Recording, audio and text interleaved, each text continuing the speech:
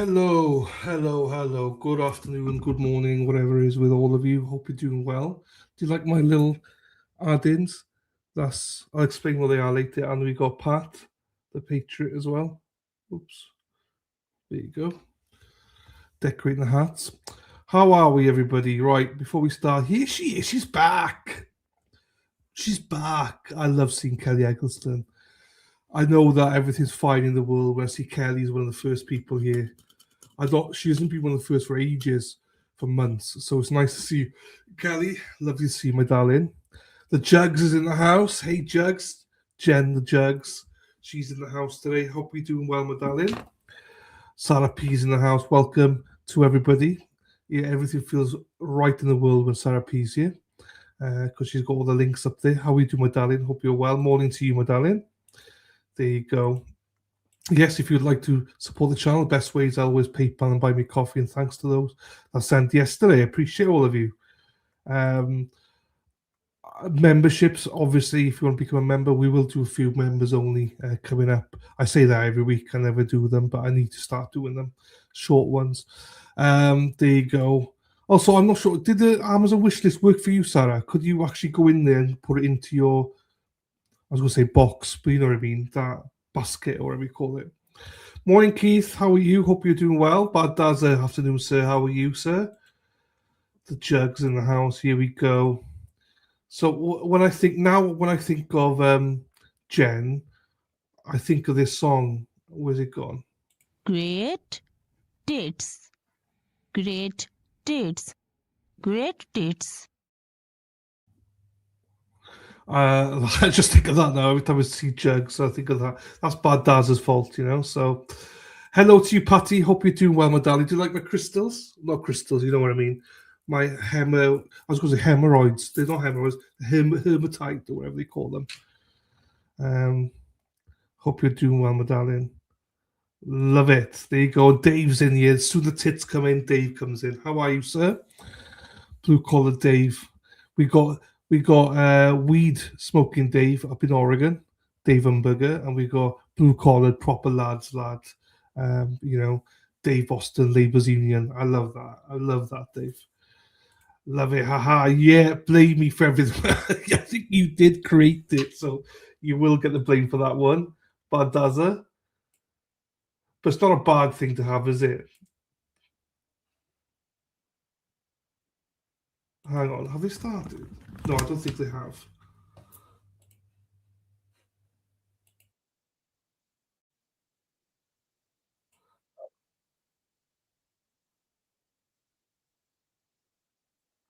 Okay, no, that's from yesterday. I was thinking cheapers.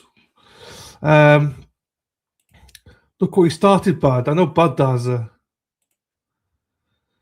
you go. Boobs can never be bad. No, can never be bad. I'm a boobs man. I'm not an ass man. I'm a boobs man. Love it. There you go. I'm not talking about they have to be big or anything. I'm just boobies. Anyway, right. Hope you're all doing well. Hope you're all settled in. Hope you're all had a great night. I was up to 4 a.m. watching the Patriots Steelers against Houston Texans. So I didn't get. I think I got up at 11:30 today. So a late start for me. Not eating today. This is my first coffee of the day. My first Dunkin's coffee, and I made enough to put into my nosy bitch as well. I haven't even washed this. I had this yesterday. I didn't even wash it. I didn't have time because I was rushing. I was trying to do some other stuff as well at the same time. But it's all good though. We are here. Hello, lovely. Always nice to see you. There you go. See, no one calls Sarah P lovely except for Dave, you know. Big or small, we love them all. Yeah, we don't discriminate, do we? But as women, though, they seem to discriminate. Big or small, you ask women, big or small, and it's like, ooh, small.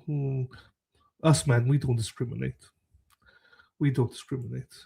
Good morning to you, Katie. How are you? To the best looking chat around. There you go. You're only as good looking as the host, so you're fucked. Right. There you go. That's nice. So, yes, I'm going to go bed at a reasonable time tonight. No playoff football tonight until, I think, Saturday. Then Saturday, we've got a few games. Sunday, we've got a few games. And National Championship. Who's that? On Monday. So, yeah, we all got going on. Right, so, back to the trial. This trial's infuriating. You like this, or the colour? You like what do you prefer? Which colour do you prefer? This, that, or red? Which one do you prefer? Orange, grey. Here we go.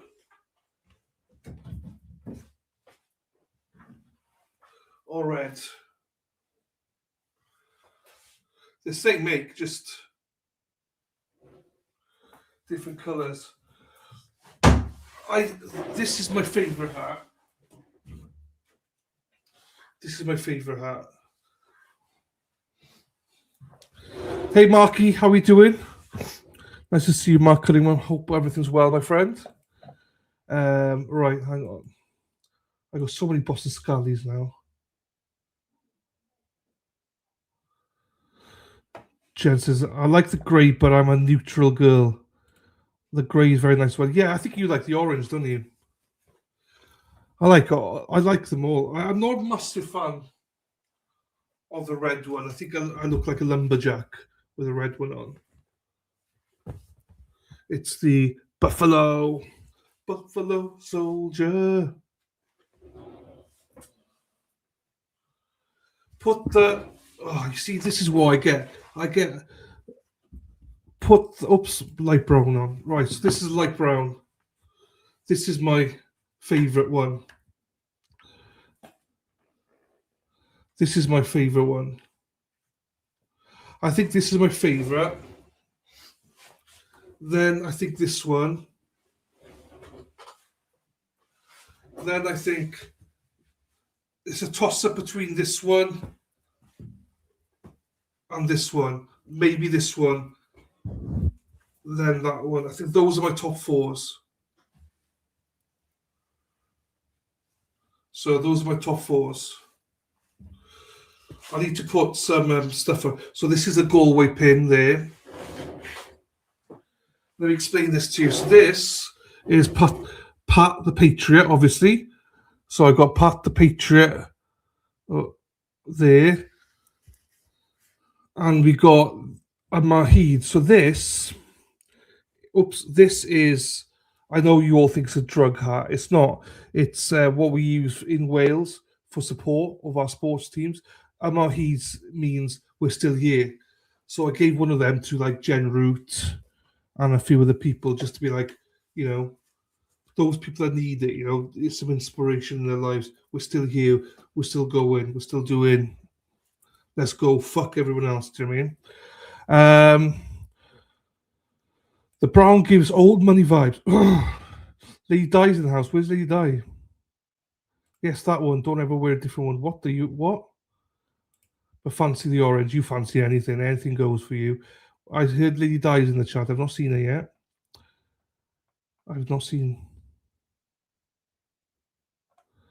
Where's Lady Di? I can't see Lady Di in the chat. Oh, here she is. I like the tan. Guess what?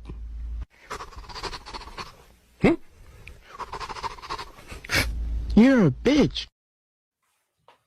So this seems to be the favourite. This is my favourite. I will be honest with you, this is my favourite. So the next one I want to... So I'll show you now because we're talking about it now. I'll show you now. Oh, fuck you. Why do I do this? Why does my streams turn into this? I have no idea. People say, why don't you get people to view your streams? Oh, well, maybe because I do this shit. Right. This is my next one I want to buy. What do you think of this? So it's the same make.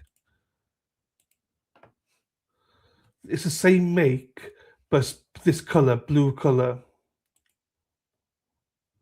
That's the next hat I want.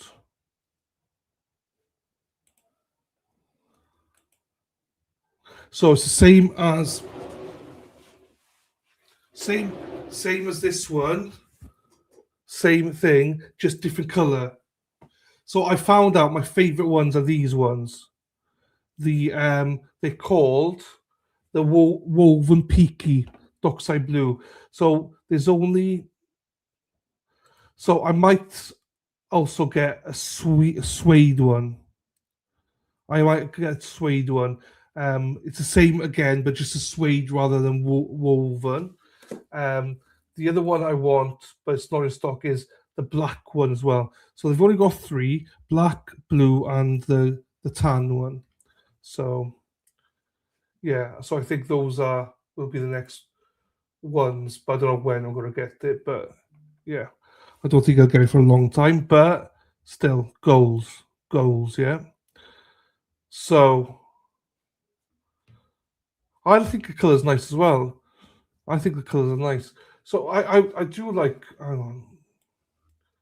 So the problem with Scully's are, so I like this one as well, but they don't have my size now.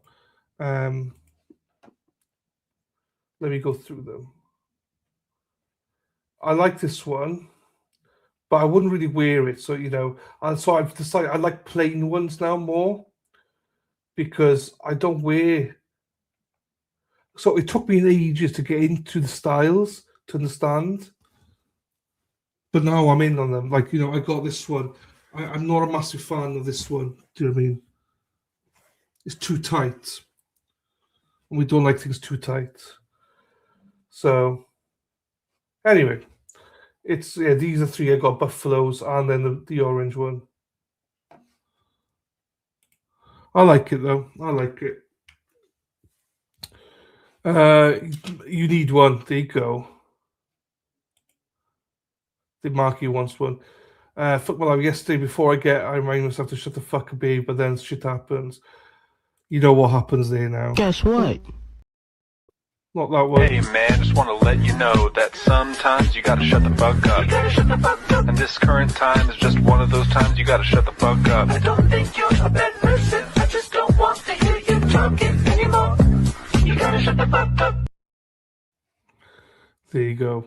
I swear every day I don't like fuck around chat. Don't worry, this chat's fucked anyway. It's fucked. But do you know what? It is what it is. It is what it is. Right. Let me get the stream open now. Now we've got the Boston Scullies out of the way.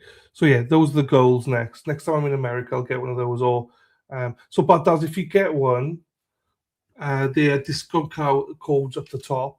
This one I was grateful, but the downside is you still have to pay £20, I believe, delivery fee, mate. So, hey Terry, how are you doing, my darling? Thanks to Terry, she supplied my coffee this morning. She bought me all the Dunkin' Donuts that I'm drinking at the minute. Don't you love how he skips all my comment? I didn't. I went on your comment. I have a hat myself. You should send me the photo if you look hot in it. Right. Now I need to find where my stream is now. Where is the stream? Uvalde.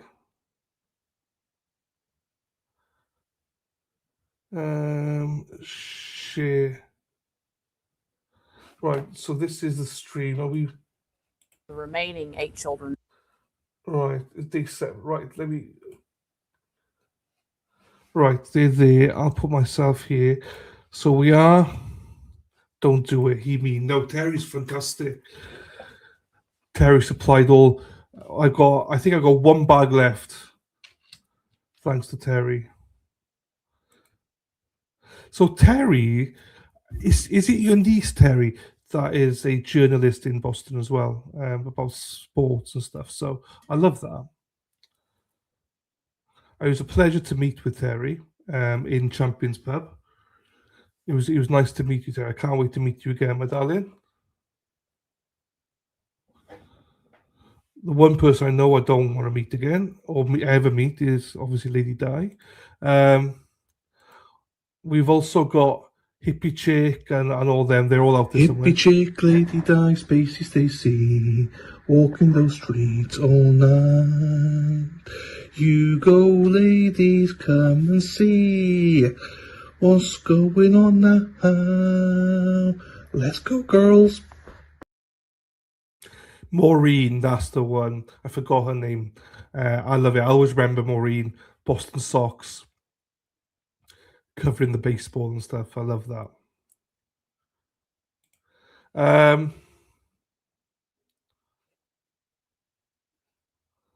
Oh, you were the Champions last week. I still say it.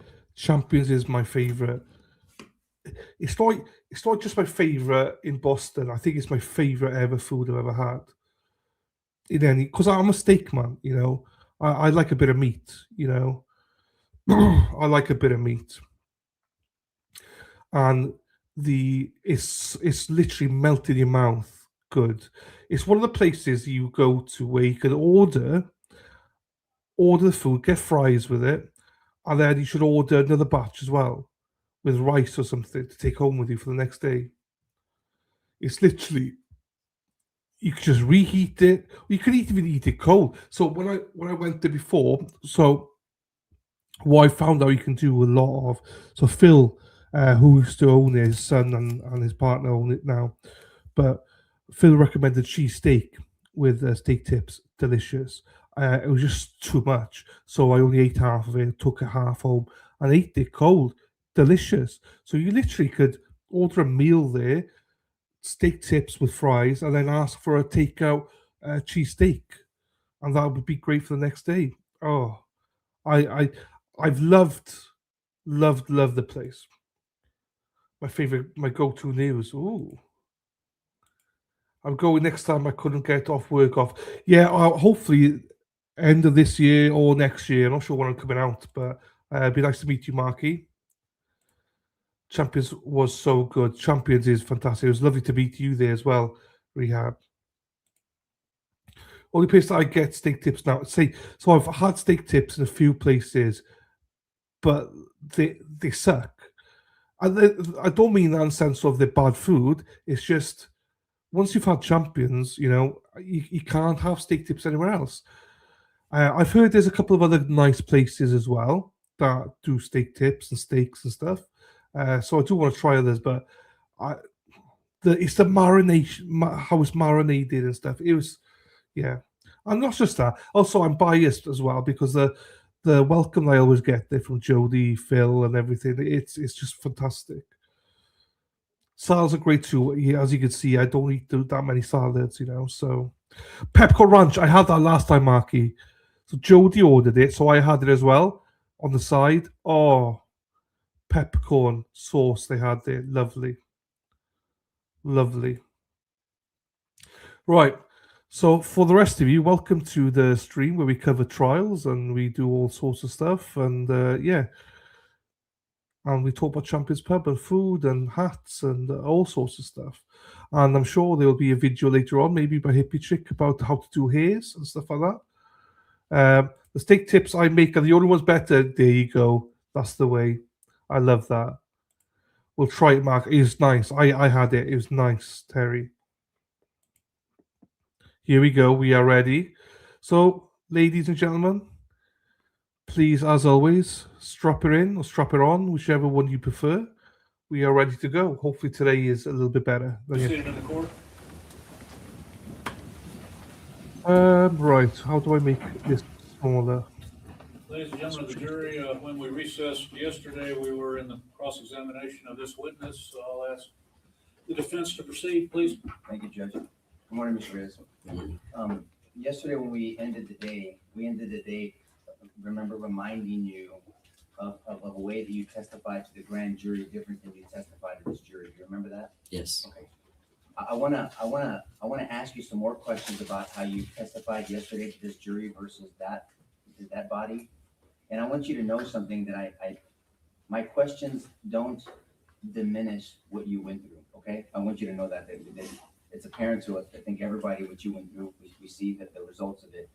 But you understand I have to ask you questions, right? Yes. You understand that the government has brought Adrian into this court, and they're essentially blaming him for the cascade of horror. Well, I'm just laying down the foundation of why I'm asking questions. Judge. I'm going to sustain the objection. Now go ahead. You understand this proceeding, right? Yes. Okay. You testified yesterday that you didn't know exactly what those sounds were as they were getting louder, even when you saw the flakes of sheetrock come down. You remember that? Yes. Have you ever testified differently? No. Have you, did you say to a different jury, grand jury, that at the time you saw the flakes of sheetrock that you knew it was a gun, you figured it was a gun? I kind of put it together, yes. Okay, and so that's what I'm saying. So that's why I wanted to give you an opportunity to correct that. So you told this jury yesterday that even when you saw the sheetrock coming down, that you still didn't know what it was. Remember that yesterday? Mm-hmm. Yes, you did? Yes. Okay, but now you recall that you did figure it was a gun. Do you remember that? Yes. And at that moment, you made a decision that if it was going to be a gun, you were not going to run to that situation and you were going to hope that the door was locked. Do you remember saying that? I never said that I was not going to run to the door. Do you remember testifying to that same grand jury? Yes. Okay. Yes. And you were under oath like you are today? Mm-hmm. Yeah.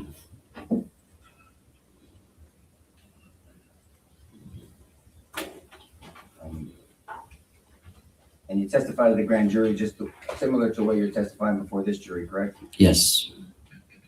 I'm a direct opposing counsel to transcript of the grand jury, page 54, lines 2 through 5.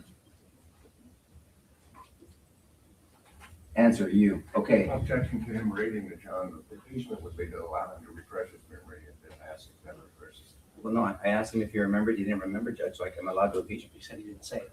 Well, differently, thank you. I'm going to overrule the objection. Sir, they're going to read it to you, see if it refreshes your memory. You can agree or disagree that you said it after they read it to you, okay? Okay. Question from a grand jury. You had already taken it, your words, upon yourself to do the lockdown. Turn off the light, secure the kids, but you never went or thought about locking the door and making sure it was locked? That was the question. Answer, okay, the reason that I didn't do all those because the lights were already off. And when I saw the sheetrock falling, I figured that it was something like a gun. So I told them to get in place, and seeing that I was not gonna run to that. So I was hoping that my door was locked. Yes. And that's how you testified to the grand jury, right? Yes. But then you also took it a step further. You almost tied the fact that you weren't going to go running to the shooting to what you thought the officers weren't doing at that time. Do you recall that? No. Answer. Go ahead. I might have made that statement because when I got to the other side, I was shot already. So there was no chance for me to even run, and then it happened like that. Well, I'm just going over what you Yeah. testified to the grand jury, right? Would you like to look at it really quickly? No. Oh, you know, okay. So I'm going to read it to you, okay? Mm-hmm. If officers didn't want to go to the shooting, I didn't want to go either. Yes. I had the pencil to defend myself. Yes. So that's what you had testified before. And so you knew during the time that you were seeing this sheetrock chip off, that you figured it was a gun, right? Yes. And you weren't sure if your door was locked, correct? Yes. But you weren't gonna go check. I couldn't. Well, that's not what that you testified to before, right? You just weren't gonna go. You were hoping it was locked. Do you remember that? We talked about that? I guess. Yeah. I guess when I got up, I just had hope that it was locked. Right. Yeah. And I also want to direct your attention about something you testified yesterday about teachers at the school. You don't know what they knew about the magnets. Remember about that magnet system that was unofficially being used by teachers? Mm-hmm. For that?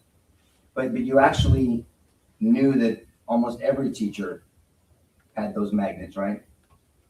I would say that most teachers have that kind of magnet because it's a manipulative, and so we do use them for math to do assignments. Yes.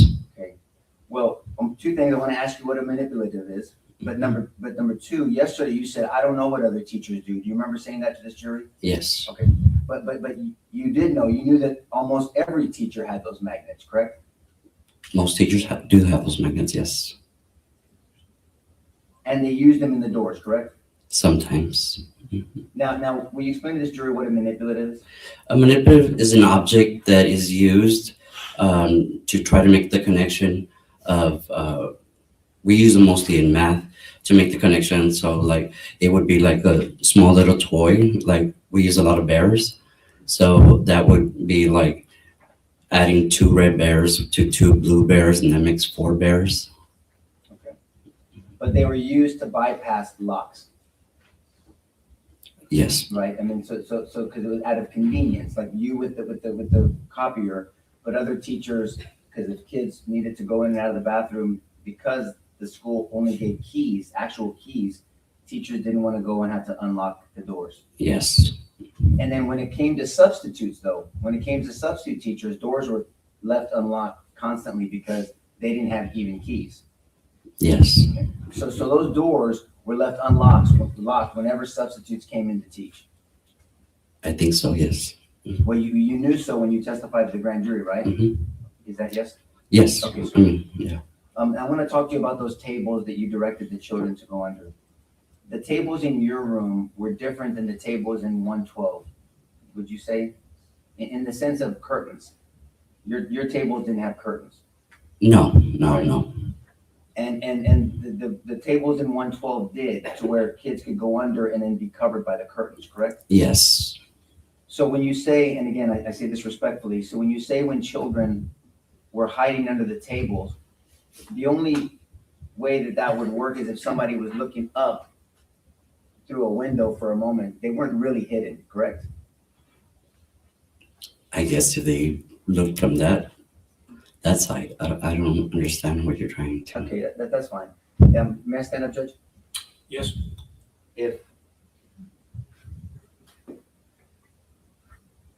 If you're walking from this way, and like, let me present to you that there's an opening here. I don't know if you noticed it when you walked in.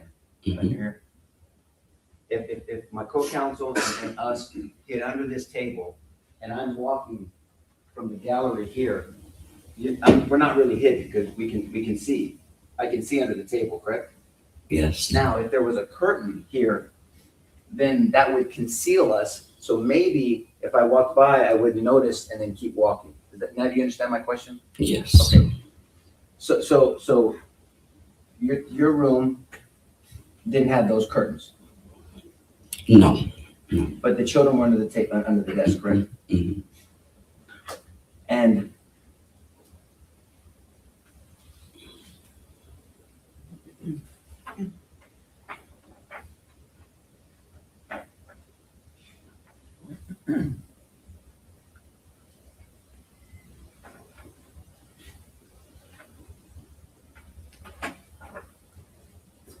And although I think you testified yesterday, although that your school was experiencing in the community a tremendous amount of bailouts, there wasn't a focus on locking these doors? What do you mean locking the doors? Like, There's two lines of barrier for defense of a student, right? Mhm. There's the external door, kind of like the door to a courtroom, and then there's an internal door, like a door to a jury room back there, right? Mhm. Is that yes, sir? Yes, Okay. And so what I'm saying is the external doors in the 4th grade building were not locked. We know that now, right? now we know, yes. And then the internal doors were not locked either.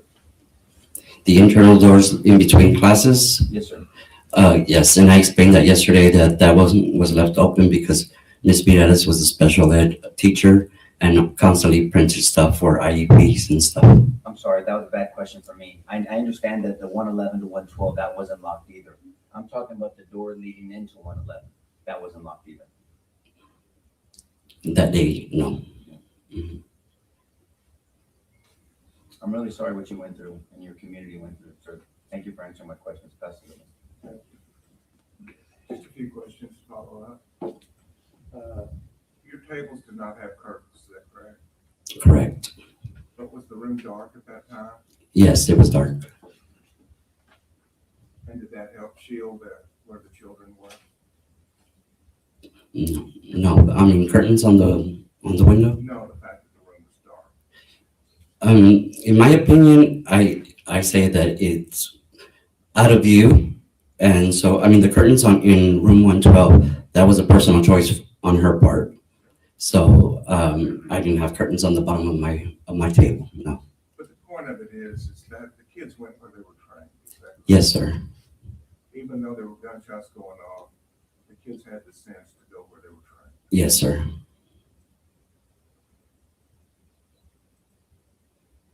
And we talked a whole lot about magnets, but the gunman entered your room, correct? Yes. Did a magnet have anything to do with him entering your room? No. And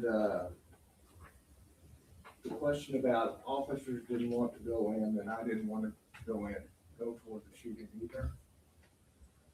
Were you armed with a firearm? No, sir. Did you have bulletproof vest on? No, sir. Had you been trained on how to confront an active shooter? No, sir. And did you have the duties a police officer has? No, sir.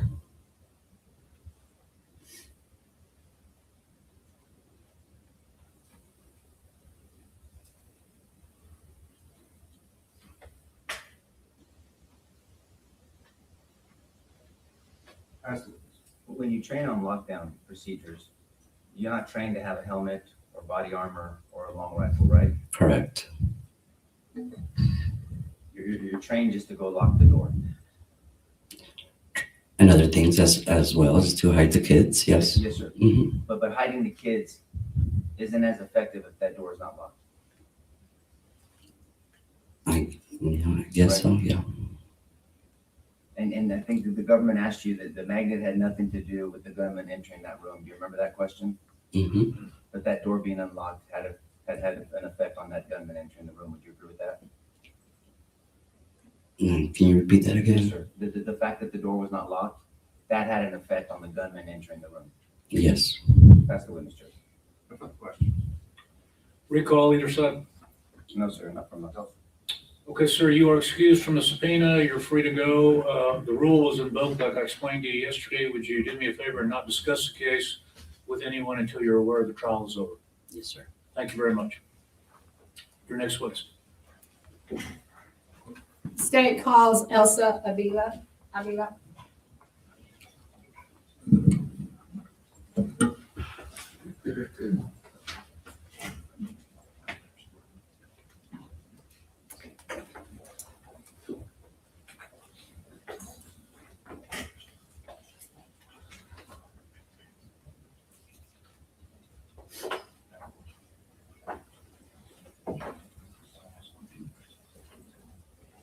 Nice to see you, Sean. Nice to see you, my friend. I'm hanging in. Good. I'm glad you're hanging in, but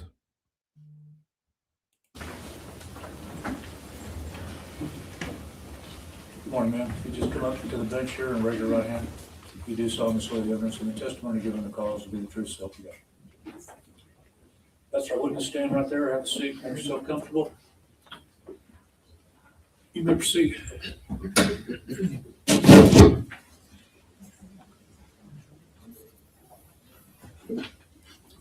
Good morning. Good morning. Please state your name for the record. Elza Avila. And Ms. Avila, where are you currently employed? I work at Sacred Heart Catholic School in Uvalde. How long were you employed with the Uvalde Independent School District? 26 years. And in May of 2022, where were you employed? What school? I was at Robb Elementary. And what was your job position at Robb Elementary? I was a fourth grade teacher. And how long had you worked at Robb Elementary at that time? About 8 years. And that was my 8th year. Okay. Did you work at other campuses with the Uvalde Independent School District? Yes, I did.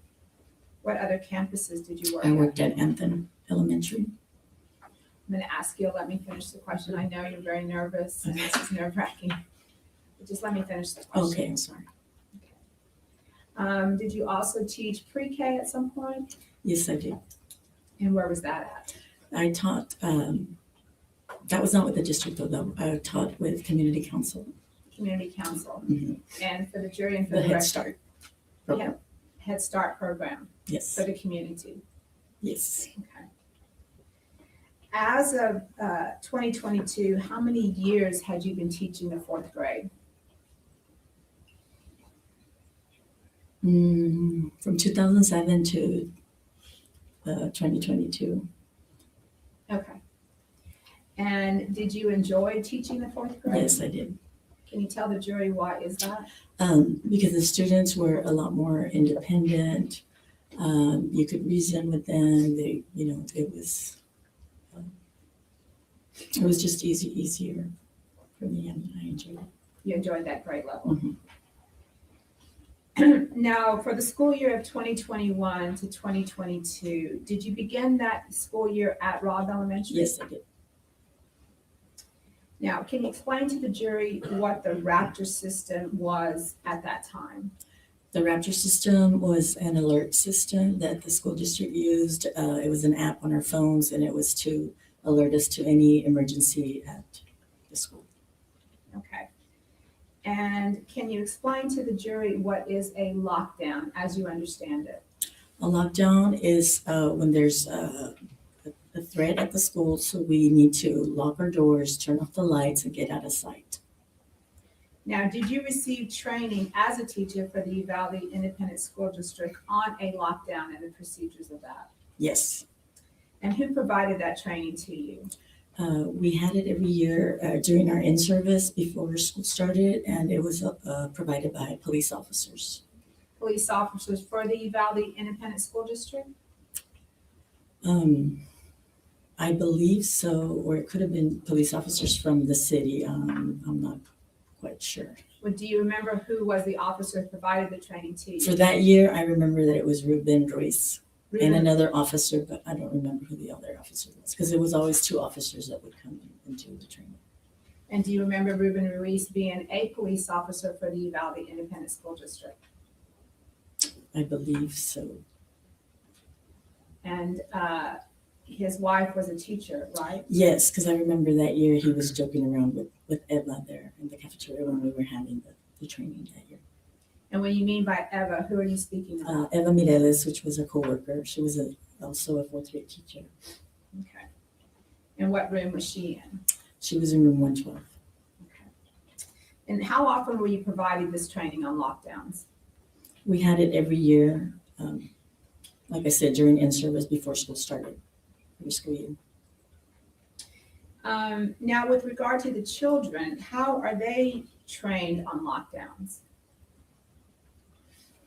The children, we practiced with them, and I believe we had a drill. We had the lockdown drills once every semester, one in the spring and one in the fall.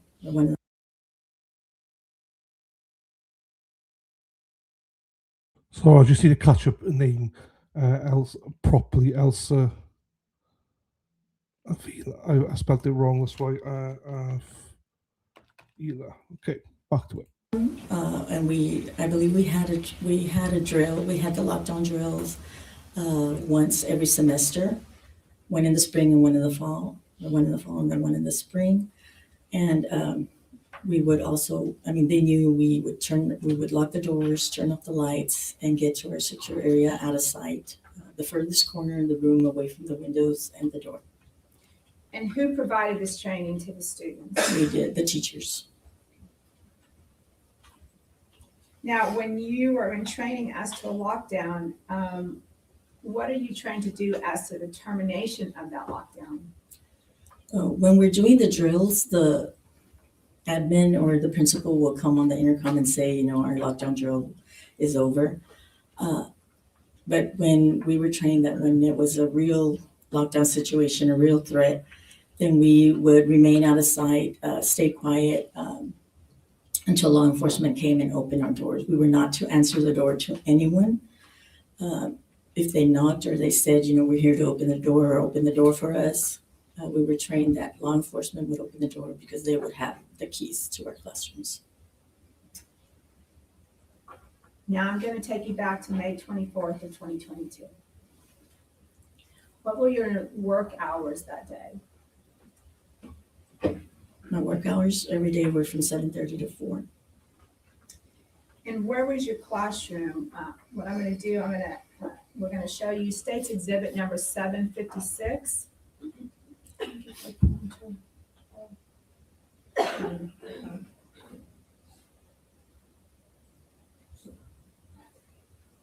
May I approach the witness, Your Honor? Yes. I'm gonna give you a pointer. And I'm gonna ask that you get up and show the jury wherever's your classroom on May 24th of 2022.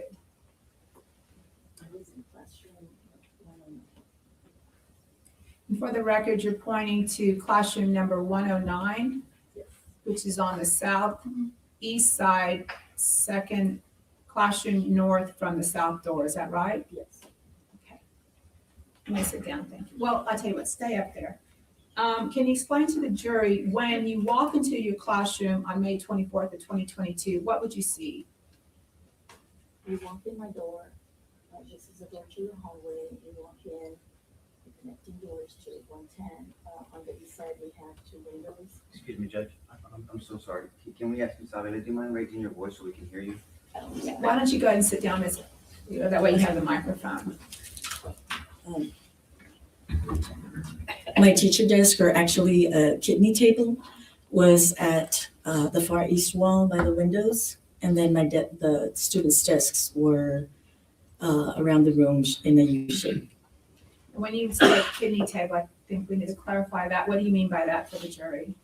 Is it the tables in the shape of a kidney? Yes, it's Okay. a table in the shape of the kidney, yes. Okay. So we did not have teacher desks. That was our small group table and also our desk. Okay, so it doubled as an activity desk and a desk for you then. Yes. And how many years were you in that classroom as of 2022? I was in that classroom, let's see, I was around 8 years, and I was in another classroom 2 years. So I was in that classroom about 6 years. And where were the windows in your classroom?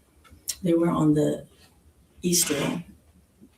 And did you have curtains or blinds on your windows? I had blinds and curtains. I had blackout curtains because since we used the ViewSonic screen monitor, the glare would, even with the blinds, there would be a glare. It was hard for the students to see, so I had blackout curtains.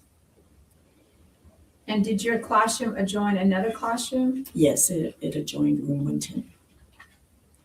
Now, on May 24th of 2022, was that a special day? Were there special activities that day? Yes, that was awards day, so we had our awards ceremonies for 4th grade on that day. And what time was your award ceremony? My award ceremony was from 10 to 10:30. So because it was a free day, was it unstructured? Yes, because a lot of children leave after the award ceremony. Not all the students stay. So that no one was really following like the regular schedule on that day. Everyone was at different schedules. What time did you get back to your classroom? I got back to my classroom about around 10:30, 10:35. Did all of your students stay? Did you have any leave? I had one student that decided to go home. Did the rest of your students stay? The rest of them stayed, And yes. why is that? Because they knew that we were going to be doing fun activities that day. We were going to do a STEM activity. We were going to finish up piñatas that we were going to break on the last day of school, and we were going to have snow cones at recess. So they knew it was going to be a fun activity day. Now, what was the STEM activity that y'all had planned for the day? We were doing a STEM challenge. They were creating their own shoes out of newspaper. So they each had to create their own special shoes, and then we were going to have a race at 11:30. We were going to go outside to the playground and have a race and see who created the sturdiest shoes, whose shoe would make it to the end of the race. And then, of course, we'd have a winner, we'd have a prize, and 4th graders love prizes, and they love competing, so they were all excited about that. Sounds like a very special day, was it not? Yes, it was. We were having a lot of fun. So you said that y'all planned to go outside about what time? At 11:30, I had set my timer on my phone, and the kids were ready for that timer to ring. They were ready to go outside and have the race. In preparation to go outside, what did you have your students doing? When the timer rang off, they're like, it's time, let's go. So we lined up at the door, and I was teasing them, and I was like, oh, well, let me take pictures first. Oh, let me take another picture. And they're like, let's go. Like, let me take pictures. I want to see everybody's shoes before we go, and they get ruined. So we were spending some time there taking pictures, and they were lined up at the door, and they were making their faces, and I was just taking pictures of their shoes. They were posing with their different shoes. And then as I'm taking pictures, my line leader, one of my students, a little girl, she told me, Miss, there's something going on. Miss Demi's class is running to her classroom, and they're screaming and running. And I told her, well, let's let Miss Demi worry about it. I'm sure she'll take care of it. It's okay. And so I continued with the other students taking pictures, and then she told me again, no, it's like they're scared, they're crying, they're running. And so I told her, okay, well, let me go take a look. So I told her, stand back. I went to the door. I opened the door. I poked my head out into the hallway, and I heard a female voice yelling, get in your rooms, get in your rooms. So I knew, okay, something is going on. Now, how would you describe that yelling for the jury? She sounded terrified, anxious, and she was really screaming loud. So I knew, okay, something's going on. So I slammed my door shut. I turned off the lights, and I told the kids, let's go. Okay, I'm gonna stop you right there. Did you see the woman that was screaming? No. Did you see anybody in the hallway at that I didn't time? see anybody. So right now you have a woman screaming. She sounds terrified, is that right? Yes. Okay, so then what did you do? Like I said, I slammed my door, I turned off the lights, and I told the kids, let's go. And they know that that's. I'm gonna that's stop her. you right there. You said you hear a woman screaming, you don't see anything, but you go into lockdown? Yes. Explain to the jury why that is. I mean, right now, all you know is that you have a teacher screaming, you have kids that are running. Why did you go into lockdown immediately? Because I knew there was some kind of threat, there was some kind of danger, and we had to go into safety mode. We had to protect the kids. We had to be sure that everyone was safe. So what did you do then? Like I said, I slammed the door shut. I turned off the lights, and I told the kids, go. They already knew, when the lights are off, we lock our door. We know our next step is out of sight, stay down, stay quiet. So that's what I told them, to stay down, stay quiet. And I started directing them. But as soon as we started moving, we heard shots. We heard loud shots in the hallway. What were your students' reaction upon hearing these shots? That some of them started crying. They started moving faster towards the corner, getting under the counter. They knew that it was, a real thing, that this time it was not a drill, that it was something real, because they could hear the shots being fired. Now, what were you doing as the kids are getting down and hiding? What were you doing? I was directing them, to making sure that everyone was safe and out of sight, was down. And I saw that some kids had gone further down the classroom by the whiteboard, and they were getting too close to the window. So I stood up and was directing them to come closer, to the corner, to the west side, closer to me, where I could see everyone and where everyone was. And as I stood there and I was waving them over, that's when I felt, we were hearing shots, and I felt a shot on my left side.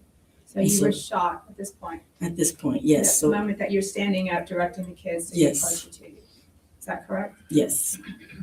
So did you realize you were shot? I mean, what did you feel? Yes, because I felt the pain, I felt the burning pain, and I know I yelled, oh no, I'm shot, and I fell to the floor. So yes, I knew I was shot, and I put my hand on my side, and I saw blood. When I took my hand away, I saw blood, so I knew that I had been shot.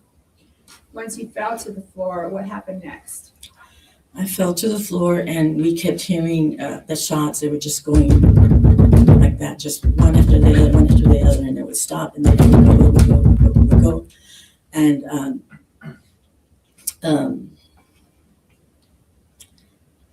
I was just laying there. I dropped my phone. I dropped my glasses. So I was crawling around looking for my phone, looking for my glasses.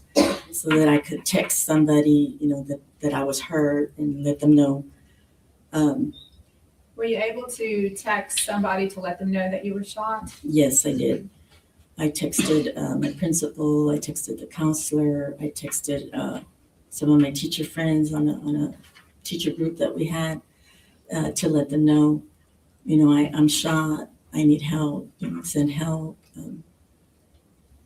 The counselor answered, she said, "Are you in lockdown? We're supposed to be in lockdown. Are you in your room?" I said, "Yes, I'm shot, I need help." And then she didn't answer. And then Did you notice anything, another phone going off in the room at this point? yes, at this point, I noticed some flashing, and the children that were by the whiteboard, that's where the hooks are for their backpacks. So their backpacks were hanging there. So one of the students had grabbed their phone and I guess was trying to call out, or somebody was calling them. I guess that's why the phone was flashing, because it was on silent. What did And you so do? I could see flashing. So I crawled over there and I grabbed the phone and I said, "No phones. We don't use phones. You know, we have to stay quiet." So let me understand that right now. So right now you're shot, you fell to the floor, you don't have your glasses on, you're trying to communicate for help, but you still realize that this other phone should not be going off. Yes. And you grab it. Yes. Okay. And I Did one kept of your it. other students notice the phone also? Yes, and because I grabbed it and I kept it with me, but it was face up and it continued flashing. And one of my little girls said, "Miss, it's still flashing, it's still flashing." And I couldn't figure out how to turn it off. I didn't have my glasses on. So then I just put it face down and just kept it with me and just face down. So even she knew that that was not proper procedure for lockdown. Yes. Now, what happened then after that? After that, the shots were going on and off. And then after a while, there was just silence. And then we heard footsteps. We heard like mumbling, you know, voices, yelling that we couldn't tell. Well, I couldn't tell because I was on the floor. So I couldn't tell exactly where the sounds were coming from, if they were from the room next door or they were in the hallway. I mean, I could just hear a lot of noise out there. What were your students doing at this time? They were staying quiet. They were hugging each other. They were helping each other stay quiet. Some of them were tapping me and they were telling me, "Miss, we love you. We love you. You're gonna be okay. You're gonna be okay." They were trying to comfort you? They were trying to comfort me.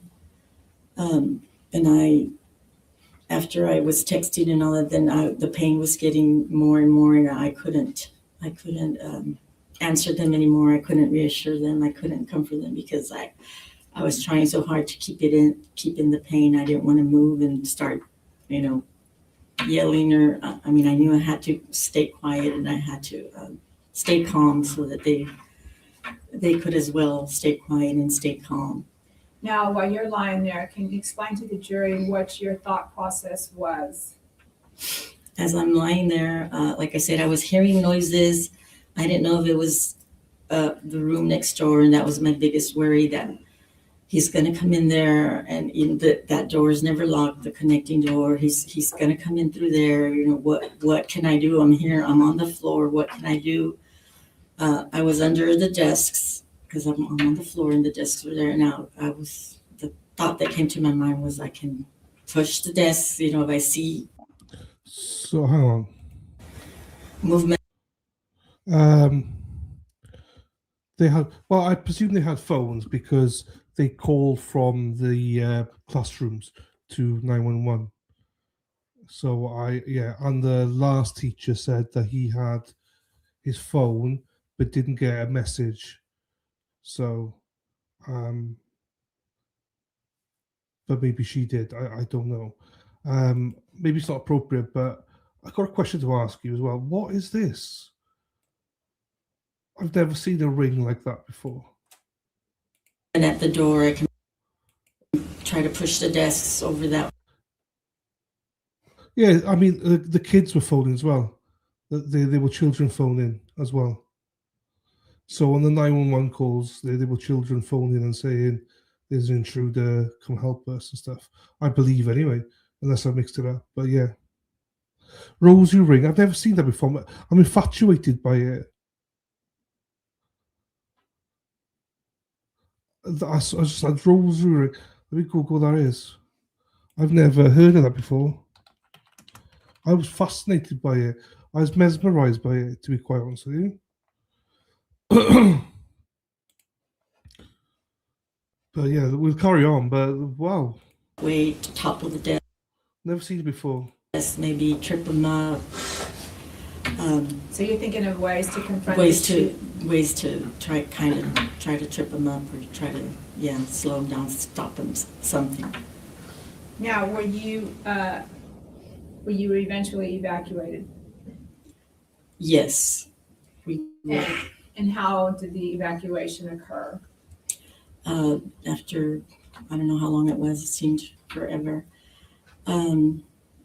The police busted through the windows. They said, police, we're here to help you. And they broke in through the east windows and they glass flew everywhere. And the students let out a collective cry, like keening.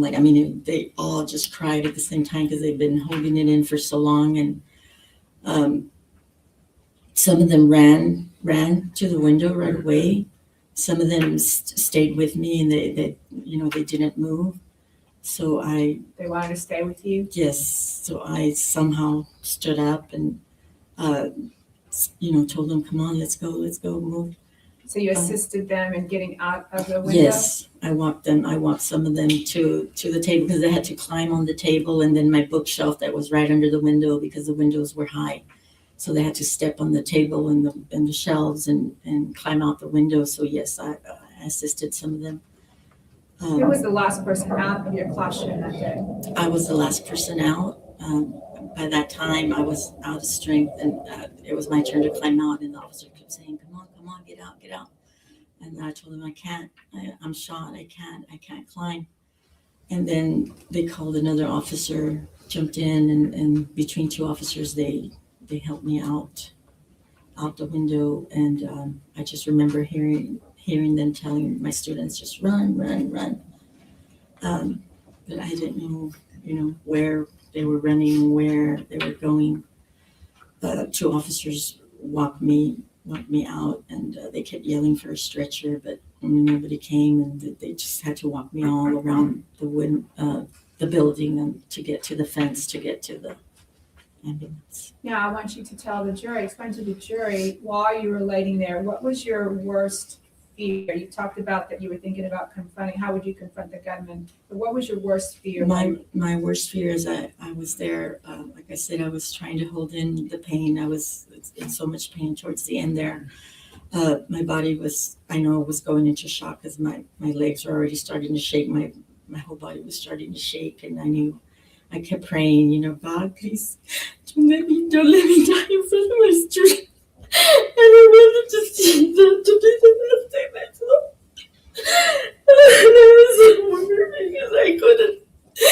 They kept telling me this, are you okay? And I couldn't answer them. I couldn't do anything. I couldn't comfort them. And I didn't want them to see me die there in front of it. Your fear was that you would die in front of them. Yes.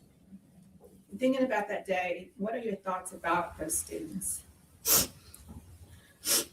I was very, very proud of them because they did everything they were supposed to do. They followed their training. They did everything just as they were supposed to do. They stayed down. They stayed quiet. They took care of each other. They tried to take care of me. And like I said, they followed their training. They did what they were supposed to do. Now, Ms. Avila, are you still teaching today? Yes. When all this happened, I retired because at that time, I could not see myself back in a classroom. I could not even step inside a school building. I would get panic attacks. And I had to retire because I just could not see myself back in a classroom. And why are you teaching? Well, I went through counseling, through PTSD therapy, and as I got better, medication, I got better. I missed it so much. I missed the teaching. So this year is my first year back. I was so happy to be back in the classroom. I love my students. We have a lot of fun. And so, thank God that I'm back in the classroom. Pass the witness.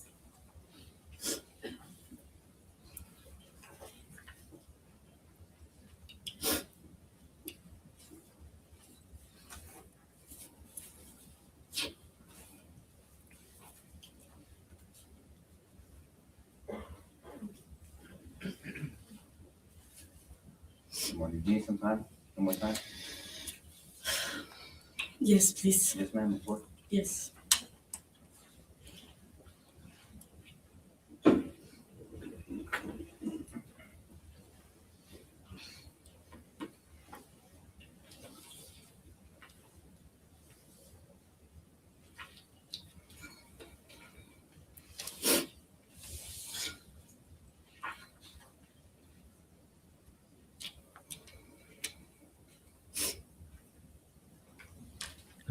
Just a reminder, the state are making them relive this.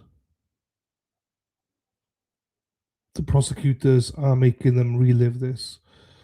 That way, that's where my anger is at now, is at the state for making these people relive one of probably the worst day of their lives. May I proceed? Yes. Well, let me just say this. Any child that has the blessing of being under your tutelage is blessed. There's no doubt about that. I think we all can see that you're an amazing teacher and a wonderful person. Congratulations on coming back to teaching. Sounds like it's a passion of yours. My name is Nico LaHood. I'm one of the lawyers that represents Adrian. Okay. Do you know what part of the trial this is? This is called cross-examination. Have you ever testified before? No. Okay. So you answered questions for the government. We get opportunities to ask you questions. I promise you I'm not going to be mean, and I'm not trying to trip you up. I'm just going to ask you some perspective questions, okay? Sure. If at any time you don't understand my question, just say, Nico, and you can call me Nico, please. Nico, can you repeat that, or whatever you want, just stop me and ask me to rephrase it, okay? Mm-hmm. And just for the court reporter, we have to say words like yes, no, just because she's typing it down. Okay? Yes. Thank you. So I guess we can start with like a Raptor system. I know that the jury's heard a number of times about the Raptor system, but is it fair to say, I think we've heard testimony that the Raptor system, no one got notifications on the Raptor system to this incident, right? Or do you recall? But I don't recall. I mean, I was holding my phone, but I don't recall the Raptor system going off on my phone. I don't know about everybody else. And was the Raptor system kind of something new that the school was trying out? Yes, I believe so. Okay. So it wasn't really refined yet, and teachers weren't using it as much as probably they intended it to. Is that a fair statement? Well, it was only for in case of an emergency, so we really hadn't had any emergencies, so we hadn't used it. Okay. You didn't have emergencies, but there were quite a number of bailouts in that season of the school, right? Yes. And then the jury's heard this. Bailouts are where someone here allegedly here illegally is trying to get away from police. They ditch their car, they bail out of their car, and they're running, correct? Correct. Now, whenever the school did have bailouts, it was in relation to, whenever the school did have lockdowns, it was in relation to bailouts. Is that fair? Yes. How many bailouts, if you recall, do you remember during that season of schooling, in that last quarter? We had many. I can't recall a certain amount, but we did have very frequent ones, yes. Very frequent bailouts. So the lockdowns weren't in relation to that, right? The ones we had so far, yes. And there's a difference. There's a difference between a lockdown, and I want to use the right term, and a secure in place. Correct. Will you describe to the jury what the difference? We know what a lockdown is, but what a secure in place is? A secure in place is there is some kind of situation that we don't want anyone to be involved in going on in the campus. But it is not like an imminent threat. It's just we don't want anyone around. It could be a medical emergency. It could be there's a stray dog. It could be, it could be a number of things. And so everyone remains in their classroom. We lock the doors, but it's business as usual. We continue teaching. It's just no one in or out your classroom. So you're secure inside your classroom. Right, it kind of, it speaks for itself, secure in place. And so the lockdown and secure in place, the only two things they had in common was lock the doors. Right? Yes. Because on a lockdown, there's hiding, there's lights off, there's Yes. huddling in a corner, there's curtains, maybe. But on a secure in place, it's just lock the door and then you keep teaching. Correct. But no one goes to the bathroom, right? Correct. No one Right, in and out. You stay there. Mhm. And so the critical part of both of those is to make sure those doors are locked. Correct. Was the intercom used at all? During the lockdown, during the bailouts, we use the intercom. Yes. Now, I think we've heard from you and then from other teachers that an individual teacher could initiate a lockdown of their own classroom whenever they felt they needed to, correct? Repeat the question. I'm Yes, sorry. ma'am. You didn't have to wait for the principal to tell you lock down. You can make that call yourself. For your class. For my class. Yes, ma'am. I never did. You never what? I never did that. So I'm trying to think. Well, maybe it's a bad question. Let me just, actually, you testified to this jury, you did a lockdown. You heard something, you sensed danger. You didn't wait for the principal. You didn't wait for the intercom. You didn't wait for Raptor. You did the right thing and you said lockdown and you told the kids to hide and you turned off the lights, correct? Correct. Okay. Now, you mentioned it, but I don't think you said it. You actually locked your door. My door was always locked. Okay. And that's, so even without a lockdown, you always had a locked door. My door was always locked, yes. Why did you do that? Because it was our policy to have the locked doors because of the bailouts and all that. For security, we were supposed to have our doors locked. Okay, so let's talk about that briefly. So aside from a lockdown, the doors are supposed to, school policy, the doors are always supposed to be locked. Correct. So when you come in the morning, you set up class and your doors are locked. If a child has to go to the bathroom, would you go open the door for them or were there kids designated to open dours for each other when they went to the restroom? The doors can be open from the inside, so I didn't have to open it for them. They could go out. But to come in, yes, my students, I had designated the students that were closest to the door, they were designated. They knew that they would open the door for the students going to the restroom. And that was, through your experience, it seemed like a very simple and practical way to handle the inconvenience of having to stop class and opening the door. Yes. Any teacher could have done that. That sounds like you took initiative and you did that on your own. Like you implemented That's what that. I did in my classroom. I don't know what others did. But in my classroom, that's what I did. But there's nothing that would have stopped other teachers from doing the same policy. I cannot speak for other teachers. That's what I did in my classroom. Yes, ma'am, I understand.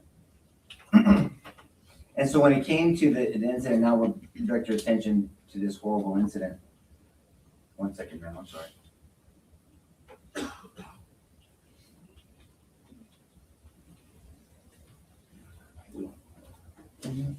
You mentioned the threats, the perceived threats from bailout. What did you perceive as a potential threat from a bailout? That the person that was trying to run away, would go into our school and, try to barricade in our school or something, an unauthorized person entering our school. And so you understand about what a barricade is, right? Well, somebody hiding inside our building. Yes, ma'am. And could one of the potential threats be hostages as well? If someone's trying to get away, they get into the school and they'll maybe use you or a student as a hostage to get away? That could be a threat, yes. So now I want to bring your attention to May 24th. So you described the award ceremony and you described what you were thinking and what was going on and the nature of the classroom and what you guys were doing with the STEM project. But when you said that one of the students alerted you of some type of danger, Do you know now, how did she see that if she was in line? Did she look out a window? Did she hear something? Yes, our door has a window, so she was looking out the window, yes. So she was earlier in line, and so she was looking out the window, getting ready to go out of your classroom, not the building, right? My classroom, yes. So as you get out of, may I first the witness, Judge? Yes. Stand behind you, okay? And so your classroom was 109? 109. Yes, ma'am. So you're right here. So you're saying that the children they were in line this way, Yes. and so this young child was looking out this window. Yes. Do you know what she was seeing? She said she saw Miss Demi's class running in the building. And Miss Deming's class is where? What? Miss Demi's class is room 104. Okay, So she's told me they were coming in and they were running to Miss Demi's class. that makes more sense now. So you're saying that she's looking out, ready to go, and then they're running in, they're They're piling running in. Yes, ma'am. Thank you. And then so you took the initiative to look out the door to see what was going on, and that's when you heard a female voice, "Get back in your classroom." Mhm. Do you know now that was probably Amy Morin? Yes. And so she was yelling down the halls to get down to the classroom. You could hear her. You understood what she was saying. Yes.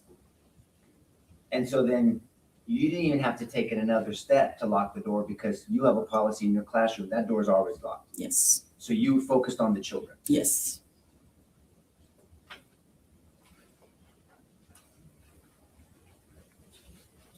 And do you know now that the bullet that unfortunately hit you was shot from the outside going through the classroom across from you? I'm gonna object, calls for speculation. If she knows, Judge. I said if you know. If you No, know, you can answer, ma'am. no, I didn't know that. Okay, fair enough. But the shooter never got to your classroom down the hallway that you saw. I never saw him, no.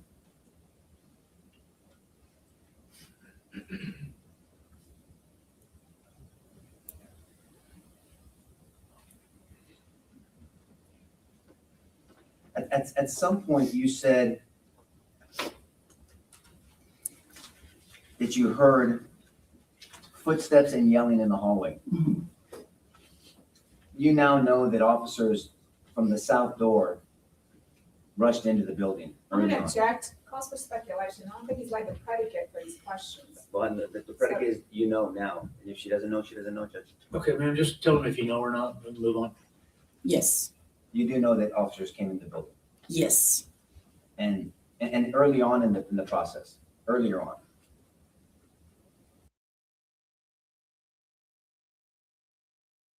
So stop it for a second because we've got a special guest here. Hang on.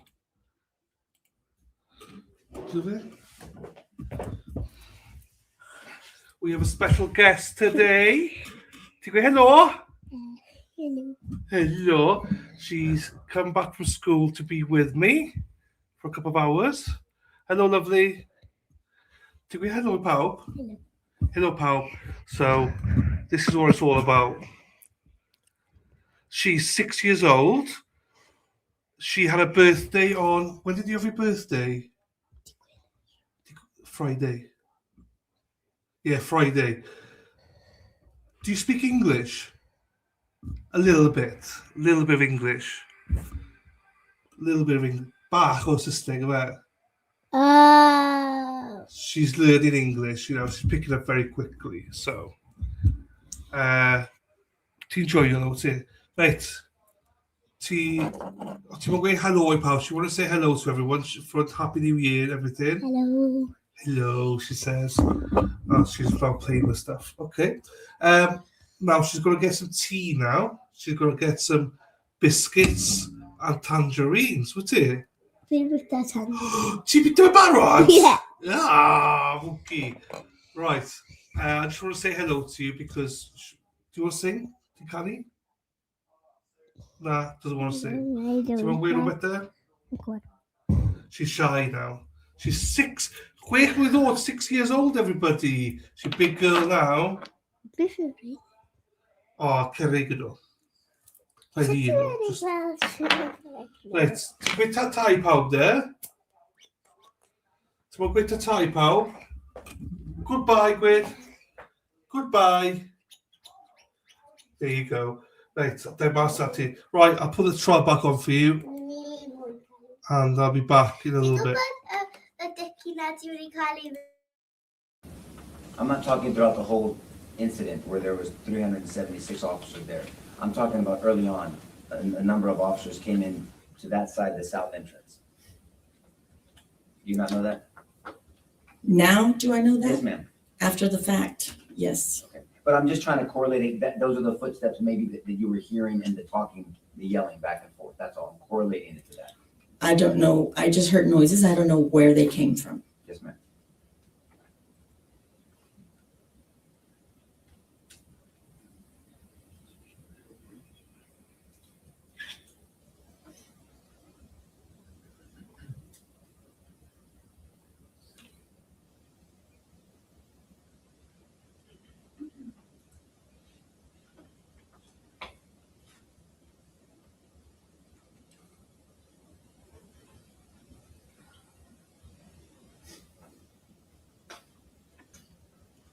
At some point in this incident, you heard someone talking to the shooter in a room. Correct. And you heard them asking that individual, that voice, talking to the shooter, talk to us, and telling them that we don't want anyone else to get hurt. They were trying to get him to get out. Correct. And so from your experience, if you know, that was what they perceived or what you perceived as a barricaded person. I heard a voice saying, you know, sir, we need you to stop. We don't want anyone else to get hurt. That's what I heard.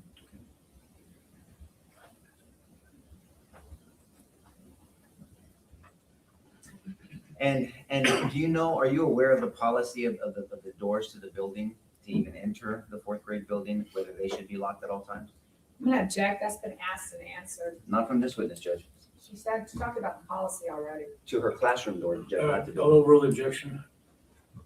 Restate the question, please. Yes, sir. Are you aware of the policy from the school to have the external doors, the building doors locked as well? Correct. And you say correct, meaning that those external doors by school policy are supposed to be locked as well? The outside doors. Yes, ma'am. Yes. But teachers have keys to the doors, but Yes. but that general public is not supposed to be able to walk into those buildings. Correct.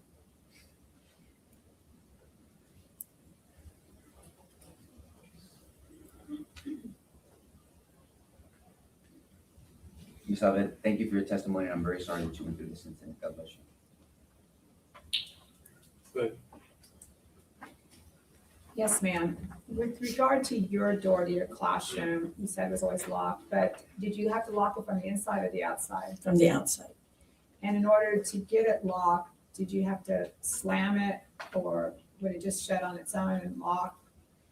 No, we had to slam it. Even the students already knew you had to slam it because sometimes the lock wouldn't catch. Even though it was locked, if you didn't slam it, the lock just wouldn't catch. So they knew to slam it every time we closed it. And you slammed it that day? Yes. As a witness. No further questions, Judge. Recall? Anybody? No, Your Honor. No recall, Your Honor. All right, ma'am, you are excused, released from the subpoena. However, the rules have been invoked in the case, so I would ask you not to discuss the case with anyone until you're aware the trial is over. Thank you very much. Your next witness, please. State calls Erin Robin.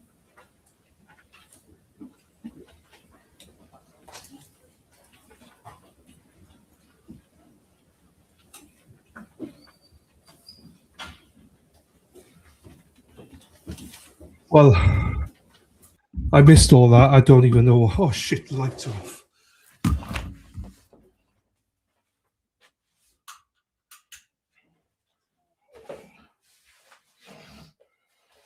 The lights are off, and no one's home. So, hello. I think that was in room 112, lovely. Well, maybe not. I don't know. I shouldn't speculate because I don't actually know. Right. What's happening? Are we on a break or? Good morning, could you raise your right hand, please? You do No, we're solemnly not. swear the evidence in the testimony given in this cause will be the truth, so help you God. Just have a seat over here and adjust that microphone, make it comfortable for you, and the state will proceed when they're ready.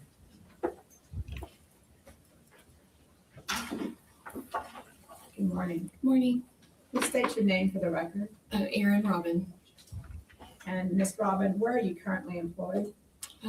At Dalton Elementary with the district. And what is your current job position? I'm the programs facilitator at Dalton. And how long have you been employed with the Uvalde Independent School District? This is my 13th year. In May of 2022, where were you employed? At Robb Elementary, I was a second grade teacher. And how long had you been working at Robb Elementary? That was our first year at Robb. And what grades were you teaching? Just second grade. Okay. And did you begin the 2021-2022 school year at Robb? Yes, ma'am. Okay. Now, can you explain to the jury what the Raptor system was as you understood it? I understood it as a way to let all staff or faculty that are on the campus know of any kind of emergencies or anything like that. And can you explain to the jury what your understanding of what a lockdown is? A lockdown is when the procedures are simple, like lights, locks, out of sight. We usually have one drill, maybe two the whole school year. That's an actual lockdown. We'll have monthly drills, but they're not always a lockdown drill. Usually at the beginning of the year, we go over what to do, and it's just lock the door, make sure the door's locked, turn the lights out, and hide. And who provides this training? The principals. And what about the students, the children? Who trains them? The teachers. Okay. And you said what the training was, but can you tell the jury specifically and for the record, what are the students trained to do? So when I train my students, we kind of have a very calm discussion beforehand, kind of prepping them of like when we would have this scenario, when we would do a lockdown. You know, I always tell them like there might be a threat on campus, there might be somebody, you know, that's not supposed to be on campus. It could be an angry parent, you know, things like that aren't like scary. And I always told them, you know, look around the room, find somewhere that if somebody looked inside the window, they wouldn't be able to see you. And we kind of talk about just like hiding. Now, with regard to the training as to a lockdown, what are you expected to do as to the termination of the lockdown? How does it end? Will you repeat that? Well, while you're in the lockdown, what are you waiting for? We're waiting for an announcement to be made that the lockdown is over and that all is clear. Okay. And that's if it's a drill? Yes, ma'am. And if it's not a drill? Wait for instructions somehow. Now I'm going to take you back to May 24th of 2022. What were your hours that day? 7:30 to 4. And may I press the witness, Your Honor? Yes. There's a pointer there, Ms. Robin.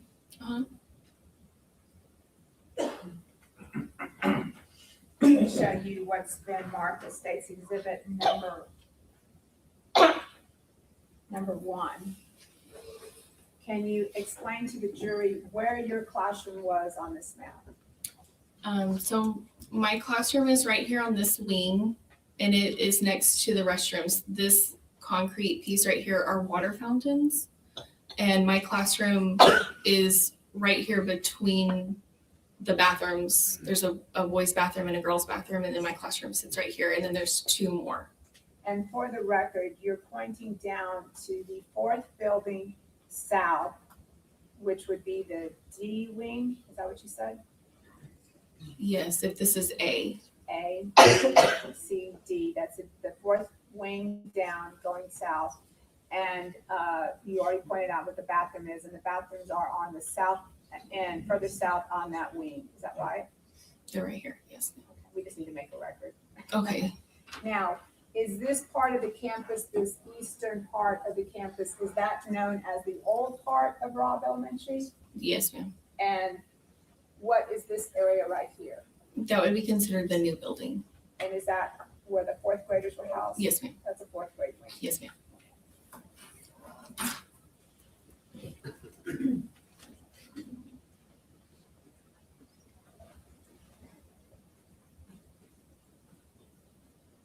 Now, when you walk into your classroom, can you explain to the jury what you see once you walk into your classroom?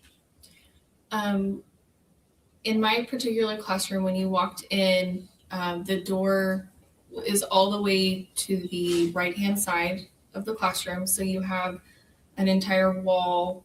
Then there's cabinets along another wall. And then the opposite wall from the door is their windows. And they're like midway all the way up to the ceiling windows, and they're the whole wall. And then the other wall is like the whiteboard. And did you have curtains or blinds? I had blinds. Blinds. Now, did you keep these blinds open or closed? I mostly kept them closed. They were closed. Did your classroom adjoin another classroom? No, ma'am. Now, on May 24th of 2022, was there anything going on special that day? We had award ceremonies that morning. What time were your award ceremonies? I don't recall exactly what time, but I know that they were one of the first ones because the 2nd graders went first. And what did you and your students do after the award ceremony? We went back to our classroom. I don't recall exactly what activities we did, but we stayed in our classroom until lunchtime. And what was the normal schedule for picking up your kids after lunch? At the time of pickup, it's all set in stone in the schedule. You pick them up in the grassy area near the playground. Okay. May I touch again? Yes. Now, your students were 2nd graders. Yes, ma'am. So where was, the point to the board for the jury, where was their recess area? So we had recess on this playground. Okay. Now, you were supposed to explain to the jury what you were supposed to do with regard to your children around lunchtime.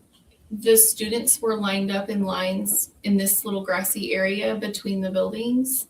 And this is just where the duty people had them lined up, and that's where you picked them up. So they had been a little further south of that area, but then they were supposed to be lined up. They play here, and then we line up here. And what is your responsibility after they're lined up? To walk them to our classroom. And what time was that for that day? I was about 5 minutes late picking them up that day. I was making copies during my lunchtime, and I had a jam in the copier, and it took me a little while to get that ready and unjammed before I left the copier. So I was late picking them up. Now, when you pick up your students, what way do you walk? We walk on the sidewalk, down the sidewalk, and then down our wing. So that goes south, is that right? Mm-hmm. Okay. And did you do that this day? Did you pick them up? Yes, ma'am. Okay, then after you picked them up, what happened? We always stop for a restroom break. And so I had a student holding our classroom door open, and I was standing in front of the bathrooms, and I was just monitoring the kids going to the restrooms. Now,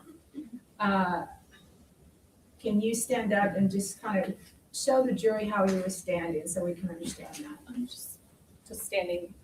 Okay, okay. Did you have the door propped open or anything? A student was holding the door open. Now, what area were you facing when you were standing in front of the bathroom door? I was facing the fourth grade building, I guess, that area. The para that watches the kids was walking down that sidewalk. I'm gonna stop you there. When you say para, what does that mean? She is the PE, like, paraprofessional. She's like an assistant. Okay.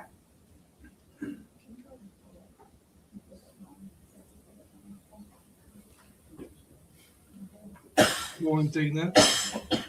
You're well.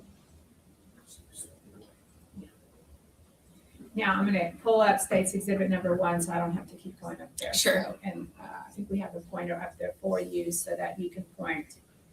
I want the jury to understand where you were coming from. So Okay. if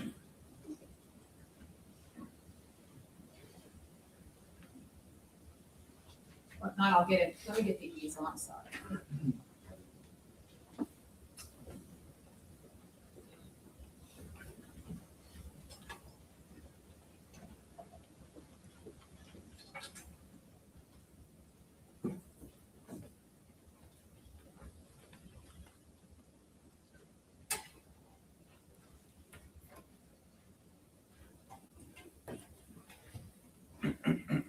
Okay, Ms. Robin, if you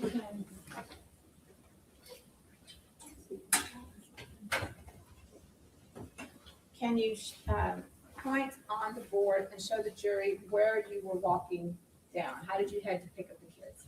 I picked them up here and we walked down the sidewalk, and then there's a sidewalk right here in front of our building, and we walked down in this way. And you were facing the fourth grade building at this point? Yes, walking this direction. We were facing that. Let me return to my seat.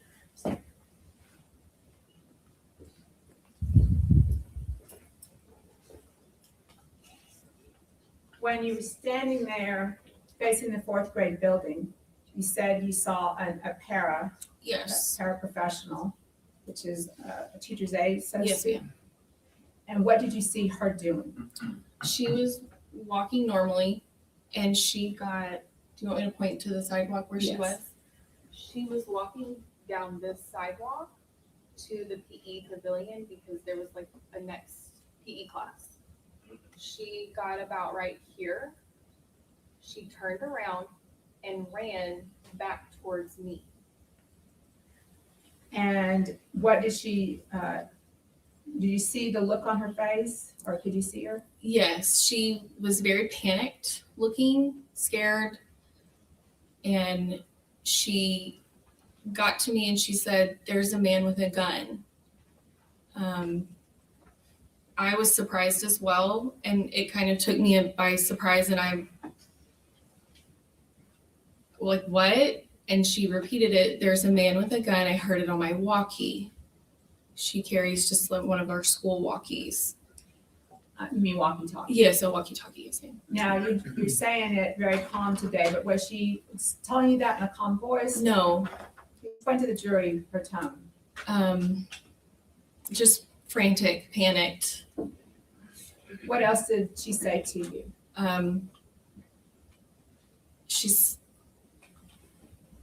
There's a man with a gun.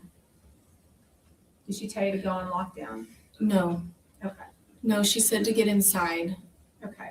I told her, I said, I have children in the bathroom. I have students in the bathroom. And she said, I'll help you. And I went in and got one student. She went into the girls and got the other student. And we all went, my students and I went into our classroom, and she went further down the sidewalk. And I'm not fully sure where she ended up for the lockdown. Okay. Now, at this point, all you know is that she said that there's a man with a gun. Mm-hmm. And so you immediately go into your training. Correct. Okay. So once you got all your students into your classroom, what did you do? I made sure that the door was shut and locked. I removed the magnet from the door frame. We were issued these magnet strips that kept the door unlocked, essentially. I pulled the strip, my door locked. And I stood there for a second, just kind of thinking of like, what do I do next? And trying to remember my training. And I heard 2 pops. I knew that they were gunshots. One of my students looked at me and his eyes were so big and he said, "Miss Robin, was that a gunshot?" And I just looked at him and said, "I'm not sure. I don't know." Just trying to not panic them. Okay. So let's just kind of clarify your door. Was your door locked or unlocked at this time? My door was locked. Okay, and was that a practice of yours to keep it locked? Yes, ma'am. I kept my door locked this year because we were like exposed to the outside. At my previous school, we were inside the building, and so I didn't keep it as locked as I probably should have. And you described a magnet. Why did you have the magnet on the door on this particular day? It was like that every day. And why is that? Because kids go in and out to the bathroom all day long, or people, counselors, whomever need to come in. Okay. Yeah, but you pulled the magnet and I did, and it was locked. Okay. Now, after you just showed, the child said, "Is that a gunshot?" Did you hear any more pops? I don't remember. Okay. Did you receive a raptor alert that day? I did. Do you remember the time of that? I believe it was 11:34. Okay. But by the time you got the raptor, you were already on lockdown? Yes, ma'am, in my classroom. Okay. Now, what were you doing in the classroom while you were on lockdown? Were you, could you describe to the jury what your actions were? Once we heard the gunshots, I told my kids, "Let's get over here to this corner." I chose the corner of the room that the door was on. It's a concrete center block wall, and the other wall is the cabinets. There's a table over there, so we got underneath the table. Most of us all fit under the table. I sat down beside them and just kind of scanned the room. You moved over? I did. I moved some furniture over. While I was sitting there next to my students, I kind of scanned the room and I kept looking at the windows, and that was kind of the direction of the gunfire or the sounds we could hear. And so I thought to myself, I'm gonna die today. I felt like a sitting duck, just waiting to die. Sorry. Did you rearrange the furniture to make like a cover for the children? Yes. So we have these little square wooden desks, and I started flipping them over, and I put them over their side, and I made like a wall, and I stacked a desk on top of the other, so I had 4, and I kind of crouched behind those, and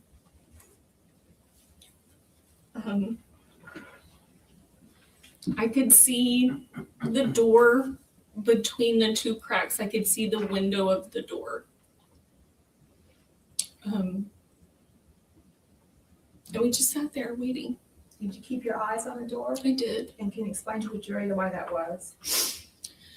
While I was sitting there, my students complied with everything that I told them. They were very quiet. I did have some students crying.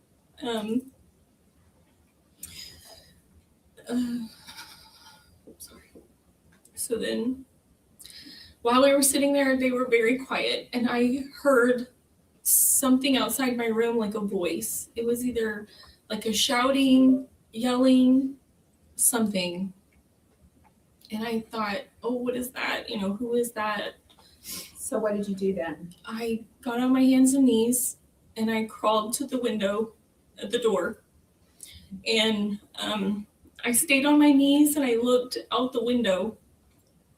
And when I peered out the window, What area were you looking? When you looked out the window, can you point to the jury and tell the jury what area you were looking towards? I was looking at this direction. And for the record, you're pointing to the south end of the fourth grade building. That's the area you were looking towards. Yes. Right here. And once you looked out the window, what did you see? Explain that to the jury. I saw a white police vehicle. It was a car. Do you remember if it was a police vehicle for the Uvalde Independent School District? Yes, ma'am. I know it was a school vehicle because it was just plain white. Okay. And approximately where was that vehicle parked? Where did you see it? It was parked right here. Okay. And did you see a police officer with the vehicle? I did. And what did you see the police officer doing? I saw him go from like the driver's side around the front to the passenger side. The door was open. I don't remember if he was looking in the car for something or if he was using like on top of the car, using it as like a shield, I guess. Okay. And what else did you see the police officer doing? Just kind of moving around. The car? Mm-hmm. Okay. Now,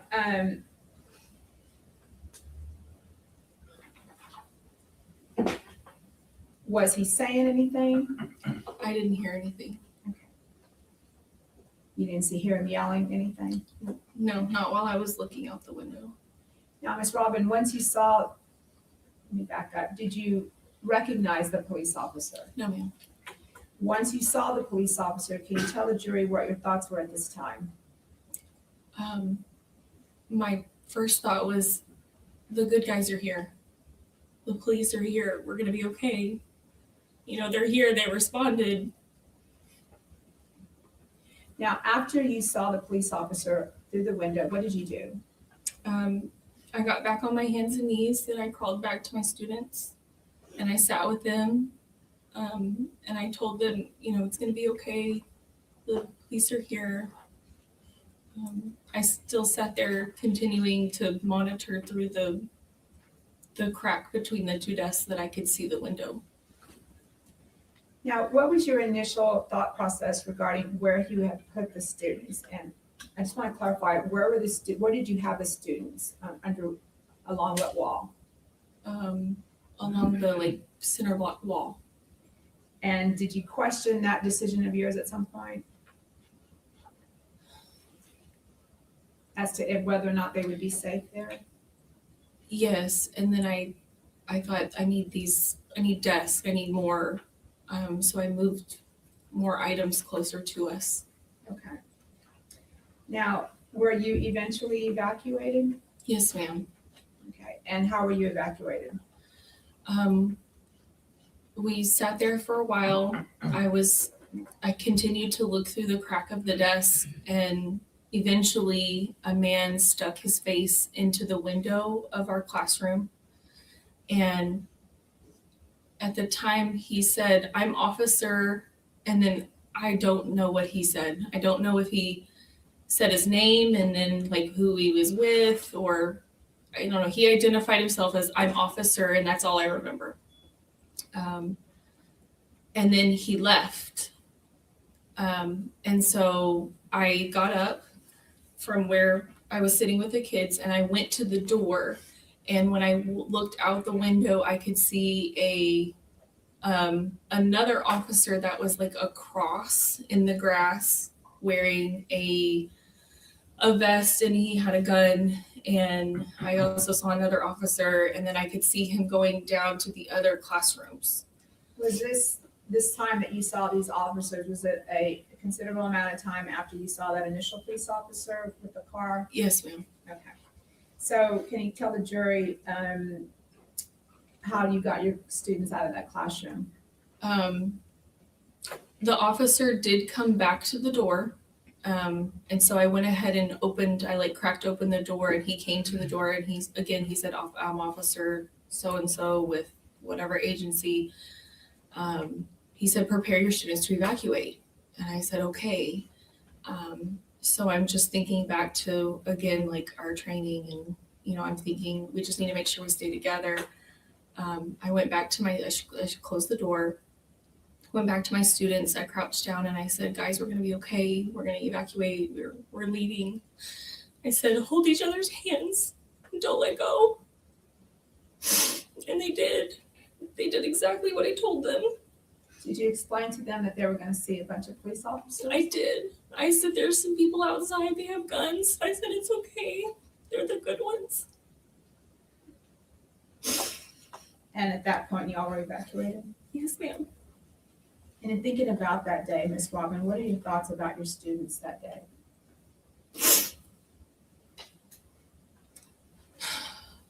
They just did such a good job. They were such good listeners, and they followed me, and they did exactly what I said. And I'm just glad that we made it out. And just to clarify, Ms. Robin, you are still a teacher as of today with the Uvalde Independent School District? Yes, ma'am. That's the witness. Mayor Procedure? Please. Do you need a moment, Ms. Robin? Yes, ma'am. Okay.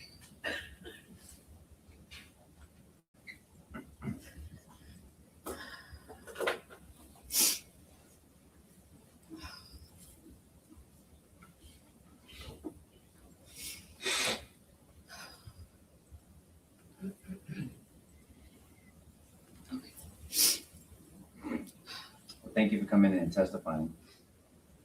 It's apparent it's very difficult for you and many other witnesses, so I think we all appreciate that. My name is Nico LaHood. I'm one of the lawyers that represents Adrian, okay? You've never testified before, I'm assuming? Okay, so this is cross-examination. I've been explaining that to each witness. I'm not gonna go at you. There's no trick questions. There's no gotcha moments. I'm just gonna ask questions to bring context and clarity. And the reason why is because this was a stressful situation to you, obviously, right? Mm-hmm. And just for the record, you have to say a word, yes or no. Yes. Yes, that's okay. So for the court reporter. And so the reason why we ask is because we're asking people something and kind of reminding them of what they said maybe previously. So just for the jury's notice, you've said this, your experience to other people before, right? Yes, sir. And you I think interviewed with the Texas Rangers, Yes, sir. and you've also spoken with the government. Yes, sir. And have you spoken any other times before those two? Aside from those two? Not publicly. Right. Maybe to my therapist. Yes, ma'am.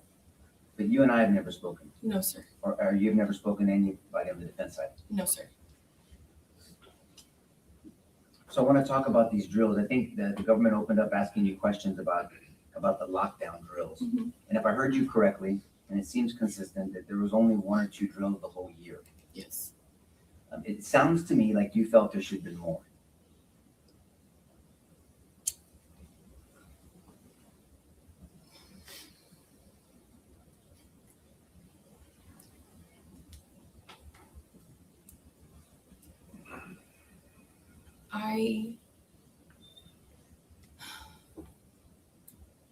Do you still work for the Uvalde Independent School District? Yes, sir. I'm not trying to put you in a bad spot. If you don't want to answer that question, you don't have to, and I'll move on. Okay. Is that better? Thank you. Yes, ma'am. Okay, so, and it also sounds like you prepared your students yourself.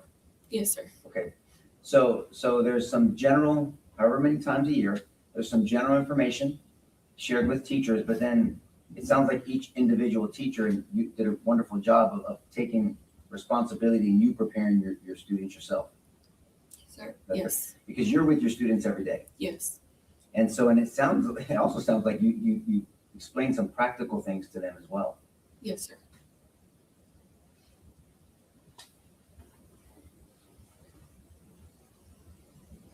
You said something, and I want to make sure we can get a feel for why you said it.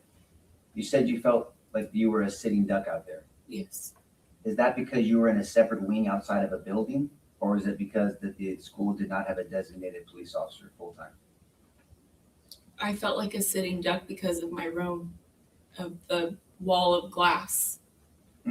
Okay, so we know that you're in the wing, you're in the D wing, D for Delta, right? Mhm. Okay, so A, B, C, D, E, you're a D, and you're in room 16? Yes, sir. Okay, and so you just felt because you were kind of winged out, you weren't within the confines of a building, felt like a sitting duck. Correct. But I guess the second part of my earlier question was, it's also a fact that Robb Elementary unfortunately did not have a full-time officer assigned to it. Are you aware of that? Yes. And so the high school had a full-time officer, but not the elementary school. Yes.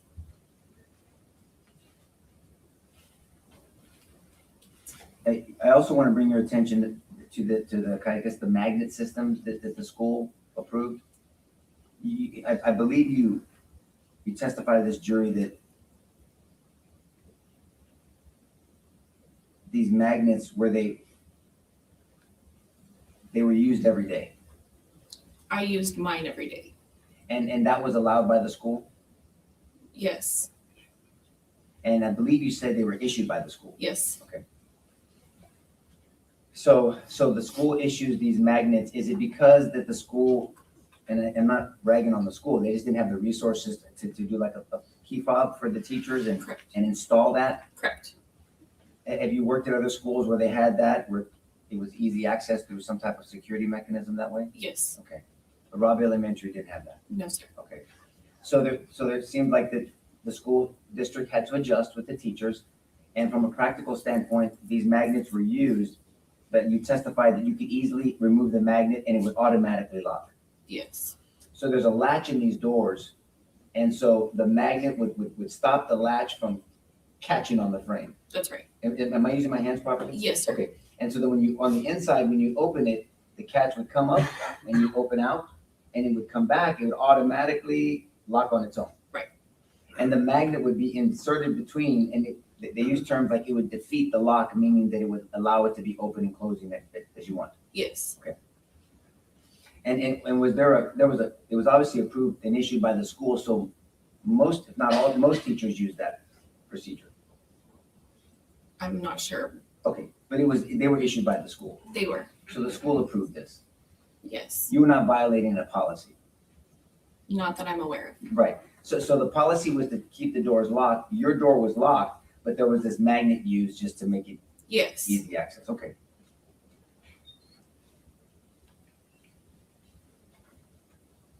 Now, to bring your attention back to the incident, and when you got your children out of the bathroom and into your classroom, you didn't have to lock the door because your door was always locked. Yes, sir. You just removed that magnet. Yes, sir. Got it. And then you made a strategic decision to go to a certain corner Yes. of the room.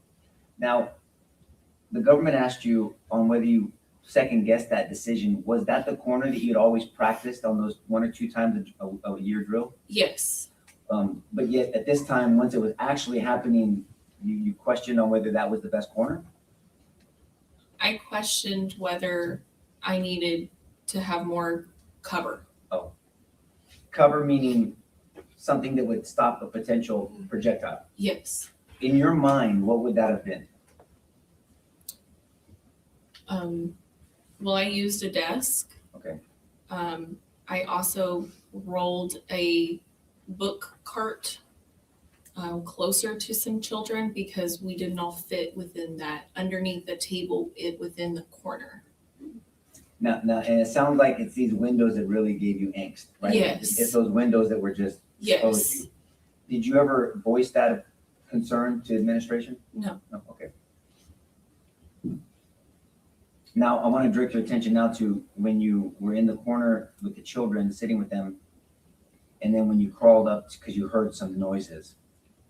You ended up crawling to the window and you peeked out and you saw what you believe was an officer.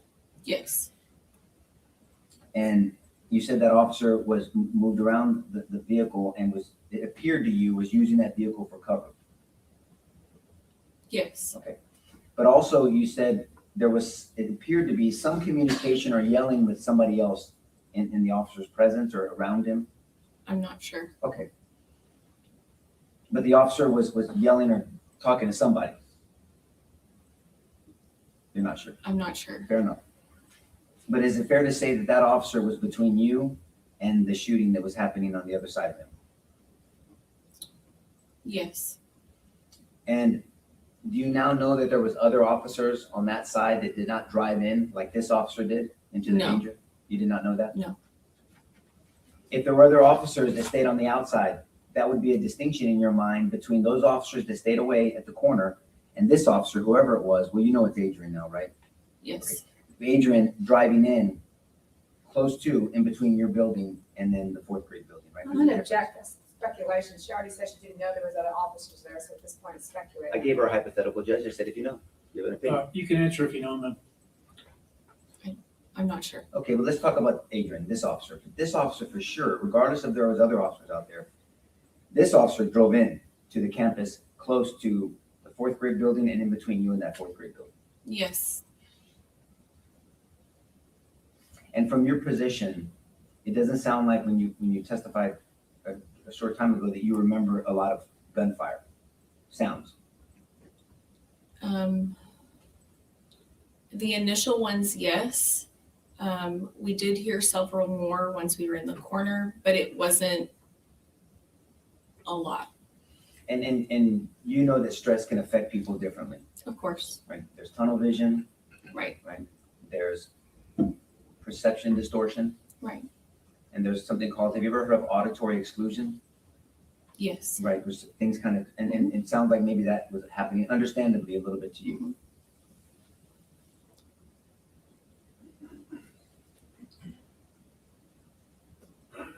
You're a blessing to your profession, ma'am. Thank you for answering my questions. Pass the witness.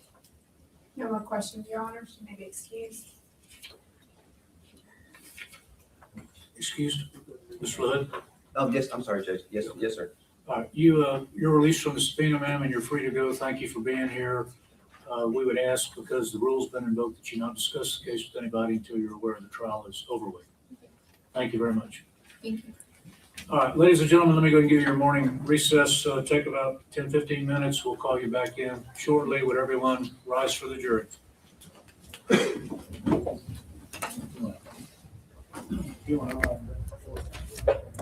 Okay, we're back. I've got Todd Shapiro, who's our legal analyst for the day, and Rebecca Lopez, our senior crime and justice reporter. Todd, we had some really compelling testimony this morning. What really sticks out to you from what you heard? Well, I mean, first of all, it's just from a human perspective and not a legal perspective. It's heartbreaking to listen to. We all, have kids or nieces or nephews or children, and we all know teachers. And just from a human standpoint, trying to put yourself in their position and going through this is just, it's horrific. It's tragic. And I can understand why each one of these witnesses are having such a difficult time testifying with what they saw and what they heard. It seems like the state is trying to call each of the teachers, I guess, that was at the school on that day for their individual perspective. It doesn't sound like a lot of the stuff they saw and heard was very different, just from different angles and different sight lines and things along those lines. But I still, in this morning's testimony, haven't quite heard yet why this particular individual that's on trial is guilty for any of the stuff that they're talking about from the witness stand. Yeah. In fact, they're saying, they pointed out with this last teacher that he drove up onto the campus and that there were other officers that didn't. Right. I mean, so it's kind of hard to differentiate the two because we're here for the trial for this officer, yet all we're talking about is the shooter and the actions taken by at least this morning, the teachers and the kids and how they were affected, impacted, and the stress they were under. But we really haven't gotten to anything that says, okay, this is why this officer is guilty of this crime. And I think it's interesting that the defense has done a good job of, unfortunately, the teachers, they didn't lock their door. This could have been prevented. I mean, they did question those teachers. I mean, it was difficult. And I feel like Nico LaHood has been compassionate towards the witnesses, but still asking them some tough questions like, do you always lock your door? Why wasn't your door locked? Were you given a magnet? Those sort of things. How important do you think the issue of the door locks and the fact that these teachers are, being given magnets by the school, how much do you think that will play into the jury's analysis of this case? I mean, I can see where they're going with that from a defense standpoint is this, the school system, the school district should be held as accountable as this officer, but for that east door being open, none of this would have happened. The officer didn't create the situation. He didn't create the environment. He simply reacted. Now we're second guessing his actions, of course. If if he's responsible for endangering these children, why is the school district or the individual that didn't? I mean, do we know who did not lock the east door? I think that's a pretty big piece. Is how retracing. Okay, at 9 a.m. all the doors were locked. Somehow at 11:30 the east door was not, or at 11:15 whenever he made entry into the school. Why is that question not been asked? Maybe it has prior to now, or maybe it's coming. But from a defense standpoint, I'd want to try to lay some blame around, right? Try to spread. Okay, our guy might have done not what he was trained to do and the stress of the moment, et cetera. But there were other contributing factors by so many different individuals that caused this tragedy to happen. And from what you've seen, how effective a job do you think they are doing at that? I think the defense is doing a masterful job. I like the personalization of the witnesses. I think that they're connecting to them on a certain level, even though they're cross-examining them, which is a really difficult thing to do. I mean, especially in situations like this, and kind of reminds me of cross-examining a child. They call and what they were telling the jury is that Adrian Gonzales just sort of stood there and didn't do anything. And I did notice that they brought up that one teacher that looked out the window and saw Adrian Gonzales, it looks like she said, kind of running around his car and maybe trying to take cover behind the car. But that's in the first initial steps. Right. But then they don't go beyond that. Like, who else saw him just standing around? It looks like he was taking cover because he heard the gunfire. I'm not sure how that's going to play into. Yeah, I mean, I guess, are they faulting him for trying to assess the situation, get a gun out, use the vehicle as cover?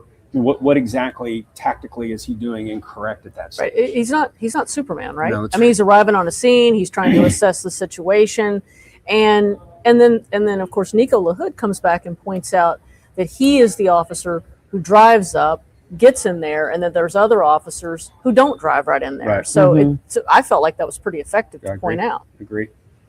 Yeah, I agree. I mean, he's the only one that's taken any action at this stage.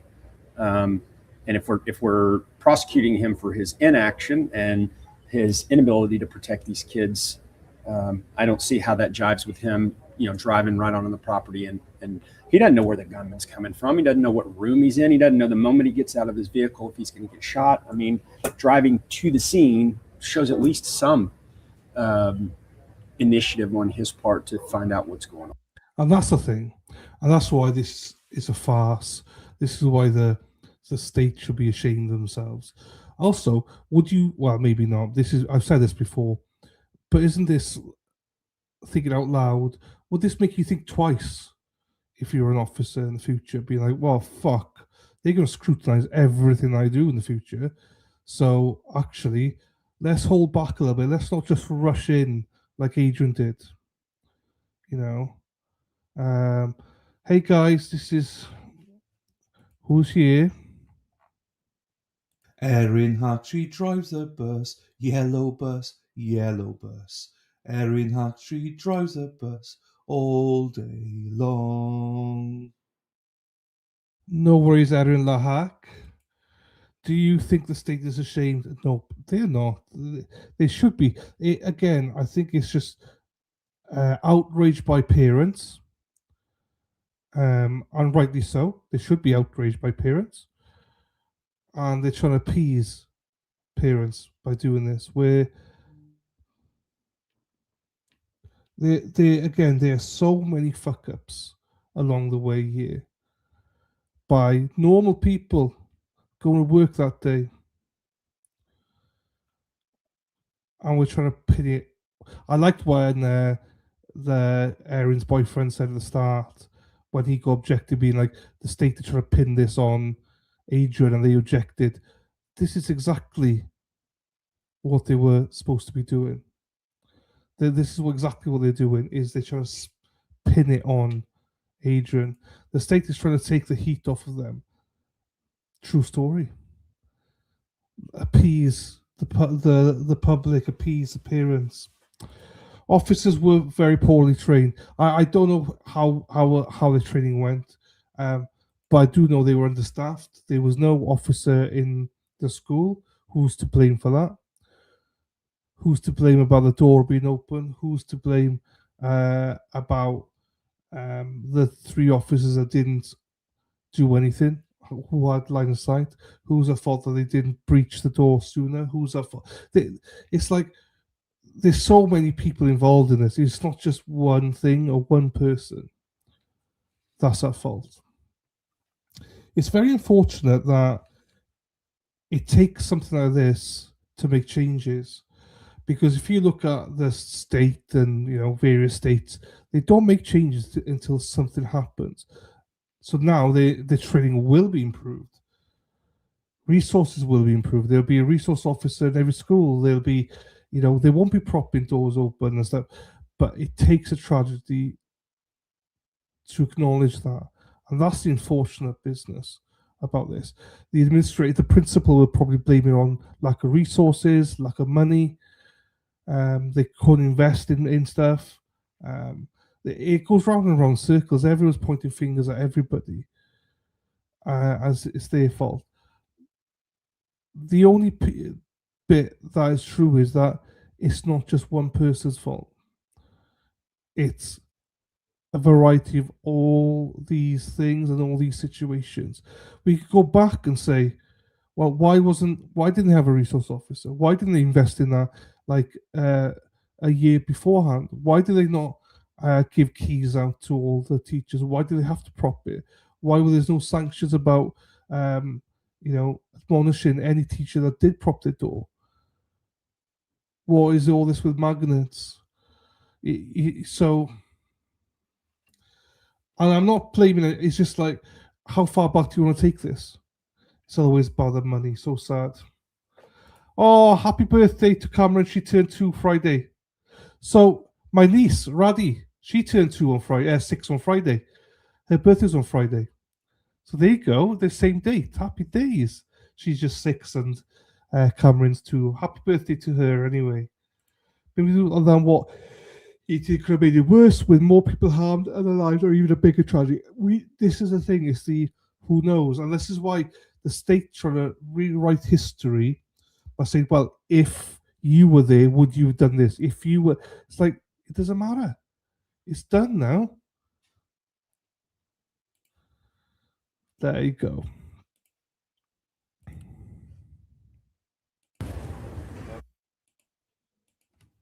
The hard one. There, 5 were shot before he ever showed up on scene or got the call to go there.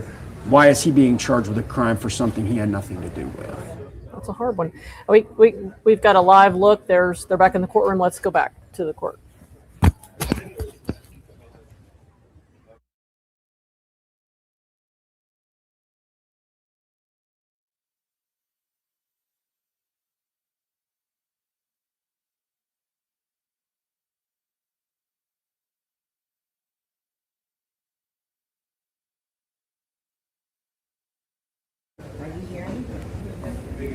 Now, Okay, so 12 folks, hours, 10 to 12. okay, now we've got audio. And how many men do you have working with you?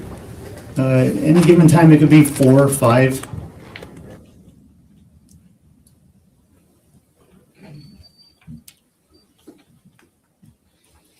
And I'll direct your attention then, if we could, go to May 24th, 2022.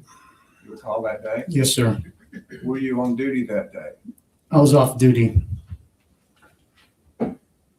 And around 11:30, what were you doing? I had just finished up a run. I was on the way to the gym in my patrol unit. They let us take it off duty. What do you mean by I just finished up a run? I just ran. I was on the way to the gym. It was my day off. But I had my patrol unit. They let us take it to the gym. They don't pay you to work out, but they let you do it on your time off. So on your time off, you were doing running. I mean, just jogging? Is that I had done a couple miles and I was on the way to the gym. to do weights? Yes. Okay. And did something keep you from getting to the gym? I got a text message. There's a group message with it's the sheriff, the chief, the deputies. And that's when I heard about an active shooter at, well, they said a school. I didn't know what school yet. So I turned around. You heard active shooter and you turned around? Yes, sir. Where did you point your vehicle? I was going westbound on 57 towards La Pryor. I turned eastbound, headed towards Batesville to take 117 towards Uvalde. So the active shooter, you knew it was in Uvalde? Yes, sir. And is that your jurisdiction? No. Is it your county? No. And yet you went? Yes. And how long did it take you to get there?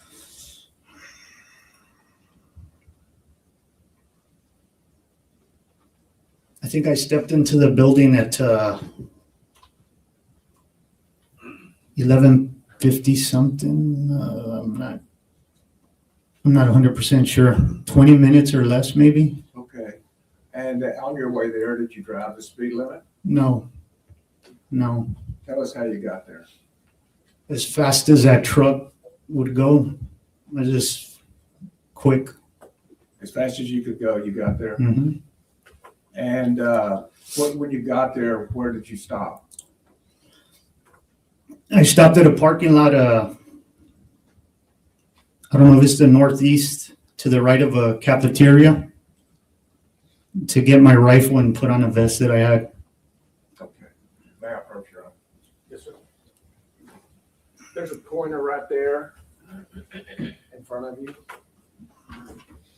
Take you a second to look at Geraldine Street, Rose Street, and Robb Elementary. Okay.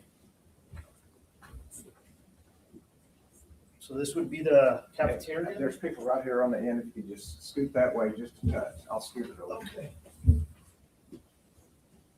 If this is gonna be the cafeteria, there's a little pickup area here. I parked around this area. There should be a parking lot or something. I don't know if it's in view, but there's gonna be around this area here.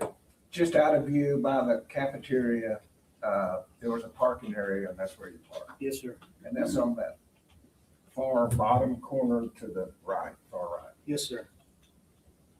Thank you. How were you dressed on the way over there? I had I'm sorry. I was wearing shorts and a t-shirt and running shoes. Okay. And so is that the same way you were dressed by the time you got there? Yes. Minus I put on a vest that I had on the seat. So when you got there, you put on a vest. Tell us about the vest.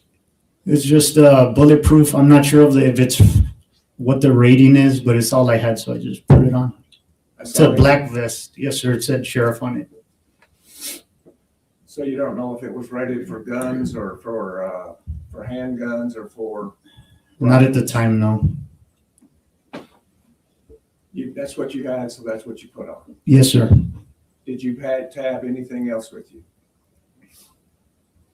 Besides the No, vest? that was it. Phone, everything stayed in the truck. No body cam, nothing. How about helmets? No helmet. Any weapons? I had an AR rifle with I loaded maybe 12, 13 rounds in there. And did you take that with you? Yes, sir. What did you do? I see some parents, I believe those parents approaching from the right into the parking lot. There's two BP agents. Looks like they're taking cover. They have their rifles out. So as I see the parents approaching, I load real quick, get out. Then I ask where the shooter's at. He looks a little confused, but points somewhat in the direction of the main building he was at. So I run towards the cafeteria. I know there's a gate there. I picked my kid up there. I know the school. I just didn't know the name at the time. Let me stop there for a second. You said you picked your kid up there? Yeah, I picked my daughter up right there on the side of the cafeteria. There's a little driveway you pick up the kids. So I picked her up there before I know where the main office is at and the cafeteria. Other than that, I just know that location. So was she going to school there that day? Yes. Okay. So then what happened? So I know there's a gate right there to the cafeteria, so I make my way to the gate. There's a school, I think it was a school officer coming out. I think it was Mike Hernandez. He has something in his hand. He's walking away and ask him where the shooter's at. And same thing, he looks kind of confused, point. So I go past him. There's a parallel buildings after the cafeteria. Behind it, you have those parallel buildings and the main building. So I run in between those buildings. I think I don't know if it was county or those two officers. Same thing, I ask where the shooter's at and they point towards the main building. Like, I don't know the direction. They say, be careful, he's shooting out of the window. So I make my way past that, and then next thing I know, I'm in the building. I don't remember if there was somebody at the door or not. And from there, I just remember linking up with Canales and whatever officers were there, pointing their barrels down the hall. Okay. Now, approach again, Your Honor, show. You'll show us the path that you took from your vehicle to get to the building that you're talking about. So I was parked here. I made my way over here towards the gate. This is where I ran into the other officer. Ran through here. Those two officers, I believe, right here. Then I made my way into the building right here. These are the windows they were talking about that he was shooting out of. Where were the officers when they told you, be careful, he's shooting out the windows? Somewhere right around here. And did they point to the windows they were talking about? Yes, it was going to be these windows here. Okay. So when you found out that he was shooting, did that stop you from going forward? No, I just ran quicker. You did what? I just ran faster to get in there. To get in there? Yes. When you found out he was shooting? Yes. And where did you go? I made entry to this doorway right here, and that's where I can't remember what happened between here, and I linked up with those officers. I can't remember if someone was at the door either. Okay. But you got to the main hallway? Yes, sir. And then you say you linked up with other officers. Yes. Tell us what that means. So when I get there, I make contact with Lieutenant, I believe it was Lieutenant Erin Gonzales, and they're just briefing me on the situation. They're telling me which classroom they think the shooter's at. I remember them describing the chair. They're like, where the chair's at. At some point, I asked if they wanted to make entry, and no. They say something about a negotiator and a shield. He explains that they got fired at as they approached the door. And so what did you do when you found out that the police officers had been fired at? There wasn't really much I could do. Whatever they needed, I just joined in on whatever they were doing. So what did you do? What did you join in on? On the hallway, I just stood left of, I believe it was Erin Gonzales. I just stood left of him, pointing my rifle there, waiting to see what was the next plan. So you joined in with a group of officers? Yes, sir. And do you know what the purpose of those officers was? I think they were waiting on like I said, I remember mentioning a negotiator and at some point a tactical team of something. And while you were there, did a tactical team arrive? Eventually Vortex showed up. And what did you do when Vortex showed up? It's a little bit of a blur, but I know I talked to them asking if first, when they got there, I thought they were going to have some kind of equipment to breach the door, which they didn't. I remember asking about a sledgehammer. Eventually that rifle rated shield came up and that did show up eventually, but just little things like that. I could hear them talking about breaking windows. It didn't happen. And so with Vortex, you expected there to be some equipment. Yes. And that equipment wasn't there. No, just what they were wearing. Okay. Well, and one thing specifically you said was a sledgehammer. So anything to maybe break the door handle. That's what I was thinking at the time. And then the shield, because I don't know how many whacks it's going to take, but just little things crossing my mind. What do you mean by how many whacks it's going to take? To break the doorknob. Or I don't even know, at the time, I don't know which way the door opens, just to try and break the door down.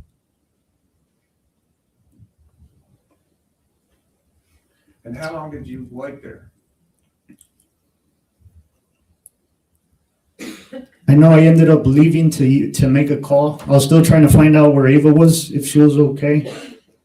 And Ava, what grade was she in? I think it was second grade. And who did you call? My ex-wife. And did you get her? Not that time. On the way to the school, I had made contact, but she didn't know anything where she was at. She might have been at the school at that time, or by the time I got there. So you didn't know the condition or situation that your daughter may be in? No. And as you're standing in that line, what's going on in your mind? I don't know if she's in there.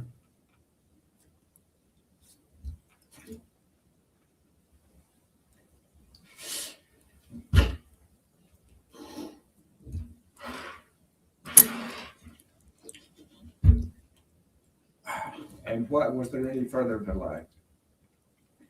Just the locked door situation. And how did y'all resolve the locked door situation? With the master key. Once the master key arrived, what happened? I'm not sure if it was used on the janitor door, but when we breached the classroom, they did use that master key. So they opened the door and we breached. So they used the master key and you breached? Yes. Well, you weren't a school district police officer, is that correct? No. Were you a Uvalde police officer? No, sir. Uvalde County Sheriff's Office? No. You were from Zavala? Yes, sir. How is it that you ended up ahead of those people? Nobody stopped me. And when you were part of the breach, why is it that you went in? I was there. Nobody stopped me. Wasn't it dangerous? Yes. But that didn't stop you? No. And why is that? Because I was there. And how many people made up the breach? It was 4 or 5 that I remember, but the line could have been bigger because there was officers on both sides of the hall. But as far as I remember, it was 4 or 5 of us that were going in first. And what agencies were they with? It was me with BORTAC, and then I'm not sure if the PD was behind me. Across from me, there was a sheriff's office for Uvalde County, and then maybe some PD guys with him. Everybody was there. But no school district police officer? I don't know. Okay. And so tell us how you breached. After they locked the door, I think they got both classroom doors open. We make entry. It's dark, can't see anything. As soon as I make entry, I realize I don't have a flashlight, I can't even see. So I look to my right and there's a pile of the bodies.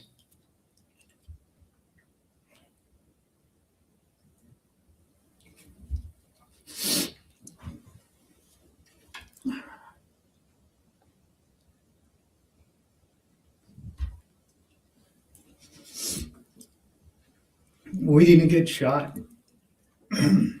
Excuse me? I was expecting to get shot. You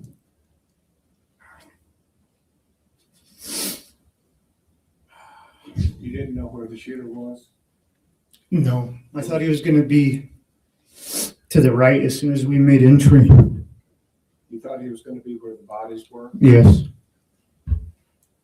So that's where you focused your attention?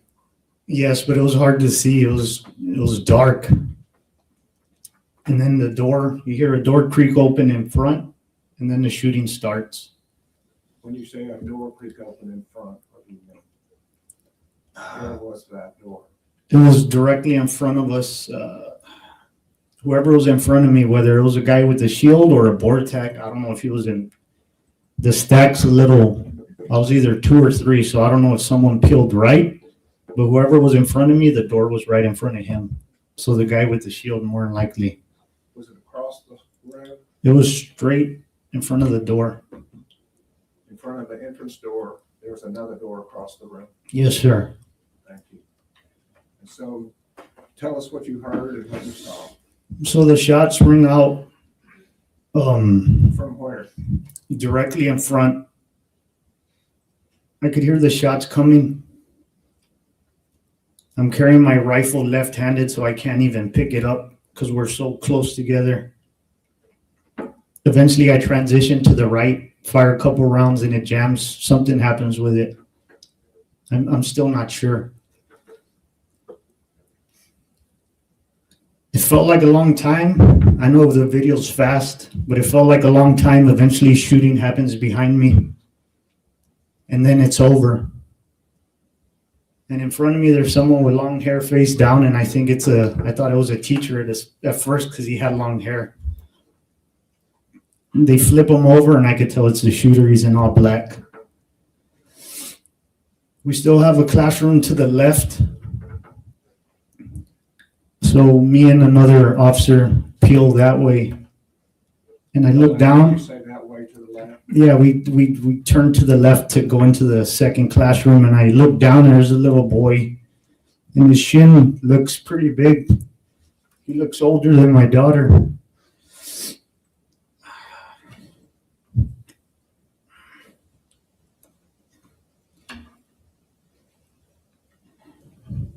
So I think maybe she's not in here.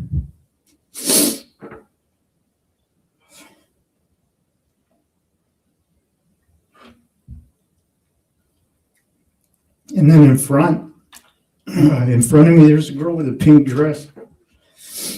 And I thought I saw her stomach move. Like she took a breath and held it. I'm not sure.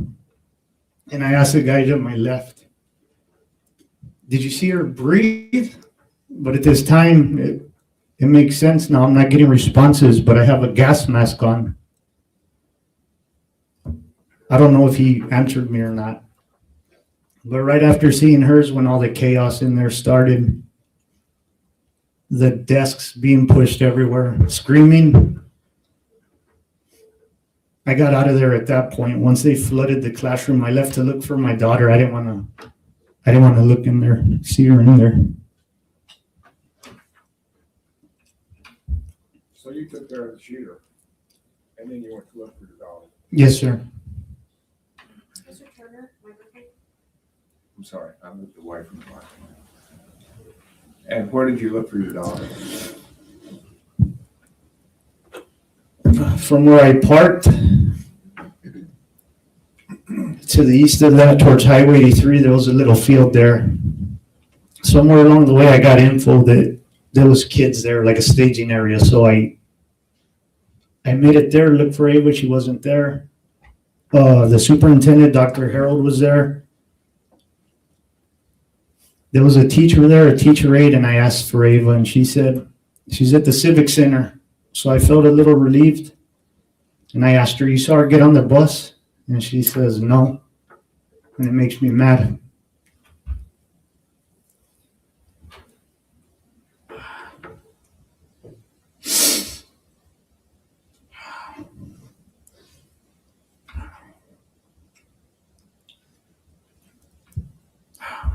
I got mad that she told me that. So I asked Dr. Harold if I can get on the bus and go to the Civic Center, and he says yes. So we get on the bus. We're near Highway 83, and on the way they say there's kids at a car wash. So I told the bus driver to stop there. I don't know if he was already going to stop, but I tell her stop at the bus at the car wash on 83. Before we get there, more radio transmission comes out that they ran across the street. And sure enough, they're not there. So I asked the bus driver to turn around, and she's taking too long. So I have her open the doors, and I get off on the highway, and I run to the house. And you see the kids there. To your house? I ran to the house where the kids ended up. I get off on the highway, and I run. Get to the kids, look through them, Ava's not there. They're in somebody's front yard. There's a lady at the door. I asked to use her phone. Same thing, no answer. So I don't know where Ava's at. The bus ends up getting there. We get on the bus, go to the Civic Center, get off, walk in there, and the kids are in rows, almost like a formation. And I don't see her at first. It feels everything leaves my body. And then out of nowhere, she like appears, and I hug her. We go towards the back wall. And then a teacher, well, I don't know if it was a teacher, but she kicks me out of there because I have a rifle. So I leave my daughter with a relative there. He was looking for his kid. I asked him to give me a ride back to Robb because I fired my weapon. Pretty sure I had. So I knew I had to go figure out what they wanted to do with me. So I went back to the school. I met with a ranger and he took my weapon later on that day. Because it potentially had evidence of, since you had fired shots. Yes, sir. Is that standard procedure when there's a police shooting? Yes. So that's nothing unusual. No, they take your weapon.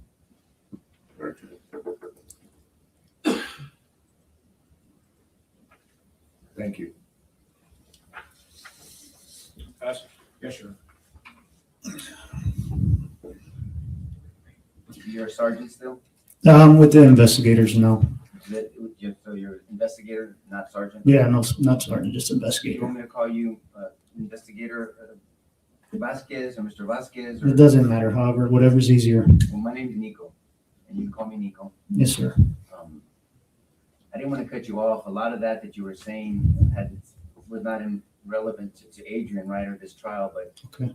I think we're all just wanted to hear from you, and we're grateful that your daughter's okay, and thank you for your service. But have you testified before in your duties as a police officer? Not to this magnitude, but In trial, you have? yes, sir. Have you been cross-examined by a defense attorney? Yes. Maybe, okay. Well, there's no gotcha. You're not the opponent here. We're just going to ask questions. I'm going to ask for your information and what you knew or didn't know, and really talk about some of your experience, okay? Okay. If you don't understand my question, you stop me. Say, Nico, can you repeat that? Or I don't understand what you're saying, and I'll do that. Yes, sir. So it sounds like, may I call you Joe? Yes, sir. Okay, thanks, Joe. It sounds like that you were kind of operating in two functions. You were operating as a law enforcement officer, but also as a daddy. Whatever I was needed. I know, but you don't divorce yourself from being a daddy, right? No. I mean, you weren't just going to any school, you were going to the school. I mean, in all of us as parents, there's a lot of schools that we care about, but then there's the school that we care about where our children go. Mhm. Is that a fair statement? Yes. Okay. And no trick questions. Just No, I tell me if you understand. understand me if I'm. So you were driving. At some point, you realized it was Robb Elementary, Yes, sir. and then you knew that your daughter went to school there. I didn't know at first, so I have the kids and the ex on a group, and I know two of my kids were going to Morales Junior High, one was going to high school. Ava, I didn't know what school she went to. They said Robb when I was on the way. Got it. Okay. But at some point, you realized that was the school that your daughter goes to. Yes. Because you've actually, like you testified at this jury, you've picked her up from there before. Yes. Okay. And so you get there and you testified that it took you 20 minutes or less to get there. Believe so. About And you said that you stepped in the building at 11:50 something. Right? so, yeah, I'd have to look at the video. I believe it was something like If I represented you that it's 11:56:28, does that sound about sounds right? about right. 11:50 something. And you said that you threw on your vest, but you weren't aware of its rating. Yes. Is it a vest that you wear on a regular basis? No, that's not a duty vest. Okay. Where did you get that vest from? It's from the sheriff's office. So is it kind of a vest that you grabbed and maybe that's why you didn't know what was it rated for? It's more of a tactical style vest, something you wear over, not part of a uniform. And for the jury's sake, for tactical, you mean people can put extra magazines in there, you can put a flashlight, a knife, something like that. Yes, sir. It's not necessarily for protection. No. Right. Okay. So then it looks like you showed up the jury on this, that you parked where the drop off is, and looks like you entered the east side of the building. Yes, sir. You know now that there's a north side, there's a west side where this animal entered the building, right? This shooter. Yes. And then there's the south side, and then you entered the east side. Correct? Yes, sir. And so as you were going by, you testified, it caught my attention. You said that there were officers, even when you first got there, they were taking cover. Yeah, it was Border Patrol agents. They were taking cover that far away? Yeah, they were. It's a parking lot. Right. So there's a drop off area where you pick up the kids. The parking lot. Yes, sir. Yeah, I've been there. And so, but my point is, that's still some distance from the building. Oh, yes, sir. And they still felt the need tactically to take some cover. Yes, sir. And whenever there's a shooting situation, active shooter, especially with a high-powered rifle, you could be in danger from a long distance away from that. Yes. And so if you don't know where the bullets are coming from, it's reasonable and it's tactical to take cover until you figure out where bullets are coming from. Yes, sir. So you're not criticizing them, you just thought that was normal. No, yeah, it was normal. Okay. But you passed them up, and then you ultimately make your way into the east side of the building, correct? Yes, sir. And I believe you said you ran into, was it Eddie Canales? Oh, yes, sir. Whatever officers were there in that group. And you said Mike Hernandez as well. So him, I'm pretty sure it was him. He was by the cafeteria after I passed the 2 Border Patrol, he was coming out by the cafeteria. May I approach, Judge? Yes. We're hearing a bunch of descriptions, so I want to make sure that the Yeah. jury understands.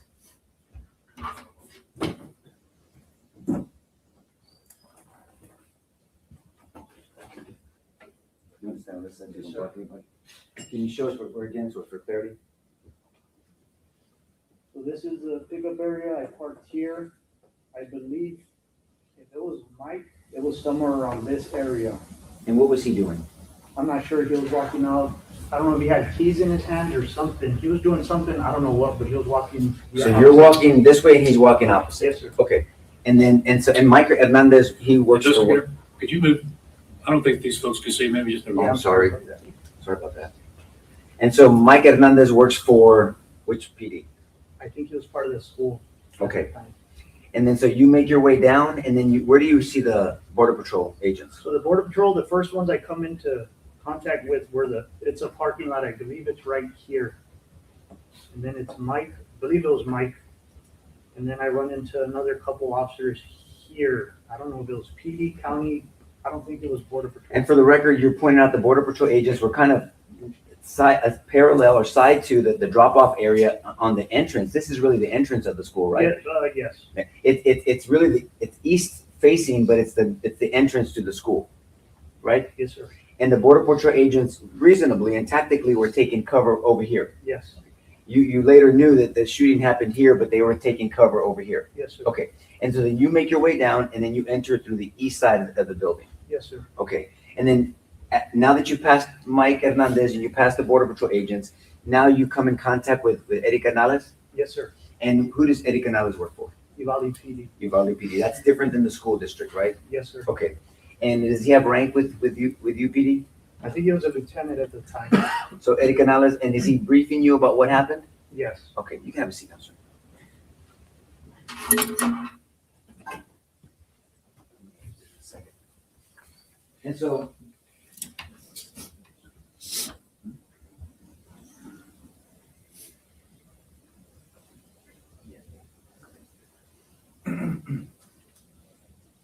And so you got briefed by Lieutenant Canales about the attempted breach, initial officers that had went into the building, and the fact that the shooter shot at those officers, and 2 of them were hit. Yes. One of them was skinned in the head, and the other one was hit in the ear. Yes. You're aware now that officers early on initially tried to get into that building and tried to breach that classroom, right? Yes. And one of those officers was Adrian Gonzales. You know that, right? Now. No, yes. Yes. At the time, you didn't know, but you knew there were early officers before the 376 officers showed up. There were early officers, 5 to be specific, that tried to breach. They went into the building, and 2 of them were hit. Yes. Do you know now that they came in from different angles? One came Some of them came from the south, Adrian and another officer, and others came from the north side. Yes. And tactically, that's not wise, but you had no choice, right? Yeah. So may I stand up, Judge? Yes. So if you and I are in this hallway and you're standing over there, Joe, and I'm here with a weapon, and we're both going to a danger, what could potentially happen between you and I? Crossfire. Explain to the jury what crossfire is. Crossfire is pretty much as he explained it. I'm not going to want my partner on the other side of wherever I'm shooting. You got to keep in mind the backdrop, right? Make sure nobody's on the other side of the bad guy, pretty much. Stay out of the path of fire. But you later found out that those initial five officers, they didn't even think of their own safety. They went in and they subjected themselves not only to this shooter, but to crossfire. Correct? Yes. It's called friendly fire or blue on blue fire. Right? Yes. Okay. And that happened. And so that might not have been explained to you at that moment, but you were prepared to help out in any way possible. Yes, sir. And by the time you showed up at 11:56:28 roughly, there were numerous officers there. Yes. I'm not sure of the number, but those officers. Did you later find out that there were 376 total officers there? Yes. And so then you offer your help to Lieutenant Gonzales to go in, correct? Well, just not me by myself, but I did mention making entry. So you suggested, are we going to try to make entry? Yes. But not by yourself. No, not by myself. Why? You need a team, and there was enough of us there to form one. So I don't know if that's been explained to the jury. So explain, why do you need a team to breach a door? Of course, they teach if you're by yourself, you go by yourself, but if there's enough for a team, you're going to form a team. The first guy, the second guy might get hit, second or third, the rest can return fire and take out the shooter. And there's a difference in breaching a door. There's a difference between an inward breach door, inward swinging door, and an outward swinging door, correct? Yes. And we're going to talk about some techniques of breaching, but explain the difference between an inward swinging door and an outward swinging door and what the complications are. An inward door, you'd be able to probably kick open. It's easier to breach. Outward door with a steel frame, you're not going to be able to kick it open. Usually those open towards hallways, corridors. Judge, may I stand up? Yes. So if we have an inward swinging door this way, if this is our room we're trying to breach, this is the hallway, and you agree that a doorway is a fatal funnel. Yes. We explained to the jury, they've heard it before, but from your perspective, what a fatal funnel is. Fatal funnel is this is where you're gonna die at the door. It's easy to, like right now, you can point where you came in through without even looking. That's the advantage this person has. They know where you're coming in, you don't know where they're at. And you're funneled in, and so it's a narrowing of an area that subjects the person coming through the fatal funnel to high vulnerability. Yes. And that's what you said, you're gonna die in a fatal funnel. Yes. And so officers are taught to, at almost at all costs, to avoid a fatal funnel. Yes. Tactically. So an inward swinging door, you said you can either get a ramming device or you can kick open a door and then you can breach it. Yes. And then actually the inward swinging door tactically is to your advantage because if there's someone back here, it's used as distraction or some type of distortion so you can tactically. Yes. But an outward swinging door is different. Mm-hmm.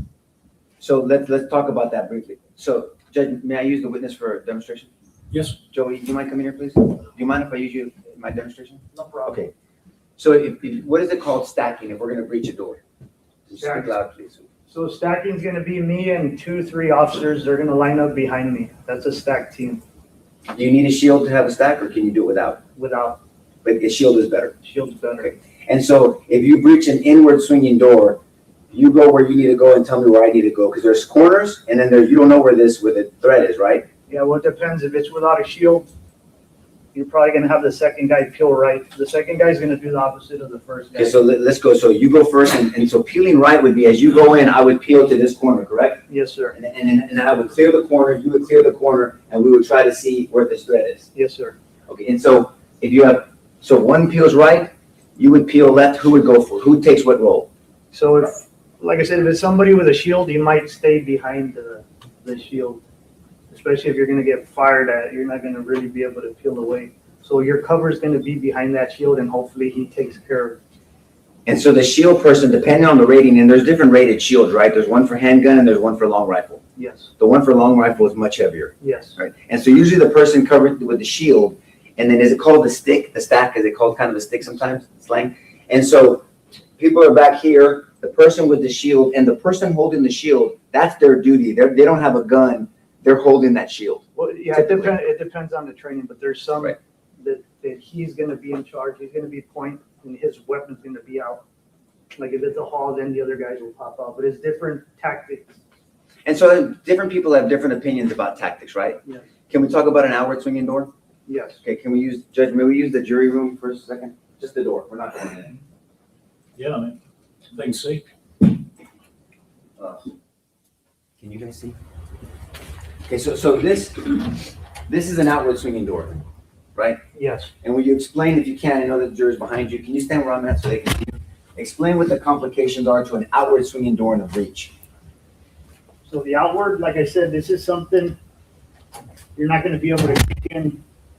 If you don't have a pry tool or something, you're not going to open that door. Okay, you mentioned something. So explain to the jury what tools are needed for an outward swinging breach. You said a pry tool. What else? What is that exactly? Why don't you explain what that is? So a pry tool is something you're going to jam in there, usually like a Halligan, but you're going to need a sledgehammer to wedge it in there and pry it open. So one step at a time. So a Halligan tool has two sides to it, right? One of them looks like a pick and the other one looks like a pointy thing.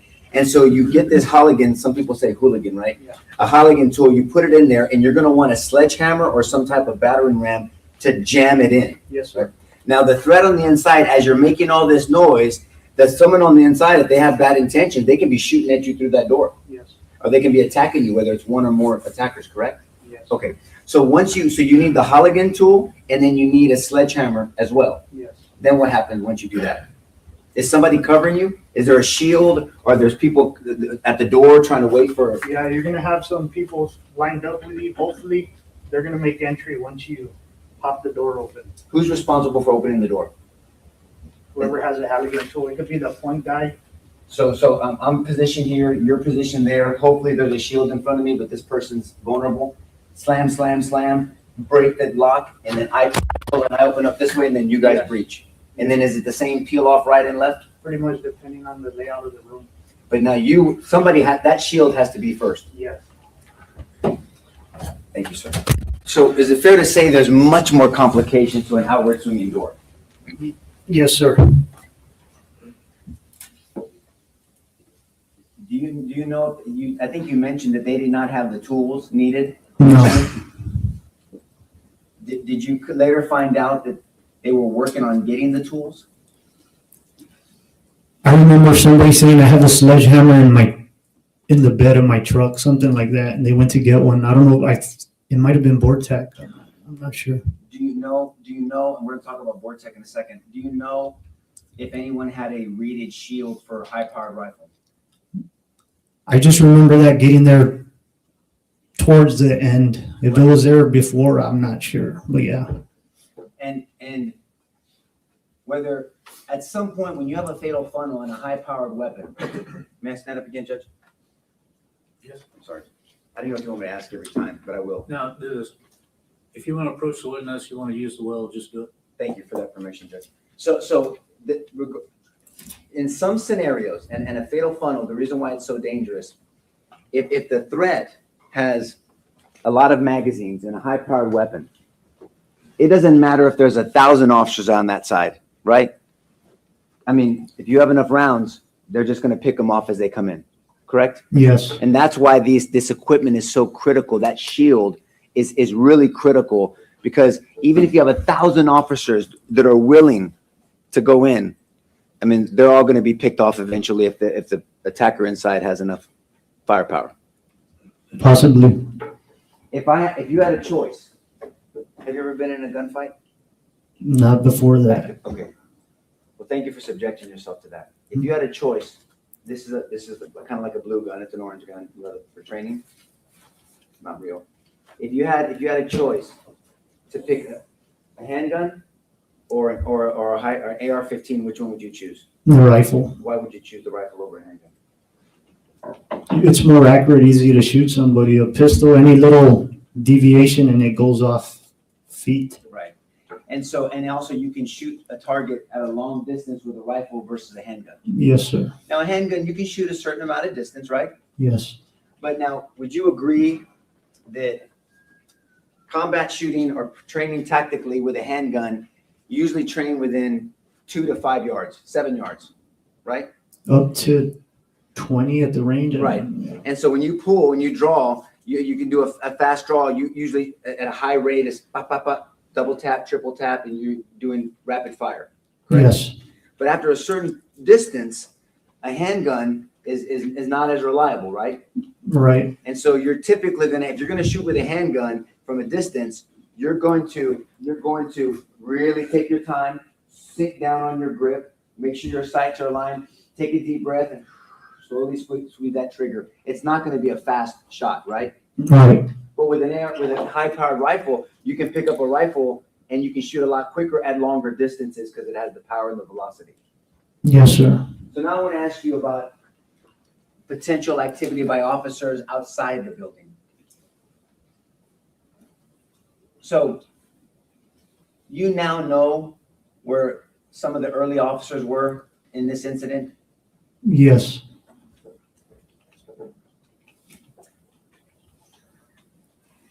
And just really quick, before we get to this part, the breach to that door was at 12:50, correct?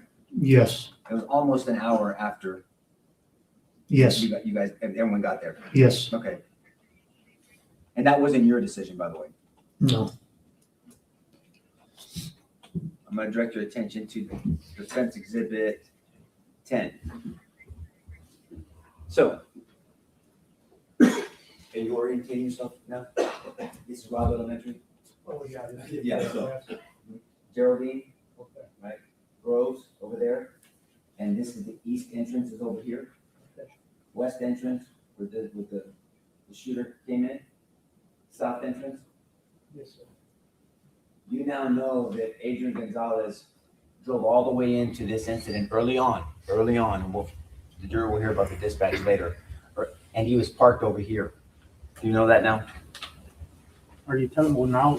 Yeah, now you can. Yeah, now okay. And so we can see that. Yes, sir. When you start there, so you see. Yeah, give me a different view. Thank you very much. Thank you. You want to get oriented a little bit? I got it. I understand the west, the east. Yes, sir. You see that vehicle over there? Yes. Okay. That's excuse me. That's a police officer unit? Yes, sir. And it's where Adrian Gonzales parked. Okay. And so if an officer is here, there's no line of sight to a shooter that entered into the west building, correct? Correct. And so, and this officer here, after hearing gunfire without a line of sight, it's reasonable to take cover for some period of time to observe and orient yourself to what's going on and what's going on around you, correct? Makes sense. And if the officer's by himself, it's different. Do you think tactically it's different than an officer that shows up to a potentially dangerous situation by themselves versus having backup? Yes. And so your tactics have to be a little bit different, right? Yes. As you described and educated the jury about tactics of breaching, there's tactics of trying to assess a situation when there's shooting if you're by yourself.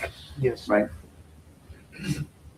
And so, would you agree with me that in this area there is no cover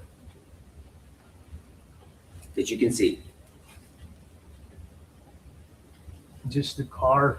But I mean, it's not going to stop bullets. Okay, I want to talk about that. Why did you say that? Why did you tell this jury that a car is not going to stop bullets? I mean, it could travel on the hood. It can go through doors. It'd have to hit the engine block to stop. More Okay. likely. Right. So with a vehicle, there's the difference between cover and concealment, right? Yes. And the jury's heard this already. Let's say this was covered. I'm concealed. My upper body's concealed from you. I'm not covered from you, right? No. You could shoot through this Yes. TV, but you couldn't see me. So a car is mainly concealment, and only portions of it is cover, right? Yes. And you said the engine block is pretty much maybe the wheel frame, whatever, Yeah. but is the only cover in a vehicle, right? Yes. A tree is not cover. No. An open field is not cover, correct? No. This tree is not cover, right? I can't tell how large the root is, but Fair that's enough. all you got, yeah. Right. And so an officer is by themselves is going to take some time to assess sounds of fire, right? Not visual of fire, sounds of fire. Would you agree with that? Yes. And there's no special training on being able to hear. If I hear a gunshot, that's a 9mm AR-15 on the south side of a building because there's echo. Yes. So you hear fire, it might sound different vibrating off this building versus inside of a courtroom or outside in an open field, right? That's true. And there's no special training that you can tell where fire is coming from. No. So,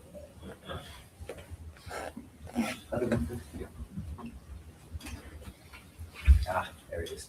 Now we're back to this one. So, we have an officer over here, and let's say for hypothetical, maybe you know now, there were 3 officers over here, right? Okay. And that these 3 officers arrived 25 seconds after Adrian to the scene. Would you agree that these 3 officers have a different line of sight to the west side of the building than Adrian over there in this southeast corner? Yes.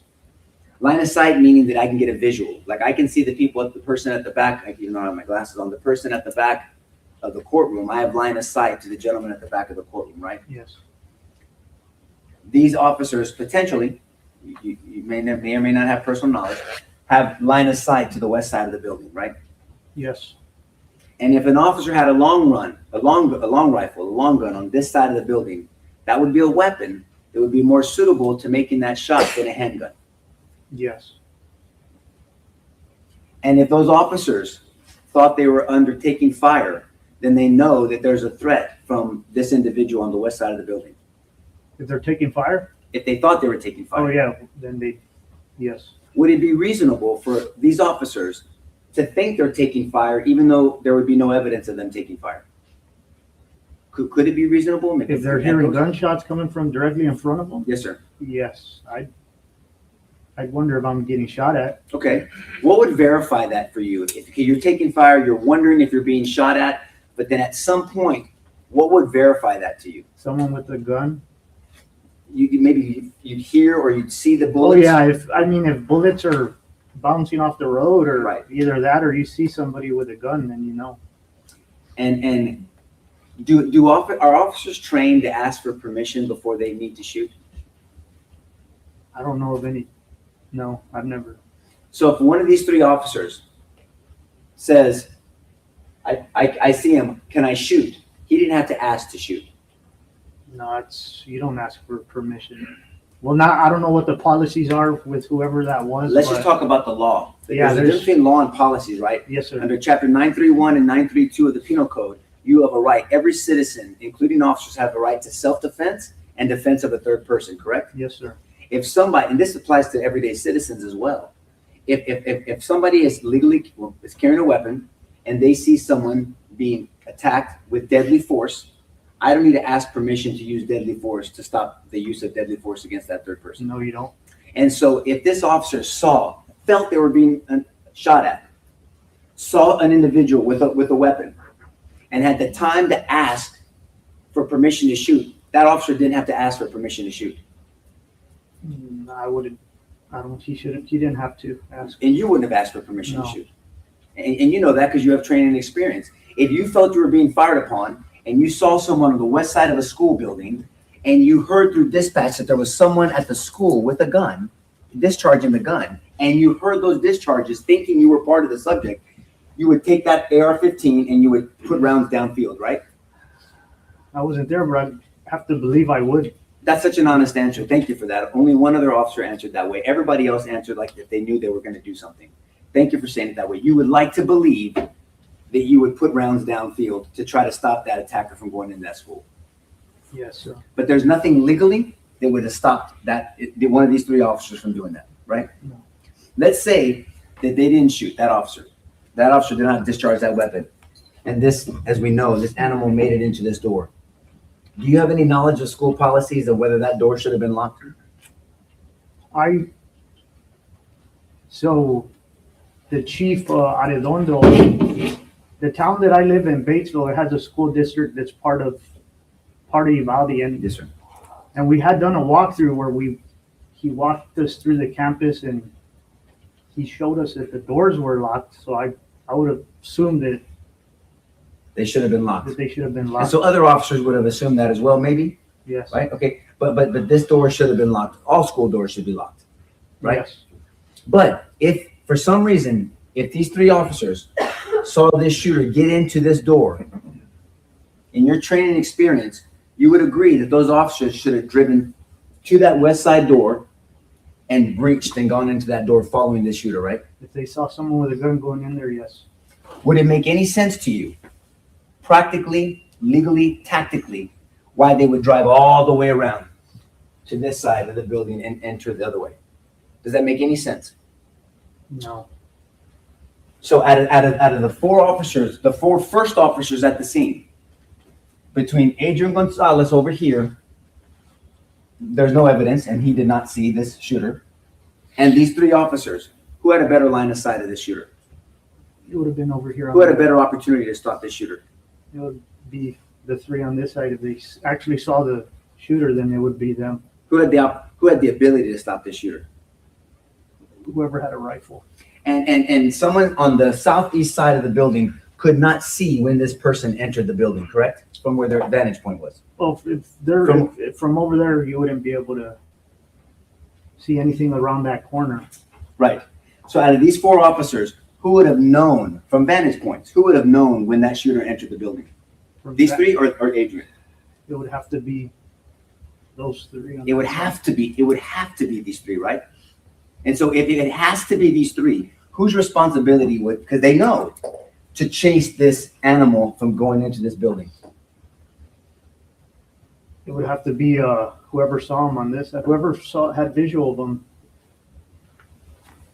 And can you think of any reason why they wouldn't run and chase into this west building? Can you think of any reason why they wouldn't do that? Tactically. I don't know. I don't either.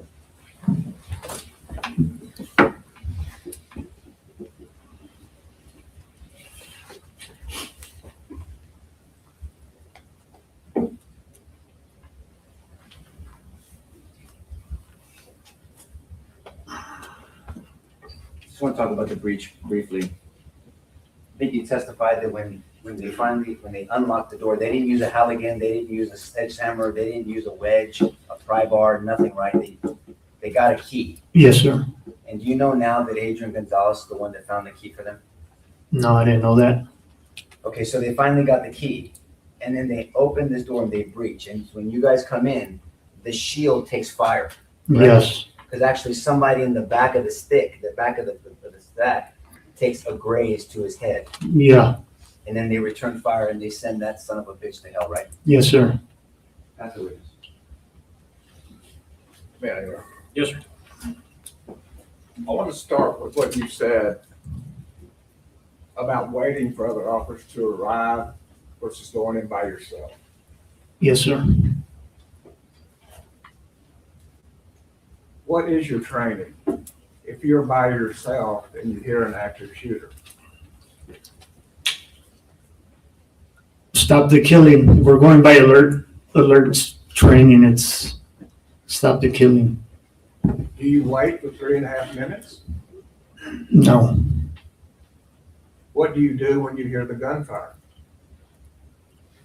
Approach it. Stop it.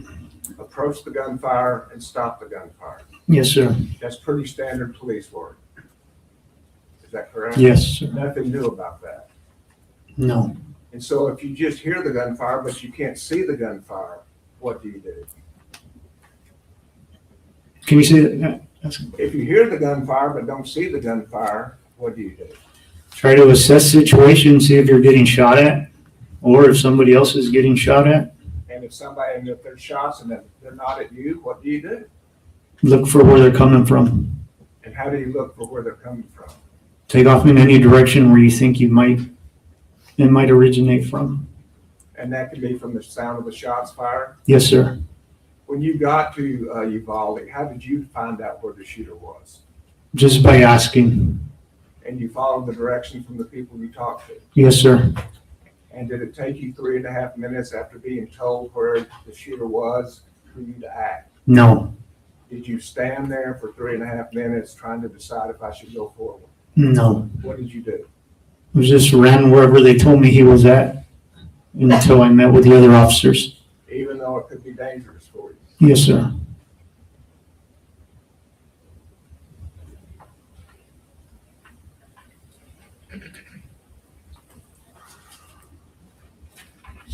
You also said that you walked with Chief Arredondo. I want to make sure we're clear on that. Chief Arredondo, the chief of the Uvalde Consolidated School District. Yes, sir. The chief of the school district where this happened. Yes, sir. And why were you with him? So the town I live at, that school is part of Uvalde School District. He was a fairly new chief at the time, and I'm not sure if we reached out to him, he reached out to us, but we were going to do a school walkthrough so the deputies could become familiar with that school. So we did a walkthrough. I'm not sure if it was a year before that, months, but it was shortly after he was hired. And that's where we went through, and he checked all the doors. Not every single one, but every door he checked was locked. And what was his response to that? He was proud. He was the security for the school. Yes. And he was proud that his people did as he, the security chief, had said. Yes. And when you say you wanted to be familiar with the school, tell me about that. Well, I was familiar with the school. I grew up there. So unless they renovated, added an extra room, other than that, I knew the whole layout. But the other deputies, they needed to become familiar with it. So before something horrible happens in a school, the people that are going to be in charge of responding to it go familiarize themselves with the layout of the school. Yes, sir. Because that school don't have security. There's no campus police there, or wasn't at the time. But if there were campus police, you would expect them to get familiar with the school before something horrible happened. Yes. That's consistent with what police work is all about, right? Yes, sir. And did you know Adrian Gonzales? I don't know if he recognizes me, but I mean, I know that he worked at the PD, and I remember he worked at one of my kids' daycares. Okay. And did you see him in the hallway that day? No, I don't remember anybody on the other side. And if you hear gunfire and you're by yourself, what do you do? You have to, if there's active killing going on, of course, you're supposed to stop it. So what does that mean? What do you do? Find the source and eliminate it. Is time of the essence? Yes. If you wait longer, what happens? Possibly death. More people die. You're trained on that. Yes, sir. The time is of the essence. Yes, sir. Every second counts. Yes, sir.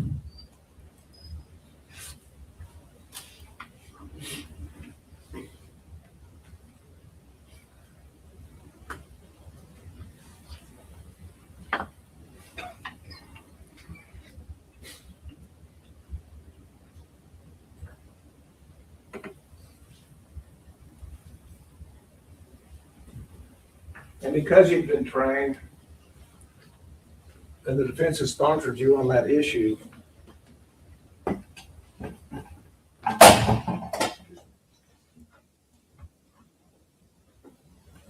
if there's a police officer in a vehicle here by this 1, 2, 3, 4, 5th building, in front of the 5th building, okay, and you hear gunfire over here, and you're by yourself, what do? You have to head towards the gunfire. And so what direction would you take? The direction where I heard it. Would you show us with the...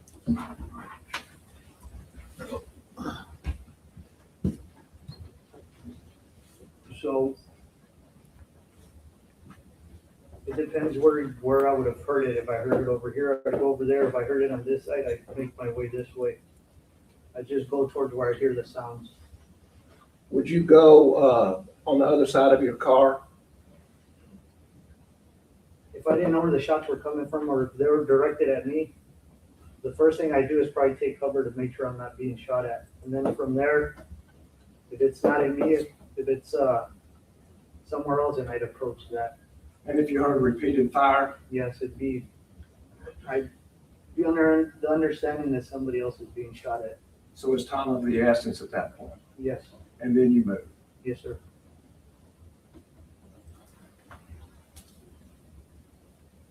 And if you're alone? Same thing. Take cover if I think I'm getting shot at. If I realize it's someone else being shot at, approach that area. And if you believe the shots are coming from the teacher's parking lot and you start here, what happens? I mean, is this building covered for you at that point? It's brick, yes. If it's brick, it is covered. But what happens as you get to the end, to the edge?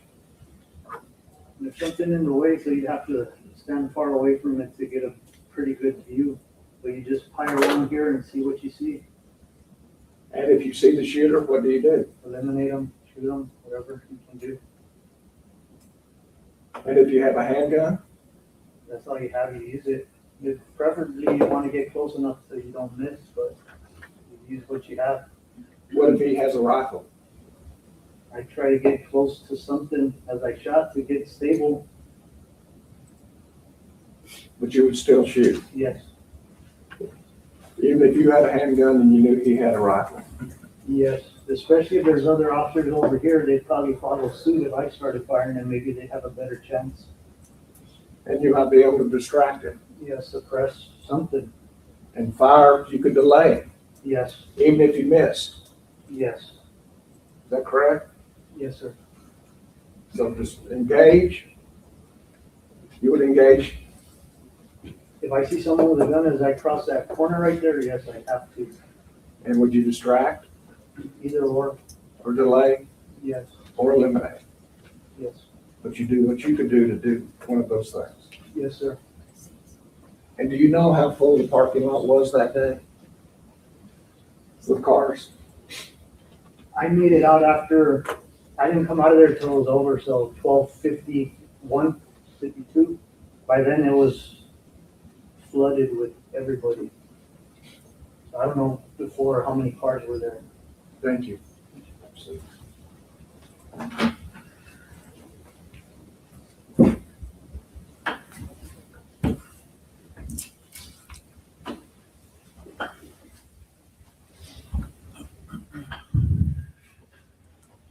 That's what.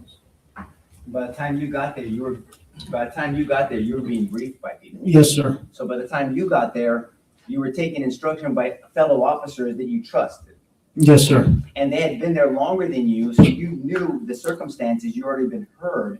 You had heard some of them. So you taking direction from officers that have already been at the scene and are briefing you because they've been dealing with it for a while is different than you arriving at a scene with a potential witness. Would you agree with that? Yes, sir. So the first officer that showed up, if there's a witness there with him on the southeast side of the corner, and that witness could be hysterical, you don't just take directions from a potentially hysterical witness, do you? Well, I mean, if they say they point somewhere, I'm going to look and see if what they're saying is making sense. Well, okay, see, you said some things that make sense to me now. You're going to look, you're going to observe, you're going to orient, and then you're going to confirm whether it makes sense or not. Yes. What you're not going to do is show up to a situation, you hear gunfire, you think you're being shot yourself, and then you deal with somebody who's a witness saying, over there, no reasonable officer is just going to start running over there in this area that you don't see the threat, right? Yes. I mean, you wouldn't do that right away. No, I wouldn't. I'd try to figure out where it's coming from and then head that way. That's right. And so when you say try to figure out, that takes a little bit of time to try to figure things out, right? Yes. It took 376 officers over an hour to figure things out, right? Yeah. No, I asked him about it earlier, Judge. Overruled, you can answer if you know. It took 376 officers over an hour to figure things out, right? Yes, sir. But the government was asking you about 3 minutes with Adrian by himself? Yes, sir. So we talk about it takes time to assess the situation. That's observe and orient, and then you decide, and then you act, right? That's what your training is. Yes. But it's so much harder when you're not seeing the threat, when you're hearing the threat, right? Yes. And you testified earlier, there's no special training. All these wonderful officers here, they don't have special training on hearing gunfire and then knowing exactly where it's at, correct? Not that I know of. Neither me as well. And so now I want to direct your attention to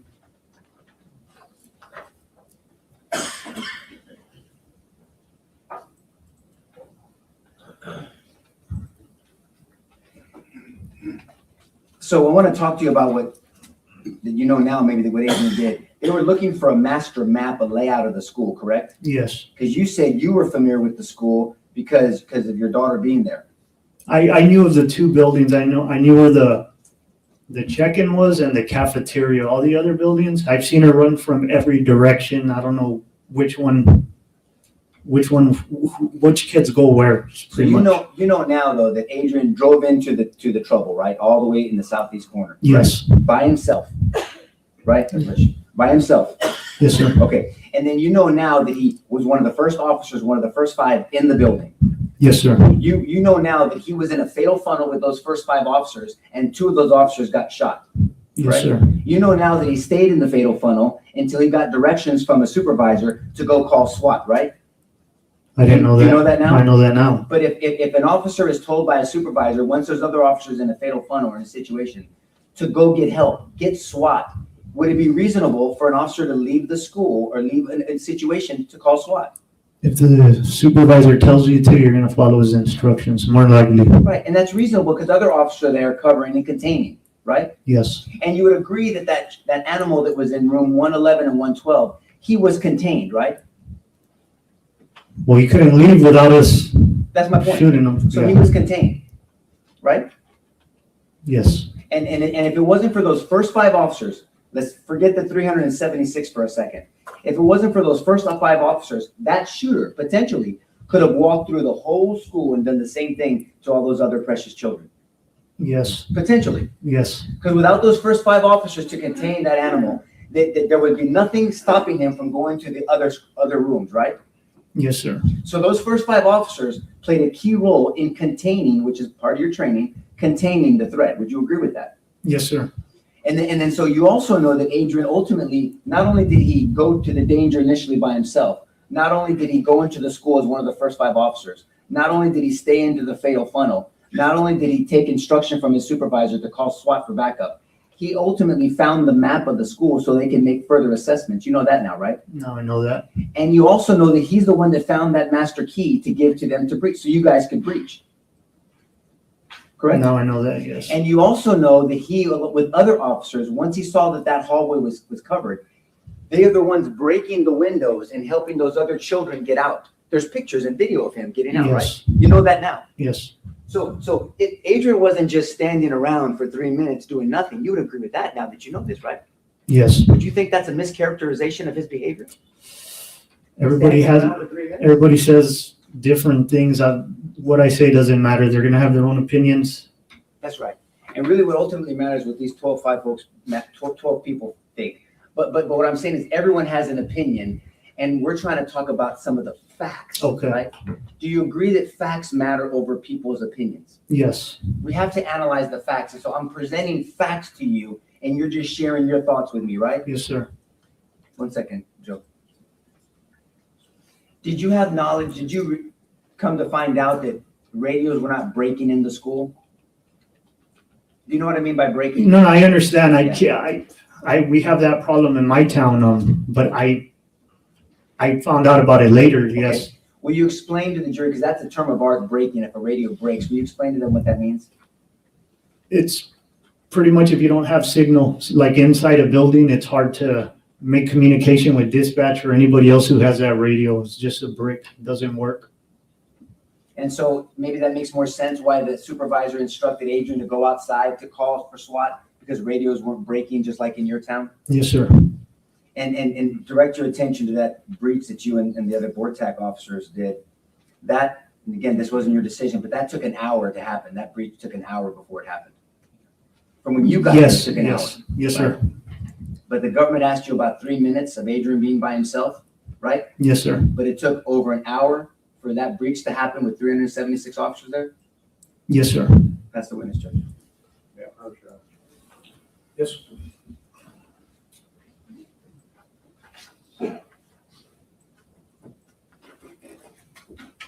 Officer, if we could, once again, we have a police officer in a vehicle at this spot, correct? Yes, sir. And he hears shots fired in this area, correct? Yes, sir. And there's a witness there, I believe, has been the representations, correct? Yes, sir. When the officer hears the shots fired and a witness gives you information, what do you do? I'll follow up on the information. For what purpose? If there's shooting going on, to stop it. Stop it, eliminate the shooter. Yes, sir. Don't you go get a map? Not if I hear the shots. I'll try and figure out the general direction and then approach it. Don't you go get keys? No, if it's outdoors, you don't need keys. If it's outdoors, you don't need keys. You don't have a family phone. No, sir. You don't need a map. You don't need to go get keys. Do you need to stop and evacuate people? No. So the fact that you may end up eventually evacuating people doesn't say what you were doing those 3 minutes, correct? No, sir. But he certainly wasn't approaching the gunman. No, sir. And you didn't hesitate to do that. I just asked and went. You just went. Yes, sir. Thank you. Absolutely.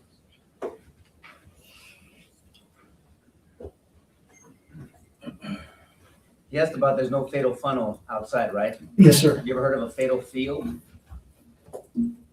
I made it up. So a fatal field, yeah, don't worry, that wasn't a trick question. So if I'm in a field, an open field with no cover, a handgun versus an AR-15.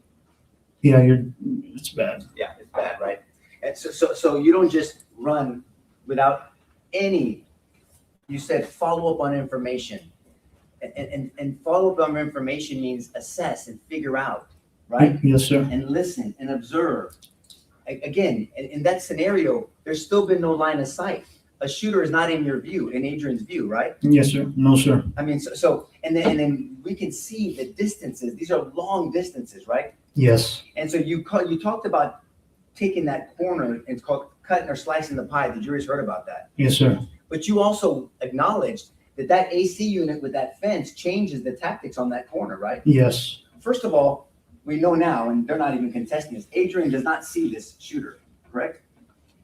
Right? Yes. And Adrian can't tell if it's on the west side or the north side. He just hears shooting, right? Yes, sir. So whether he should run east or west, maybe getting instruction from a person that's frantic and stressed out, right? Yes. And stress, as we've heard other witnesses, but you know through your training experience, can do interesting things to your sight, your perception, and your hearing, right? Yes. You've heard of tunnel vision. Yes. You've heard of auditory exclusion. Yep. You've heard of perception distortion, correct? Yes. Perception distortion means that what really happened is distorted by stress, so your perception becomes your reality, and you think that that's what really happened. Yes, sir. And that can happen. And that's why you're trained that if somebody is excited, understandably, by the way, nobody is criticizing this young lady at this point, but that you're not going to just do whatever they say immediately. You have to wait, assess, follow up on the information, meaning it takes a little bit of time. Yes, sir. Especially if you don't have line of sight of the shooter, right? Yes. If you have line of sight of a shooter, like those 3 officers in the corner, you don't have to, your assessment's going to be a lot quicker. Yes. Right? So the 3 officers in the corner, if they were getting information from a very understandably excited witness, but they can assess that words that they're getting because they have a visual, because they're following up and they're observing and orientating themselves to the circumstance because they can see what's going on, right? Yes, sir. Very different, right? And so those officers had a line of sight. One of them asked for permission to shoot and had the ability to shoot and stop, right? Objection repetitive, Your Honor. I will sustain that objection. But what we know for sure is nobody from that corner followed the shooter into the west building. No, sir.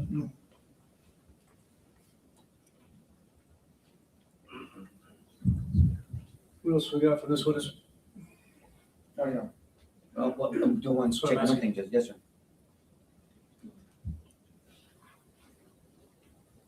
Do you know now, but by the time that Adrian radioed in potential position of the shooter, he was already in the building? Yes. Pass the witness, Judge. Okay, recall either side. No, Your Honor. No, Judge. Okay, sir, you are excused with our thanks. I'm gonna tell you the rule's been invoked. You know what that is. Yes, sir.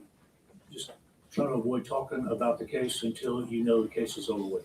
Yes, sir. It's your time today. Thank you very much. You know who went into the fatal funnel? Ma'am? My sister went into Yeah. the fatal funnel. Ma'am, Did she need a key? Why do you need a key? ma'am, go ahead and have a Wasn't it seat. locked? Y'all seen that she didn't lock her door. She went into the fatal funnel. She did it! Not you, bastard! Okay, ladies and gentlemen, I'm asking you to disregard the outburst. I forewarn these folks, if they do that, there's not going to be any warnings. They're going to be removed for the rest of the trial. That's unfortunate, very unfortunate. So thank you very much. We'll see you back here at 1:30, and remember my instructions, 1:30. I don't even know what she was saying. Okay, that was some interesting testimony. Obviously, very compelling. And of course, this witness, Joe Vasquez, is called by the prosecution, but I'm not sure that he helped them at all. If anything, I felt like the defense did a really effective job of drawing him out and making their defense for Adrian Gonzales. Yeah, we were talking during the testimony's going on, and we were thinking the same thing. I felt like this witness did, in fact. I'll have to go back and watch that. I don't understand. Who was she shouting at? Was it the defendant or was it the witness? Let's go back and then we'll catch up with what they say because they might know more than what we do. So hang on. What happens? So we'll go from here. Okay, sir, you are excused with our thanks. I'm going to tell you the rule's been invoked. You know what that is. Yes, sir. Just try to avoid talking about the case until you know the case is over with. Yes, sir. It's your time today. Thank you very much. You know who went into the fatal funnel? My Ma'am? sister went into Yeah. the fatal funnel. The fatal tunnel. Her sister went into the fatal tunnel. Ma'am, Did she need a key? Why do you need a key? ma'am, go ahead and have Wasn't a it seat. locked? Y'all seen that she didn't lock her door. She went into the fatal funnel. She did it! Not you, bastard! Okay, ladies and gentlemen, I'm asking you to disregard. Fatal tunnel. So she didn't need a key. I don't understand what that means, to be quite honest with you. Because they say that they need a key to open or something. I don't know what that was aimed at, if I'm being honest. So the doors are supposed to be locked. So the doors were supposed to be locked, but we found out that some of them weren't locked. So they could have breached it. I think what she's saying is that they waited so long, but her sister went in. And she didn't have a key, but she still went in. It's like, okay. I mean, okay. The outburst, I forewarn these folks. Well, hang on. Look, hang on, I don't hear it again. But this guy, the witness here. Okay, ladies and gentlemen, I'm asking you to disregard the outburst. I forewarn these folks. Okay, let's fast forward a little bit here. We were thinking the same thing. I felt like this witness did, in fact, help the defense because they're showing that there were 3 other officers that were there within 25 to 30 seconds and had a better line of sight. One of them asked permission to shoot, and he was denied permission to shoot the shooter. He sees him, but Adrian Gonzales is on the other side, which is not disputed. He never sees the shooter. So I'm not sure how they're going to get to a conviction here. What do you think? I tend to agree. I think that the witness that was just called, it's not Sergeant anymore, it's Vasquez, I think, Officer Vasquez, was much more beneficial to the defense than the prosecution. I still haven't quite figured out how this officer's experience and what he saw and what he did somehow then makes our officer, the one on trial, guilty. I don't really see the connection there. I mean, again, the human interest of this gentleman who was looking for his own daughter. Right. And you can imagine the horror that's going on with him. And I just don't really see the connection between, okay, here's the steps that I took when I arrived and what I perceived. It seems like it'd be speculation on his part as to what. Just thinking that the other thing about this, I'm not trying to be heartless here or anything. I understand these victims' families have got a lot of skin in the game, but that outburst pissed me off a little bit because, once again, this is another example of the defendant not having a fair trial. Because no matter what, the jury will have heard that outburst and that emotion. And if they have any kind of heart, they will feel sympathy, obviously. And her shouting, my sister went in, she didn't have a key. That is another example of the defendant being biased here. About 1:30 KD, no, 2:30 your time KD, 1:30 Central, 2:30 Eastern, I believe. This is why it's important that people, this is why the judge warns people, this is going to be emotional. If you can't handle emotions, please step outside. Don't do any outbursts. Because again, it's prejudicial towards the defendant. And as much as I have sympathy for the families, you know, and they want a day in court, well, it's the defendant's day as well. So this is the second time now that he's been, in my opinion, he's had a rough ride of it because you can't unhear what the first witness said, even though the judge said you got to unhear it. Now we're dealing with an outburst in court, which I don't believe is very fair for the defendant either. And you could say fuck the defendant because, you know, he deserves to be on trial. That's not how I work, and that's not how the law works. And also, I would say this no matter who's on trial. You know, lots of people here think that, obviously Sarah Boone, for example, if this happened to her, I would say the same thing. The defendant has the right to a fair trial. This is, you know, I understand the emotion of it, but like she's just prejudiced the defendant for a second time. How can he now have a fair trial? You know, I don't know how this court, because if he's found guilty, I mean, obviously they can appeal all these things, but it's like there has to be another remedy for this. But you know, and whether you believe a defendant is guilty or not. So if you do believe the defendant's guilty, that's absolutely, you know, if you believe the state to prove in their case, that's fine.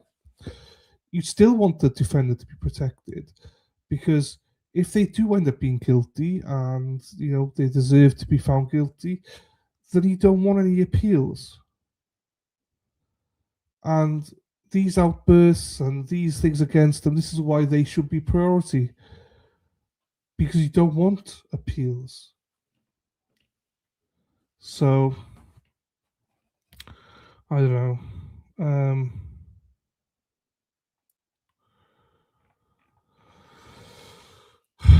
Josie's missed it. Have you seen it, Josie? Do you need me to play it again, Josie? But our guy did, simply because he said he never even saw him there. Yeah. So how can he kind of Right, speculate? he says, do you know that by the time that Adrian Gonzales knew the position of the shooter, that he was already in the building? Right. Yes. Right. You know, it's like, I'm not sure how it's, you know, and he's arriving more than 20 minutes after this has all started and acknowledging that, you know, these other officers had better line of sight, and one of them had an AR and could have taken the shot. To go to verdict. Hang on, here we go. I'm glad we played it. Hang on, here we go. Court's back. Any further outburst will just echo the attempt for another motion for mistrial. So please think about that. We're trying to get this case to the jury, and these are not helping. And soon enough, if it continues, I will have no choice but to grant a mistrial. So please think about that. All right, we're in recess, 1:30. Well, that was very interesting. Yeah, I was in the courtroom when the judge at the very beginning, and you guys probably heard it, but he's very no nonsense. He actually also said it during jury selection that you've got to keep decorum, you've got to be able to keep your emotions out of this, but he was talking to all sides. And he told them early on, the families and everybody, it's going to be emotional, but if you any outburst, I will permanently remove you from this courtroom and you will not be allowed to see the rest of the trial. So, yeah, which I'm assuming he just did to whoever that was screaming. I'm assuming because where the yelling is coming from, that's where the family's sitting. What did you make of that, Todd? I was a little bit taken back by it because I'm not really sure what Mr. Vasquez said on the stand that would have been so upsetting and revolting to the families. It seems like he did everything that he knew how to do. He was going to throw caution to the wind. I mean, he arrived at a later time. He's got his daughter to concern about.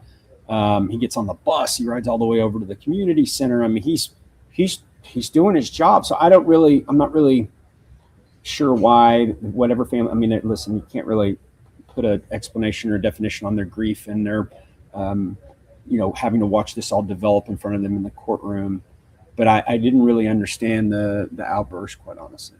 And it's clear that the judge, if anything else happens, we've already had testimony stricken, and picture. Right. Well, we had a situation where they were showing. They had agreed on which photos to show from the crime scene, and one of them was a photo that showed the word LOL written in blood, that the shooter had written that, and they had agreed that the jury would not see that, and the prosecution mistakenly left that in. Right. And so it's like, at what point does the totality of these things start to build up to where you end up calling a mistrial? Well, and again, the judge wants to keep this jury. He wants to keep this trial moving along. He wants to reach a conclusion. He knows that if he declares a mistrial, they start back from square one and try the case all over again. And you're talking about, millions of dollars of resources that certainly would go into any trial of this magnitude. And so he's going to do everything he can to preserve this jury and get them to a verdict absent something just outrageous happening for a mistrial. I think he's going to give stern warnings. I would imagine if somebody outbursts like that again, he may even hold him in contempt and take him into custody based upon the instructions that he's given. But I think everything in his fiber says we got to push forward and get through some of these issues and get to the heart of the matter because I don't want to lose this jury. Well, I asked the defense attorneys about that. Even when they asked for the mistrial, they said that they were more compelled to do so because of how the law is written, but that they really they liked this jury. They too want this to continue. They want it to go to the jury for a verdict. They said that their client, Adrian Gonzales, as well as the families, no one wants to go through this process again, including their client. Well, while we've heard a lot of emotional testimony this morning, right? Have you heard anything that would lean towards convicting Adrian Gonzales? I have not. I keep kind of waiting for that oh hell moment, right? Like, oh, now I get it. But I haven't heard anything. And again, it's I've been following the trial through you guys and reading everything, but until you listen word for word to the testimony and get immersed in it, it may have come at some other time. Maybe there's more testimony to come that's somehow going to tie Gonzales into this situation, but I certainly haven't heard it yet. How effective do you think it was that they said there were 5 officers, they went in, they took fire, they were in the fatal funnel. These other 376 officers didn't, it took them forever to determine what to do. Yet these guys did run in toward where they thought the shooting was coming, and one of them was Adrian Gonzales. It feels like that's... what else are you expecting them to do? Yeah. I mean, 2 of the guys with him get shot and they have to retreat. I mean, I'm assuming they retreated when that happened. And, he clearly was not equipped. Did we find out, did Gonzales have a long gun or a handgun? He has a handgun. I thought so. And that was one of the points that the defense lawyer was trying to make with the accuracy of the pistol and being able to return fire, as opposed to waiting for the tactical team to show up that has the ARs and much more equipment and are able to.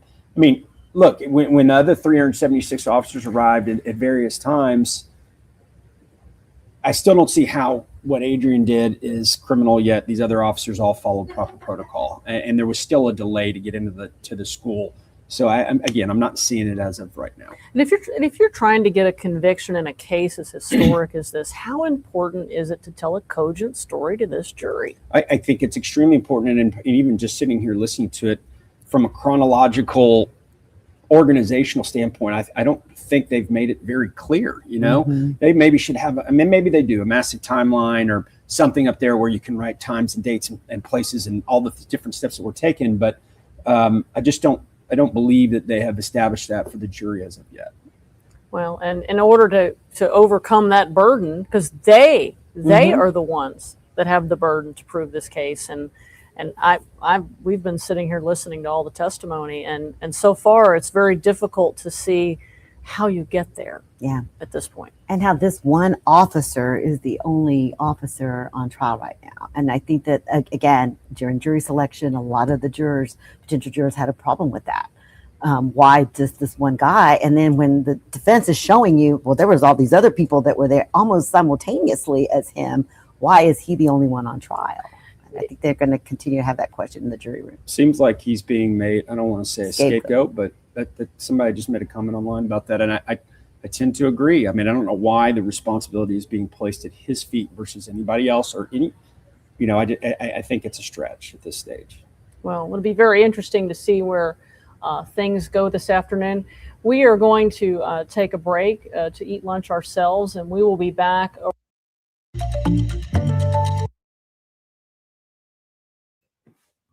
Okay, right. Now the chat. You see, Jema comes in for one day and she fucks up the whole chat. Right. Let me put this up here. Where's it gone? Lunch till 2:30. So yeah, he was. He did go into the school. I think there's a clip of him that he was the second one in behind somebody. So they all went in. Do you know what I mean? So I'll ruin you in a bit, J-Mac. Fuck's sakes. I'll be back. Got to wash my hair and make. No worries. If you need to know how to use a Dyson, just let us know.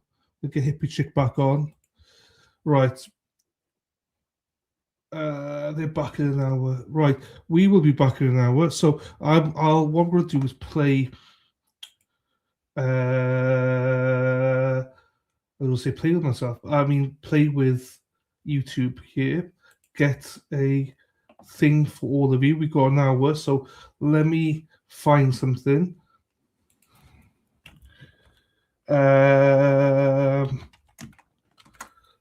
Lord crime.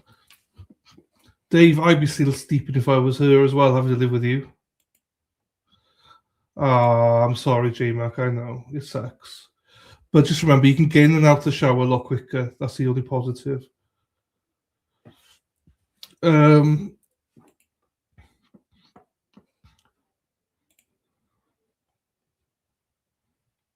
Right, hang on, I need to find something. So we've still got an hour to go.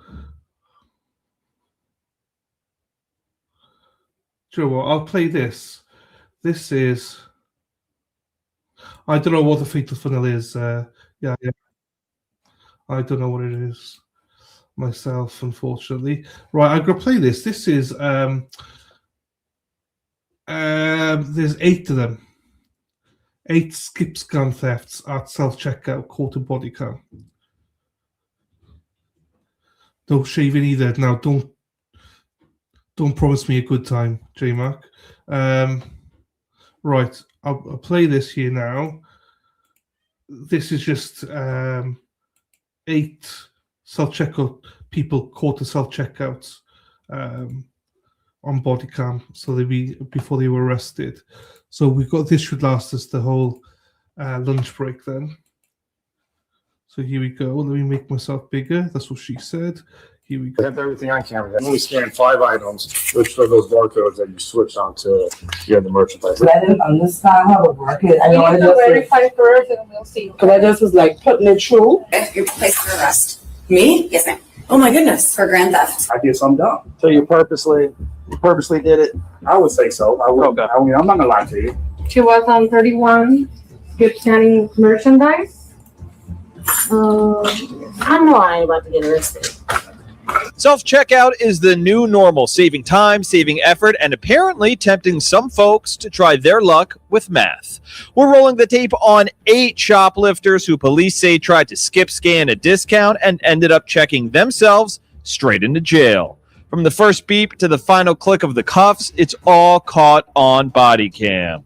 This is After Hours, presented by Law and Crime. I'm Sam Goldberg, and I'm back from paternity leave. That's right, I'm a father. Guy's a school administrator. Oh, God. We begin today's episode in Polk County, Florida. Winter Haven police are called to Walmart to teach a middle school principal a lesson he should have learned a long time ago. Stealing is still against the law. Asset Protection spots him skip scanning a self-checkout, allegedly running a skip scan scheme, using a bag of disposable foam plates as a decoy while sliding more expensive items through unpaid. But he admitted to have done it. I guess he's admitted to have done it before. Oh, okay. Well, all right then. Okay. Well, if he admitted to it, then you know what I mean. If he claims it was a mistake, it's 3 items. But yeah, he's admitting I to don't it. know. I only know what I heard when I walked in. Okay.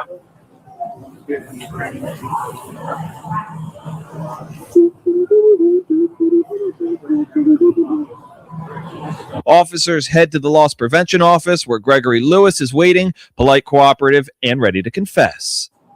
What's up? What's happening? Not much. This gentleman here, he's been more than honest with me. He was at the register and he got the paper plates and placed this one under one of the paper plates, scanned the paper plates, then scanned this. Bacon, same thing. And then the bulbs, he only scanned one of the bulbs. Kind of scanned one and then did the other one pretty fast, just not hitting the scanner. Okay. Total is $46.59. I'm looking at his other transactions now. Mr. Lewis. Yes, sir.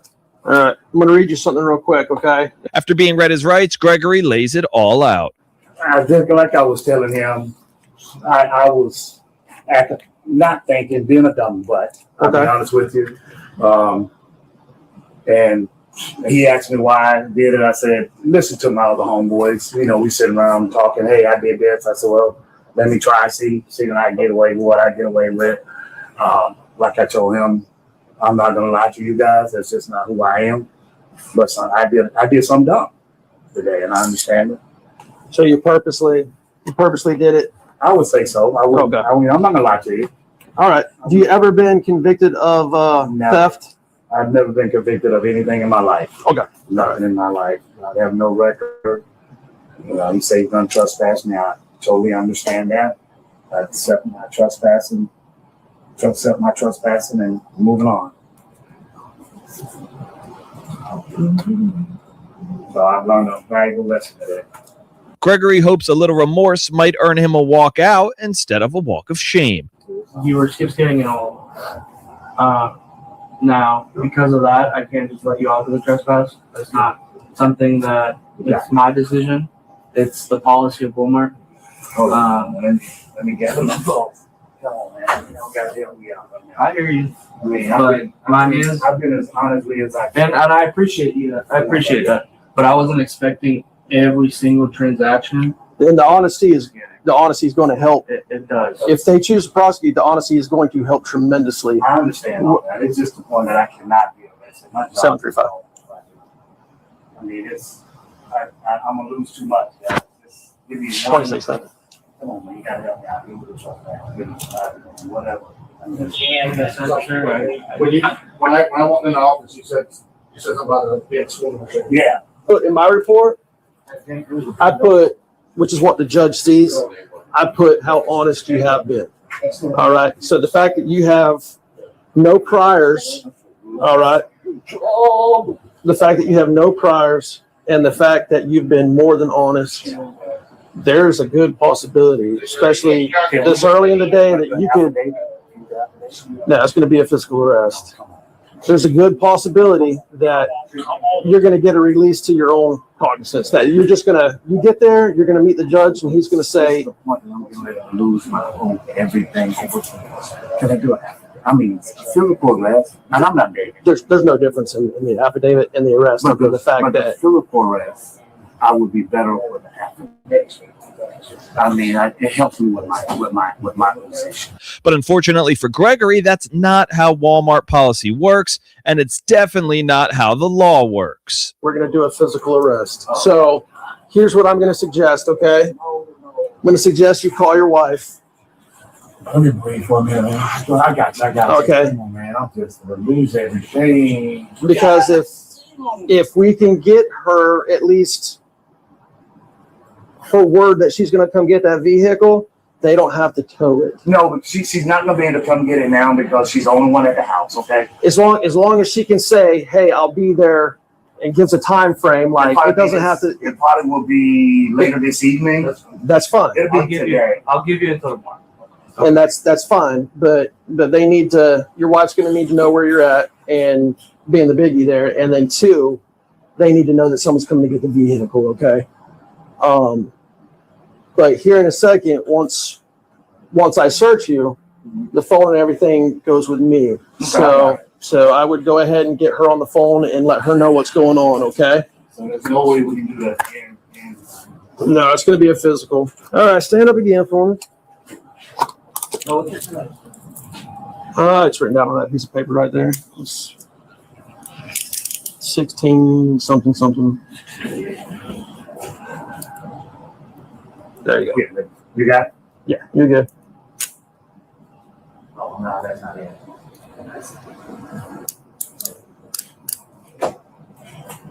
Is it fine?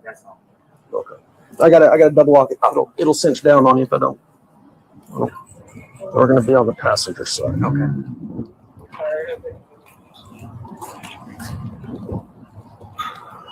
Man, my wife gonna beat my back. She gonna get told off. Yeah. You can see that. Yeah, I would say that when this emotion goes, it's going to turn to anger. Yeah. So you don't gotta look at the camera. I just have to think about it. All right, sir. Thank you, sir.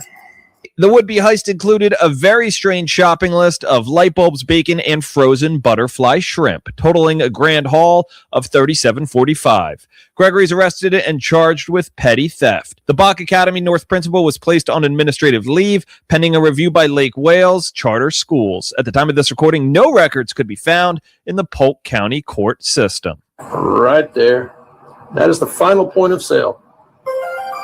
You could have turned around right there, went and paid, nothing would happen. I never knew that. Hey, by the way, there's a reason after hours is.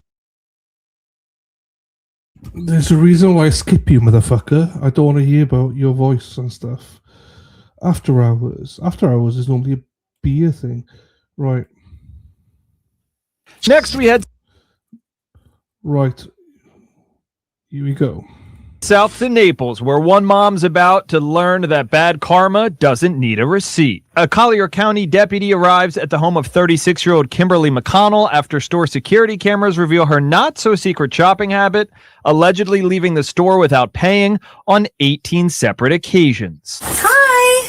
Hello. Is your mom Kimberly home? No. Do you know when she'll be back? No. Is she going to pick up your brothers and sisters? She's at a meeting. Oh, she's at a meeting? Okay. Detectives head over to Kimberly's office to confront her over reports that she intentionally skip-scanned items and walked out with more than 150 unpaid products worth thousands of dollars. Howdy, how you doing today? Good, how are you guys? Kimberly here. McDonald? Yeah, she is upstairs. Is she by herself? She's not. Okay. Can you ask her to come downstairs? We just got to chit-chat with her real quick. Yeah. So, thank you. Hello, Miss Kimberly. Hi. Hi. Are you guys free? Yes, ma'am. Is that somebody? Want to go somewhere a little private? We can just go the small way? Sure. Take her outside to the car. It's all open everywhere. And our AC's broken, so they're going to take. Ooh. They're both nice. Hello. It's gonna be hot in here too. Sorry. I just am trying to spare whatever here. So, okay, you're placed under arrest. Me? Yes, ma'am. Oh my goodness. For grand theft from Target. So there's 10 to 18 different times that you've gone to Target and paid for items and then did not pay for items. And they all have you all on video and photos and all of that. So right now we are here because we have PC for your arrest. Okay. So what do I like? Can you just kind of tell me what to do? So or now- how we do this? Yeah, so I'm Okay. telling you that right now. Yeah. And I don't want to embarrass you in front of Of your course. work company, so I'm trying to be nice here about it. Of course. But I would have to place you in handcuffs, get you in the back of my car. To walk out? Can I walk to your car and then you put me in? Yeah, we can do that. Is that okay? Just as long as you don't run away or anything like that. We have to. Okay. I have to say it because we've had runners before. Oh, I'm sure. So, Of course, yeah. you go down to the jail to get fingerprinted, booked, all that stuff, and then you can call and get a bond, and then you could be released. David, you dirty, dirty man, you. Jugs! Well, I think we'd all agree we could all fix her. If Bad Daza was here, he'd be able to fix her. I could certainly fix her. As early as tonight or tomorrow. You have to see a judge within 24 hours. So that's what I know. Yeah. So I can't call anybody now. I'm not trying to do anything beyond this. Because my kids, So I do have kids. Yeah, I did go to your house. Okay, Your my son- son's homesick with the flu. It's okay. I did Sorry. ask. I didn't know if you were. But he's older. Yeah, you're fine. I was like, He's middle school, right? Yes. Okay. So you look middle school. That's why I asked. Yes, he is How old's your youngest? 7, and he's probably just getting to the clubhouse. Does he walk from the clubhouse? Yeah, but like this meeting that I was just in that I got pulled out of, as soon as it was over, I normally go home. Do you have anybody else that can go there for at least the evening? Do you have a husband, boyfriend? Yeah, I mean, I can call if I'm allowed. Yeah, I'm yes, just we're giving you. We're giving you the opportunity Yeah. to call somebody to go to the house for the kids. Yeah. right. So I know he's not home now, but he's like, at work. So I can just let him know. Okay. Yeah. Can I tell him why? You can tell him. Yeah. Yes. Yeah. Okay. They said for theft at Target for self-checkout. So. Hey, we'll take you 113-075. No, I'm not thinking. Thank you, 113. Yeah, let's go. Yeah. Sorry. No, you're. This is Corporal Robert Kirkland with the College County Sheriff's Office. This It's is not a probably joke. not a norm, so he probably. I've never even. She's back. I just Okay. letting them know it's not a joke. But because they had gone to the house and Gabe was there, so I told them like I'm probably getting home from school right now, so they don't call DCF because the kids are home alone, not because we did anything wrong. Right. Okay. Okay. He said he'll leave now and go. Okay. All right. Do you have anything here that you need to take out? Like a purse. Just like my card. Should I leave them? I would leave them. I don't know what the right I would thing have to to go do up is. with you, and I I would don't- try and just not. No, I can leave my car here like overnight or till later. As long as you're today, fine or- with that, yeah. Fine with that. Yeah, I mean, this is pretty Yep. secure. I just have to get a picture of you real quick, right? So, let's see. Kimberly agrees to cooperate with deputies and is politely escorted to the patrol car right before she placed in handcuffs for transport. She was arrested and charged with grand theft. She now faces up to 5 years in prison or probation, plus a maximum fine of $5,000. At the time of this recording, it remains unclear whether prosecutors formally pursued the case. I understand I made a mistake. I understand. Multiple times. Yes, you're right. You're 100% right. Thank you for admitting it. Now, this is 39-year-old Carla Nishikara, who appears to be working through the realization that shoplifting is not allowed. Deputies say this wasn't a one-time mistake. Carla was already on a 12-month probation for shoplifting and apparently felt confident enough in her skills to try again, figuring the cameras missed it. Your total amount that you should have paid is $212, and you only paid There's no way for a Lego set. And $19.50. You only scanned 5 items, which for those barcodes that you switched onto the other merchandise. They have everything on camera. They have you ripping tags off of clothing, putting stickers on the pieces of product. I didn't switch the tag, so Okay, so the camera's lying? I guarantee you don't have that on camera. But cameras captured her sleuthing in HD. Loss prevention has been tracking her the entire time, catching Carla swapping price tags from one item to another. Cameras capture her looking around to ensure no one's watching. Unfortunately for her, they always are. She takes her time aisle to aisle like she's browsing while staff builds a case against her. Multiple angles follow her every move all the way to self-checkout. Loss prevention zooms in, watching each scan and each item she skips. Carla passes all points of sale, and just when she thinks she's in the clear, a manager steps in to end the shopping spree. But that's only the beginning. Lose your medical marijuana license for not abiding by their laws, right?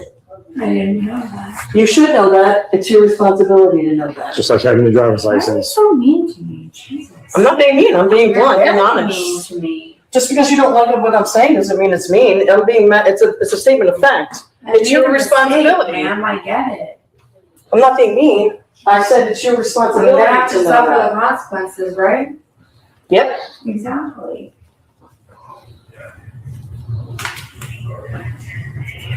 What? Do you have an EBT card? Yeah, there's nothing wrong.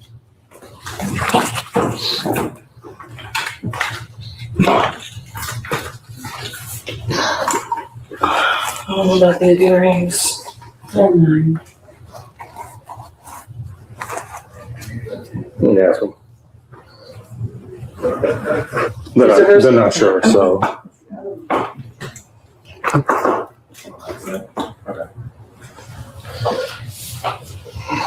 This. Yeah, I don't know for sure about that one. Well, we can't tell. We can't trust what you say is yours because you said those underwear were yours, which they're the stores. Yeah.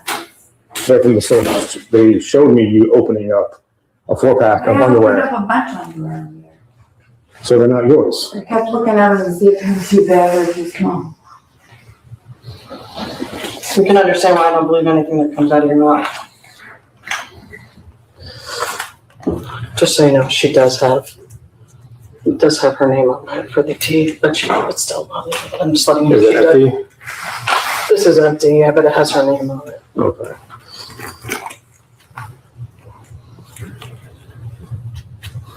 I guess the jail won't take it as anything. No, they don't just pen either.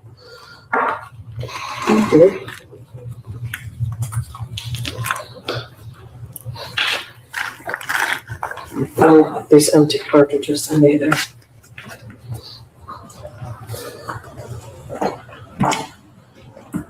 Taylor's gonna get a price on those other things? Yes. Okay, we're gonna get out of here. So just, actually, I'll wait for him. I'm gonna get into my car and then I'll come back and get the receipt. Okay.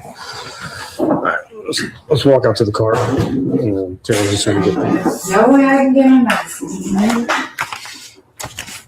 Because I don't know which car your dad took, so. I hope not.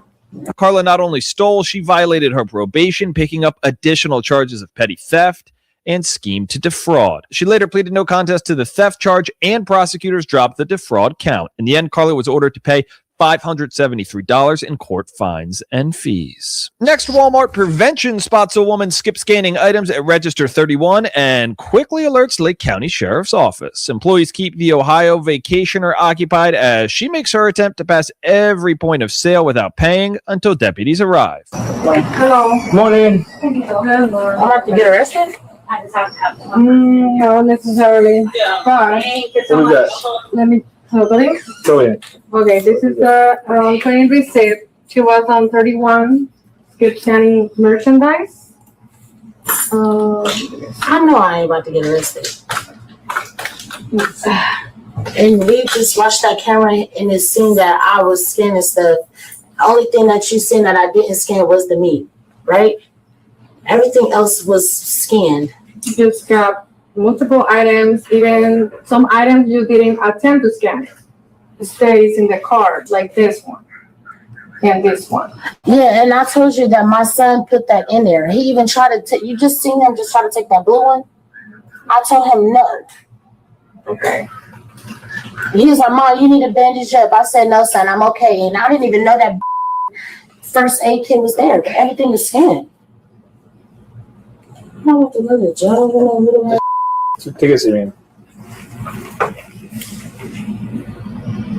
Like, that's ridiculous. And I'm telling her I'll pay for the stuff that I didn't scan.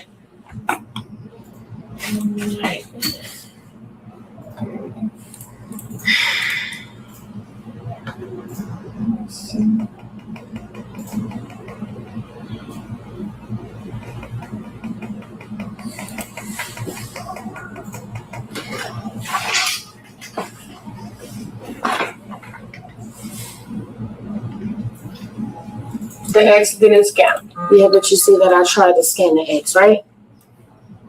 I told this lady it was milk everywhere and blueberries, and I told them then they need to clean that up. It's not scanning right. And I pass it.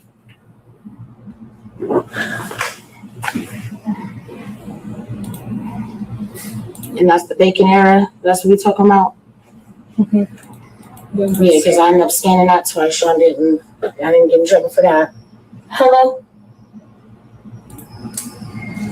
Hello? Oh, girl, they just brought a whole cop in here. She only scanned 7. Yeah, I don't know what the is going on.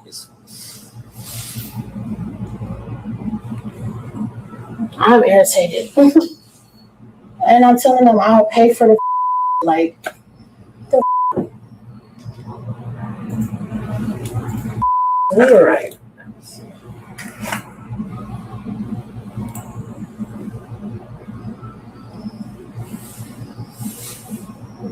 Yeah, I know. I already know that. That's why I'm confused. I would never been so far.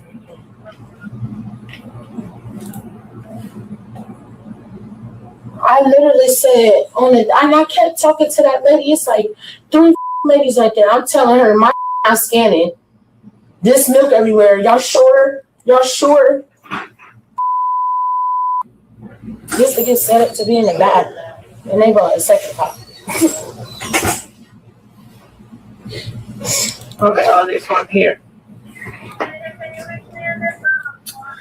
The only thing she can show them is that I didn't scan that, and I'll buy it. And then she didn't scan that. The meat. Mm-hmm. Just put the video again. Again? Yes. Mm-hmm. She scanned this and this.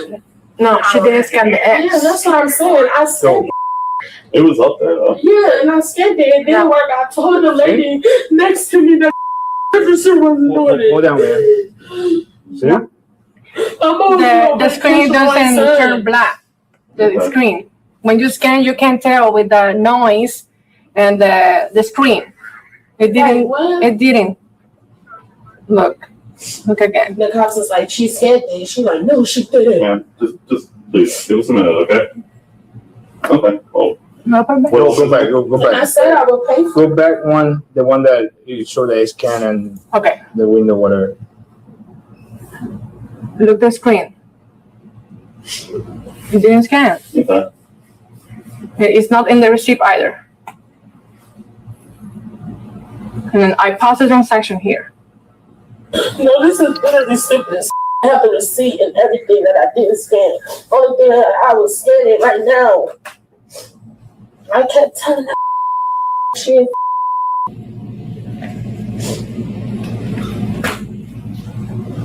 and I don't speak Spanish.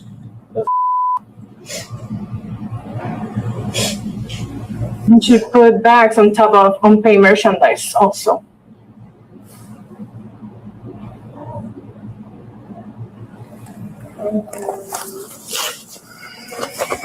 Okay, here. She was keeping that. Mm-hmm. Hi, man. My name is Deputy Garcia, Lake County Sheriff Office. Can you put yourself on our way, please?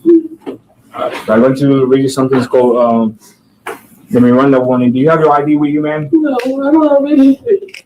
Where you from? I'm from Columbus, Ohio. From Ohio? Mm-hmm.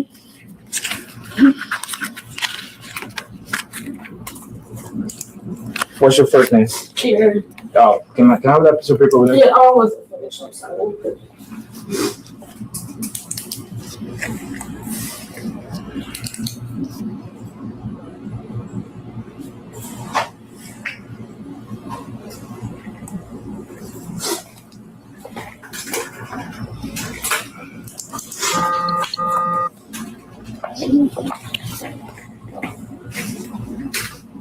Can I please just pay for it? And that's up to them, but I think that they're wanting to report now. So I'm about to get arrested? Well, we're gonna figure that out if we're gonna take you to jail or not.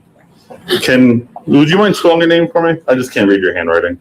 K-A-Y-A-R-A-H. A-I-R-A-H. Yes. Help me from my son of a bitch, bro. This is not happening. How do you spell your last name? Parker, H. H-A-R-P-E-R. Okay. All right, so I'm going to read you something called the Miranda warnings, all right? You have the right to remain silent. Anything you say can and will be used against you in a court of law. Do you understand each of these constitutional rights I have explained to you? Hold on, wait. I'm about to get arrested. You're not arrested. You're not arrested. You are being detained and doing asking questions. That's why we read that to you. Hold on. So this far, is not right. So far, you're not arrested, okay, man? I just need to ask you questions to do my investigation, all right? Okay. Before I ask you a question, I have to read your constitutional rights, okay? Yes. All right, so I'm going to read it again. I heard you, and I do. I just want to read again because you going through episode right now. So I know, because my son, we're far. Okay. So hear me out. Let me explain this to you, and then we go from there, right? Mm-hmm. You have the right to remain silent. Anything you say can and will be used against you in a court of law. You have the right to talk to a lawyer and have him present with you before and during any questioning. If you cannot afford to hire a lawyer, one will be appointed to represent you before and during any questioning if you wish. You can decide at any time to exercise these rights and not answer any question or make any statements. Do you understand each of these constitutional rights I have explained to you? Yes. Yes or no? Yes, okay. Having confirming you understand of your constitutional rights, do you want to try and annulling, waive your constitutional rights and wish to speak to us now? Yes or no? Yes, I was speaking. Okay. All right. So in the video cameras, I see you scanning some items. Yes. As well, I see that they went and cleaned it. What transpired today, ma'am? What you can explain to me? Okay. That didn't show the cameras. Okay, today, like I was trying to tell her, and I wish the lady that was next to me that cleaned the milk up was sitting with me in here, because she's the one that was more on the floor, knowing what was going on. I was scanning stuff. The milk even got on the top. There's two parts of the thing where you can scan it at. It splashed on a part. They went and got me a whole new milk because the milk was leaking. Okay. So I was scanning stuff at my shrimp. I wanted to buy my shrimp. It had milk all over it. I'm scanning it, and I thought it damn scanned. I'm moving fast though. We have somebody outside waiting on us that had to be somewhere at 11:30. Well, 11:50 for this. This is where we're at, the resort thing, and he had to be at a presentation at that time. So I'm rushing. I'm okay. Boom, scanning. Boop, boop, boop, boop, scanning. The only thing I can that I didn't probably scan was the meat. My son, he put those the things, the medical thingy thing. He put that in there because I have a scar right here, and I can show you. No, ma'am, no. Oh, it's a scar right here, and my son just being my son, being mommy, I'm gonna help you.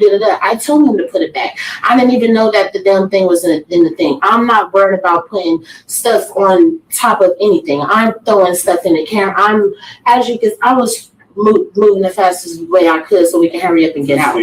I literally just told her, I was even surprised when I saw her. I was like, well, if anything is missing, I'll pay for it, because I was scanning everything. As you see, I scanned the eggs like 3 times. So I'm not trying to. I understand y'all's establishment. I cannot get arrested here. I will pay for it. Literally, I have it. I will literally pay for the receipt right now. I did not try to do anything wrong. I swear. That's something that's out of my position. You know, I'm here to see you commit a crime. Right now, I saw you on the videos that you were scanning, but also you didn't scan some items. So once you pay for the item that you scan, without paying for the item that you didn't scan, and you pass all points of sale, you commit a crime over here. It's called retail theft. Okay. So, all right. So are that's something that Walmart, supervisor of Walmart, something like that. You know. Walmart. Because when you're here, I cannot go back. You pass point of sales with unpaid merchandise. I know, but I'm respectful to you right now. I'm literally saying I'm not trying to do no harm, but I cannot get arrested here. I have my baby. My baby is 7. And we from school. Like, I can't get pulled over here. I'm going to pay for it. Can I please just pay for it? I wish I could go like back. you. It's not me. It is because I'm asking you. I can pay for it. It's your decision. It's not up to me. It's up to Walmart. It's the rules. You are Walmart. I don't make the rules. The rules is I cannot. If I stop, I'm about to get arrested. I'm getting arrested, Selena. I'm getting arrested. 20 cents too late. Show that female 10-15. They don't care. She don't care. She does not care at all. I'm getting arrested, Aaliyah.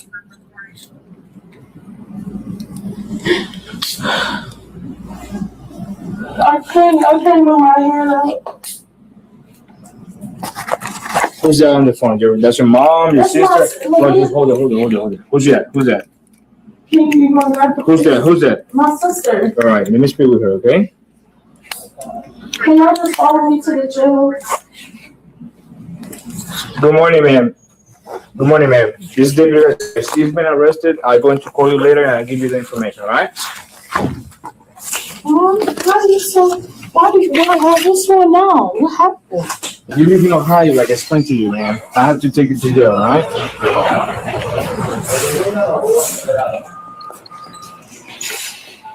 Let's go that way.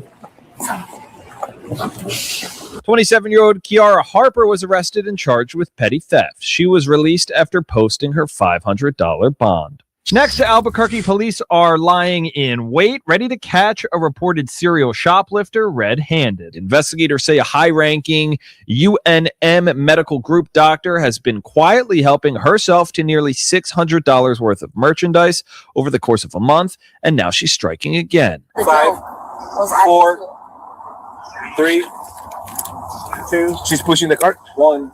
Come on. Officers knew who they were looking for. They just couldn't find her until today. Ma'am, let's go inside. We need to talk to you. You're detained right now for shoplifting, okay? Okay. Let's go inside. Okay. I'll take this. Keep your hands out of your pocket. Keep your hand out of your pocket. Sorry. Controller? Yep.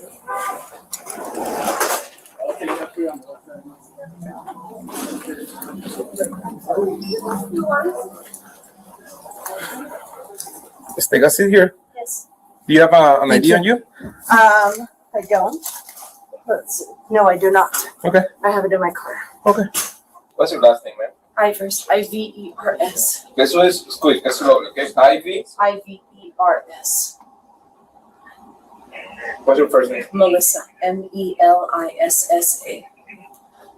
What's the date of birth? You know why you're in this office right now? Yes. According to loss prevention, this stop was her boldest yet. Employees say she walked out with $95 worth of merchandise, confident she flown under the radar, but this time it all caught up to her. You say you have more cases with her, Ty? Yeah, I'll get you the station That's her personal bag. That's hers? Yeah, he's supposed to take pictures of that.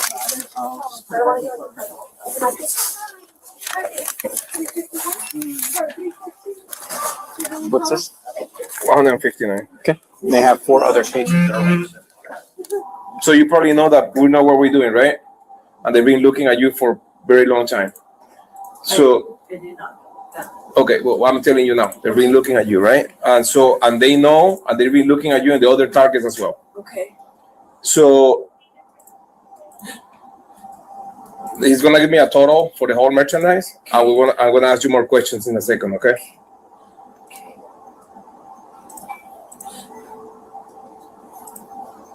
Once police confirm they have probable cause, they move in to arrest Dr. Melissa Ivers. 10-4, thank you. So that's her name. Date of birth is 01/14/82. This is the APD number, the case number. That's her name, okay? Okay. I'll give you the city in a second too, okay? Okay, ma'am, at this point, you're gonna be under arrest for shoplifting, okay? Okay. Within the last 90 days, you've been catching camera, shoplifting around $940, which is in New Mexico, is a felony, okay? So, you also is gonna be criminal trespass from the property. I'll give you your copy in a second. Okay, so do me a favor, stand up for me, please. Face away from me. Put your hands behind your back. Yeah, you can fix your pants. Okay, put your hands behind your back and put your hands together like you're praying. Put your hands together like you pray. There you go. I already asked you this. You said you don't have any weapons, but I'm gonna ask you again. Do you have any weapons? No, I don't. Do you have any needles on you? No, I don't.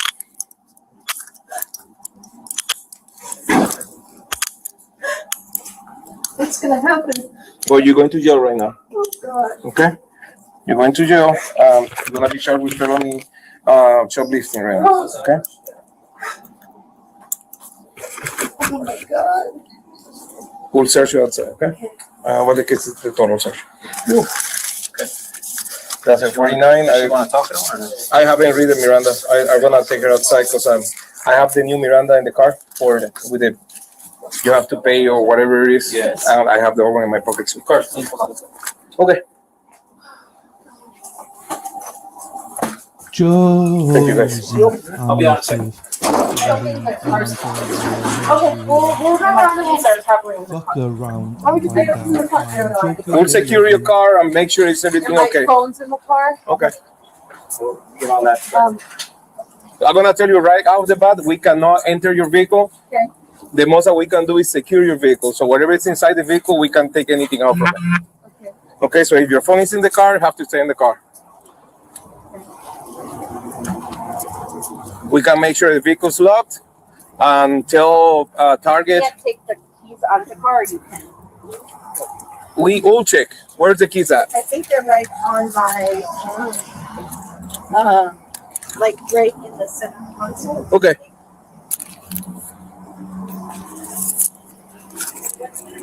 So we'll ask Target if they're okay, if you can leave your vehicle here because today is Wednesday. And I'm gonna be honest, really honest with you, Melissa. Okay? I haven't run your information yet. Yes. Right?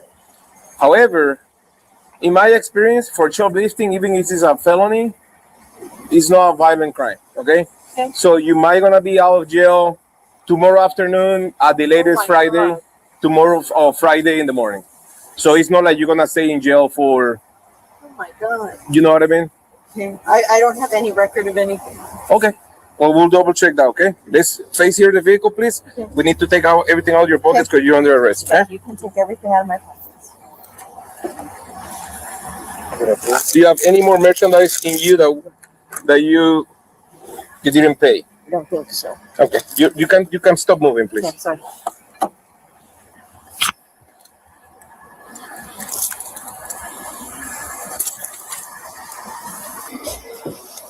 ¿Listo, Dio? Yep. Go ahead and have a seat, okay?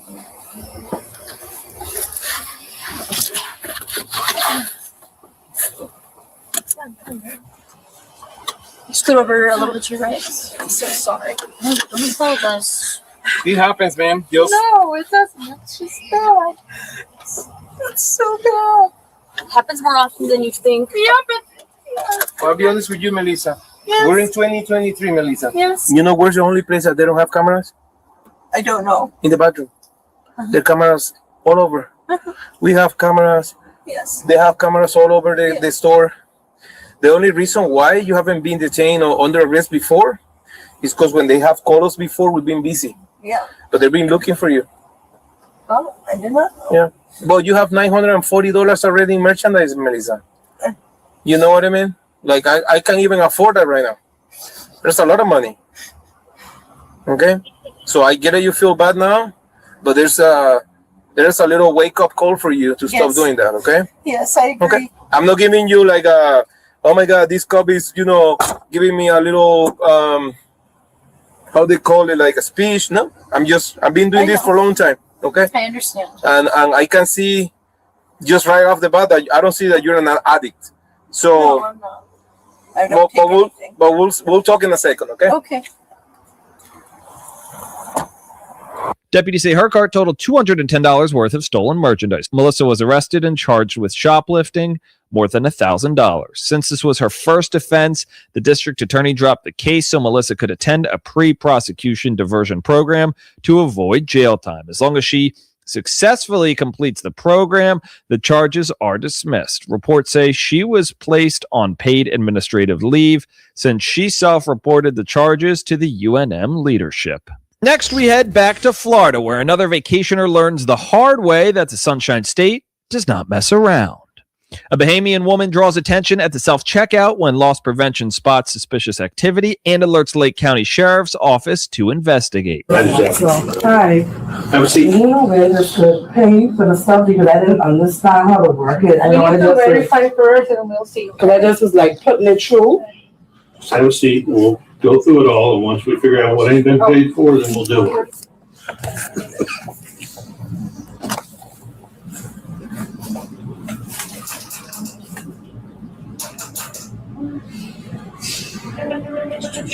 $598. Get her information. She has. 66. Of course. Where's she from? Bahamas. Of course.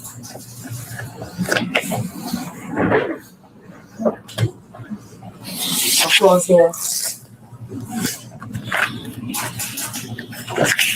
598. 0450.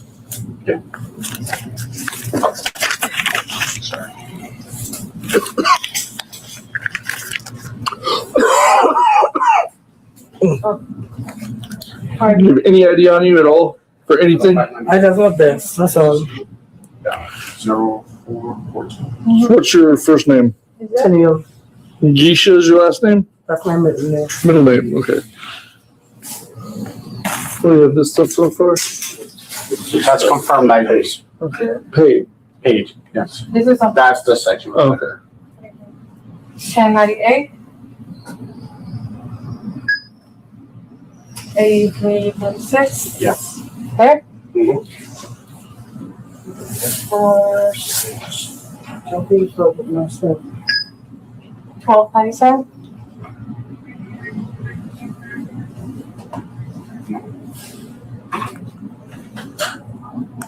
$10.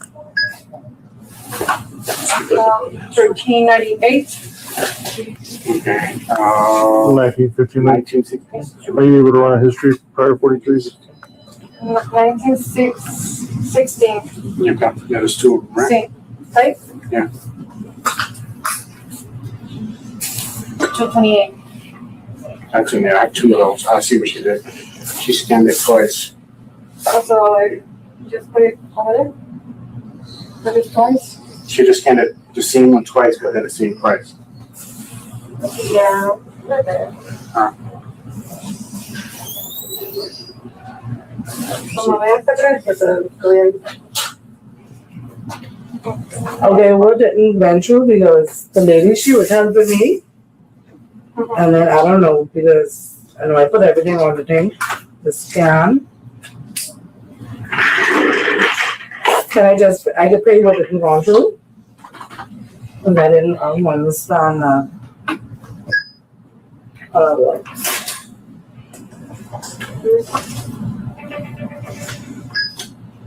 498 no es, ¿no? 498. No, 448. There's a video of what she was doing? That's what I'm gonna go get you right now. Okay. And I pulled a couple in my hand, and it was scanned it like that. I don't know if it.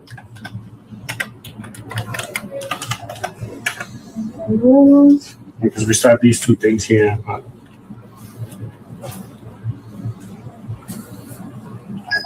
find anything. Give me a sec, because this is slow as computer. You have her ID? Okay. I guess I'll wait for that. First name, last name, she has her middle name. Yeah, she's in the back of the hitch of the show. How long is she there with this? Yeah, I know. I had no idea. I got a call telling me that someone was doing something at 11. So I got there a little after 12 something, 12:30 something. So I didn't see this lady there.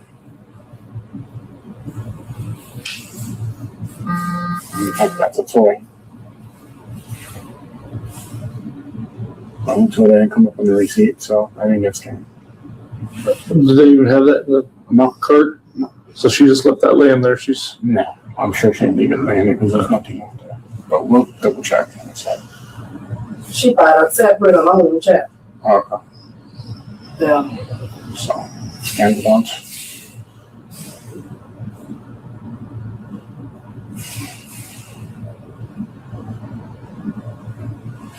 But yeah, she could come and she could help me.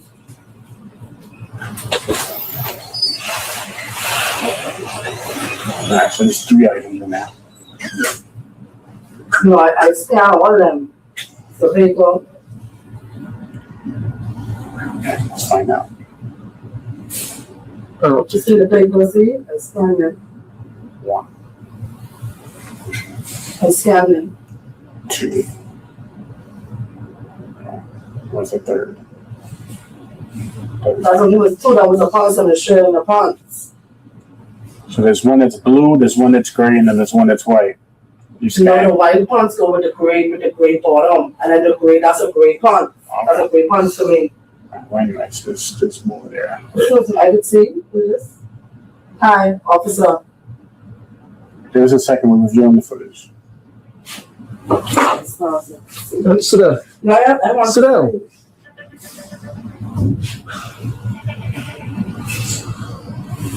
Alright. The next step.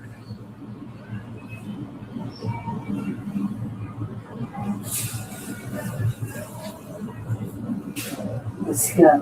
And this is when we paused it.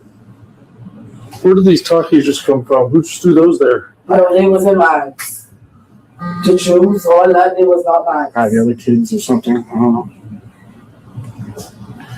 Somebody's messing with this. A toy, yeah. No, she cashed them on her bill. They still get cash on a different bill. The deputy identifies the shoplifter as 27-year-old Tanil Geisha Raming, while the employees work to tally up the value of the stolen merchandise. $211. That don't make. That's how I catch up everything. Oh, yeah. Can I pay it? Go beyond that. You had an opportunity to pay it when you're at the register scanning it. Or I misscanning. pay for everything. I say, according to the misunderstanding, they keep asking why the thing keep popping up. I didn't understand why. You were scanning the gray I pair. scanned everything. And it get scanned? No. I had it in my hands. I scanned it. Okay, good. Put something else in your hand over it. 2. Right there again.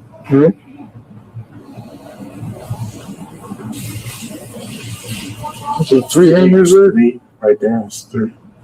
There's 3 hangers, but it's like 2 outfits on one hanger. That's what I'm trying to say. There's 3 outfits there. No, they like double hangers.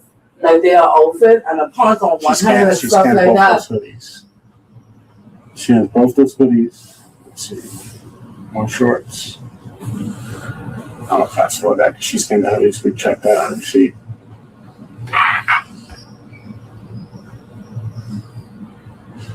Put 3 items together and only scanned 2.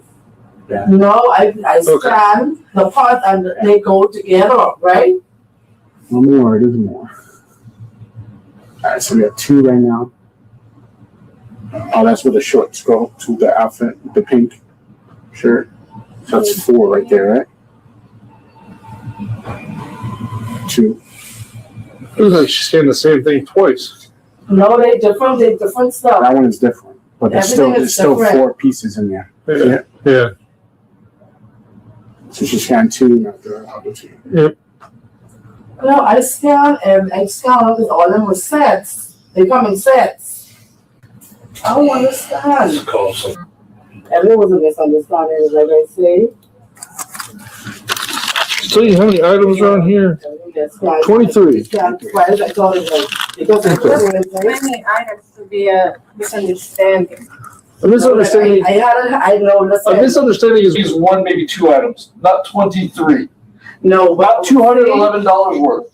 That's not a misunderstanding. That is called theft. No. Yes. But see, what happened is when I hold it up, I just scan it whenever I see the tag of, I just scan it like that. 1 or 2 items. Like I said, the woman was helping me, but I don't have a problem paying for it because I'm not that type of person. I don't get no trouble. You all run my name. I don't get no trouble. That's what everybody says when they get caught stealing. No, you run my name, right? You run the name. I don't get no trouble. First time for everything. It just was a misunderstanding. It wasn't intentional. No. So A misunderstanding is 1 or 2 items, not 23. All of a sudden, I didn't $211 understand the machine. Like, I got 2 small kids, officer. Please, just let me just pay for it, please. You had that opportunity when you were doing the self-checkout. That was your opportunity to scan and pay for the items. I told like everything gone through. I didn't mean to do what happened. Officer, please, can I just pay, please? I got 2 small children. Please, officer, please. Like, it wasn't nothing. It wasn't serious, officer, please. Is she living over here? No, I just on vacation. It just wasn't nothing. It was just a mistake. When are you leaving? I'm leaving on Friday. What's that? Friday. It's just a mistake, officer. Just please. I have 2 small kids, please. I'm not from over here. But just because you're not from here doesn't mean that you can steal. No, I'm not stealing, officer. You didn't steal. No, you didn't scan those items. And you no problem. Like where I was rushing because my cousin keep calling. You see, I was on the phone. My cousin keep calling. I was trying to help scan everything. Like it wasn't intentional, officer. Please. Can I just pay for the missed items, please? You had that opportunity. We're beyond that. Officer, it was just a misunderstanding. It's not a misunderstanding. Officer, please, I have 2 small kids, please. You should have thought about that. Officer, like it wasn't intentional. Yes, it was very intentional. Watch the video, it was very intentional. I was on the phone. My cousin keep asking where he was. I was trying to have cash, and some of the stuff probably just get missed. And probably I was grabbing, like, please, miss, please, mom. It wasn't intentional. Like, can I just pay for it? Like for that, just stop saying the same thing because it's not can't do anything. I just want to pay for it, please. I cannot get it. I have my kids. I have my kids, please. Please, officer. I have my kids. I run the page, officer, please. Just let him finish the paperwork, okay? Go stand up. Officer, please. Go ahead, stand up. Don't make me yank you up. Stand up. Officer, like I say, I'm not a problem person. Please, you just pay for it. So they don't want that. They want to pursue charges, press charges. So you're going to go to jail. You can be released today, but your family members have to go to jail in 2 hours. Okay? Please don't press charges on me, please.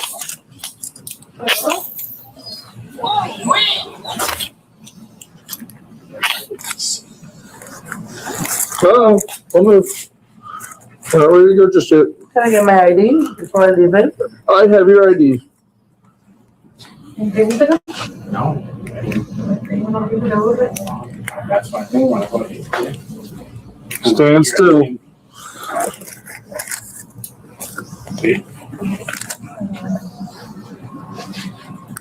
I'm actually 15. I think that was 10:15. Please, guys. Please just give me, please don't press charges, please. I will pay for it. I'm very sorry. I have 2 kids. Please. Tennille claims it was a misunderstanding, but she's still placed in handcuffs. Deputies allow her to speak with a family member to ensure safety of her children before she's transported to jail. I'm giving the street right here. Going there now. Yeah, we're going there now. Yeah. So you could go there or drop things off. About 45 minutes from now. Tennille was arrested and charged with petty retail theft. She was released after posting her $500 bail. Next, we head to a Walmart in Albuquerque, New Mexico. Asset Protections call police to report an active shoplifting incident involving 2 young boys. According to security, the boys within the store are acting disorderly, knocking over displays, and concealing items. One responding officer approaches the boys near the self-checkout section. Okay, about the stuff that you took. What? Whatever you took. What? You guys. And then a female in a black shirt with like a floral dress. Let's go to your second. Look. What'd you take, Jake? Come on. That's Let's go to your second. He dropped it off for him. Yeah, 10-4 with Jamie. So, stand by right there just for a minute.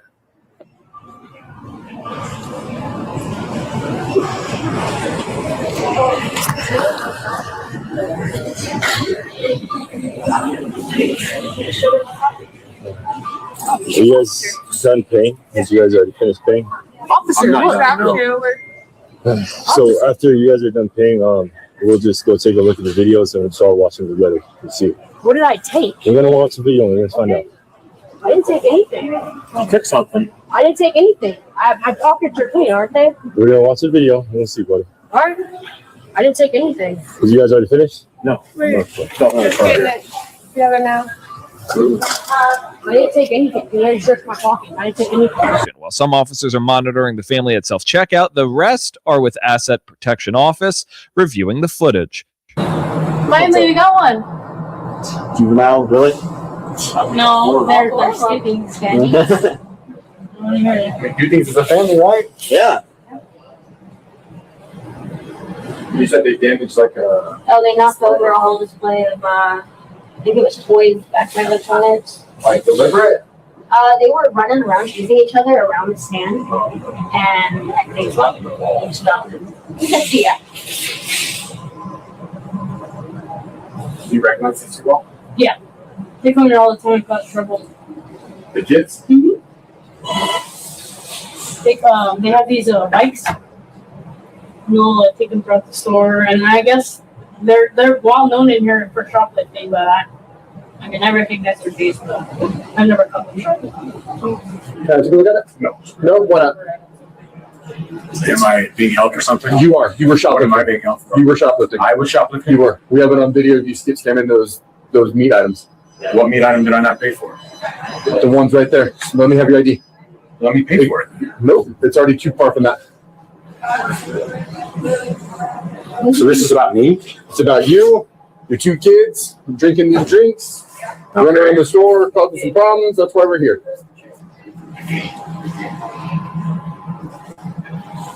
Appreciate it.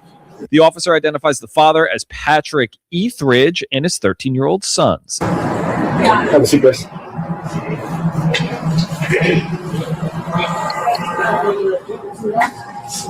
Could be paper in the face. Nope. I thought they had the store. Did you consume it without paying for it? Yes, sir. Okay. Then you guys left them on the shelf, right? That's shoplifting. That's stealing. You stole something without paying for it. So now you know, right? Cool. You learn something every day. It doesn't take long for one officer to recognize the father's name. I think he's the Are you serious?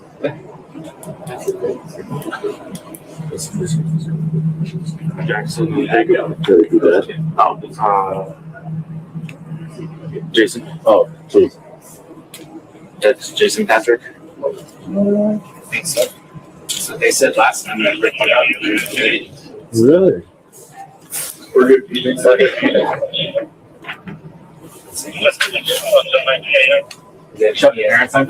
Jacob. Son Jackson. Around CD. Swap. Eagles. So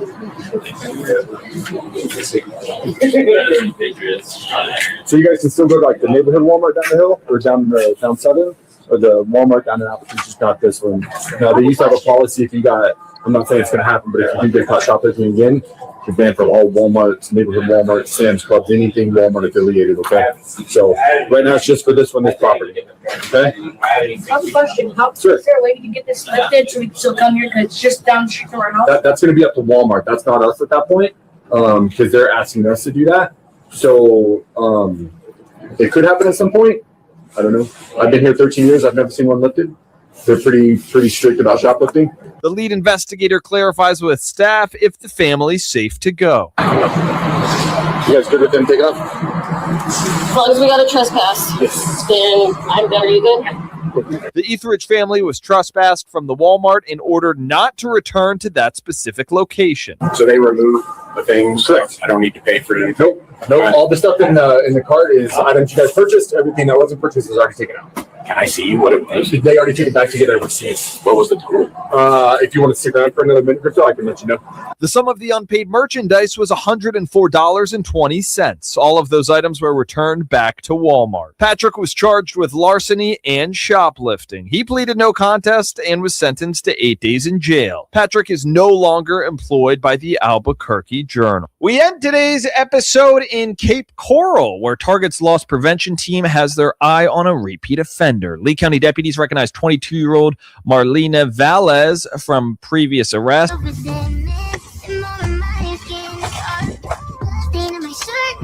And after reviewing the security footage, they're able to positively ID her once again. Marlena browses the aisles, then makes a beeline for the self-checkout alongside her family. Security footage catches her skip scanning items in her cart, which consist of various household goods and clothing. Deputies track Marlena through her home address and place her under arrest for 1 count of petty theft. I'm gonna need you to put your hands behind your back. Wait, what?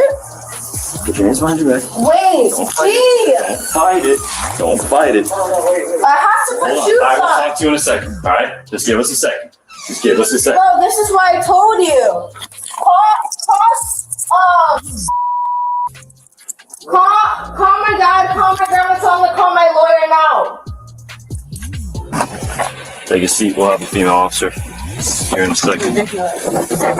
Total loss of the stolen items were valued at $225. Marlena pleaded no contest and entered a pretrial diversion agreement. She's ordered to attend an anti-theft class and to stay away from that location. She also had to pay restitution and court fees. Thanks for watching this week's episode. So we learned today that there's different sizes of boobies and all sorts of stuff. We've seen several pairs of boobies today. Right. Let's get back to the trial, shall we? Have these restarted? I'll have a look now to see where we're at. Right. You've missed nothing, lovely.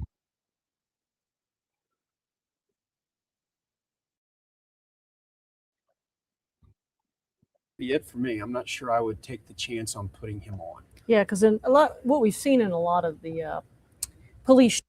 So we've missed nothing. We just wait the court to come back. And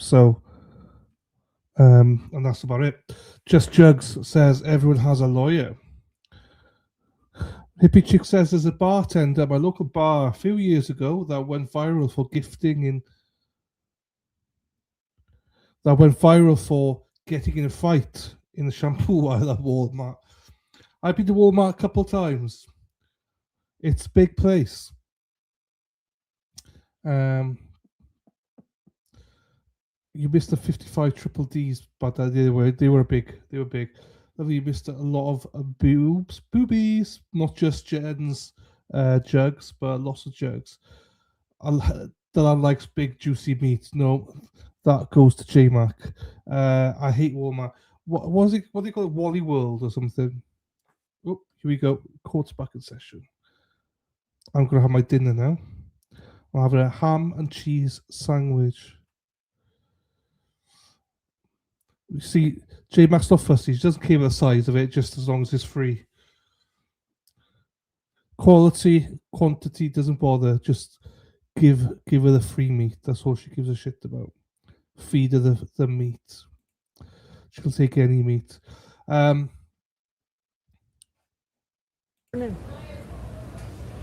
of the jury, the stay is called. Its next witness in the case who is under oath. So you may proceed when you're ready. Thank you, Your Honor.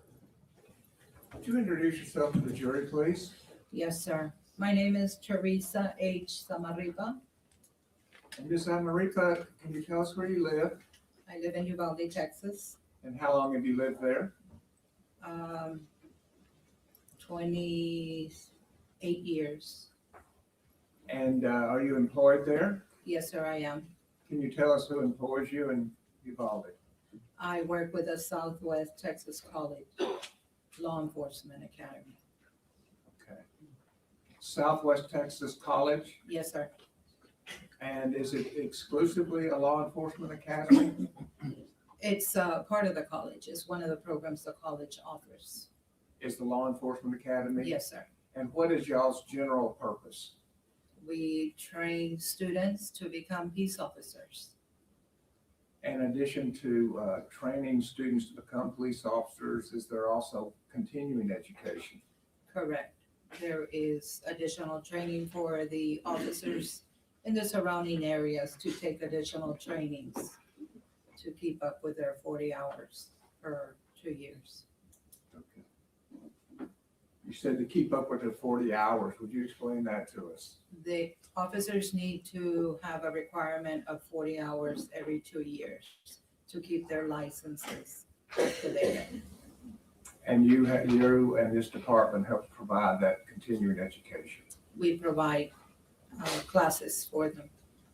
And is there a supervising agency or department that supervises law enforcement training in the government? I didn't understand. In other words, do you report your training to somebody? Yes, sir. We report them to TCO, which is the Texas Commission on Law Enforcement. And what records do you?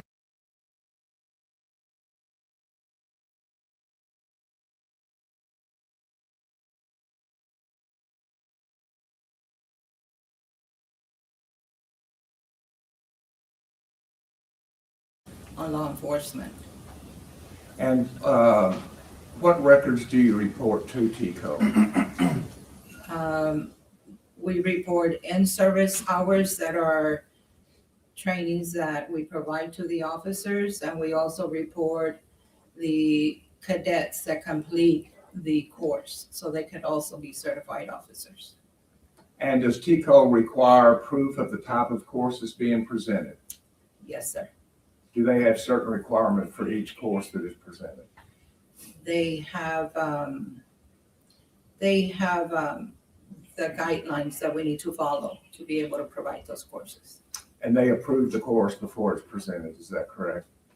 The courses for the BPOC program, the Basic Peace Officer. Yes, ma'am. And how about continuing education? Do you also report to them on your on your continuing education? Yes, sir. We report those hours to TCO.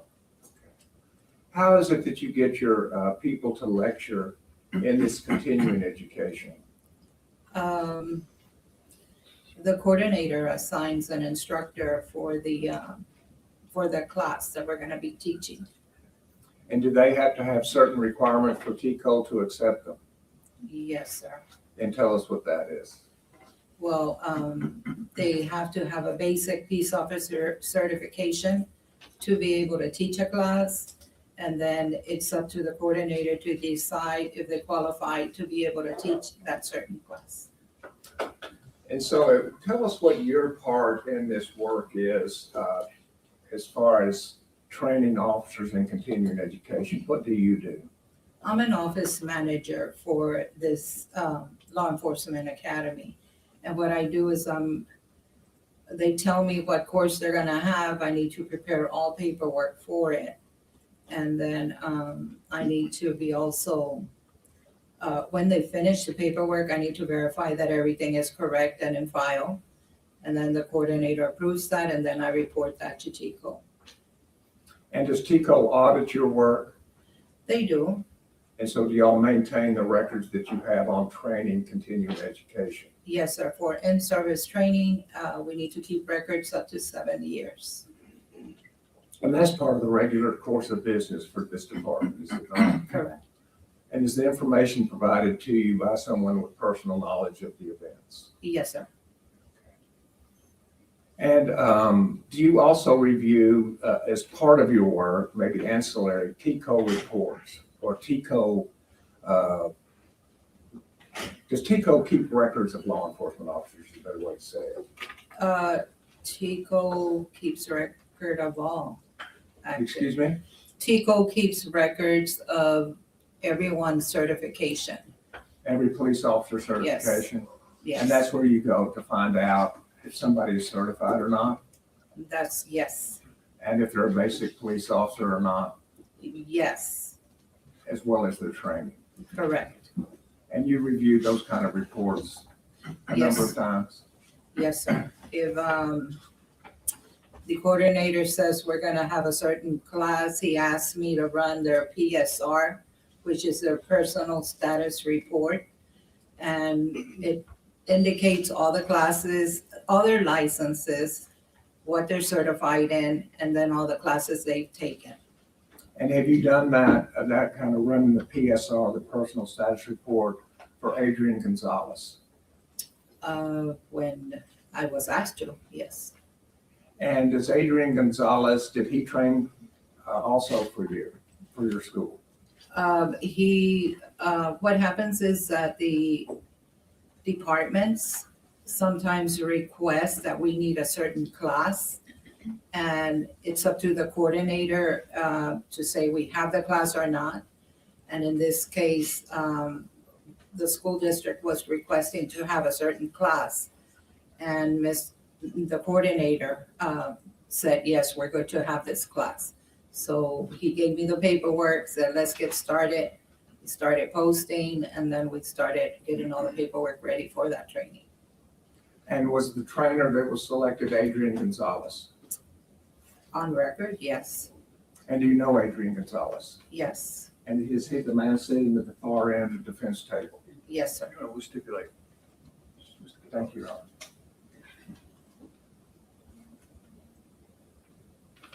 And so you've talked to me about you gather all of the paperwork for the training, is that Yes, sir. correct? Yes, sir. And then as training day comes, do you have additional duties? Just make sure I hand all the paperwork. If it's in-house in the office area, I make sure I give the paperwork to the instructor. Or if it's off our area, out of our area, I give that to the coordinator so he can take that over to wherever the training is taking place. And how do you keep up with who attends the course? I see the sign-in sheets. Excuse me? I see the report of training and the sign-in sheets. That paperwork is all given back to you as well? Yes, sir. And then what do you do with the paperwork? And then once I check attendance, I check everybody that signed in on the reported training and everybody that signs in on the attendance sheet for the AM and the PM, because if it's an 8-hour training, we do 2 sign-in sheets, one for the morning session, one for the afternoon. So I just verify all the attendance signatures are on all paperwork. Okay. So is it safe to say that you take care of the paperwork for the continuing education for law enforcement from start to finish? Correct. May I approach, Your Honor? Yes, sir.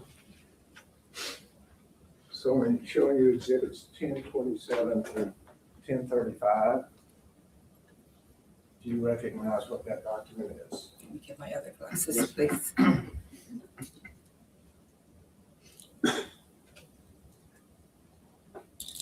Where do you want me to see? Can you tell me what that document is? This is a personal status report, the PSR report for Mr. Adrian Gonzales. The same man in the courtroom today, is that correct? Yes, sir. State offers exhibit 1027 through 1035. We tendered this earlier today.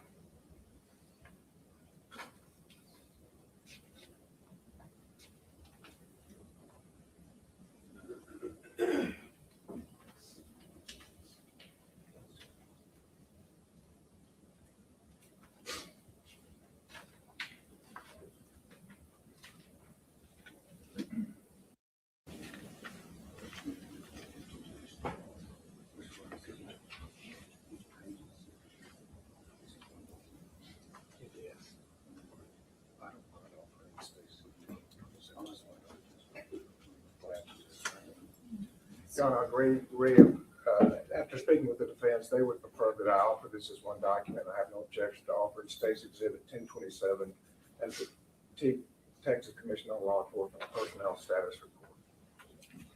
We don't, no objections presented there, Judge. All right, so the, May we explain that to the jury? yes,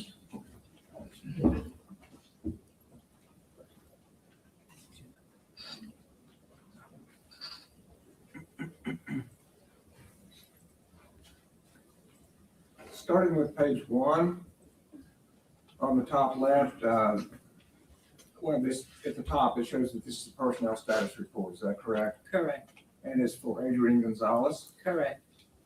And the next section, could you tell us what career and professional training is? You're talking about the service history? Where? Excuse me? I'm sorry, what did you ask? What is the section, the top section there, career and professional training? Oh, okay. It just, it says where he received his training hours. It's got institution, it's got Southwest Texas Junior College. He has 83 college credits. The total higher educational hours are 83 hours. And then it says total higher educational points, 1,660 hours. Total military hours is 0. So the total is 1,660 hours. Okay. So there's a difference between education hours and total higher education points. Mm-hmm. Is that just TCOL assigns a number of points to each educational credit hour? It means that he submitted his college, Southwest Texas College transcript to TCO, and they recorded 83 hours. Thank you. The next section is service history. Okay, yes, sir. And does it indicate how long Adrian Gonzales has been a police officer? Yes, sir. It indicates when the service started and when the service ends. And what was Adrian Gonzalez' first work with law enforcement? He started back in 2010. He started working as a peace officer for the Uvalde Police Department. And the service ended on 7/16/2021. And then he went to work for the school district starting July 19th of 2021 through November 18th of 2022. And you say the school district, is that the Uvalde Consolidated Independent School District Police Department? Yes, sir. And so was he working there on May 24th, 2022? Yes, sir. As a police officer? Yes. So how many total years did he have with the Uvalde Police Department? It shows here with the Uvalde Police Department as 10 years, 10 months. And with the school district? 1 year, 4 months. Thank you. Mhm. If you'll now go to the second page. Okay. Award information. Could you tell us what what information is contained in that? What is contained in that is his level of certification. Whether he's a basic peace officer, intermediate officer, advanced officer, master peace officer license, and the school-based law enforcement officer. And those certifications that you just read out, Adrian Gonzales has each of those. Yes, sir. Not just the basic peace officer, but all the way up to master peace officer, Correct. as well as certified as a school-based law enforcement officer. Correct. Thank you. And then we have a major section called courses completed. Mhm. What are we speaking about here? That is that's where the officers take all in-service trainings. It starts with the very last training that they've had all the way to the beginning. So it starts with the most current, It starts with the most current, yes, sir. so it kind of goes in reverse order. Yes. Thank you very much. Mhm. And if you would, could you go down to the bottom of page 2? Okay. And could you tell us what course that is?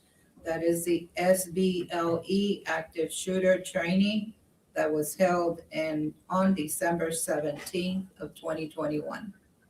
And how many hours credit did Adrian Gonzales get for taking the active shooter training course in December of 2021? 8 hours. And was that at your institution?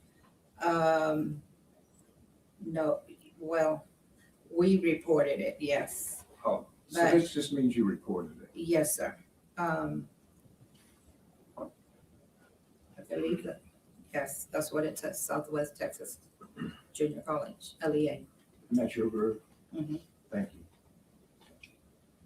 And on the next page, page 3. Okay. At the top, school-based law enforcement training. Mhm. Was that also at your, No, sir. okay, where was that? That was taught at the Texas State University Texas School Safety Center. Thank you. And then to finish out 2021, is there a total number of unit hours that he took that year? Yes, sir. And how many was that? 101. Thank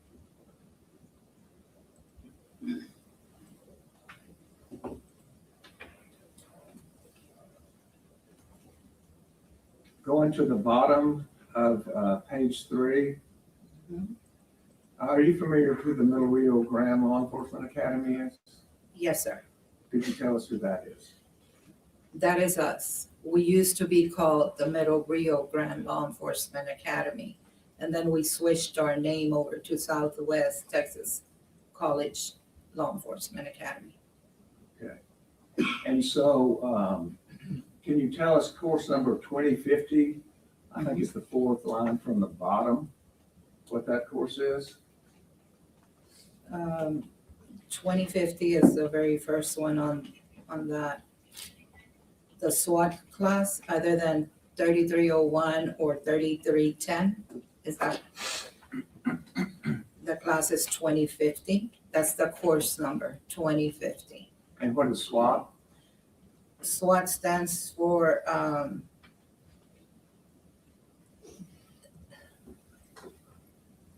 don't remember. That's sorry. fine, that's fine. How many hours of SWAT training did he get? He received 60 hours of training. Thank you.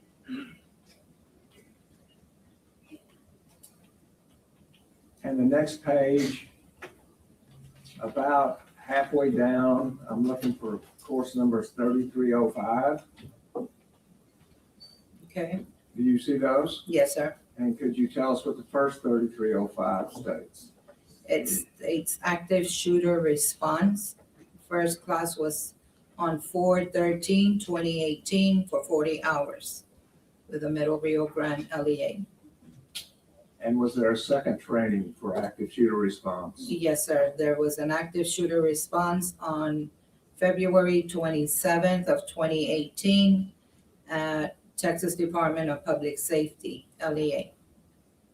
And the 3310 just below that? It's a SWAT in-service training on January 30th of 2018 for 8 hours at the Uvalde Police Department. And what is in-service training?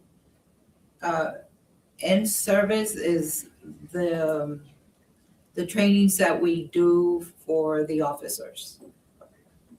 Thank you. Mhm.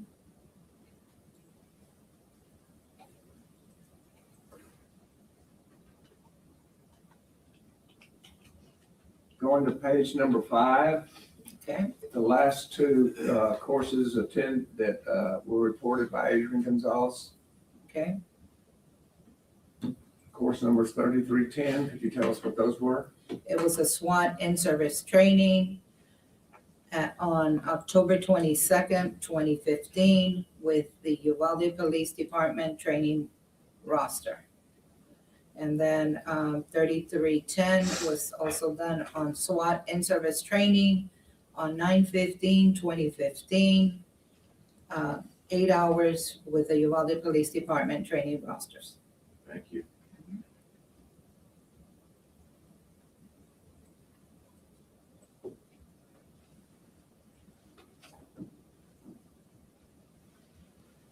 Turning next to page 7 toward the top. Is there a course entitled 2050? Yes, sir. And could you tell us what that was? That was the SWAT class, SWAT, other than 3301 course or 3310. And when was it taught? This was done in November 22 of 2013 for 60 hours with the Middle Rio Grande Law Enforcement Academy. 60 hours? Mm-hmm. Thank you.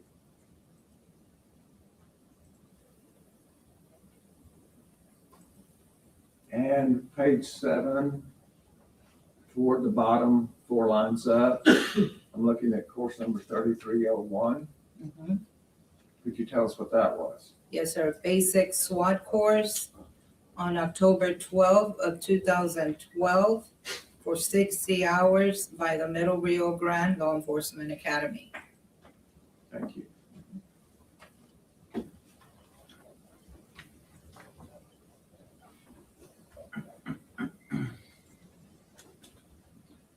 And so then the last page, page 9,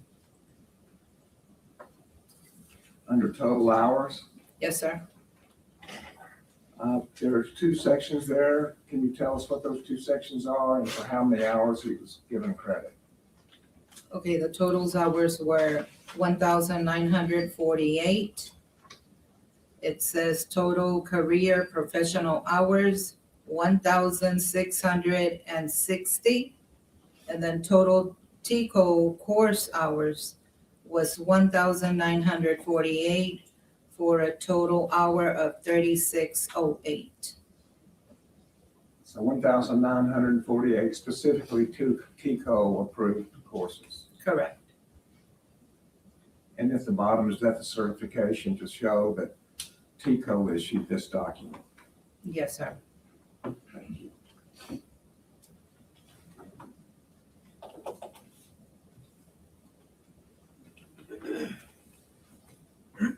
So in addition to Adrian Gonzales taking some classes from y'all, I believe you testified earlier that he also trained for y'all. Is that correct? He was an instructor in one of our classes, yes. And did you provide us the paperwork for that class that he trained? Yes, sir. And I'll show you State's Exhibit 927 and ask you if this is the instructional lesson plan that Adrian Gonzales provided.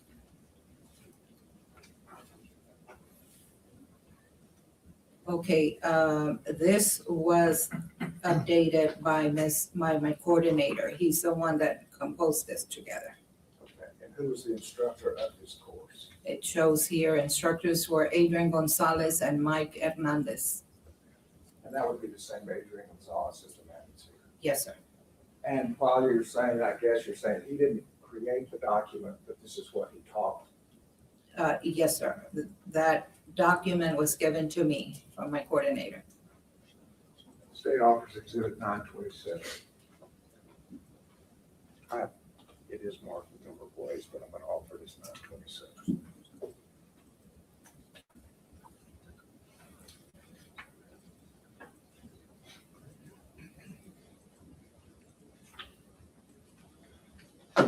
Your Honor, may I take the witness very briefly on board, Okay. Good afternoon, ma'am. Good afternoon, sir. My name's Gary Hillier. I've got a couple of questions for you. Yes, sir. We'll, if I'm speaking too fast, just let me know. I was going to ask you a couple of questions about this document Yes, that sir. the prosecutor just handed you. Did you get a chance to review it? I didn't review it right now, but I believe that's the lesson plan objectives for that class. Your Honor, may I approach the witness very briefly? Yeah, that's correct. I just want to, in the interest of fairness, I just want to show it to you. Okay. Right. So I think it's been marked as various numbers, but I think the intention is to enter it as 927. And you Okay. understand it? Sure, not at all, no problem. So I think, Bill, is that right? We're not doing individual pages? That's correct. So it's just been marked as this number. So I believe you said this is in a lesson plan, right? Yes. So you is it your testimony that you had anything to do with putting this together? I did not put that together. So you've got, when I say that, I mean putting the information on the pages. No, that is something the coordinator does. Right, okay, that's what I wanted to. So you've got no personal knowledge of any of the contents of this document? Correct. It's just that it exists? Yes. In that case, Your Honor, we have no objection to 927 as labeled. Submitted. And so just to be clear, this is part of y'all's official business records, correct? Correct. Y'all keep these records because it is something that TICO will be auditing. Yes. And so you maintain the accuracy of it. Yes. And it is presented by people who do have personal knowledge. Yes. Thank you. You're welcome.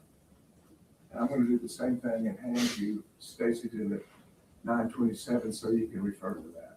Okay.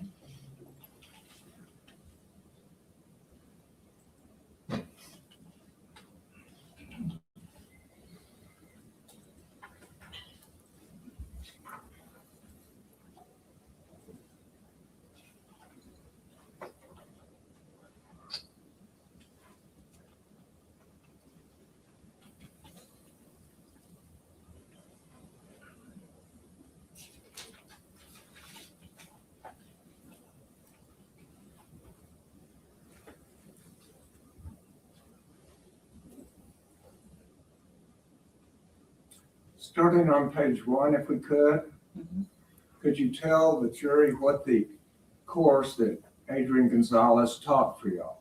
It was the active shooter for school-based law enforcement, number 2195. And did he have a co-teacher? Yes, sir. It's Mike Hernandez.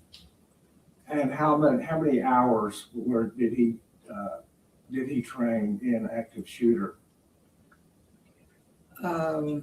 It doesn't indicate here.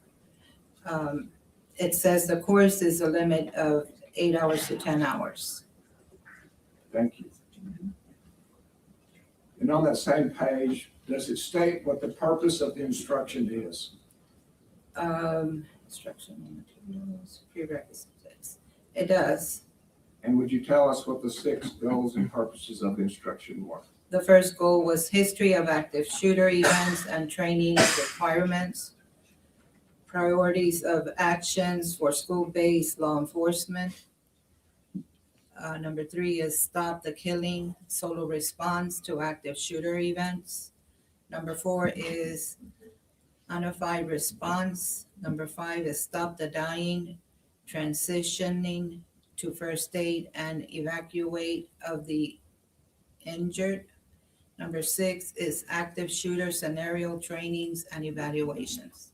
Thank you. Mm-hmm.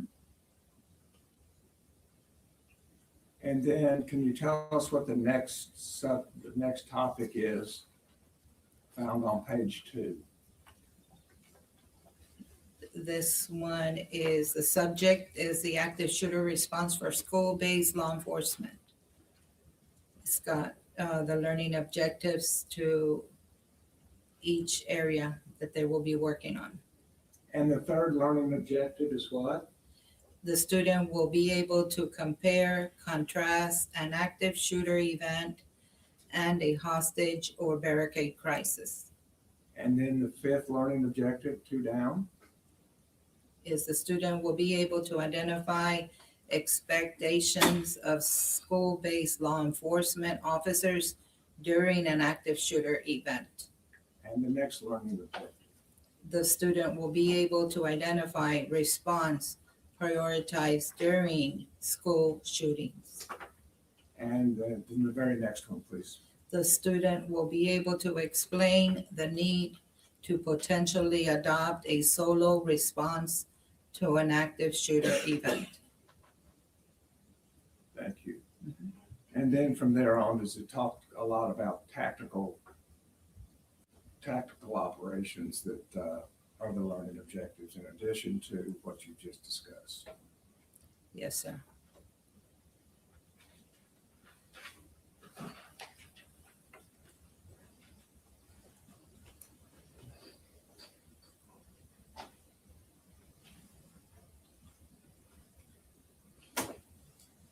Turning to section 1.2, that section being historic active shooting.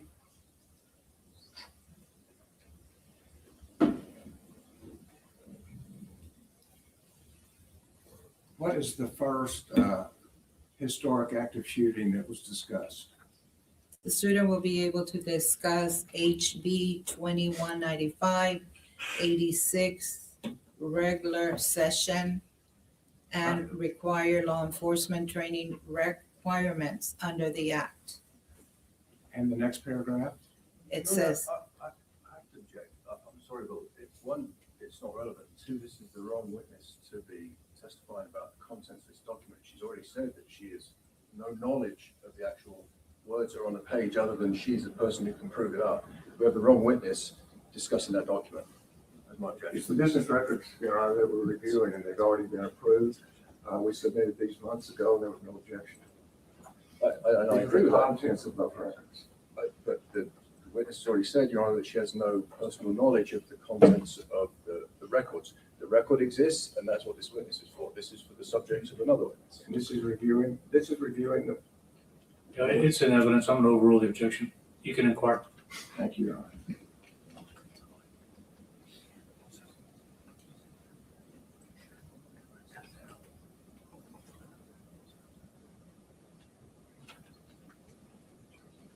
And moving to 1.2, the Columbine High School shooting. And I'd ask you to look at the last line just before Marjorie Stoneman Douglas High School. Could you tell us what that says? the last line before that. Yes, ma'am.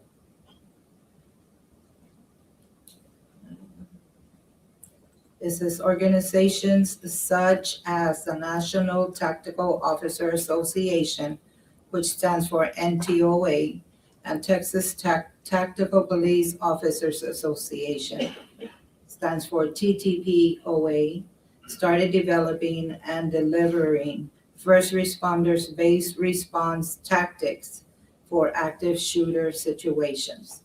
Programs like the Rapid Response to Active Shooter from the Alert Center in San Marcos, Texas, grew out of this period. And if you will move now with me to 1.3. Okay. And not the first sentence, just the second sentence.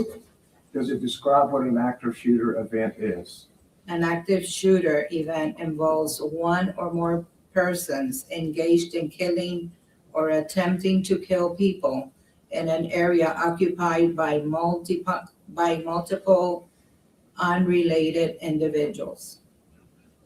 And the next paragraph, the last sentence before the 2 bullet points.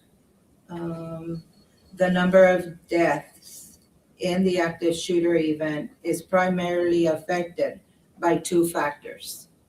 And what 2 factors are those? How quickly the police or other armed response arrive and engage them, and how quickly the shooter can find the victims. Thank you.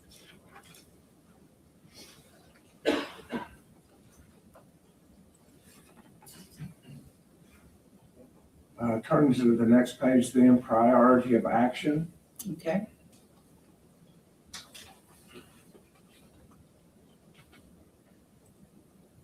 Excuse me, I'm going to go all the way down to 2.2. Okay. Is there a section there under 2.2 called priority of life? Yes, sir. And would you read that paragraph for us? Yes. First responders to the active shooter scene will usually be required to place themselves in harm's way and display uncommon acts of courage to save the innocent. First responders must understand and accept the role of protector and be prepared to meet violence with controlled aggression. The priority of life scale is used to guide first responders during the critical decision-making process that is required to effectively neutralize any threats. As first responders, we must recognize that innocent lives must be defended. a first responder unwillingly to place the lives of the innocent above their own safety should consider another career field. And that came from Adrian Gonzales' training. This came from this training paperwork. I don't And on know. the next page, is there a priority of life scale? Yes, sir. And what is that priority of life scale? Innocent civilians, first responders, and offenders. And the very next sentence. Immediate decisive action by the school-based officer can have a dramatic impact on reducing casualties. Thank you.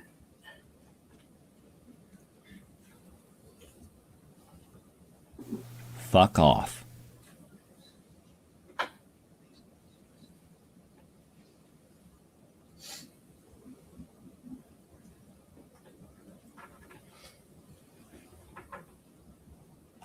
Hey man, just want to let you know that sometimes you gotta shut the fuck up. And this current time is just one of those times you gotta shut the fuck up. I don't think you're a bad person. I just don't want to hear you talking anymore. You gotta shut the fuck up. It begins with in the event.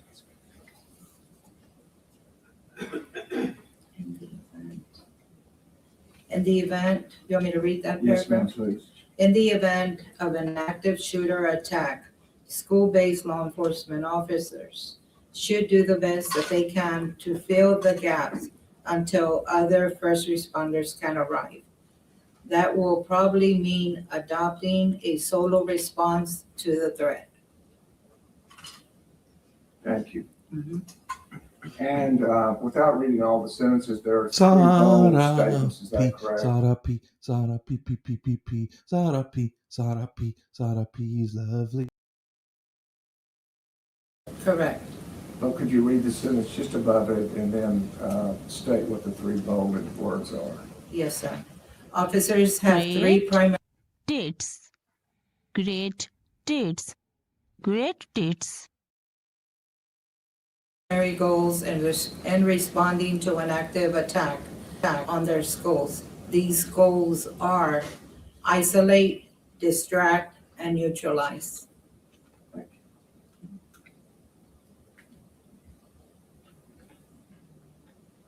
And just a couple more, but on the page 7, 2.3.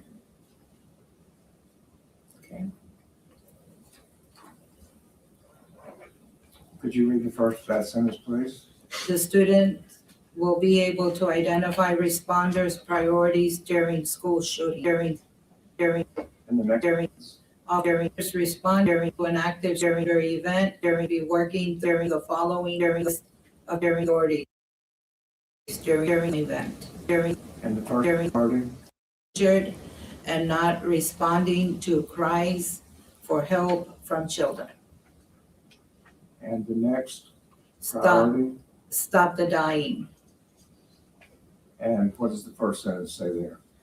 Once a threat has been isolated, distract or neutralize, they should begin providing medical aid to those most seriously injured. And the third priority. Evacuate the injured. And when do you evacuate the injured? As soon as the scene can be secure, every effort should be made to quickly evacuate the severely injured to medical facilities where they can be properly treated, where they can get proper treatment. And finally, Unit 3. Stop the killing, solo response to active shooter events. And the first sentence of 3.1. The student will be able to explain the need to potentially adopt a solo response to an active shooter event. And finally, the last paragraph on that page. Time is the number one enemy during the active shooter response. The short duration and high casualty rates produced by these events require immediate response to reduce the loss of life.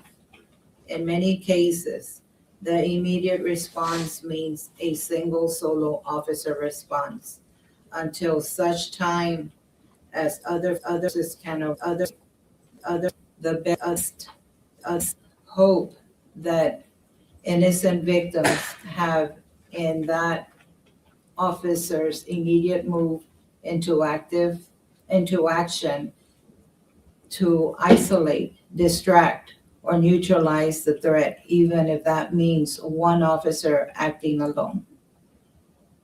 Thank you. And from there, we move into muzzle discipline and tactics. Is that correct? Correct. Pass the witness. Mayor. Hi again, Matt. It's me again. Have you ever testified in a trial like this before? Never. Have you testified in court before? Never. You haven't? Okay. And how are you feeling right now? Okay, a little nervous, but okay. No, that's understandable, and you're doing good. Again, my name's Gary Hillier. I've got a couple of questions for you. Okay? Yes, sir. And I'm going to have to ask you a couple more because of some of the things that I objected to and the prosecutor asked you. But so I'm going to start generally with your role, if that's okay. Yes, sir. Right. If I'm speaking too fast or you don't understand me, please say, Gary, hold on, and I'll slow down. Okay. Because I've got a habit to do that. All right. So you've been employed at Southwest Texas College of Law Enforcement Academy. Yes, sir. Right now. Yes, sir. And because on the records that some of the evidence has gone back to jury, it's got different names in it. So that was formerly Middle Rio Grande Law Enforcement Academy. Correct. So when we see those two names, Bill, is the exhibit up there, by the way? Excuse me, the exhibit up there? Yeah. May I approach the exhibit judge and just retrieve it? Yeah. Thank you. Sorry, I'm just going to come and grab the first. This one I'm going to talk about, then we'll be okay. In a second. So when the jury sees those two notations for this learning institute, it's the same thing. Right? Yes. It just changed its name. We changed our name. Yes, sir. I mean, like, is there a reason it changed its name? Or? I don't know. It doesn't matter. So either way, so your role, I believe that you said is, so you're the office manager for the Law Enforcement Academy, right? Correct.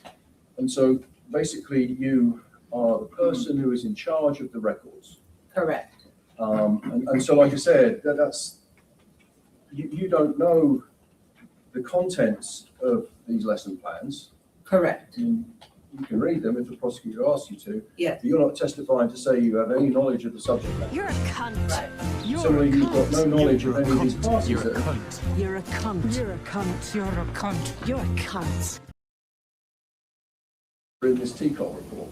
But other than numbers and titles, that's it. That's what I mean. Other than the title, so TCOL is a Texas College of Law Enforcement, Texas Commission of Law Enforcement, right? Correct. And that collates for the whole state any training that a police officer does. Yes. That's reported. Yes. There's a section on it, and the jury can see it because it will go back with them. It says any awards.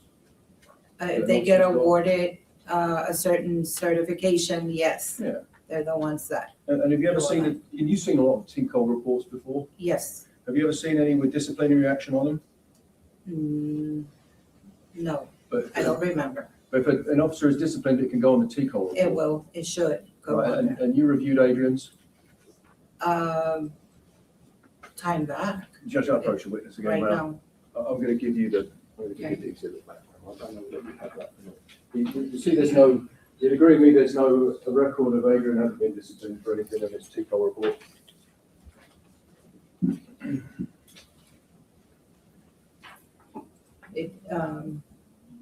There's no record on there. I don't see one. It usually says not in compliance if they don't do their additional training hours. So he's obviously in compliance with his training hours. It looks like that he has a lot of hours, and of course that report goes back over a decade, right?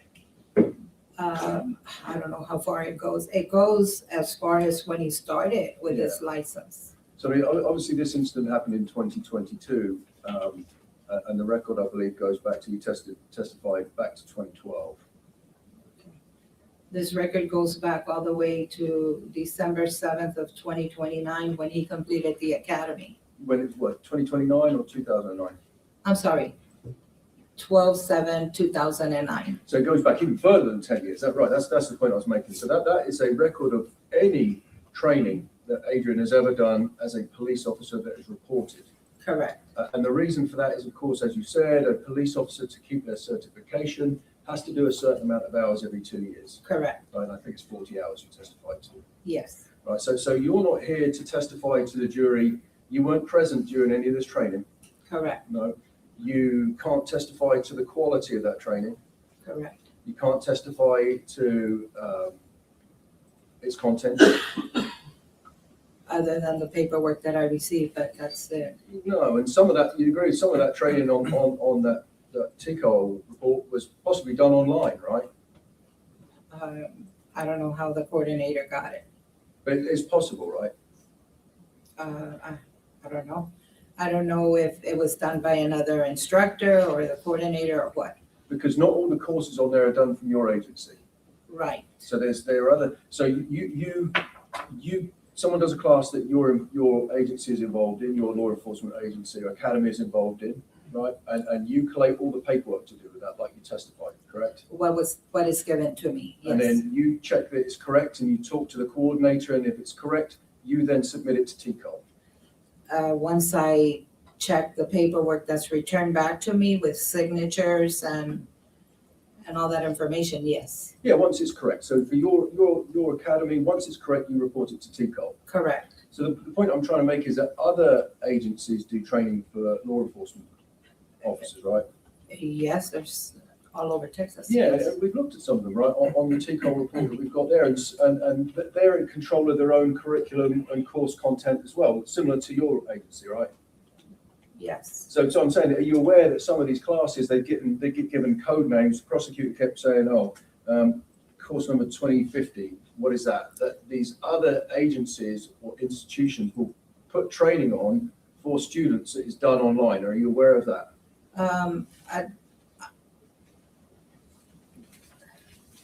Some of these trainings must be done in person, and some can be done online.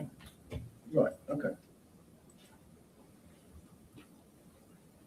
So I wanted to talk to you very briefly about how a person gets to be an instructor for one of these classes. In order to be an instructor, to teach a class for us, they have to have a basic instructor certification. Right, and so precisely. So that comes from TICO itself. Yes, that is a class that they take. It's a 40-hour class, number 1014, and then they submit that information and require and get a certification for that. Yeah, and that is a certification, that's a general certification just to teach other adults who are police officers, right? Correct. That doesn't mean that you are a subject matter expert in something you're teaching, right? It just means that you have taken the TICO authorized class in teaching. To teach classes, To yes. teach at any class. I don't know about any class. The coordinator is the one that says he's qualified to teach a certain class. I don't. And let's talk about that, because that I wanted to talk to you about the coordinator, because you said the coordinator a couple of times. Now, the coordinator is in your agency, right? Yes. So, because we've got two things going on here. We've got the training that's done through your law enforcement academy and other training that gets reported to TICO. Right. So just to straighten that out. So in order for a police officer to be able to teach a TICO sanctioned or authorized class, they have to do the TICO 40-hour instruction class. Correct. And we've already had some testimony before the jury. It's almost like train the trainer, teach the teacher, right? And it's like, this is how you make pancakes. And this is so you then can teach people to do things. Correct. Right? And that could be teaching an officer about investigating sexual assault, right? Right. Could also be about reporting a crime. Correct. Right. And it could also be at the other scale, firearms tactics. That's what we've got here. But by value of nature of having done that 40-hour TICO instructors class, that just means that you are qualified to facilitate classes for TICO. That's all that means, right? Right. And then going on from that, in your institution, because that's what you've got knowledge of, right? The coordinator is the person who decides if an instructor has the qualifications to teach a specific class. Correct. Right. And in this case, we pointed out there's a couple of notations in there that Adrian has taught some active shooter classes for your academy. So I don't think you mentioned, who is the coordinator in your organization? We have a different coordinator at the moment that this class was taught. This was updated by Mr. Johnny Field. He was our coordinator back in 21. So Johnny Field, do you know who's working now? He's working at the Uvalde County Sheriff's Office. He's not the constable. He's not a constable anymore.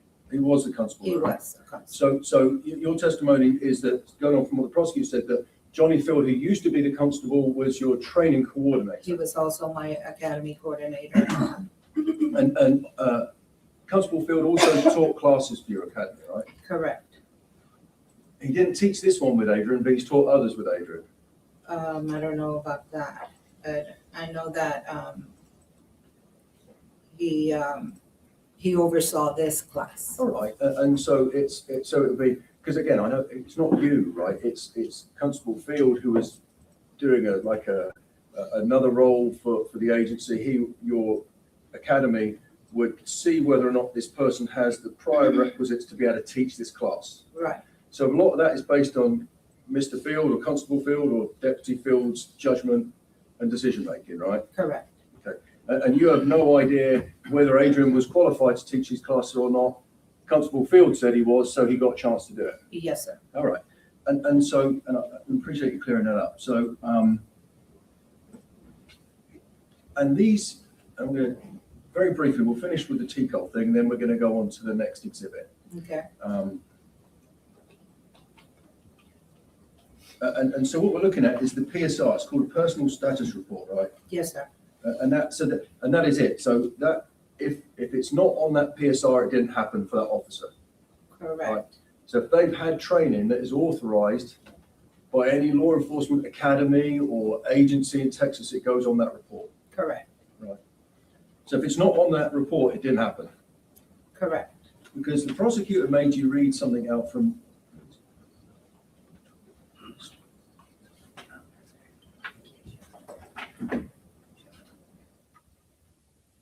Judge, may I approach the witness to retrieve this 927? Okay. This, if I may quietly, Mr. Turner asked you to read some things out, and we're going to visit about it in a second.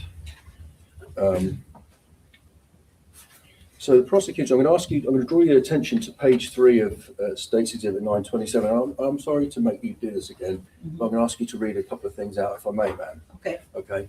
I'm going to ask you to read, and I think Mr. Turner asked you to read this out. I'm going to ask you to read, and I'm pointing your attention to the bottom of page 3, the last sentence of 1.2, which discusses the incident at Columbine High School. If you could just read that last sentence out. Okay. It says programs like the Rapid Response to Active Shooter from the Alert Center in San Marcos, Texas, grew out of this period. Right, thank you. I appreciate that. And I'm going to leave you with this because I would like you to have a look at the Adrian's PSR, which is this very detailed training record. So alert, are you aware that stands for Advanced Law Enforcement Rapid Response Training? Yes, sir. You'd agree with me that there is nowhere on Adrian's training record that he ever had any training from Alert.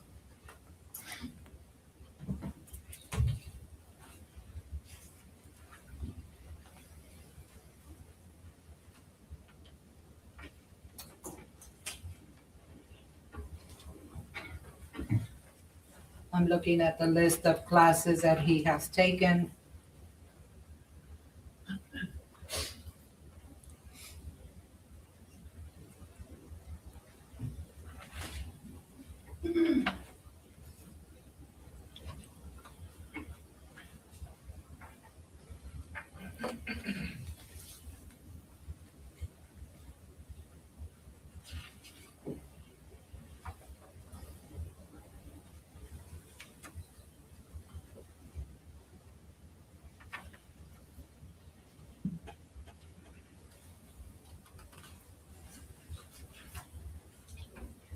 No, sir, I don't see another class in here. We don't see an alert class in there.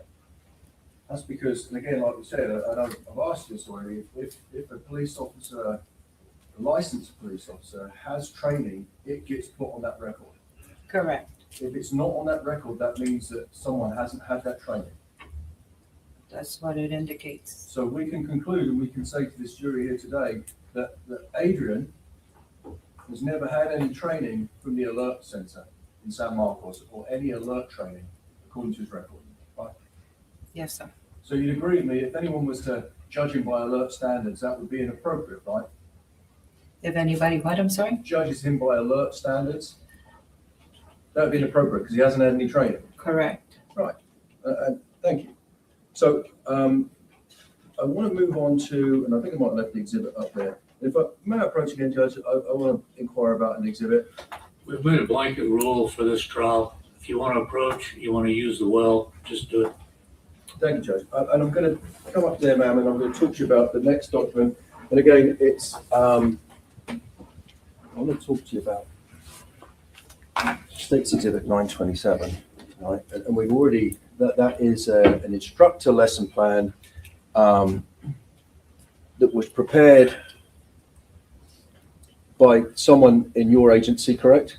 No, I don't know who that person is. But it was updated by Mr. Field, Yes. Constable Field, right? Yes. So this lesson plan and these documents and these materials are provided to an instructor to facilitate to a class, right? Correct. Right. And so in this case, I mean, we've already established that Adrian Gonzales and Mike Hernandez facilitated this class, Correct. an 8-hour class. Yes. And that would be to fellow law enforcement officers who are school-based, right? Yes, it says active shooter for school-based law enforcement. Yeah, and so if Adrian wasn't, let's pretend for 1 minute that example, let's say I was instructing this class, these materials would be provided to me if I was a peace officer and I was chosen to do it, I would be facilitating the same materials. Correct. It's not my materials. Right, it's what was provided. By Constable Field. And you know, you read some things out, and I'm going to leave you with that. I'm going to ask you to work from my notes. The prosecutor asked you to read some things out to the jury, right? Yes. And again, we've already established you're not a firearms instructor. Right.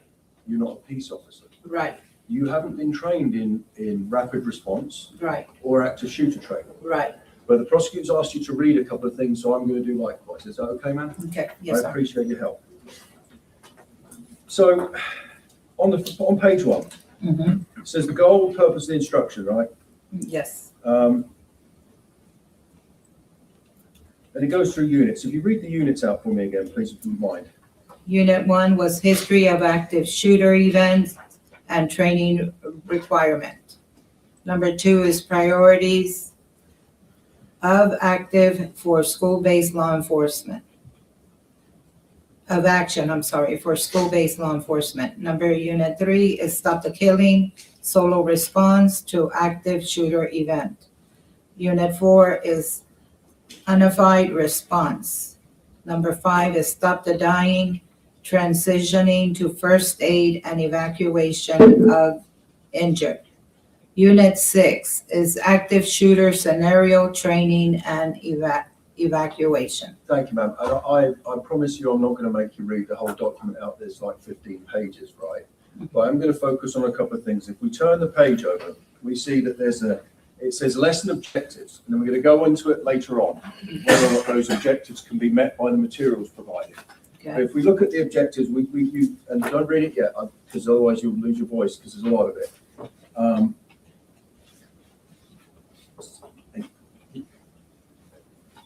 So can you count down to the 7th learning objective? Okay. The student will be able to explain the need. That's the one. Can you read that out for us? Yes, the student will be able to explain the need to potentially adopt a solo response to an active shooter event. Correct. Thank you, ma'am. So now, and you don't know how that is done, right, in the training, but the learning objective So the objective to be filled at the end of this training is for a student to be able to explain something, right? Correct. All they've got to be able to do to pass this class according to that learning objective is to be explaining the need to do a thing, right? It does not say that they have to be proficient in a tactical skill. Right. It doesn't, does it? No. So to pass this class, a student just has to be able to say, the learning of the aim is this, not be able to demonstrate how to do this, because you've reviewed that document, right, ma'am? Right. You'd agree with me that nowhere in that document does it tell an officer how to do that.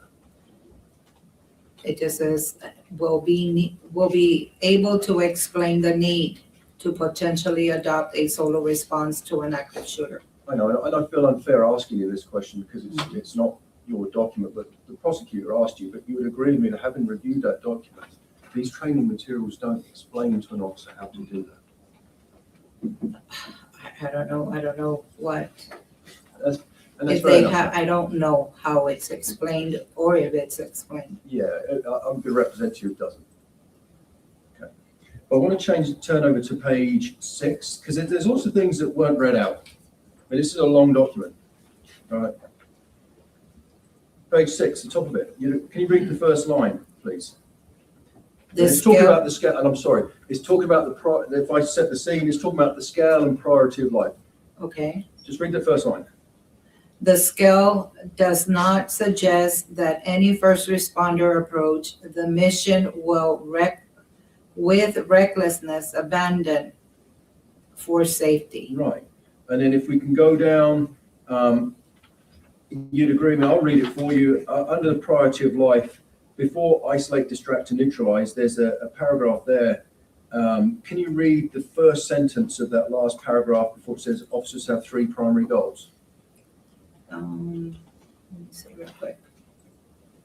It's the last sentence. Yes, ma'am. And Judge, I'll approach you to be easier. So I can identify it. Try not to read it. Oh, this one? Okay. In the event of an active shooter attack, school-based law enforcement officers should do the best that they can to fill the gaps until other first responders can arrive. Right, and they should do the best they can to fill the gap until the first responders arrive. That's the training, right? That's what it says, yes. And again, the jury's heard a lot about it, but these are the training materials, right? Where it says isolate and distract, right? The first word of distract says engage the attacker. Engage the attacker. Right. It doesn't say how. Right. You'd agree with me on that? Right. And presumably, in order to engage an attacker, you've got to be able to see it. Right. If we turn over the page to page 7. Okay.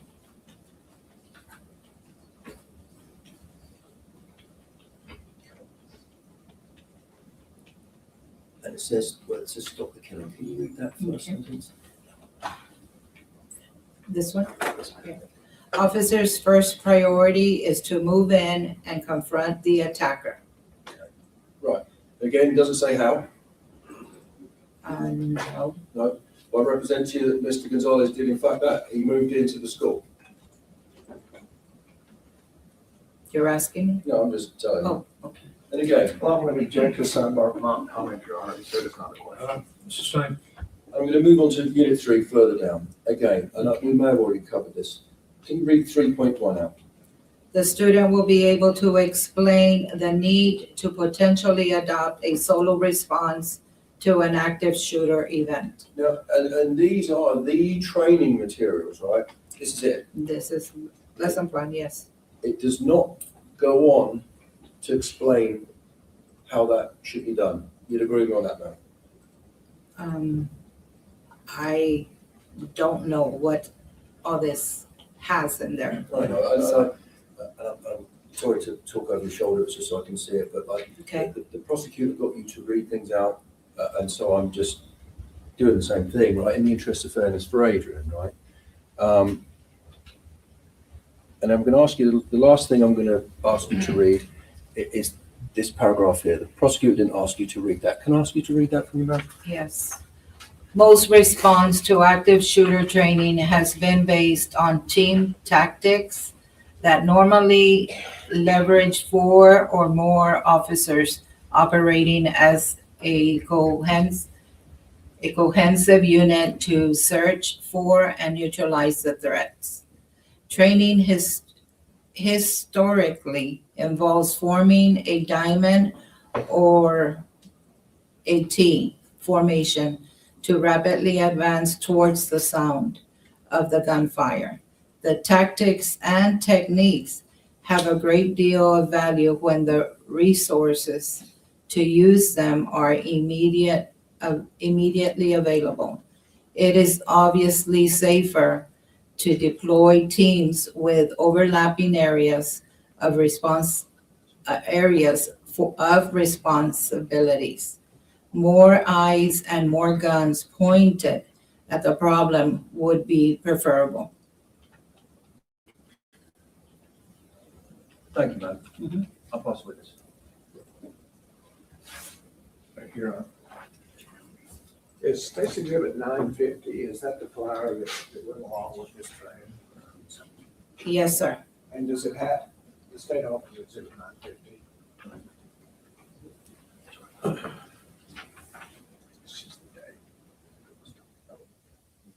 No objection, Your Honor. Submitted.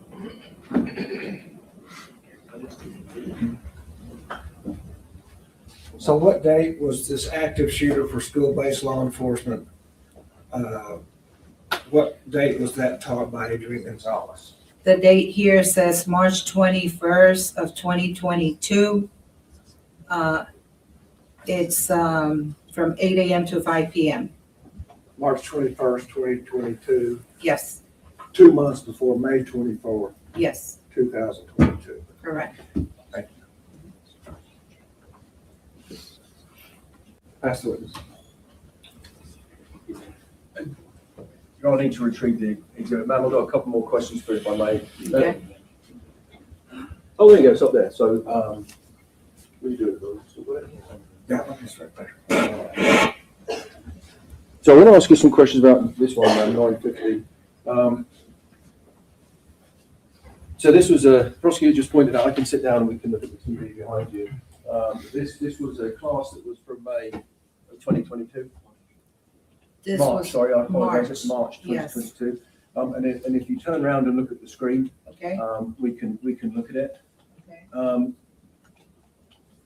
This was a class that was taught at the Uvalde High School, correct? Yes, sir. Do you know if any classes or training was ever conducted for law enforcement at Robb Elementary, the elementary school? I don't recall. It wasn't.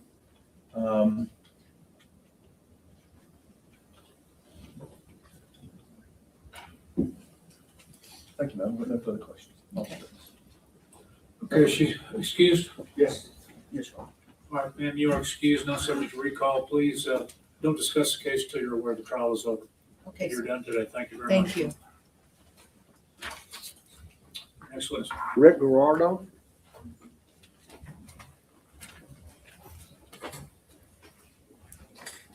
Oh, fuck my life.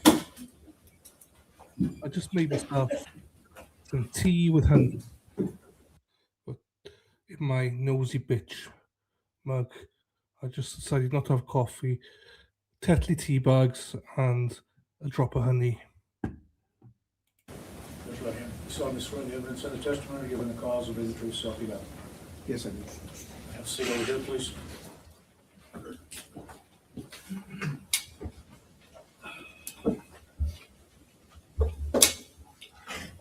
You may proceed.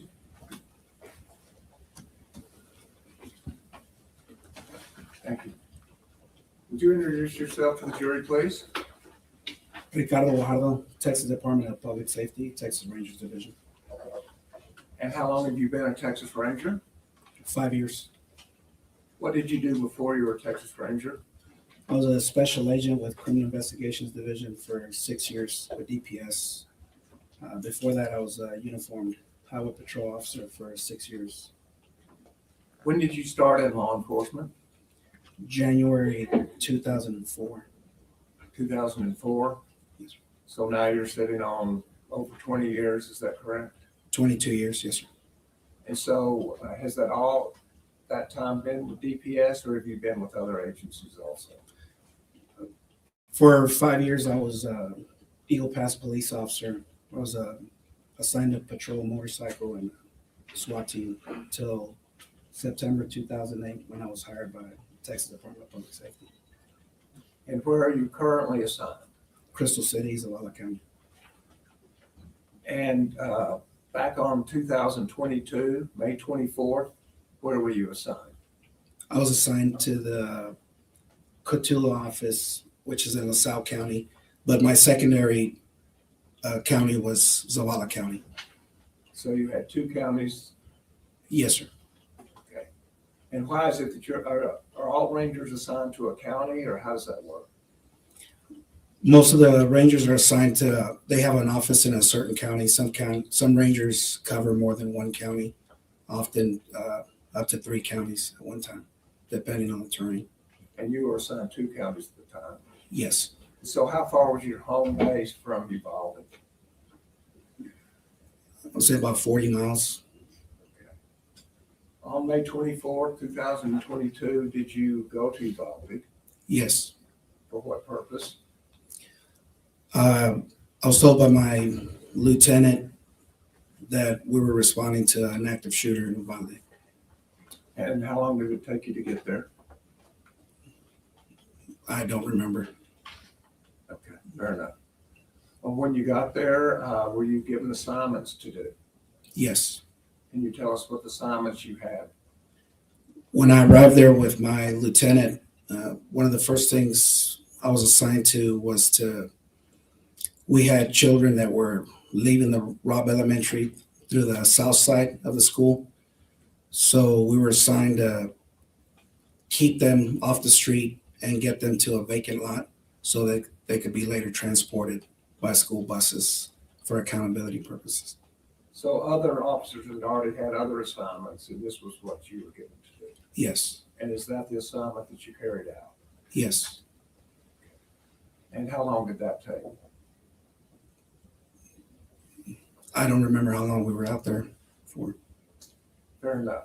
After that assignment, what was your next assignment? We entered the Robb Elementary property through the south side, and I met there with my supervisor and 2 other rangers just to get an assessment of what had occurred. And after getting that assessment, what was the next thing you did? We moved to I was approached by a highway patrol sergeant who advised me that there was still a teacher with children in a classroom. So I took a handful of troopers and made my way down a hallway, and we secured that room and safely escorted the teacher and the students off the property. Very good. Eventually, were you placed in charge of any of the investigation? Yes. Can you tell us what that was? The scope of my investigation was to investigate the officer-involved shooting, which involved the officers that actually made entry into classrooms 111 and 112. I was given the assignment to write search warrants for residents, cellular phone, and a Ford F-150 that had been involved in the shooting. I'm sorry, I heard the first about writing search warrants. What was the second thing? So I investigated the officer-involved shooting with the officers that were involved in the actual shooting of the suspect.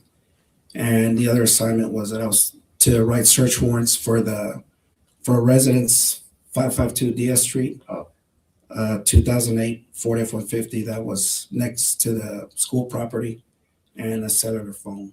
Okay. So the Ford F-150, the truck that we've known to be, is in the ditch. Is that correct? Yes. And I believe earlier it was referred to that 522 DS, that's where the grandmother was shot. Is that correct? Yes. Thank you. Eventually, after securing search warrants and getting that out of the way, did you begin questioning witnesses? Yes. And was it all, what was the purpose of questioning witnesses at this point? To gather as much information as we could as to the accounts of what had occurred at Robb Elementary. And so how did you develop a list of who you were to question? We started by attempting to identify the officers that first responded. And throughout the weeks and the months of the investigation, we had to view, I didn't view it, but there was audio and video, body cam footage attempting to identify officers in the hallway so we could get statements from them too. Okay. And so how did you pick where to begin questioning witnesses? My supervisor brought us all together and basically gave us a list of officers and witnesses and victims on a daily basis. So we cut them up between however many rangers were working that day, and then we go down the list and just start calling witnesses or the officers or victims to get statements. At that point, had any suspects been developed? Yes. As to the officer-involved shooting? The only suspect that we identified was Mr. Ramos at the time. I apologize. Yep. The gunman is the suspect that you talked about? Yes, sir. Okay. And so even as to officer-involved shootings, there were no suspects involved at that point? No. It was just general gathering information about what happened? Yes. And did you talk to Adrian Gonzales, this defendant? Yes, I did. When did you talk to him? May 25th, 2022. May 26th? Excuse me, May 25th. So it was the day after this event? Yes. And how many witnesses did you end up interviewing? I don't remember. It was several. We interviewed over the next several months, so I don't have an approximate number of how many interviews I conducted. Was it in the dozens? Yes, easy. And how many Texas Rangers were out collecting interviews? At any given day, we could have approximately 10 or 15 Rangers doing various assignments. We had Rangers coming into the area and then having to go back to their respective areas. So there's no telling how many Rangers we had. We never had an approximate number. It was just whoever they were deploying that was available to assist. What was your purpose of talking to Adrian Gonzales? To gather an account of what he saw, what he heard, and what he was told when he responded to Robb Elementary.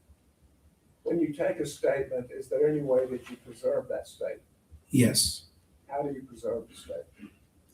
We record it using an audio video recorder when it's possible, or an audio recorder. And you did that in this case? Yes. And did Adrian Gonzales come in voluntarily? Yes. This was not a custodial interrogation? No. So there's no reason for Miranda warnings or those kind of things? No. And have you had a chance to review that statement? Yes. Is it in completed form, that is, complete from start to finish? Yes. And does it include your entire questioning of Adrian Gonzales on that day? Yes. Your Honor, at this time, the state would offer Exhibit 1038, the statement of Adrian Gonzales. No objection. Submitted. Publish if you like. May we publish it? Yes, sir. And Ranger, there may be a couple of times where I hear language that may be police talk that I may ask to stop and explain, if you know what that police talk is. Yes. Fair enough? Yes.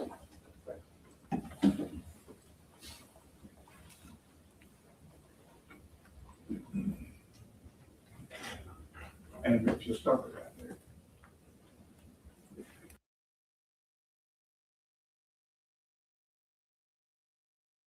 This is funny. I've got to play you this, right? Hippie Chick sent me this. And yes, it's PC, so don't worry. It's not one of our usual ones. I'll show you this. I can't play it on my Facebook won't attach. Right, ready? Message from police. They're looking for a missing dad. The girl only had a drawing of her father. She didn't have a photo, just this drawing of her.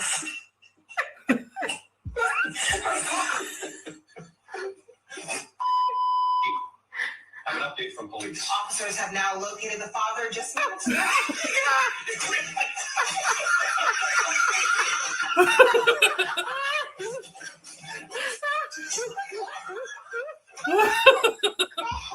That's funny. That's funny. You gotta admit, that's funny. That's funny. Oh, we needed that laugh. Thank you, Hippie Chick. Hippie Chick's fucking bringing the videos these days. I love it. That made me laugh. Thank you, Hippie Chick. Right, let's go back to the trial. But right. So fucking. Is this the interview that you had with Adrian Gonzales? Yes. On the day after the event? Yes. Thank you. May 25th, 2022, approximately 4:41 p.m. We're at the Uvalde DPS office in Uvalde, Texas, 78801.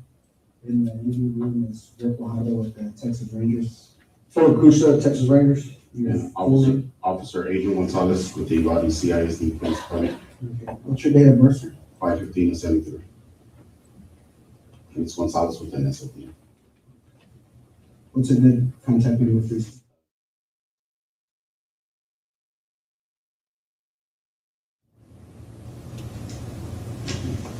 And your address?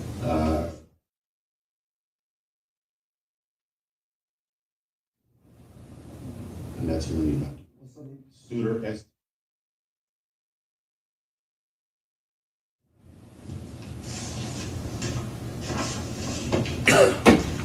What's your radio number? 422. How long have you been employed with the school district? With the school district PD since July, about 10 months. So you started in July 2021? Yes. Okay, to present. And before that, sir? I worked for the Uvalde Police Department from 2009 to July 2021. I resigned from them, went to work for the school district. I was about 10 years, 10 months with them. 10 years, 10 months? Yes.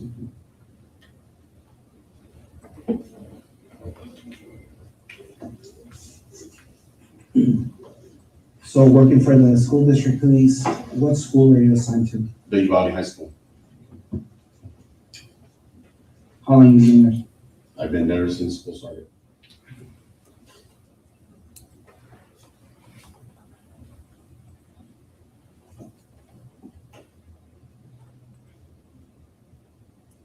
What's your shift?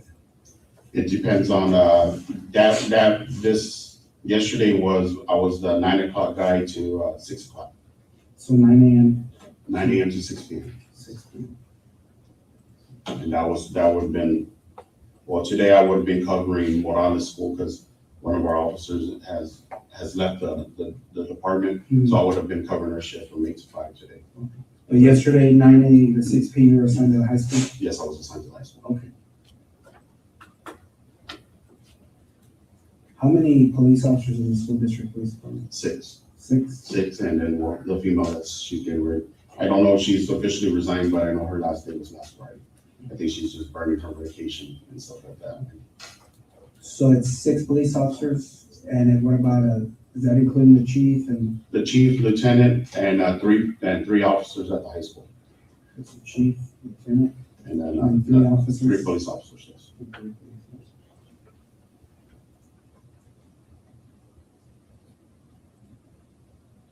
So the 6th one would have been the female that just. The 6th one's actually housed. She covers her campus is Morales Junior High, which is the junior high. Which you said she's leaving? She wasn't on scene. Actually, Officer Ruby Gonzales was covering the school. Okay, Officer Ruby Gonzales? Ruby.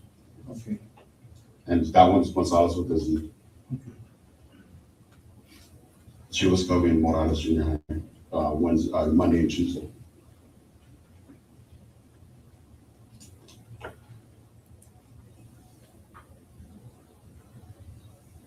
Who was assigned to the Robb Elementary School yesterday? Nobody was assigned to Robb Elementary. No officers, no assigned.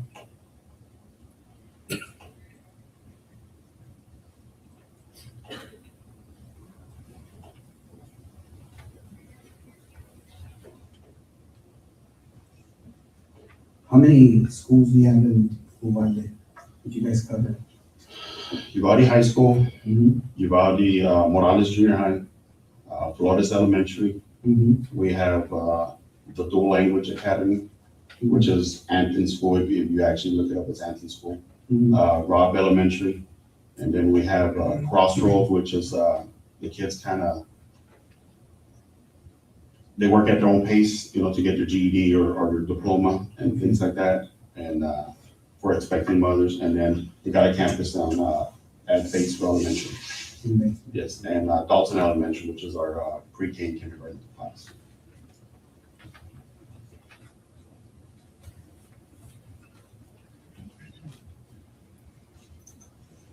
So during the day, are you guys assigned marked units? Yes, we have a marked unit. Okay.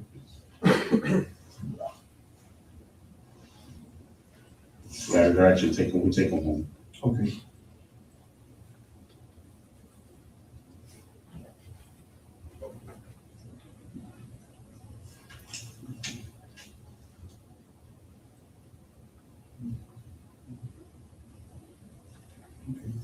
So going back to yesterday, can you walk me through just basically your entire workday from the time you checked on what you did and then how? Okay, I checked in at the high school right before 9 o'clock, and I actually met one of the sergeants from the police department. We're out there talking for a little bit. He asked me if I was going to go to the park, which is we call it the Western Park, the Mexican Park. It's actually named Parque de Avila, you know, Park of the Heroes. The senior class was having activities out there for them, which is a senior class because they already graduate. He goes, "Are you going out there because they told us to patrol the park?" I go, "No, nobody's told me." Then my Lieutenant Mike Hernandez texted me and said if I can go out there from 9:30 to 11:30 with the seniors. Okay. So I got on location to the Western Park, drove around because there's some of our local, you know, I guess drunks hang out there just, you know, waiting, just, you know, doing whatever, utilizing the restroom, you know, taking baths and everything like that. So patrolled it. There was a couple of people there, just drove around because the kids, like I said, towards I want to say the back end of the park, there's a little basketball court and a volleyball court. Some of the kids were playing basketball and the two people that I observed were actually sitting on the park bench. So I just drove around, just let them know that I was there. Okay. Parked a couple of spaces, stopped, looked to make sure everybody was, you know, nobody was getting approached. Drove around, finally got off and, you know, interacted with the kids and the principal and some of the staff. I want to say maybe about 11:15, they started debriefing the kids, telling them, you know, we're going to get ready because they bus them out there. So they have about 4 to 5 buses out there in the park. So they were telling them, hey, we're going to give you some packets. The packets were for the pictures for graduation. And you need this and you need to turn in before the day of the graduation and stuff like that. So they were telling the kids before they get on the bus to make sure they're, you know, stuff like that. So some of the kids started walking towards the bus, and then I heard on the police radio of 1050, which was an accident at Geraldine and Grove Street. So I told the assistant principal, Joel, what's ahead? I'm taking off. I go, there's an accident by the school. So at the Western Parks, I want to say maybe about the 800 block. Robb is like 400 block of Geraldine. So I came up, I left, and then when I was actually getting in my car, I heard the radio traffic that the guy has a gun. So I turn on my red and blue lights. I'm not running sirens, so just red and blue lights. I come out of the park, which is Farrar Street, take a left on South Farrar, because the park's actually on Farrar Street. So I go up Farrar Street, cut on West Garden, the 300 block, 400 block, and then I go up South Evans Street. From South Evans, I hit Geraldine. So Geraldine actually is where the school's at, sits on Geraldine and Oak Carrizo. When I approach, if I don't know if you're familiar with it, Geraldine has a little twist on it. Okay, towards the back of the school where the vehicle was at, like a half a block up, there's a little twist. So when I came up, I heard the traffic. I don't know if it was when I was on Geraldine on Evans that he was running towards the school. So there was no closing description provided. So when I came up, I saw people at that curb, like standing, looking towards the school. So when I came up to school, I observed the truck inside the, I could say a bar ditch, but it has like a concrete where I guess the water sits, so it doesn't sit, so it flows. It was sitting in there, and the rails were all broken up and stuff like that. So when I came up, the actual back gate, the teacher, I guess it's a teacher parking lot. There's a teacher parking lot towards the Old Carrizo, and there's a teacher, I guess the teachers that have classrooms in that where the shooting happened, parked there. But there's a gate, should have been closed, was wide open. So when I approached, I actually saw a lady in a peach, maybe orange t-shirt running. You know, I didn't know it was a lady or not. I knew it was a lady after I made contact with her, but I saw her, went to her because they said they were running towards the school. I was going over there towards her. No sirens, just light, red and blue lights. I see her fall in a dust of cloud. So I get to her and I realize she's one of the coaches. I don't know her name, she's dark complected coach, short hair, boyish, tomboyish coach. And she tells me, he's over there. I go, who's over there? He goes, he's over there, the shooter. He's wearing black. I go, where? So when I turn, actually, my vehicle's still there. At the school, it's the Crown Vic that says UCISD.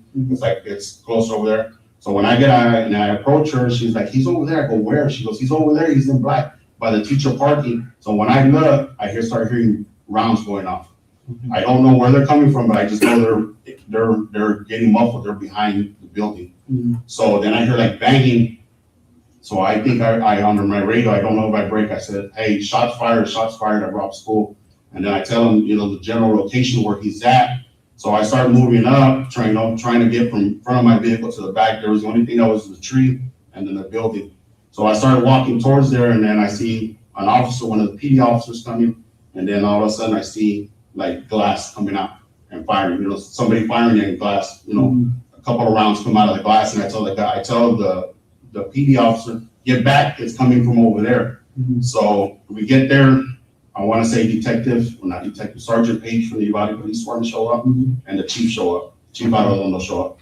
So the chief, Donald Page, and myself go in on one side. Lieutenant Martinez from the Uvalde Police Department and Sergeant Gonzales come in through the other side, to the back door. And what door did you enter? I entered the door where my vehicle's at, so it's going to be the south door.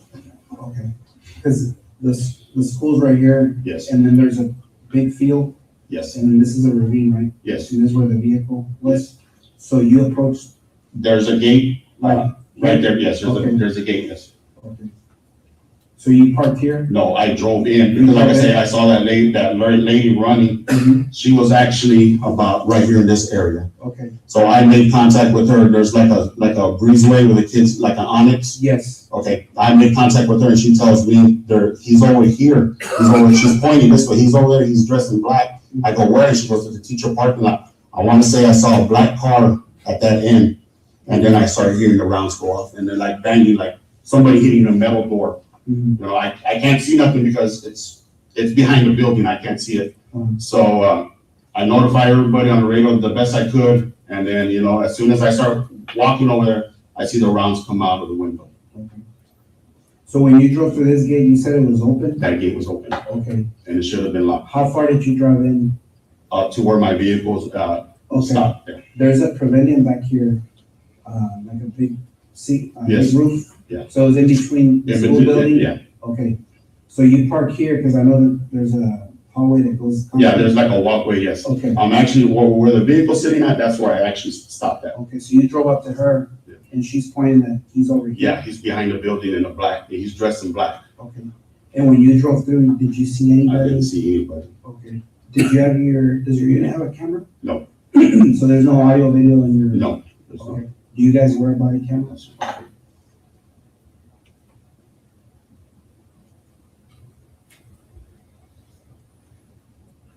What unit number is that?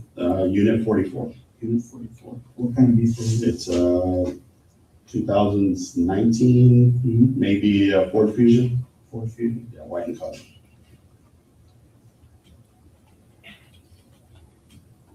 Okay. So you drove up to her, she's pointing this way, and when you're talking to her, that's when you start hearing? Yeah, she said, he's over there. I go, where? She goes, he's over there by the by the parking lot. And then she goes, he's dressed in black, and then I hear the rounds go off. Okay, because there's a door right here, right? Yes, there's a door, yes. All right. There's actually a door. Here? And then there's a side door right there. Here? Yes. Okay. That's where we made entry with the chief and Sergeant Donald Page. Okay, so you and Paige came through here. Okay. And I want to say Lieutenant Martinez and Sergeant Gonzales from the PD came in through that back door because we were facing each other. Yes. Okay. And Canales, you said? Yes.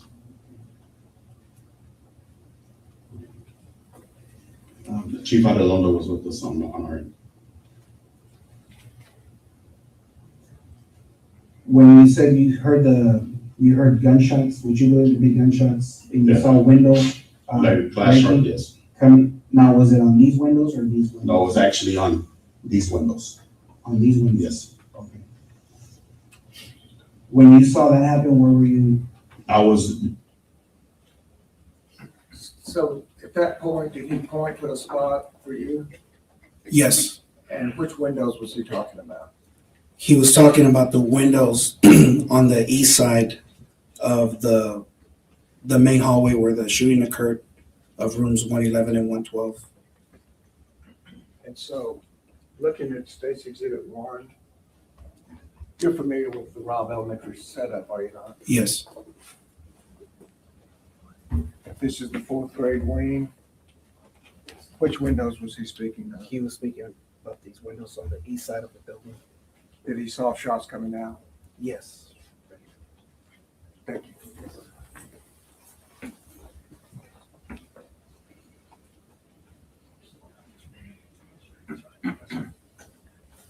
there was actually a tree right there in that area. Yes. In that area, I was walking towards the building. Okay. So when you made entry with Adrian and Chief Arredondo, what did you see inside the school? Just when we opened the doors, it looked like, have you ever seen somebody set off a fire extinguisher? Mm-hmm. The smoke, that's what it looked like. Smoke burn, something burning, So we went in there, we kind of knew he was in that area because I kind of told him, I don't remember if I told him, hey, it's like 3 or 4 windows down. Mm-hmm. He's in there. So we kind of all, came in together. And I didn't see Lieutenant Martinez get hit, but I don't know what he did. Mm-hmm. That he started firing, and then you see him go like that, and everybody scooped back. Okay. So I think he got hit. So we kind of moved back, as we're departing because he was laying fire. Mm-hmm. When Donald Page stepped back, you see a piece of the sheetrock come through, a round come through. Mm-hmm. So we back up, and Page is yelling at Javi, hey, are you hit? Are you hit? And I see Javi holding his inner thigh, and he goes, yeah, I'm hit, but I'm good. So they walk out, and we walk out. Okay. When that's Well, you know what? Sergeant Coronado was with us too. Coronado? Yes. He's with the UPD. UPD.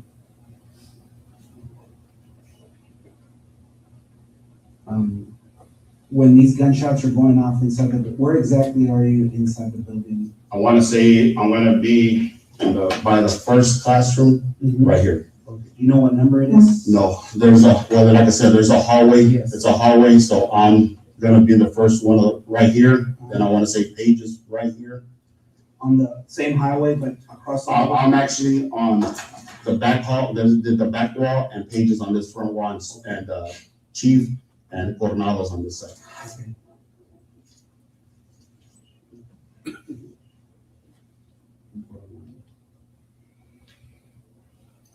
And while you 4 gentlemen are here, Where do you think the shooter's at? I know there's a hallway that goes this way, right?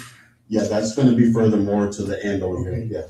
All right. Is there another hallway that comes down this way? I know it runs from that back door to the front. There's a door over here. Okay, a long hallway. Yeah.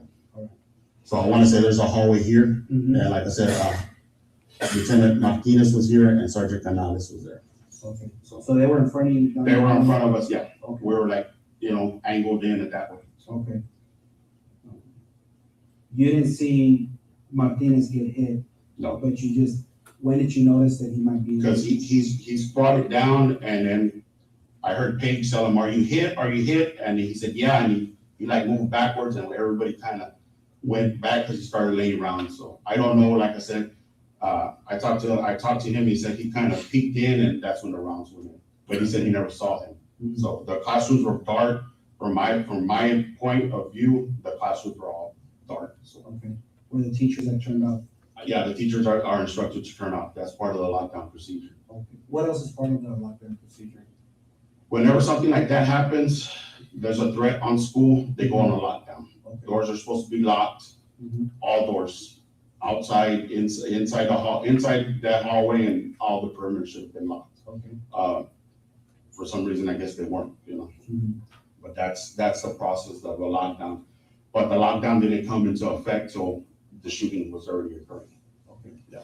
Because we have it's called the Raptor system, and that sends automatic notification to everybody on campus, all the teachers either through their laptop or their iPads, whatever they have. It's in the system, and it automatically goes to lockdown. And the front office should deploy something over the intercom saying the lockdown. So. Okay. So you guys how many rounds do you think you heard when you were inside the building? Inside the building, 7 to 9 maybe. 7 to 9 rounds? And when you were outside? About 13 or 14 rounds. 13 or 14, before you guys actually got injured? Yeah. Okay.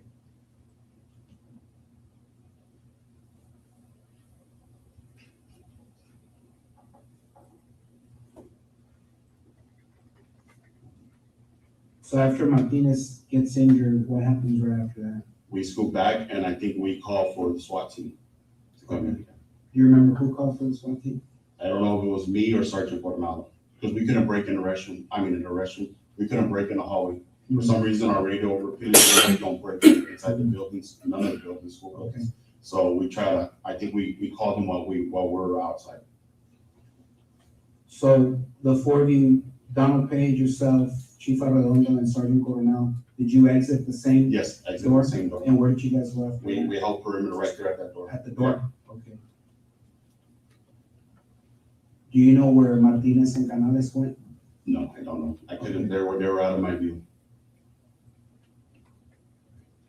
The last time I saw them was when Paige was asking Martinez if he was hit, and he goes, "Yeah, I'm okay. I got hit. I'm okay." They're in that hallway right there. You can just hear them coming down. I can see them. Okay, We can see them. Yeah, you can see them. Yeah. About how far are they from you down the hall? Maybe 50 yards. No, that's just wrong.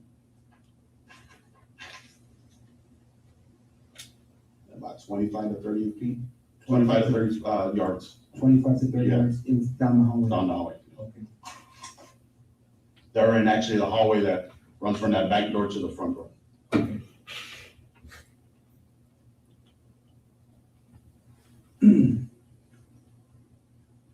So you guys exit, and then who started calling for the SWAT team? I want to say either I broke or Coronado broke. One of us broke because, like I said, we weren't getting service. So we walked out, and I want to say I called, but I don't know if I called to activate the SWAT team. Okay. I called the dispatch.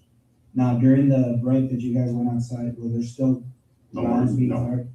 Okay. How long do you think you guys were out there for? Maybe 20, 30 minutes. 20, 30 minutes? Yeah.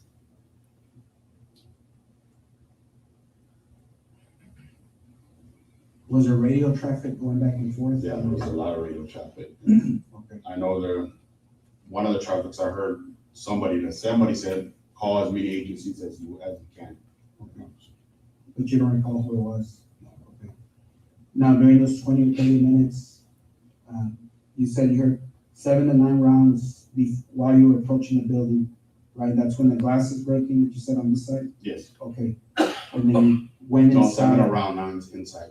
Inside? Yes, outside was. You more. heard 13 and 14 around outside? Yeah. Okay, all right.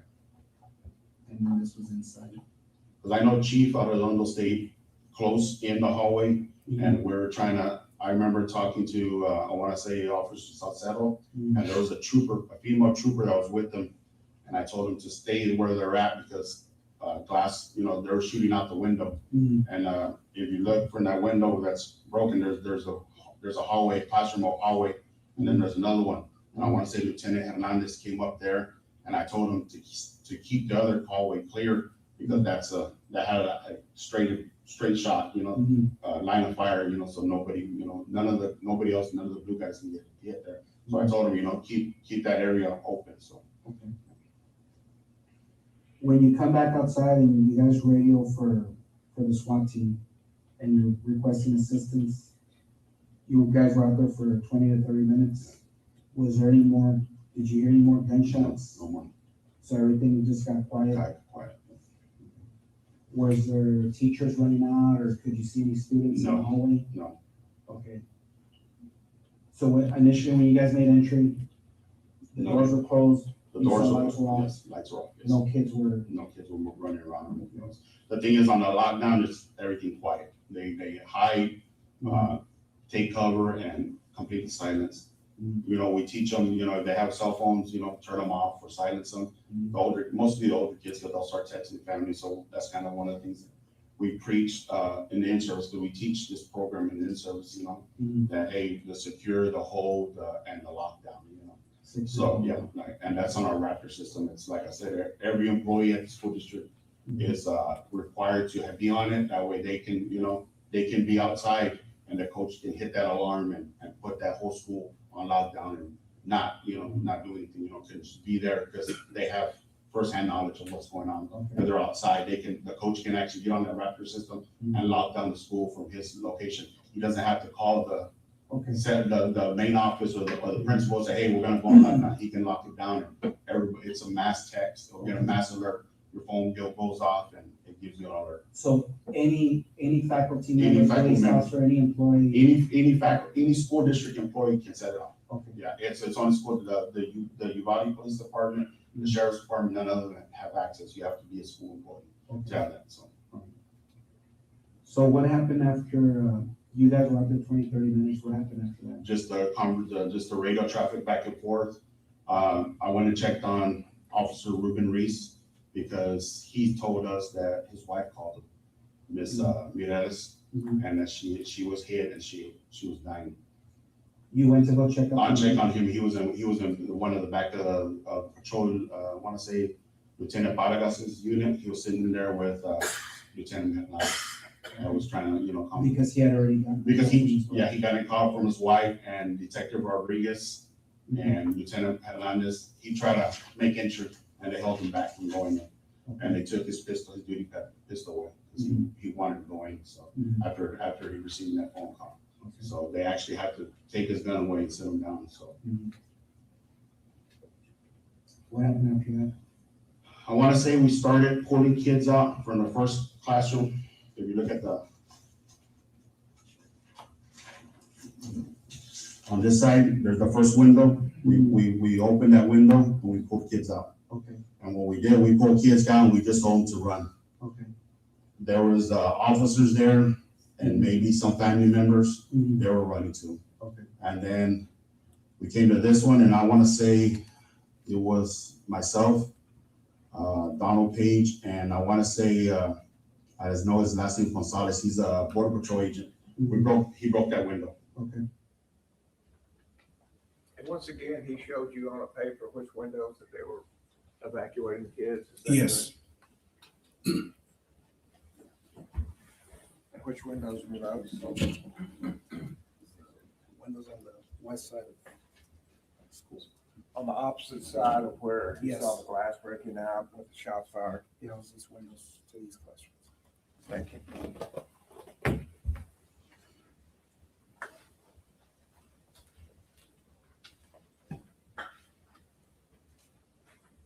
broke that window, and then we pulled kids out of there, and we just went strategically all the way down, pulling kids out of the windows, breaking windows. When you guys were pulling kids out of the classrooms through the windows, did you notice that any of the kids were injured? No, none of the kids were injured, yes. So all of the kids that were on these windows, they were removed safely? They were removed safely, yes. Okay, and they were taken to the front of the? They were taken towards that gate where that I came into.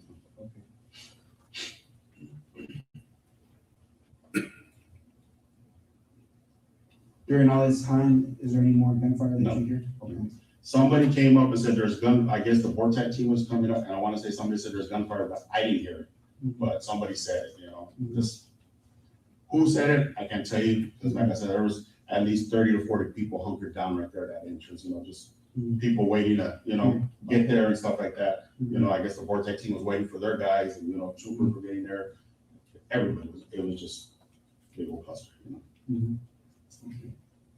What happened after that? After that, I guess the Vortex team got there, and I want to say I ran from this location. There's another part of the school here that runs a fence line. Yes. I ran there, and I went and got some master keys, Canadian master keys to the classroom. Who did you grab them from? Cubish, I know he's one of the mains guys, one of the second guy in command with the mains. I know his last name's Cubish. And yeah, I actually met him by the cafeteria. Okay. Met him there, and he gave me the key, and he said, "There our master or our something." He said one of those will open all the doors. Okay.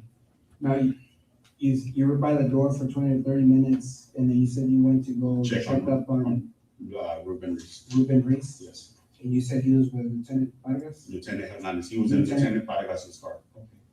Lieutenant Vargas' car. Mariano Vargas? Yes, sir. Okay. And where were they stationed at? There were, I want to say their vehicle, there was teachers parking right here. There was someone in that area. So there was teachers already coming into the? No, the teachers were already parked there. Oh, okay, they were already parked there. Okay, so he parked behind the vehicle? I want to say he's parked somewhere in there. His vehicle's actually still there. Okay. It's a black Tahoe. How long were you there with Ruben Reese and Lieutenant Vargas? 10 minutes maybe. Just assessing Ruben Just, Reese? yeah, making sure he was okay, because he was like, she's in there, she's bleeding, April, she called me, I go, Ruben, calm down, trying to calm him down. But, he was like, I guess in a daze, he was just. Okay. Is that where you ran to go meet Cubish for the? Yes, because we have our school radios, and Lieutenant Hernandez called me and said, hey, can you go get keys from the office? So I tried to call Officer Gonzales on our school radio. She wasn't breaking in the location she was at. And we ended up meeting there at the actual office. And she was looking for keys, and I went and got them from Cubish in the front, so. Okay. So after you grabbed the keys, where did you go from there? I went back to the front, to actually back right here, and I met Ranger Kendall, and I gave him the keys. Okay, so you gave the keys to Ranger Kendall? Yeah.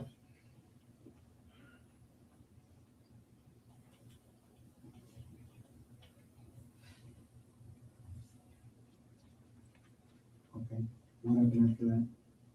They made entry. Before they made entry, we set up EMS right there at the door, at least 3 or 4 stretchers. And then I grabbed some gloves, and they made entry. They said it was clear, and they started pulling bodies out, and we started, pulling kids out. During this whole time that you're grabbing the keys, did you ever hear any gunfire? No. So the last time you heard gunfire was when you were in here? Yes, when Lieutenant Martinez got and you guys pulled back? Yes. To the rear?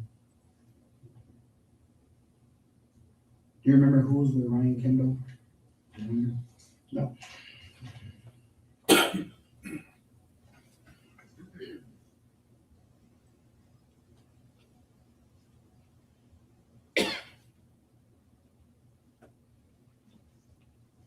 And they made entry through the side door, right? On this one? Yes, they made entry to that.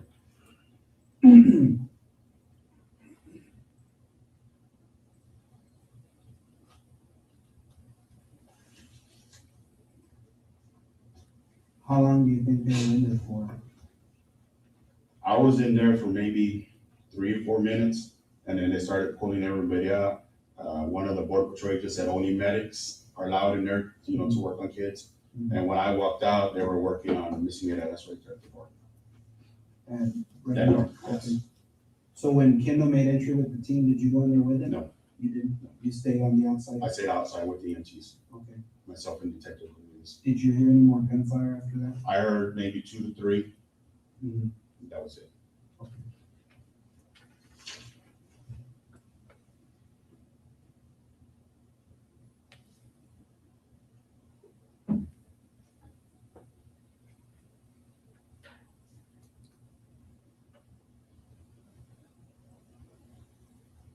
And they were coming from inside the school? Yes. Somebody said, hold the line, hold the radio, because they were making entries, so. Okay. Right before the main entries. I want to say that's going to be Officer Michael Water that made that remark. The voice is kind of, he has this distinct voice that, I can see him behind me. I know he's talking, so I worked with him for several years. So. Officer Michael Wally with the Uvalde Police Department. 320.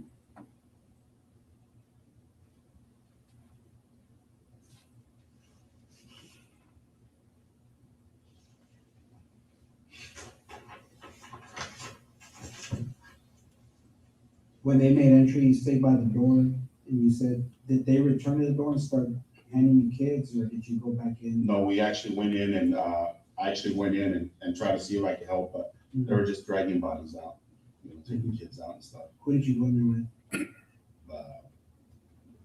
I just followed the group that went in, so nobody in particular. So. I can tell you right now, I was probably the only CISD in there, besides Chief and I think just Chief. The Chief was the only. I saw Chief in there, so. Okay. But I was nowhere near him, so. So you two, Chief Arada and yourself, were the only ones from? I want to say from school district that was in there. Yes. But you didn't go in with the initial? No, I didn't go with entry team. You just waited? Waited, yes. Okay.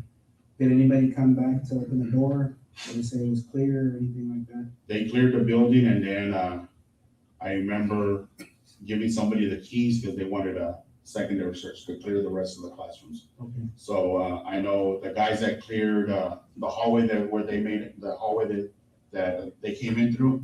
I gave the keys to the guys, and they cleared those. Or I gave mine to Chief Arredondo. I gave them the keys. I go, here's the master keys, and there's 2 master keys out, so they were checking. Okay. Ranger Kendall had one of the sets? Yes. Okay. How long do you think you waited when they made entry? How long do you think they were in there for? Maybe a couple of minutes, 2 or 3 minutes, yeah.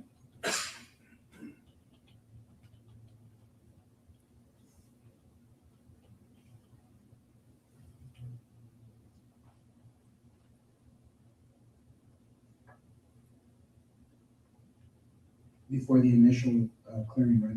Yes.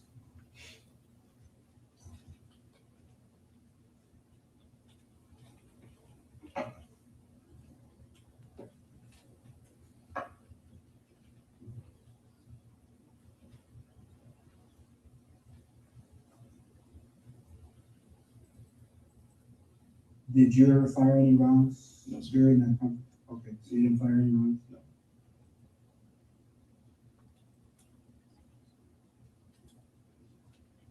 What were you, is that the uniform you're wearing? Yes. Okay, the exact same thing? And it's a tourniquet. Okay. I gave a tourniquet to one of the EMTs and one of the Portec guys, and we were grabbing as many as we can, so I gave them mine. Okay. Because they were prepping, for the victims.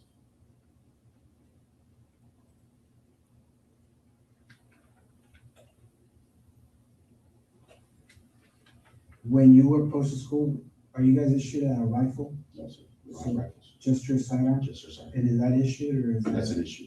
Okay. What kind of? It's a Glock 40. Mhm. Gen 5. Model 22? Model 22. And how many magazines do you carry? 3 magazines of 15, and then I got 1 in the chamber. So 46 rounds total? Yes, sir.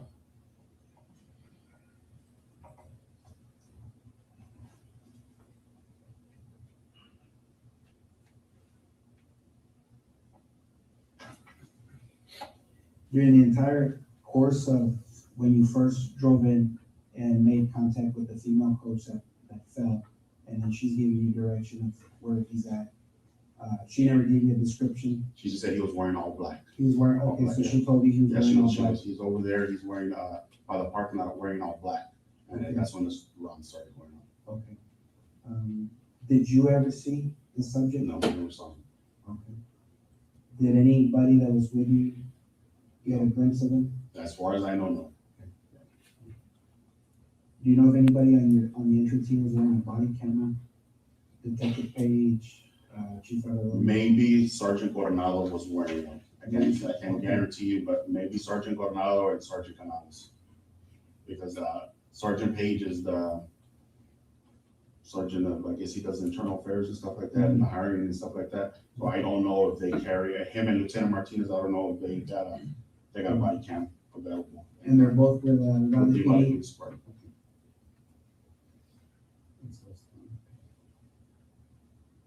But Sergeant Canales and maybe Sergeant Coronado may have body cams on.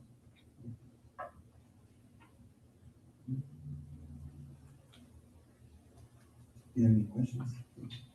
No, I'd like to just clarify something that way we're on the same sheet. So when you come up here, right, sir? Yes. You never see that individual anywhere? Never see You never see him drop in? No. Okay. And as you're entering that door, right, you're hearing gunfire, correct? No, we never entered the store. So you never went inside the school? Never went inside the school till I got coverage over here, then we made entry. Okay. And as you're standing out here, you're hearing. I heard. I want to ask you about the statement he just made that I never went in until I got coverage. Yes. We have been talking for quite some time about cover as a wall or something of that nature. Cover Yes. from gunfire. Mhm. But it's used differently here, is it not? Yes. And what does, I didn't go in until I got coverage. What does that mean to you as a police officer? He didn't make entry until there was other officers covering the west door. So coverage means other officers Yes. covering for you. Yes. And he didn't say west door, is that correct? He just said coverage. Yes, that's correct.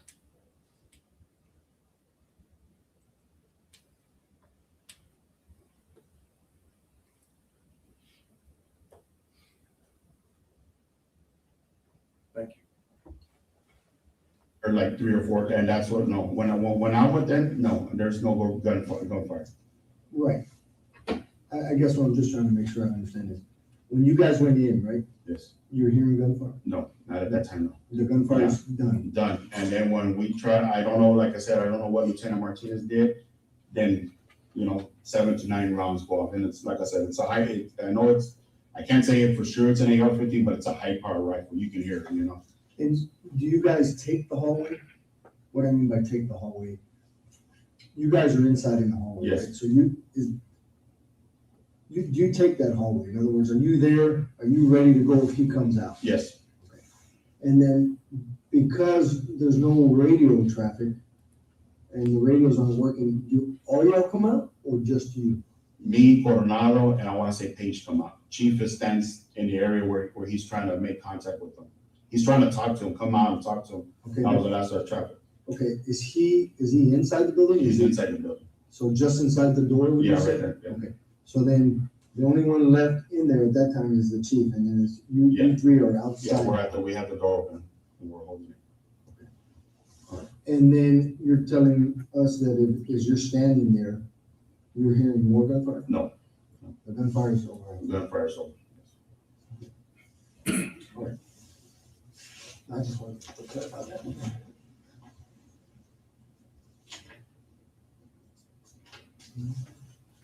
Your dispatch, will they have audio video recording? They should have radio recording of it.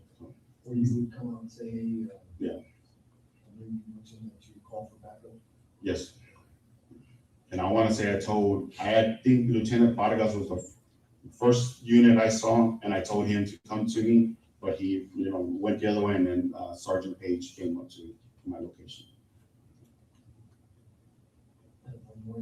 When the rounds are being fired, sir, are you, I don't need the paper, I'm just trying to, as the rounds are being fired, is there a reason why you don't fire?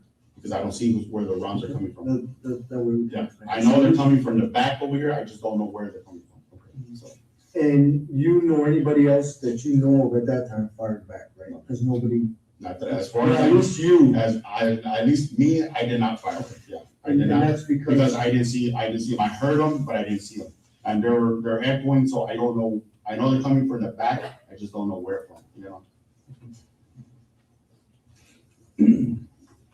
When you guys made that entry into the hallway, there was 4 of you. Did anyone in that group of 4 say, "Hey, we need to go down this hallway and we need to find this shooter"? No. No. Did you think about that, or did it ever cross your mind? It did cross our mind, but we just never. Nobody ever made. We're just covering each other. That's what basically what we're doing. Holding, covering Chief and covering Page, and or now they're covering us. So. I want to say there was only 1 AR, and that was Sergeant Gonzales had the AR. Everybody else had pistols. Did anybody ever suggest that when Lieutenant Martinez was hit, hey, we need to go grab Lieutenant Martinez, or we need to? No, because he was actually mobile. So, okay, he was. So it was moving, and I want to say Lieutenant Vargas called for EMS. Okay. Was Lieutenant Vargas with them? He was in the back. I don't know. I didn't see him, so I can't tell you for sure. You could just hear. I know he was there because he was the first one that I saw from my location where I was parked, and I told him to come to me for cover. He had the bigger unit, and but he did. We have that word cover and unit there, correct? Correct. That he saw Vargas. I told him to come to me for cover because he has a bigger unit. Would you tell us what that means? From what I observed in the interview, I understood that at some point he may have wanted to use the Lieutenant Vargas's vehicle because it was a bigger unit, bigger vehicle, has coverage if he needed it. And so he called Vargas over so he could have more cover. That's correct. But then Lieutenant Vargas went to the west side door, and that's when Sergeant Donald Page went over to Mr. Gonzales and met him at the south door.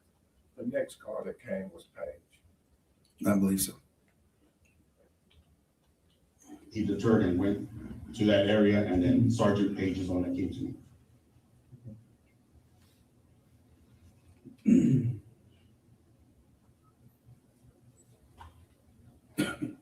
And of course, because it's a lockdown, there's still kids in the classrooms. So that's our concern. Do we fire and do kids get hit?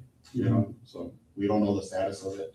I tried to call the office. I know when I was out there and seeing that the kids were in class, and they kept telling me that there was kids in that classroom. So when we came out, which was a school radio. So. Now, when you hear the gunshots inside, do you hear any screaming? No. Do you hear any teachers calling for help? No. Nothing. By the time we went in, it was quiet. So I don't know, like I said, if they were injured or they were doing what the lockdown is, keeping quiet. So.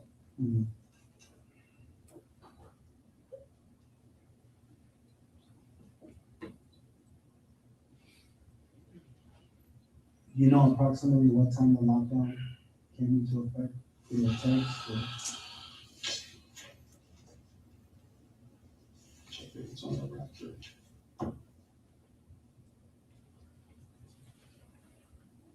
Sometimes when the alerts go off, they kind of. Is that an app? That's an app. It's a Raptor. How do you spell it? It's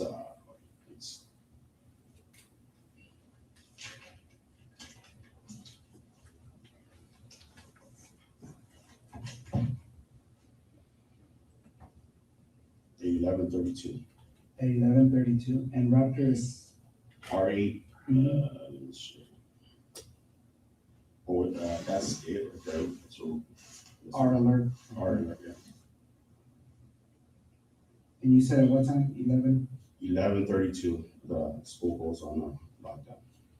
Doesn't give me, the teachers can message and stuff like that, say one of the teachers, hey, I sent, John Doe to the counselor's office.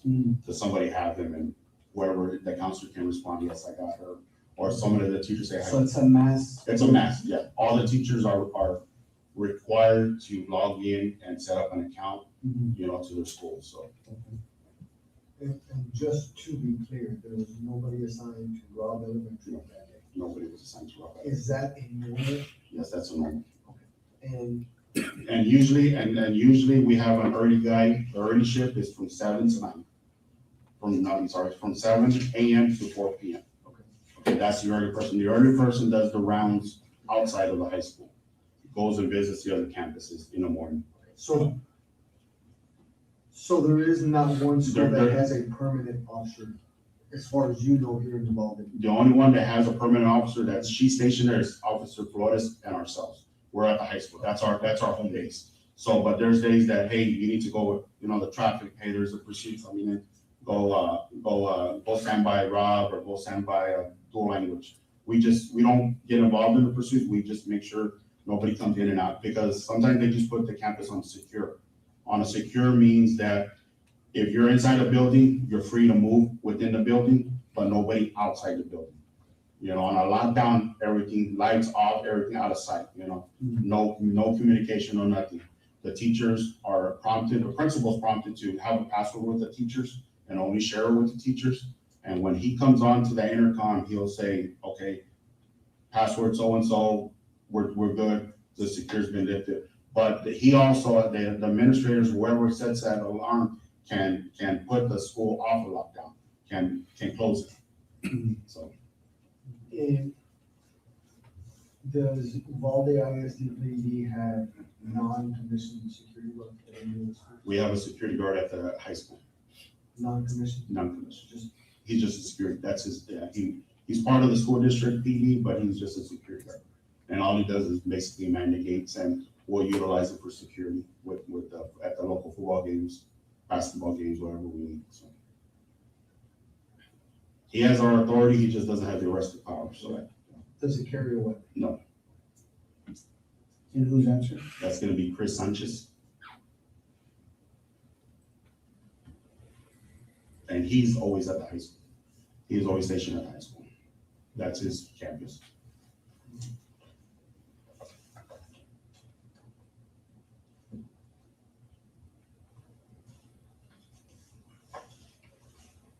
Going back on someone's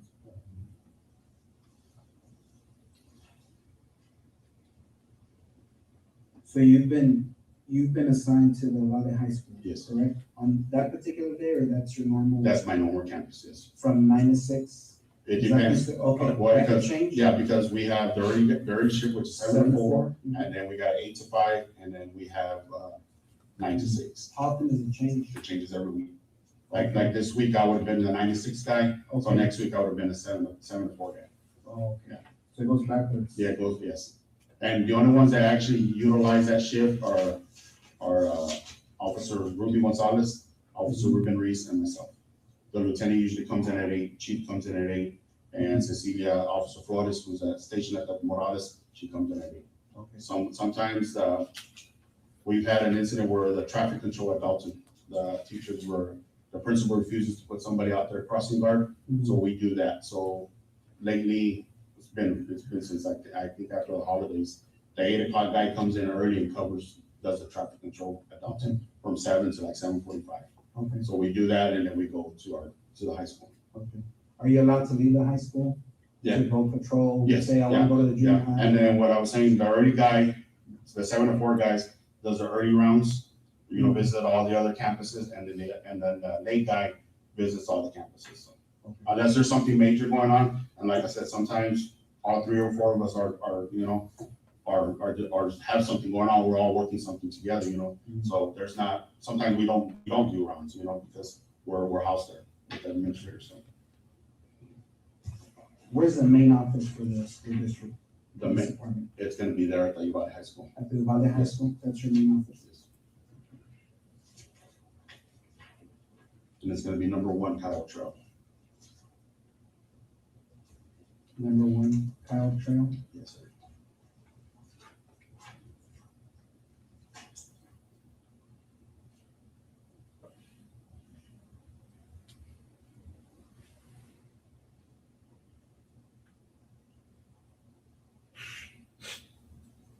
The chief has his office there, along with his administrative secretary, and we call it the squad room, where she's at, and then all three of Lieutenant Hernandez, Officer Reyes, Officer Gonzales, and myself have our own independent offices.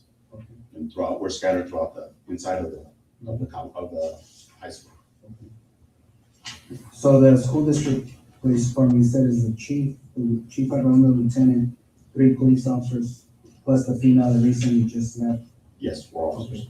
Okay, so it would have been a total of 6, like you said. Yes. But right now it's 5. Yes. Okay. And how many marked units do you have? 6 units. 6 units. So every officer. Well, actually, there's only the 3 Ford Fusions are marked, and Officer Reyes is marked, but he has a ghost decals. Okay. And chief and the lieutenants are just explorers, great explorers. They have red and blue lights and sirens, but no decals on them. Because they don't do traffic stops. We don't get it. We don't. Okay. So just to be clear, every independent school district police officer has a way to be mobile. Yes. Okay. And they're all take-home units. They're all take-home units. Okay. So at any given time, you can respond from your house. Yes. If there's an emergency. And you get, that's within your policy, I guess your police department allows you, hey, you hear something major. Yes. You can respond. Yes. Yeah. And most of the time, we'll get the traffic, the radar traffic, and we have like a group text, and hey, there's a pursuit coming in. Mhm. They're coming in, and they're gonna be by either the dual lane, which is on 90 West. It's closer. It's a block away from 90 West, about 1,000 blocks, so it's there. So if we know it's coming that way, we'll start going to that area. If it's coming off of 83 South, we'll generate towards the Robb area. The early guy that's just driving around patrolling, well, that's their job. You know, if we need to come out more, we'll pull the one that's doing the traffic at Dalton, will go assist. You know.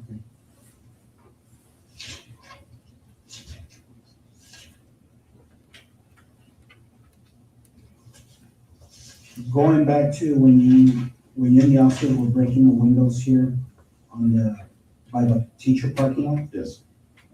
Did you notice that there was anything on the ground, anything that No. someone may have dropped? No, not until after the fact, somebody says that, hey, there's a bag there and it's full of AR magazines, but which officer said that? I couldn't tell you right now. Possibly wearing green, maybe the camouflage, I don't know. Okay. So, But it was after everything, kids were getting evacuated? yeah, kids were getting evacuated. The last classroom, I was closer, I was checking on Ruben again, and I was more towards the back. So the kids were running, so I was just letting them to go run towards it. When you guys were already on the last That classroom? one of the last classrooms. Okay, because they were pulling them out of the window? Yes. So you kind of guiding them? Yeah. They run this Yeah, way. on that last classroom, I was kind of further back and I was guiding the kids out. Okay. Yeah. Do you remember how many windows you guys cleared? How many classrooms? I want to say 4. 4? I say 4, you know, but it could have been more. Okay. And I'm not looking for a precise number. Yeah, no, I want to say 4. Okay, We opened one, and I want to say I observed them break 3 windows. okay.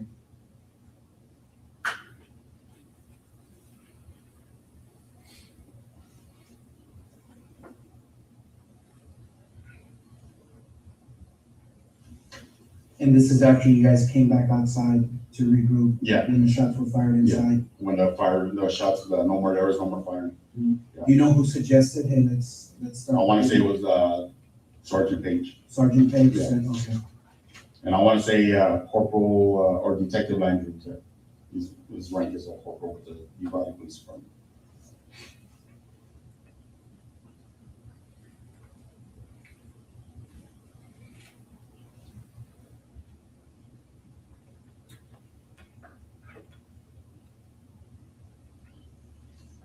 When you guys were doing this, did you ever see Lieutenant Martinez or Canales outside? No, I know, I heard the traffic, like I said, Lieutenant Paragas called for an ambulance to have one of the officers check, and he got checked out, and I guess he came back and joined the crowd, so. Okay. So, but like, by then, it was it was massive, you know, there was officers everywhere, so. Okay. So you exit, you're standing by the door, right? Yes. And then how many minutes go by before you guys start evacuating the kids, opening these windows?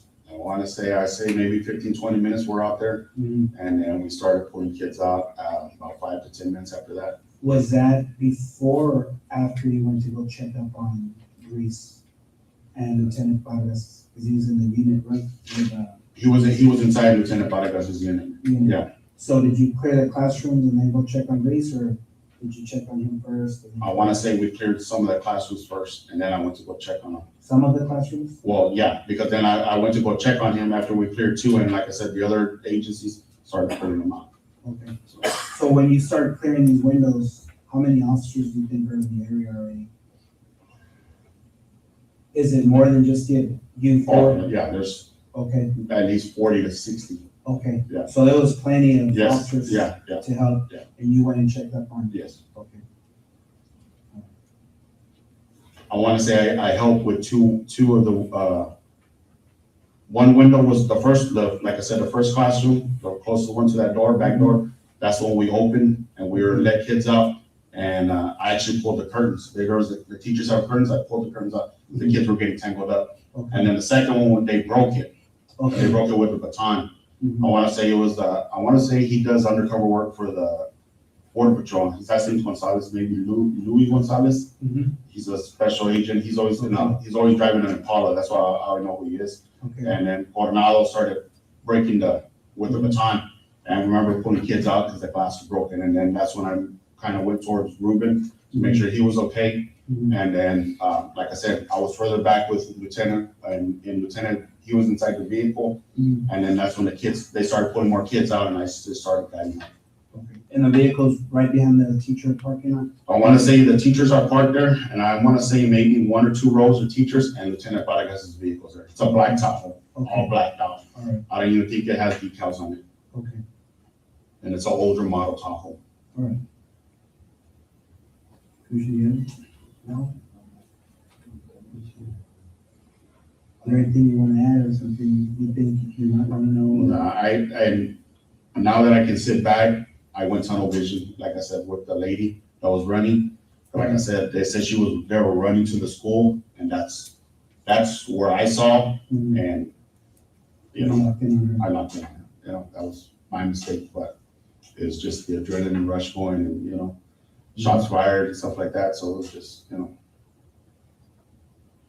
because on the radio it said there was a lady shot in the head on Diaz Street, which is 2 blocks down, but I didn't know that the relationship on that. So that call came in? That call came in when the accident came in. Okay. Yeah.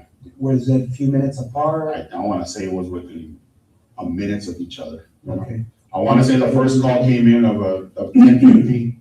A guy wrecked into the bar ditch. Okay. And then the call come out that he had a gun and he was running towards the school. So, and then they say, hey, there's also a lady shot in the head on Diaz Street. She's been shot in the head, so. Okay. Okay. So at the beginning of the interview, that 1050 that you're talking about, was that the pickup truck? That's a pickup truck. That It was they're calling in? brown in color, almost like So that's why you're responding to Yes. Robb Elementary Yes. School? Okay. Well, I'm responding because they say the guy's running to the school. I didn't respond to the accident. That's a PD traffic. I'm going over because they say the guy's going to the school and has a gun. Okay. Yeah, that's what I'm going. That's what I'm responding to the school. Okay. So from that bar ditch, he would have went into this gate, correct? Yes. And if he's walking and you're coming in, you saw the lady, so you really never saw him. No. I mean, No, I tunnel vision on her. I shot at her. I went at her. You said she's a female coach, right? Female coach. Short black hair? Short black hair. Okay. Maybe named Natalie, I'm not sure. Okay.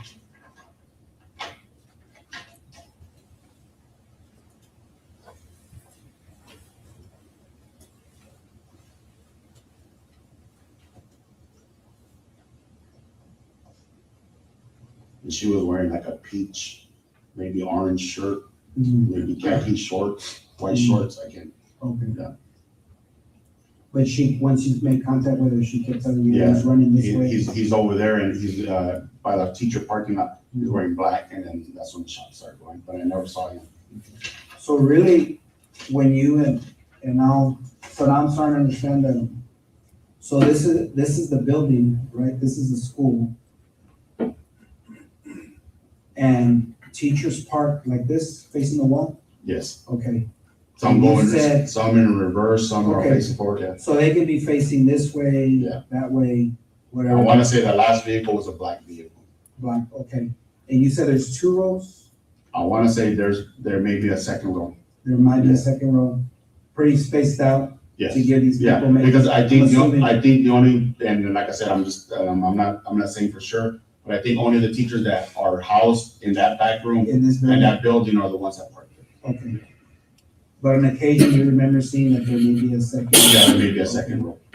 So the fence line runs something like this, and then here the horseshoes. Yeah, for the school buses. Like the half moon, and then the fence comes down this way, and you have the let's call it a culvert, that concrete drainage ditch. Yes. Okay, and the truck's facing this way, right? The actual front of the truck is facing southbound. Southbound. Yes. That way. Yes. Okay, the tree line. Okay. And this gate's wide open. Yes, that's the gate I come through. Okay. So what I'm saying is, if the female's about right here, the door, and then there's a walkway, because there's a pavilion. I know there's a tree there. Yeah, there's a tree. Pretty big tree, right? It gives a lot of shade. I want to say. I saw it yesterday. So there's 2 trees. There's a tree more closer. I want to say there's a tree closer to the basketball court. Okay. But that one, the one I'm talking about, maybe about 12 inches wide, 13 inches wide. Because there's a sidewalk right here, right, in front of the classrooms that goes into this door. A sidewalk? Or is there trees here? There's trees there. Okay, and then you got vehicles. Vehicles. So you come in, you hear there's a subject running into the school. Did they give a description? No. Just. She gave me the description. She gave you the description, or the radio? No description. So when you're coming in, you notice this vehicle crashed out, and then she's wearing orange. And she's right, yeah. So you drive in all the way up here, right? Yes. Do you think it's possible that maybe when you were driving up, the subject could have been behind cars and trees? He could have been, like I said. But you never saw him? I never saw him. Okay.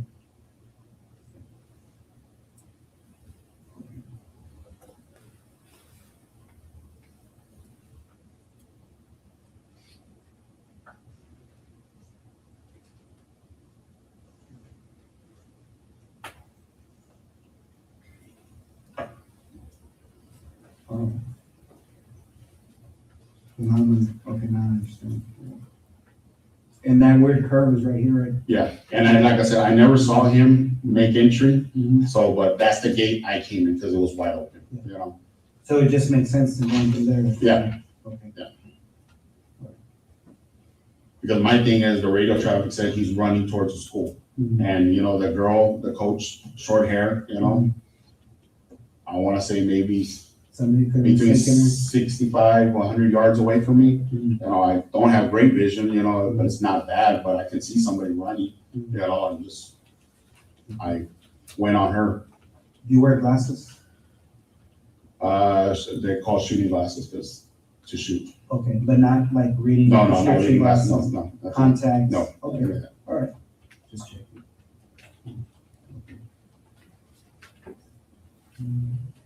This road right here?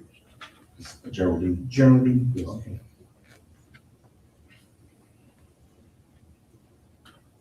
And this would be Old Carrizo? Old Carrizo. Okay. Just to remind everybody of what he just said there, he approached not because of the crash, but because there was a gunman on site. The first person he sees is 60, 70 yards away, and he guns it. Puts his foot down to get there because he believes that's the shooter. Turns out it's the coach, but he didn't know that. So when they're saying he's a coward, wouldn't engage and stuff, he literally drove straight towards what he believed could be the shooter. And where the truck wrecked out, that's gonna be Grove Street. Grove Street over here, or Yes. this, the one that cuts it? The one that, yeah, one intersection right there. Okay. The T, yeah. And it's a little bit off, so I wanna say Yeah, it's not a perfect. it's T. not a perfect T, because just what I saw was more towards, if you're looking at the rail system, the one more to the right hand side. Looking at it, the right hand side had more damage than anything else, you know. All right. Okay. You know, I wanna say the driver's side door was open, but, you know, I can't tell you for sure, but, you know, a quick glance, you know, radio traffic said they were running to the school, so that was my priority, you know, so. Oh, there's a lot going on. Oh, yeah. Okay.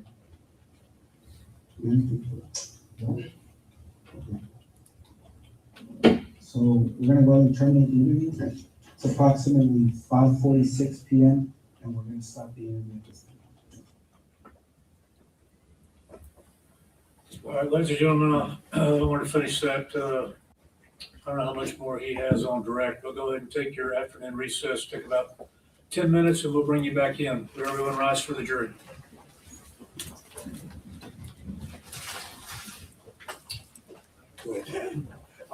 I'm gonna appoint you. Okay, so we've been watching the testimony of, not the testimony, the interview that Officer Adrian Gonzales gave to the Texas Ranger just after this shooting. Todd, just talk to me about your reactions to what we had seen. Man, that video was quite enlightening to me. The interview with Mr. Gonzales the day after this all happened, and one of the first things that struck me is how calm he is. His demeanor is very measured. Doesn't look like he's hiding anything. I mean, one of the first things as a defense lawyer that I also noticed is the fact that there's no attorney there with him. Right. And so he's not being Mirandized or anything. He clearly doesn't think that he's about to give answers in an interview that could tend to implicate him in a crime. And he goes through, I guess, his steps, step by step. Some of the video was a little difficult to hear, but for the most part, we know that, at least from what I could tell, he was there by himself for a very short period of time. And he was trying to ascertain where the gunfire was coming from, how to, who's wearing what, just trying to do an assessment. And 2 to 3 minutes later, here comes the, at least part of the cavalry, including his boss. So are we talking about prosecuting him for the 2 minutes that he was by himself where all this hell was breaking loose? And then it seems like such a stretch to me. And he says, that he encounters the coach and she says, he's over there, he's over there, he's in black. But he says, I never saw him. And he's very clear on that. And again, and I think it's important to note, he does not see himself as a suspect, right at that time. So why would he, lie about such a thing, right? Because he doesn't know that later on at trial, the question of whether or not he saw him, whether or not he saw the shooter, is going to become an important issue. He actually acts like he's more of a hero. I mean, at this point, he thinks, he's rescued kids, he's pulled kids out, he's gone and gotten the key that finally unlocks the door. They think unlocks the door, although now we know it was open. He's doing all of these things. So in his mind, as you said, it doesn't show someone who is concerned that his actions led to the death of little kids and teachers. Yeah, I mean, I just, from his demeanor, just watching that, how long was that video? An hour? The recording? It was quite substantial.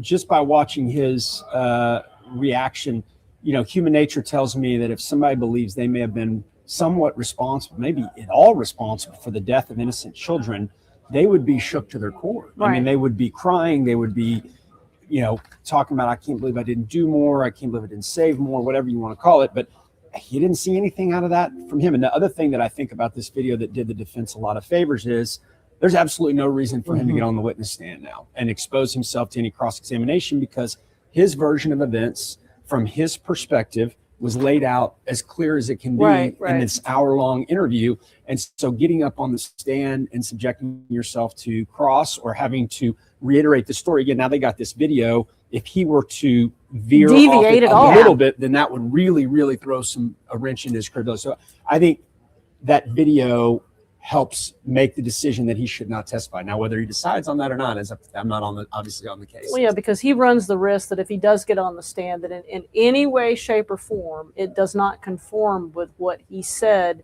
in that interview. Then it becomes that, okay, we don't believe him, and therefore it's a lot easier for us to find him guilty as opposed to if he's not up there. To me, this tape helps the defense. So I was asking you this. So why would the prosecutors play this tape? So yeah, I mean, help them. It's going to come in one way or the other, right? And if the state doesn't present it or produce it, and then the defense does, it looks like they're trying to hide evidence. It looks like they're trying to confuse the jury, perhaps. And as a seasoned defense lawyer like this guy is, that's representing Mr. Gonzales, I think he would make an enormous deal of why is the state not bringing you all the evidence? What are they trying to hide? What are they trying to keep from your view and your deliberation? Here's the unedited version of his interview 24 hours later. You be the judge. Right. And so it had to be shown by the state, or they would caught all kinds of grief for it, I believe. And then also thought it was interesting was they was talking about when they entered the school, he says, the discussion, he was thinking about, do we fire and kids get hurt? So clearly there's, they're thinking about what they're doing as they're entering that school. And so you don't get the feeling from that interview in any way, shape, or form that he thinks he's done something wrong and that he's failed these kids. And remember, police officers have to account for every bullet that comes out of their gun. So if he just fires and, doesn't know what he's shooting at, because again, he says he doesn't see the target, he doesn't see the suspect, then a teacher, he shoots a kid, then he's responsible for that. For sure. And you just can't, you're right. As a police officer, one thing I'm sure one of the first things you're taught when you have issued a revolver, weapon, whatever you want to call it, is you only shoot what you can see. Right. I mean, you don't just start shooting through a wall or around a corner or just randomly, firing rounds off, certainly in a school building where there's children everywhere. Mm-hmm. Right. And he just says he never had eyes on him. And he does mention that Canales had an AR. Yes. And he is in the line of sight. According to the defense, they're going to try to show that Canales was in the line of sight, and he asked for permission to shoot at the shooter.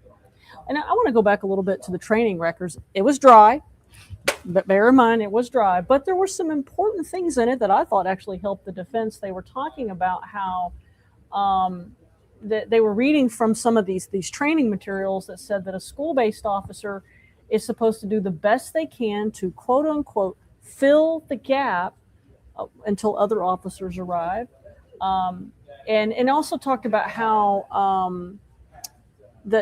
talked about how if you're the only officer there, you're supposed to develop a plan, but apparently the training materials didn't say, well, how do you develop that plan? Yeah. And so it seemed, and then it also talked about the active shooter that was based on this idea of the tactic of you have 4 to 6 officers that search for and neutralize as they advance in formation. So it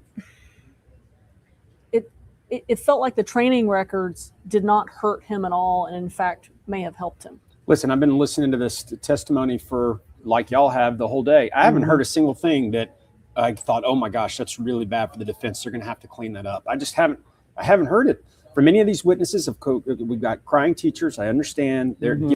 I just hope the jury are seeing the same things, because you got to remember the jury will look at it totally differently.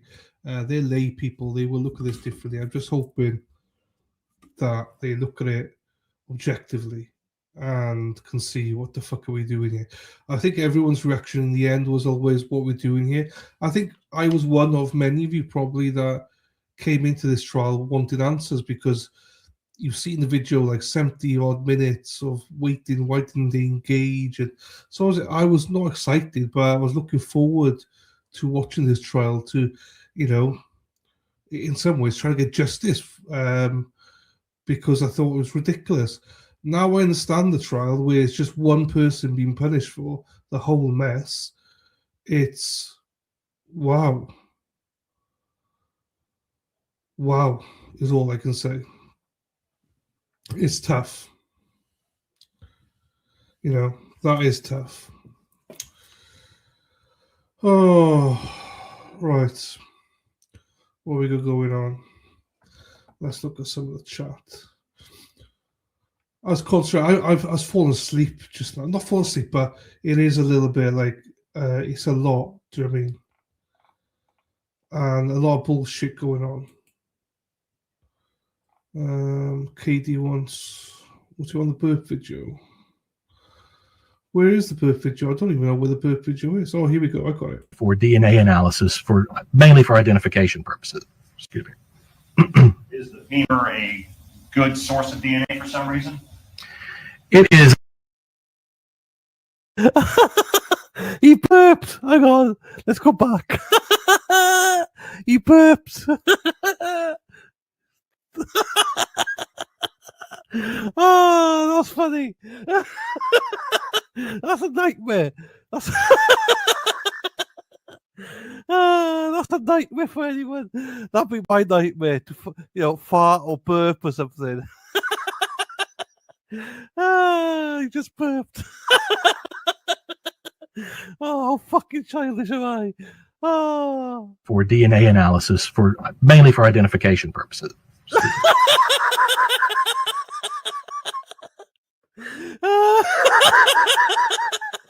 If you don't find that funny, I can't help you.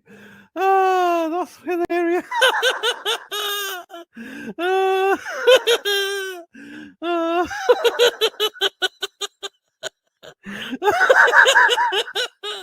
Oh, fuck. I'm sorry. Go back and watch it again.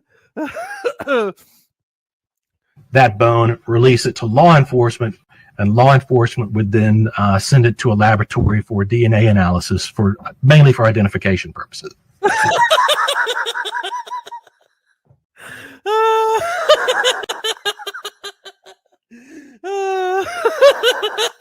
Oh, what a poor guy.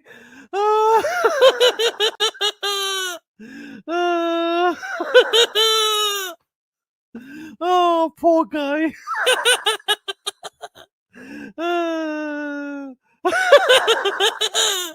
Let's go back again. Hey, Katie Santos in the house. Oh, Katie, watch it. He burps. Hang on. That bone, release it to law enforcement, and law enforcement would then send it to a laboratory for DNA analysis, mainly for identification purposes. Excuse me. What's going through his head right now? What's going through his head right now? He just burped. He must be so embarrassed. Oh, that's funny. That's funny. Oh, I think that's hilarious.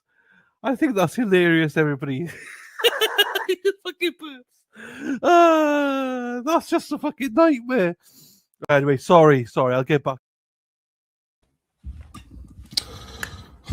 I can't listen to that, so that's why I have that off as waiting for it to go off. I did see some comments. I've not really been looking at chat today. I'm just trying to concentrate, and also I can't do two things at once. But I've hit the wall today because it's been like 5 nights in a row. I've been going to bed like 4 or 5 a.m. in the morning and getting up. So, what? Directed verdict. Yeah, I've said from the start that this should be a directed verdict. I've only heard of one directed verdict, as in we didn't watch it, but we watched the verdict and it came in as sorry, not the verdict. We watched it because we were covering another trial at the same time. I don't remember what the trial was. I think it was an old man. So it's a directed verdict. I've said this before. I'll say it again. I think there should be more directed verdicts if the judges had more balls. However, I do understand, and Erin hacked at this point, the judge will probably not give a directed verdict in this because, the emotion of it all, the family involved, the family wanting justice, him doing that will take a lot of balls. However, counter argument, that's what he gets paid for. He doesn't get paid for emotion, he gets paid for making a decision. Also, if the judge feels that way, that he can't make that decision because of the family, then what are the jury going to think? And that's my counter argument of anyone that says that. If anyone says that The judge won't do it because of the emotions and the families. Well, that scares me then, because that could mean the jury decide to convict based on not wanting to let the family down as well. Hello, Terry Martins as well. Oh, we're back.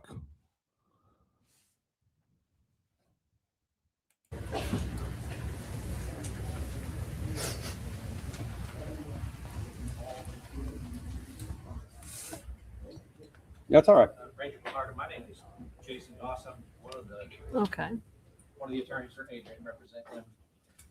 You and I don't know each other, but I do have a few questions for you about the statement that you took.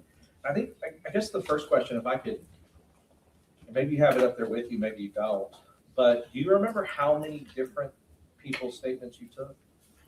No, sir, I do not. Do you have a rough estimate of how many? I couldn't even tell you. Like, was it more than 10? Yes, sir. You think it was more than 50? Close, but I wouldn't be able to tell you. And I guess, it's not like a gotcha moment on you. I just want to make sure that it's clear that you took statements from a lot of different people who were involved at the scene on that day, right? Correct. And I didn't really get to see, I know that you responded, because you responded there and you started taking statements as one of your duties. I guess, what time do you remember getting there? Did you get there on the 24th? Yes, sir. Did you get there while it was still ongoing, meaning before they shot the suspect or the shooter or the killer? Yes, sir. Okay. Do you remember when? I don't remember exactly how long I was there before the suspect was shot and killed. Right. And so if I could just walk back through it, what were you doing when you first got there? I know you might have answered it with him, but I don't think I caught it. When I got the call from my supervisor, we responded from Crystal City in Zavala County. So by the time we arrived, it took us a while to get there. I don't remember exactly how long we were on the road for. But by the time I got there, we ended up parking on the south side of Robb Elementary on Old Carrizo Road. We couldn't proceed any further because of all the law enforcement officers that had already arrived and were blocking Old Carrizo Road and Geraldine, which is north of Robb Elementary. So we met on Old Carrizo Road. We pulled off and I met with my lieutenant. And at that point, my lieutenant was just trying to gather as much information that he could from one of our rangers that was actually inside of Robb Elementary during the event. Okay. So do you know which ranger was inside Robb Elementary? Yes, sir. The Texas Ranger Ryan Kendall. Okay. And I think that we get a reference on that from Adrian's statement. Ryan Kendall was the ranger that Adrian went and I guess gave the master key to. Correct. All right. And so one of the rangers, was that the only ranger that was inside the school? I believe so. Yeah, and I mean, if it wasn't, I'm not going to come back later and go, oh, there was another guy there. But just to your knowledge, he was, to your knowledge, the only one that was there. Yes, sir, that's correct. Right, and then as far as rangers outside of the school, do you know how many of you guys were outside of the school or kind of in that mass of law enforcement? Upon arrival, it was myself and my lieutenant, and then there was multiple rangers arriving at different times, but I couldn't give you an exact number. Okay, that's fair. The reason I say that is because in some of these parts where Adrian said, well, we were waiting here, went to get kids out here, and then we were waiting here, or right before the breach, I was waiting over here or standing over here. That would also apply to all the rangers that were out there. They were waiting. They didn't breach and go in, the ones that you're talking about that were outside of the school, including yourself. Correct. Right. So you were also like kind of out there waiting right before the breach happened, wherever you were. You agree with that? When I arrived, I was immediately given an assignment because we couldn't approach the school anymore because of the traffic on Old Carrizo and Geraldine Street. But immediately after arriving, there was students from those classrooms running south across the field on Robb Elementary towards Old Carrizo Road. So we gathered uniformed officers to kind of keep them off the street and get them to a empty parking lot, or an empty lot, excuse me, that's south of Robb Elementary. So I was assigning troopers to stay with the kids and put up crime scene tape so we wouldn't have non-essential personnel coming into that lot because of the safety of the kids. And I was instructing the uniform officers to get with the homeroom teachers if they could, and make sure that the kids at least could find their school teacher, so we could make arrangements to have them bused from that area that was already cleared by law enforcement to get them evacuated out of that neighborhood and get them somewhere safe. And this is still when that monster's in the classroom alive with those kids, right? In 111. Yes, sir. Right. Mhm. And here's why I say it. I don't say it to say that you were doing wrong by not rushing yourself and going into the room. It's that you had other assignments that you were assigned by a supervisor, right, when you first got there. Yes, sir. And you were helping the kids that were able to get out. It's important also that they remain safe in an active situation. You agree with that? Correct. Right. Because, you know, like training can be twisted around to say, well, if you knew the location, your training, alert training says it's your job to run over there and run into the classroom. I mean, training can be twisted that way. You would agree with that? I wouldn't say that the training could be twisted. Every chain of events is going to have a particular way of how you treat it in a critical incident. Sure. And I guess what I mean is, though, is that if you just took the training as, you know, we've seen and kind of heard from different parts of training, if you just took the training as it is, the training doesn't say on alert active shooter, because he's still an active shooter at this time that you're there, right? There were no gunshots being fired when I arrived. So we were still gathering information as to, there was information that it was an active shooter, and then there was information that it was a barricaded subject, right, and possibility of a hostage situation. So there's still phone calls being made and information being processed that we needed to get, so we knew what proper steps that we need to do. And I want to key in on that.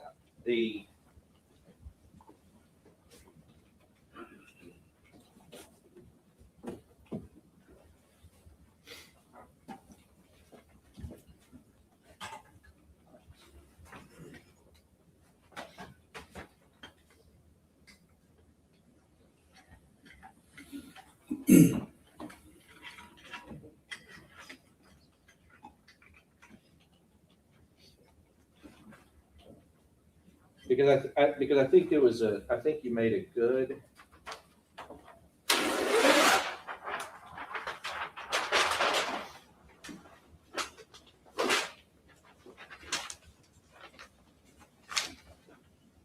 I think you made a good distinction.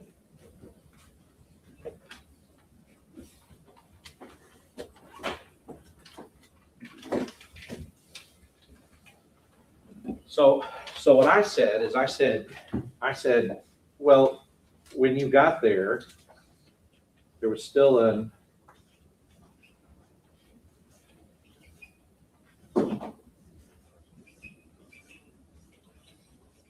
I wrote here there was still an active shooter.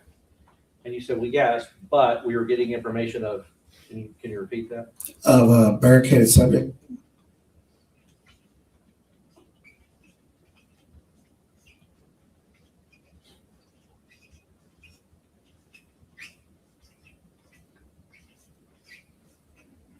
And then what was the other one you said? The hostages. A potential hostage situation. Potentially, yes.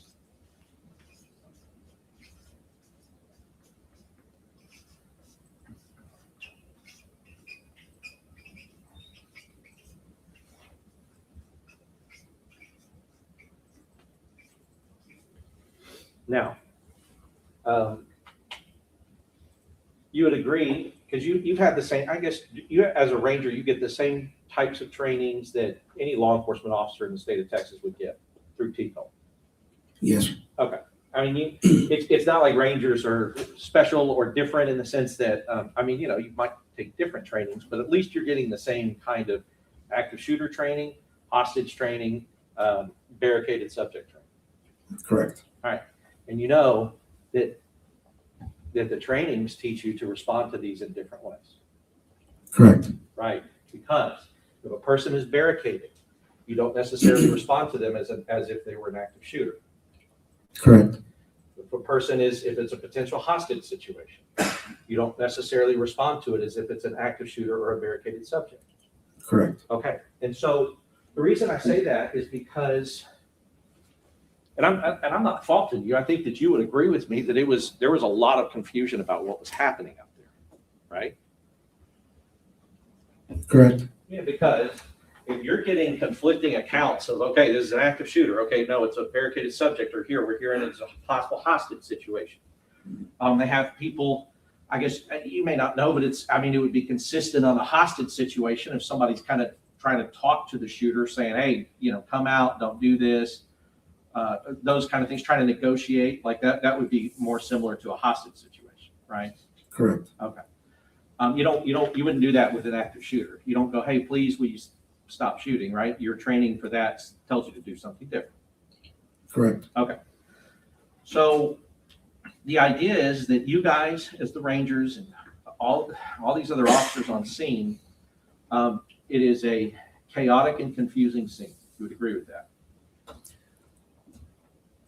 In the observation during the investigation, there was a lot of events that were happening. And going back to the active shooter, barricaded subject, and the potential hostage situation, in the alert training, it's very important for the first officer that arrives that he's the one that initially decides, is this an active shooter or a barricaded subject, and then acts according to the alert policies that they've been taught. Sure, I understand that, but I guess that you're assuming that I guess Adrian is the first one that arrived. Based on the investigation that I did and the statement that I took from Adrian, that's what I was led to believe. Sure. And I'll tell you that you're right by about 25 seconds, right? So, but let's talk about the first ones to arrive. If I can use this map. Because when we're talking about a school, it's the first one maybe to arrive like on the grounds of the school. That's one thing. But also, you could have the first ones to arrive on the same side of the school as the shooter and seize the shooter. Like that would be different, right? Correct. Right, because somebody could arrive over here on this very back side of the school, and they could be the first ones here, but not know anything that's going on over here. You would agree with that? Correct. Right, because if by necessity the first one to arrive is not getting radio traffic from other people who are there that's telling him this is where the person is, or descriptions or whatever else, right? Correct. Maybe they've talked to a witness, and we'll talk about that. But I guess the idea is that there is the first to arrive, but there's also the first to actually law enforcement to see the shooter and what the shooter is doing, right? And that would be different. Can you reword the question? Sure. And let's just talk about it, how it went, because we've been pointing at this map, for 2 weeks. But that Adrian's down here. That's when he arrives. This is where he is. Correct. Okay. You also know from your investigation that there were 3 officers that were right here: Mendoza, Saucedo, Coronado.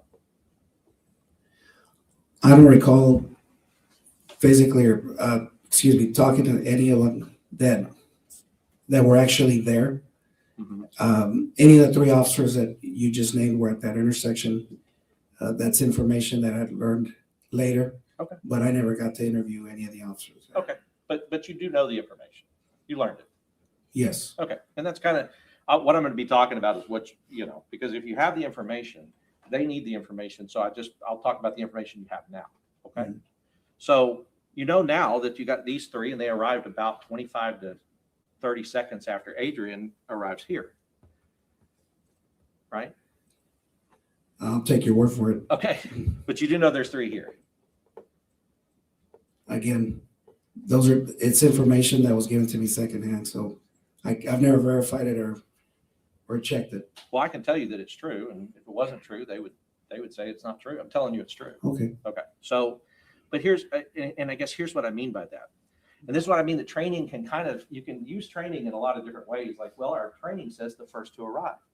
Well, I guess that's true, but if you're the first to arrive by 2 seconds and you don't have a line of sight to the shooter, then that may not be the person who has to determine whether or not it's an active shooter, right? It would be the first to arrive that actually has line of sight and can see what's going on and knows what's going on. Correct. Right. And so because it's not like this, it's not this black and white rule that if your car gets there first, wherever it gets on the school campus, that you're the person that has to determine it. Because like I said, if you're in locations that can't see what's happening, you may not have the best information. It may be other people who arrive a little bit later than you, but have better information about what's happening. Correct. Okay. And so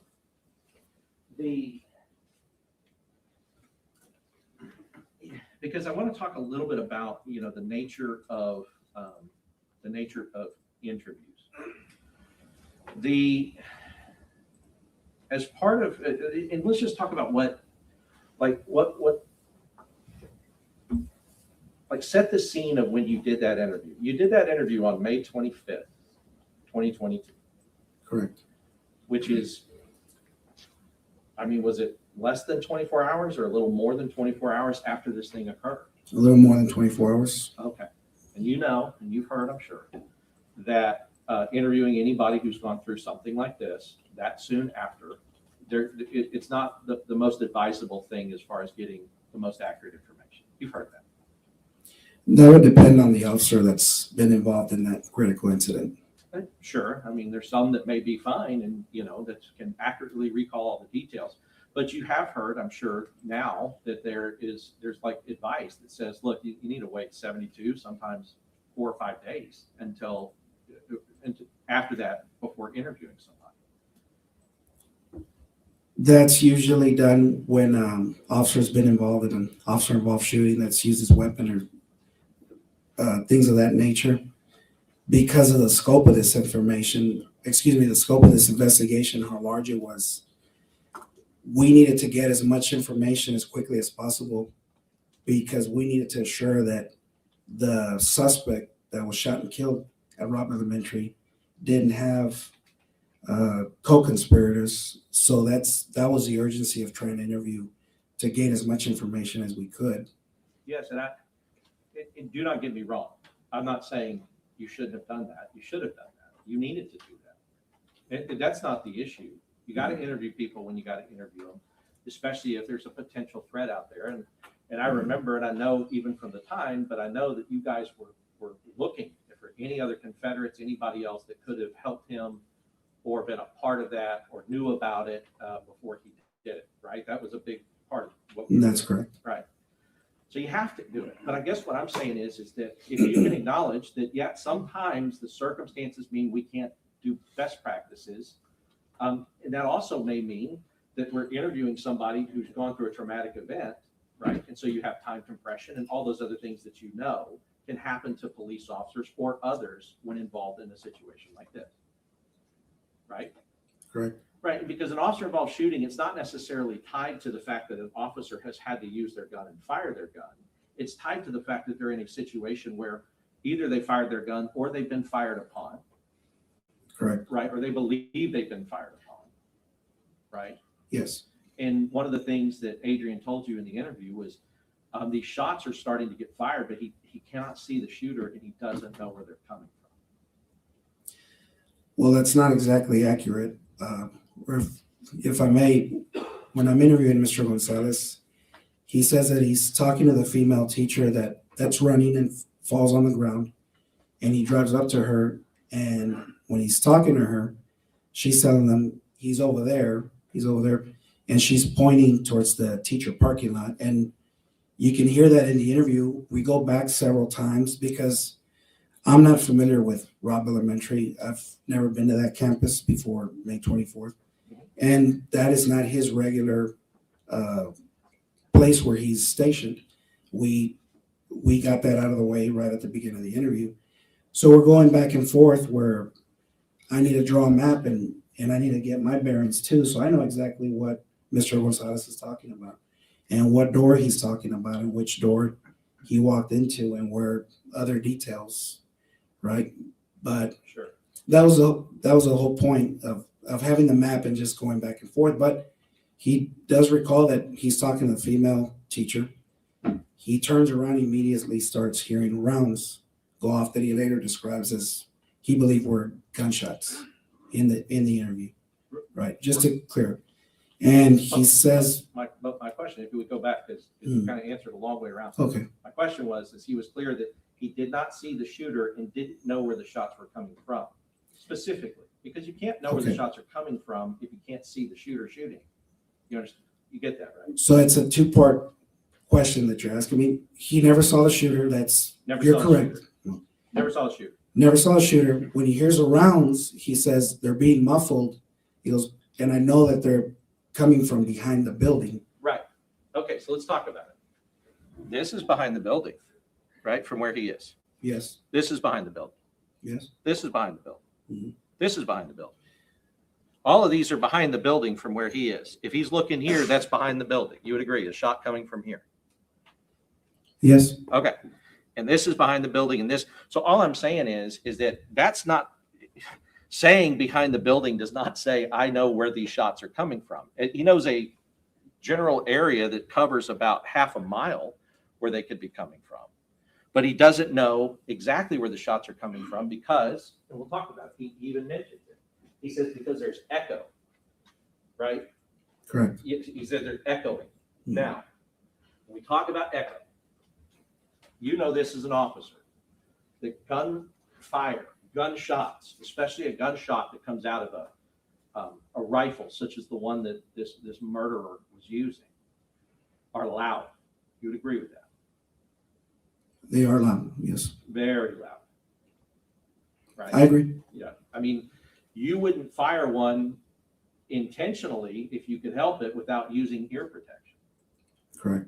Because they're so loud it can damage your ears. Now, if you're using it in the field and you have to, you're not maybe going to put on ear protection. You deal with it, but they're that loud that you would protect your ears if you could while firing one of these, like on a range or something like that. Correct? Correct. Okay. So you also know that gunfire, because you're trained in this, that gunfire will echo off of structures if there are structures around. Right? I've never received a type of training where it specifically talks about the report of a firearm being shot, that it bounces off. I understand there's echoes, but to tell you that I've received formal training, I know exactly where it's coming from or how far. Yeah, let's talk about your experience, because there's been a lot of officers before that have testified, and they talked about it's common that an echo, what will happen is that the sound will bounce off of a structure and it can enter your ear in a different place than it's actually coming from because of the echo. Have you had a personal experience with that, like firing rounds and maybe hearing like it sounded like 2 rounds getting fired when it was only 1 because of the echo? No, sir. Ever. Have you ever been in a place that had an echo and even when you're a kid, you said, hello, hello, hello, hello. Have you done that? Yes, sir. Okay. And I don't make light of it. It's just, I'm trying to gather, you do have experience with echo. Yes. And you understand the process, that sound bouncing off of things and then coming back to you. Understood. So I put out hello and it comes back hello. Yes. Okay. Gunfire can be the same. Gunfire reports bouncing off of structures can cause a human being not to understand or know exactly where it's coming from, because the echo, if the echo is coming in their right ear, something that's being fired on their left side could sound like it's coming from the right. Do you understand that as a concept, even if you haven't been formally trained in it? Yes. And that can throw off the human body's ability to understand and locate where gunfire is coming from. You understand that? Yes. And he actually, the day after this happened, he told you that that's what he was experiencing. He was experiencing echo which caused him not to be able to understand where the gunfire was coming from. Right? Correct. Except behind the building somewhere. Now, these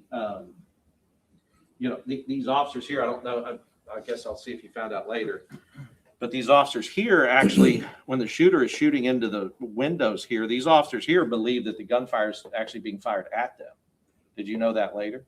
No. Okay, that they were like ducking and diving under their cars because they thought that the gunfire was coming at them when it was going the opposite way, right? Correct. Okay, so if that's the case, you would understand that because of the concept of echo, he's firing at a building, it's bouncing off the building, and they believe that the gunfire is coming in their direction, and that would make sense to you. Yes. Right? The only thing that you could really figure out, like, oh no, he's not firing at us, is if you see him and you see the shooter and they are firing in this location and you realize, okay, the gunfire is going that way, not coming at us, right? Correct. Okay, but if you cannot see him, you're still in that problem of trying to echolocate, where these shots are being fired. And I would point that out to say, to go with what you were talking about, one of the things you said to Adrian, there was a lot going on out there, right? That can add anything that can affect your sensory perceptions of what's happening is just added into the mix of a lot going on out there. You would agree? Correct. Right. Like, and and you've been trained, and I know you've been trained on this because all police officers have to know that if you're in this situation, you will start to have an adrenaline dump, right? And you've heard of that term or something like that. Increased levels of adrenaline going through your body. Yes. And then with an adrenaline dump, it can affect the way that you are hearing things and the way that you are seeing things and the way that you perceive time. You have heard that. Yes. Time can go very slow or it can speed up very fast for you at different times. Correct. Even the same person can experience time going very slowly and then going very quickly. And the reason they tell you guys that is because they say, look, you need to understand and know this so that you can expect it and then control it to the best of your ability. Correct. Right. Because if they didn't teach all that and, you guys, and something like this happened to you, it might distort your ability to respond. Right. Correct. Right. Because of how that's going. So he's telling you that he hears banging. He's saying like he's somewhere behind the building. I don't know where they're coming from. I can't see him, but I know it's somewhere behind the building. Then he does talk about seeing this coach. And now I want to talk. I don't in fact think she was a coach. I think that she's a teacher's aide, a teacher's assistant. But either way, you came to find out in your investigation that that's Melody Flores. I do know. You're right, that he was speaking to. So I want to go through and talk about a few of the things he told you. So he told you, for one, that he was at the high school. Well, he's at what they call Mexican Park, which is with the seniors because they were having a senior awards day or something, some senior fun day or something going on at Mexican Park, right? Yes. Okay, and then he hears it. He hears that there's a crash at the elementary school, outside of the school. And then he hears that there's a person that has a gun that's going towards the school. Right? That's what he tells you. He makes two separate statements. I believe the first one is man with a gun. And then while he's en route to Robb Elementary, he hears he's running towards a school. Well, and I guess if you, I don't know, is because part of your investigation, regardless of how everything seems now, your investigation wasn't to investigate him. It was just to get his statement about what happened that day. That's correct. Right. So just like with the other maybe 50 officers you investigated that aren't charged in this case, you weren't intending to investigate them. You were intending to find out as witnesses what happened that day. Right? That's correct. Right. And As far as the dispatch, as part of that, I'm assuming you probably didn't at the time. You didn't go like listen to the dispatch to follow up to see if that's really what was going out over the radio. No, I did not. Okay. And I guess to this day you haven't done that. No, sir, I have not. Okay. But do you know from your knowledge now, because I know that the Rangers spend a lot of time investigating this and eventually have some shared knowledge about what happened, either through the reports, the committee reports, the Uvalde ISD report, all the reports that don't have him guilty of anything at all. But in reviewing all of those things, have you been able to see that this radio traffic actually that's what was being radioed out, that there was first a wreck, oh my gosh, somebody's wrecked.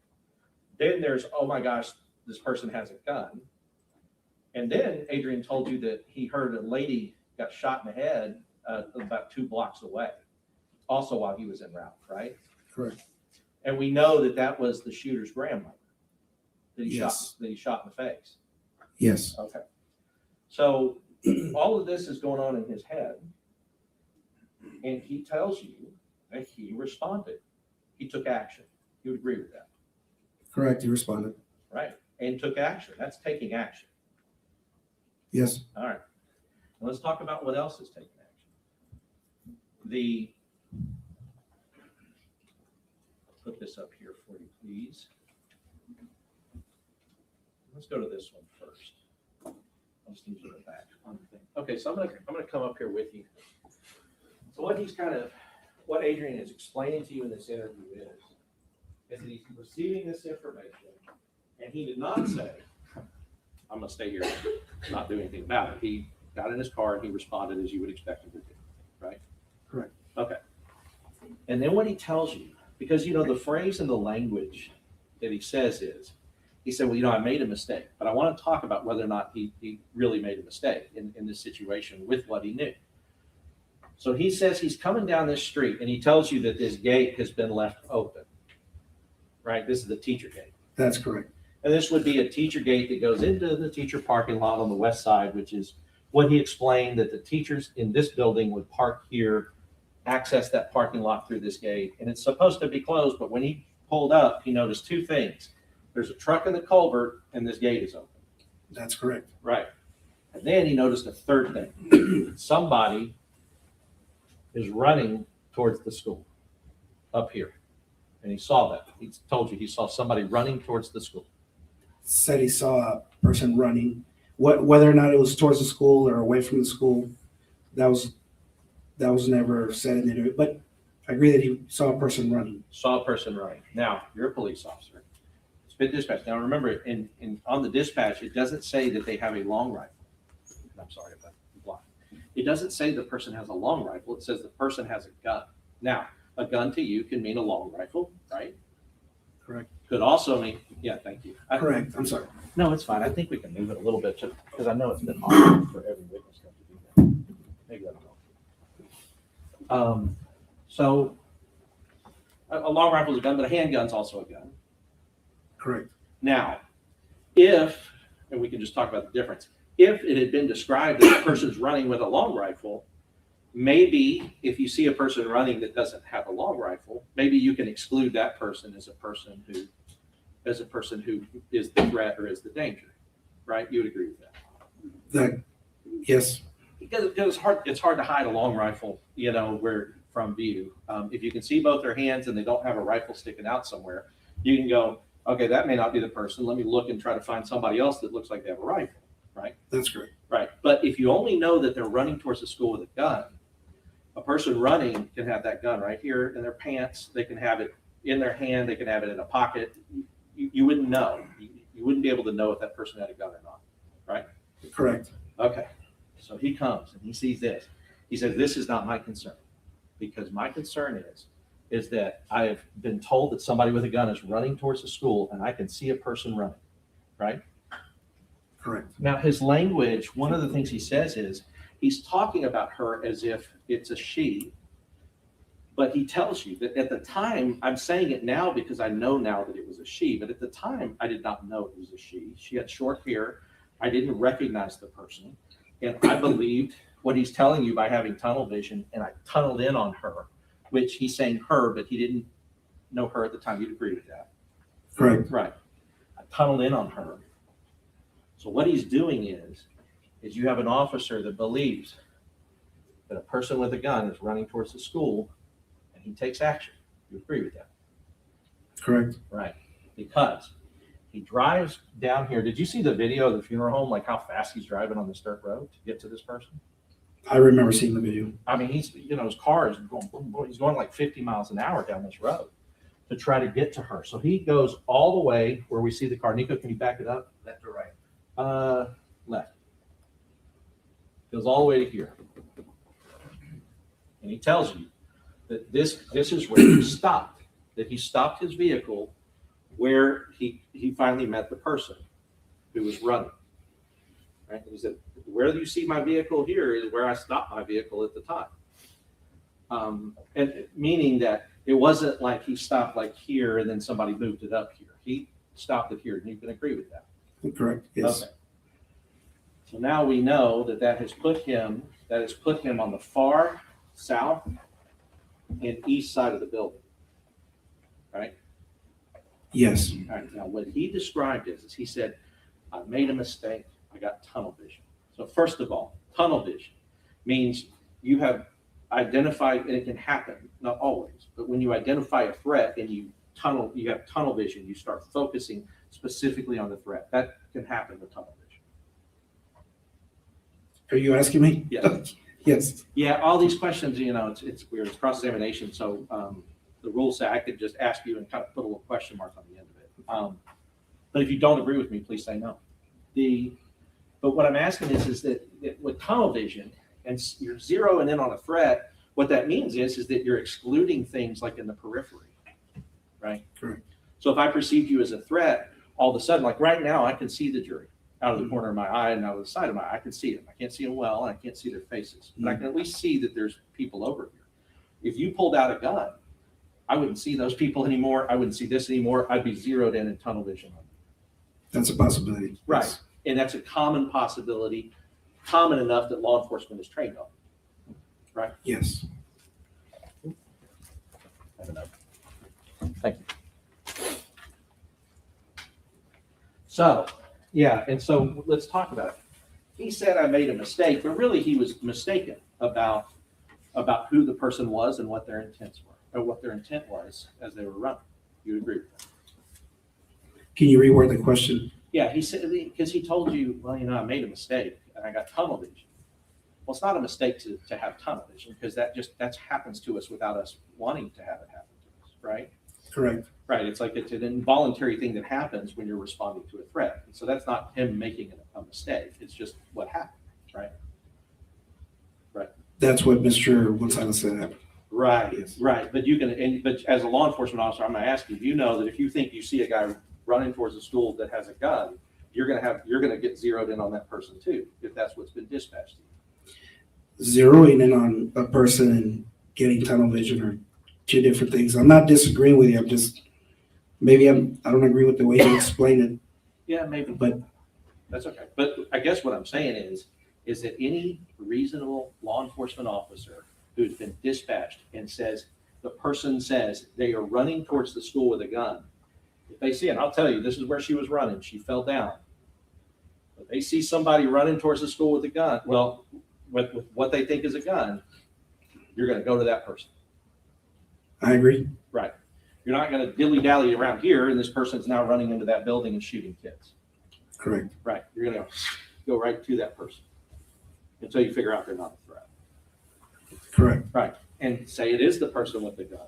You will have choices like, I'm about to run this person over, or I'm about to stop this car and have to get out and engage with this person. Right. Those are the options. If he is correct, and this is the shooter, this is the person going towards the school, he's going towards there to get into a conflict with this person. Right? Correct. Right. He's going there to engage, to distract, to delay, to use whatever he can use at his disposal to stop this person from going into the school. That's the assumption you can make. Yes. Right. Well, it's not an, excuse me, it's not an assumption. It's what you're supposed to do. That's the foundation of alerts training. That's right. Is you isolate, you distract, and you neutralize. Right. Isolate, distract, neutralize. Had this person been the gunman, Adrian's going to isolate, distract, and neutralize. Correct. I mean, you believe that, right? And I mean, I believe it, and I think everybody else here knows that that's the reason he's down here. And he's consistently said that to you and and we've gotten it out through other witnesses. Correct. Yeah, and so when I said he's mistaken, what that means is that factually it wasn't the gunman, but with all the information that he had at the time, that is a smart maneuver. That is a smart thing to do, is to go to the person you believe is the threat. That's law enforcement. Correct. Right. The day after, somebody may be beating themselves up about it because what we know now through the witness is the guy's in here in the parking lot. Mm-hmm. And he drove right past it. Mm-hmm. Right. But did you review the testimony, or not necessarily the testimony, but as part of your investigation from the funeral home director who was calling it in and got shot at by the gunman, and he's across the street? I'll just tell you, he testified with the jury that the gunman was down between two cars, and there's no way Adrian could have seen him, because he could see him and he could see the cop, but he could see that the cop couldn't have seen the gunman. Did you know that? No. Okay. But the gunman now is hidden in this parking lot. He has gone this way. At the time that he gets out, he tells you he's talking to her, and then she starts to tell him he's over on the west side, like in the teacher parking lot on the west side. He's wearing all black. Right? Is that what you remember from the interview? Yeah, go ahead. Yes, correct. Yeah, go ahead and take the water. So, I guess, that's another thing. Had the description come out over the radio to him, or let's say to you if you were responding, and they said, person with the gun is wearing all black, well, this lady up here in orange or red, that's not the person you're going for, right? Correct. Right. But it didn't, and it's nobody's fault that it didn't. But in these kind of situations, information comes in bits and pieces, and you have to do the best you can with what you have. You agree with that? Yes. Okay. So as far as the shooter though, we know from the shell casings that he's firing into these windows along this side of the building. Now, if that's happening, it is consistent with what he's saying that the witness told him, that it's in the teacher parking lot, right? It's also consistent with him thinking that the gunshots are coming from behind the building, like somewhere, but he doesn't know where because he can't see. Now, he's here, this guy's here. Did you review the radio traffic that when he calls out that the guy's on the west side of the building wearing all black, the second before he calls that out, the guy's already entered the building? Did you see that happened? I never reviewed the radio traffic. And fair's fair. But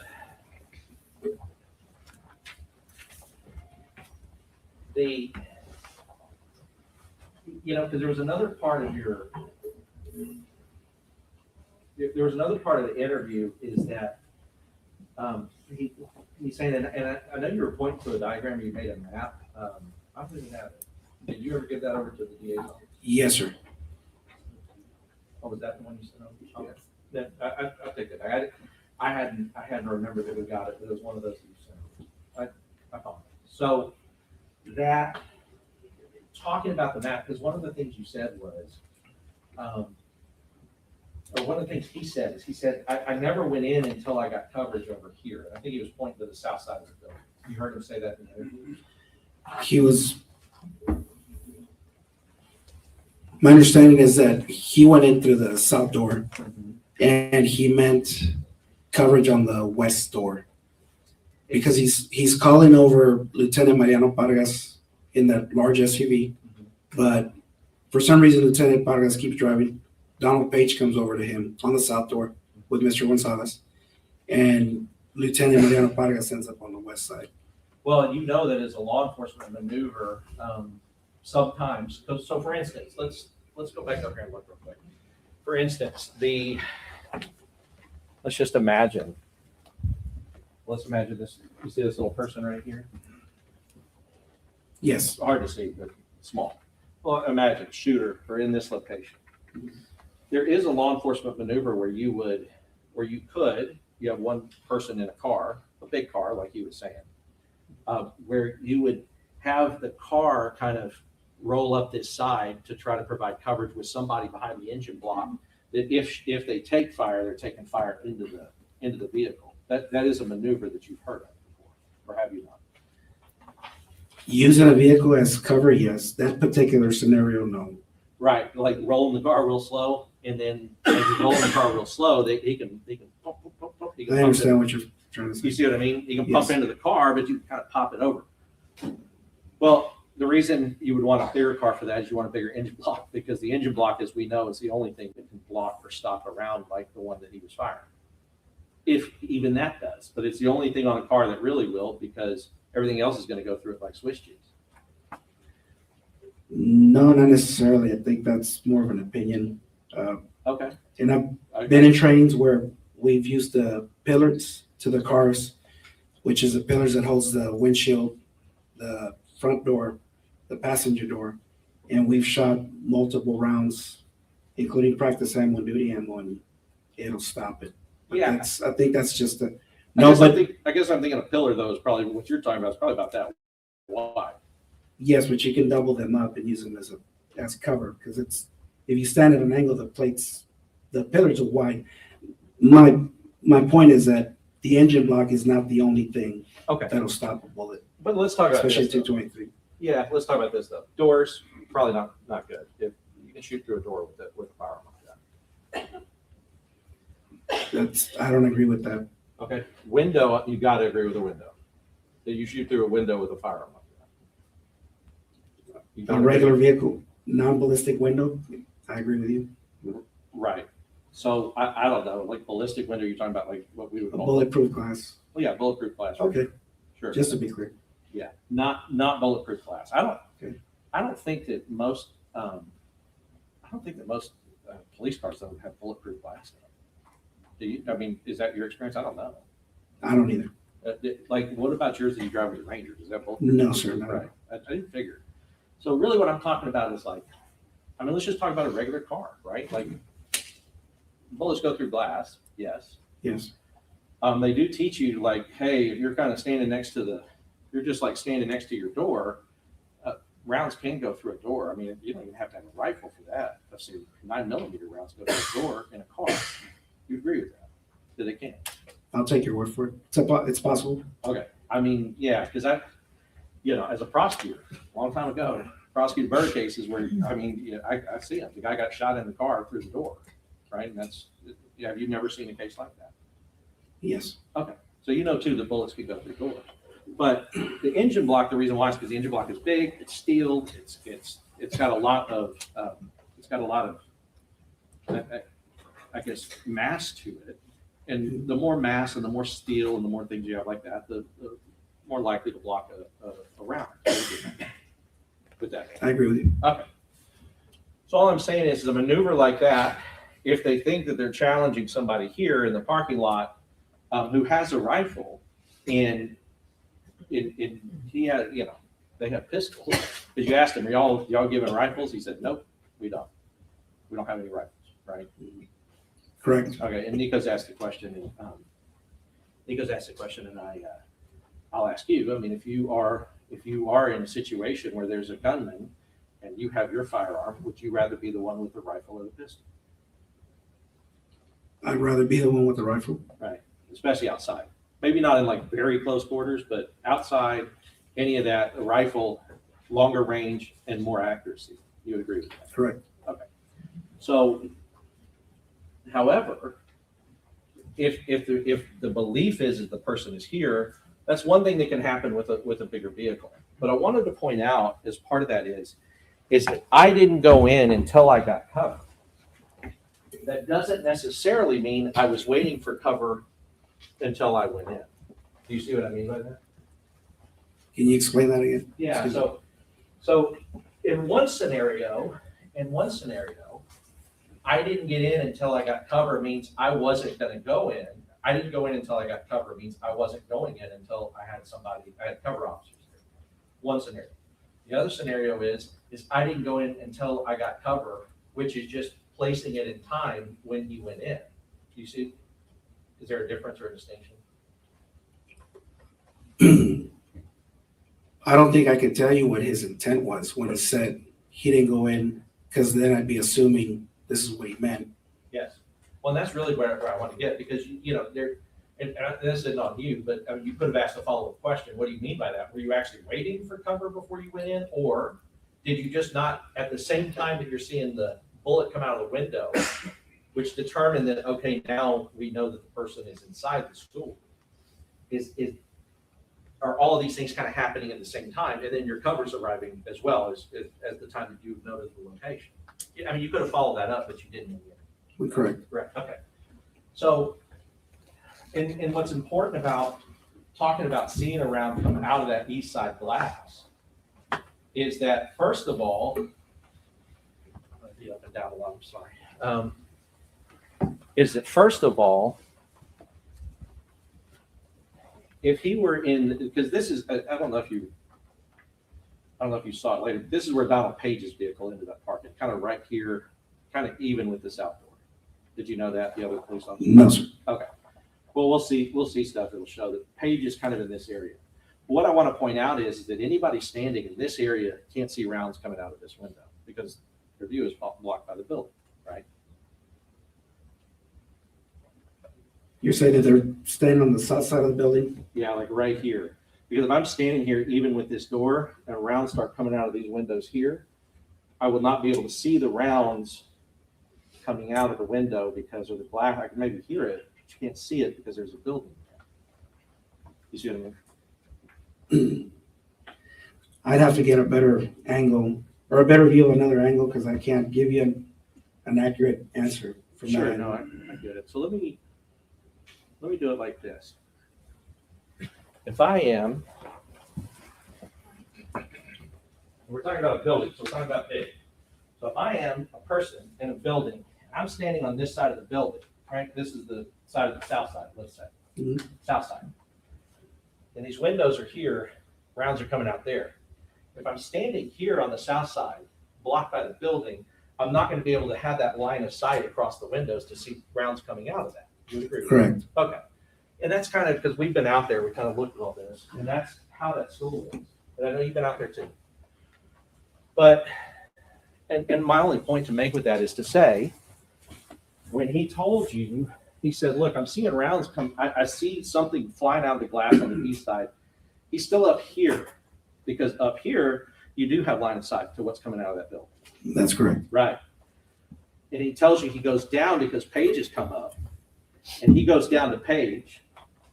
They meet here, and they go in the south door, along with, I think, two other people, the chief and somebody else, is what he said. Right? Coronado. Correct. Right. So Coronado, they do that. And you've seen that hallway. You saw the hallway at the time that they're moving through the hallway, that they're going down the hallway, both south and in from the north. Like videos of it. Or you have it, I don't know. I haven't seen that video. Okay. Have you heard or did you interview anybody? Did you interview like Donald Page or anybody else who were the first people to go in the building when they knew the gunshots were in the building? I don't remember interviewing Donald Page. I Anybody? remember I interviewed Eduardo Canales, Uvalde Police Department. Okay, so Canales. What about anybody that, what about the two that were shot in the exchange of gunfire with the gun, with the shooter? I don't remember if I did. Was that Canales in the leg?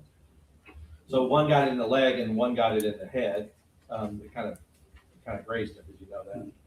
Yes. Okay. And that occurred, and Adrian told you that as part of the interview, that they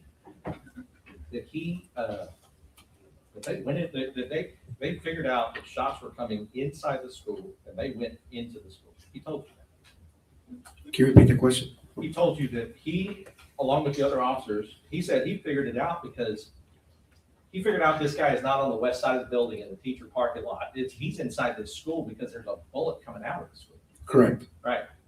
So he starts going to Paige. Paige comes in, and he goes in with Paige, and they go into that school building to the south side. Correct. That's action. You'd agree with that? Correct. Because, and you could probably attest to this, because that would be terrifying to be in a hallway with a gunman with a rifle. That is a scary situation for anyone to be. Correct. Who's intent on killing you. Yes. Right. So, regardless of how that feels, he took action and he went down that hallway. But one of the ways you asked the question, you said, did anyone say we need to go down that hallway, this hallway, and we need to find the shooter? He said no. Now, and it goes back to like, if we parse out the question. They could be going down the hallway to find the shooter, but no one said that that's what they were doing. Do you see what I mean by that? Yes. Right. So, because your question was specific, did anyone say we need to go down the hallway and find the shooter? The answer is no. But that could be because no one said that. They were just doing it. Do you see what I mean? Possibility. Yes. Because why else are they in the hallway advancing towards the room where they think the shooter is? Right? Yes. And I say that, and it's not because, like I said, at the time, you weren't investigating him, and you weren't necessarily asking some of those follow-up questions, and it did not know we would be sitting here years later talking about it in court. But I guess the idea that he's in that hallway and the shooter doesn't completely emerge from the classroom, but the gun comes out of the classroom and shoots two of the officers that are in that hallway, right? I don't think that's accurate, that the gun came out of the classroom? Are you saying that the suspect actually He didn't come out, the gun came pushed the muzzle out of the classroom and fired rounds? Maybe I'm wrong with that. That's an assumption. I don't have enough information to give you a correct yes or no. That if I answered that question, I'd be giving you an assumption that happened. My understanding was that when I spoke to Mr. Gonzales, the suspect was shooting through the walls. Through the walls? Yes, from inside the classroom. But what Adrian said, well, he did shoot through the walls at some point, because Adrian said that like he could see like plaster whizzing out by Paige, right? He says that to you in the interview. Yes, correct. Piece of sheetrock flew out towards it. And that would be consistent with him shooting, the gunman shooting through the wall, right? Correct. But Adrian also told you that the officers coming from the north, that they were trying to peek into the classroom. And he said he was trying to peek in, and I don't know what happened, but then shots started coming in their direction, right? That's correct. Okay. And those things are loud, and shot about, I think he said 7 to 9 times. Correct. Right. Mm-hmm. So, at the time that we're talking about that hallway, that it seems to me that there are 5 or 6 people in the hallway, officers in the hallway. About 6 or 7. Okay, 6 or 7. So now Adrian is not the only officer that's on the scene. There are other officers. They are advancing towards a gunman. The gunman is using his gun to back them off, to try to keep them back. He's laying down fire now. Right? Yes, that's correct. Now, the gunman, the shooter, this monster, being aware that there are now officers in the hallway. I'm going to walk through that. The gunman being aware that there are officers in the hallway, he knows now he can't come out of those rooms without meeting the officers in the hallway, right? You have to assume.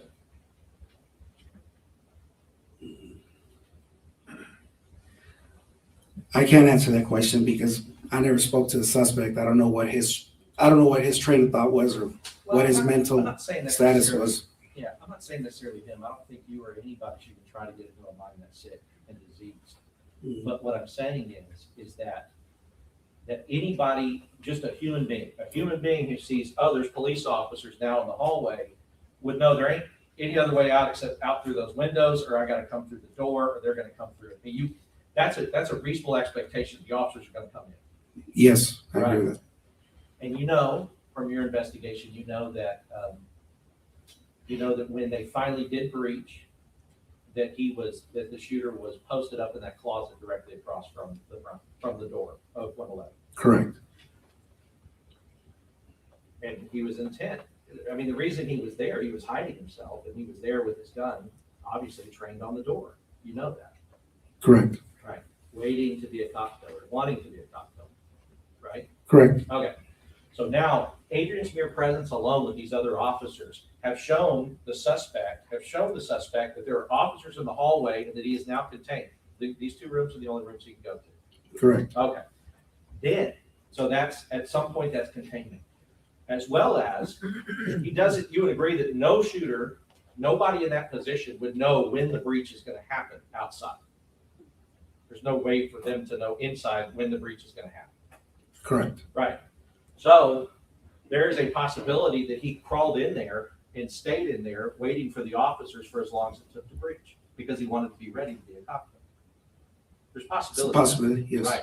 And if that is a possibility, he didn't go to the other room and shoot any more of those children in 112. If he's posted up waiting and wanting to kill a police officer coming in, because he doesn't know when. Mm-hmm. And he doesn't want to be caught out, not getting his chance to be a cop killer as well. That's a possibility. It's a possibility. Right. And so there's a lot of things that people have said, but the action, at least getting down the hallway and at least taking the shooter's fire and letting them know that they were there could have been beneficial to help some of the kids that were in 112. Could have been. Yes. By distracting him, because now he's distracted by, now I want to go and get these guys instead of going over to 112 again and looking to see if there's anybody that's playing dead, which we know that they were.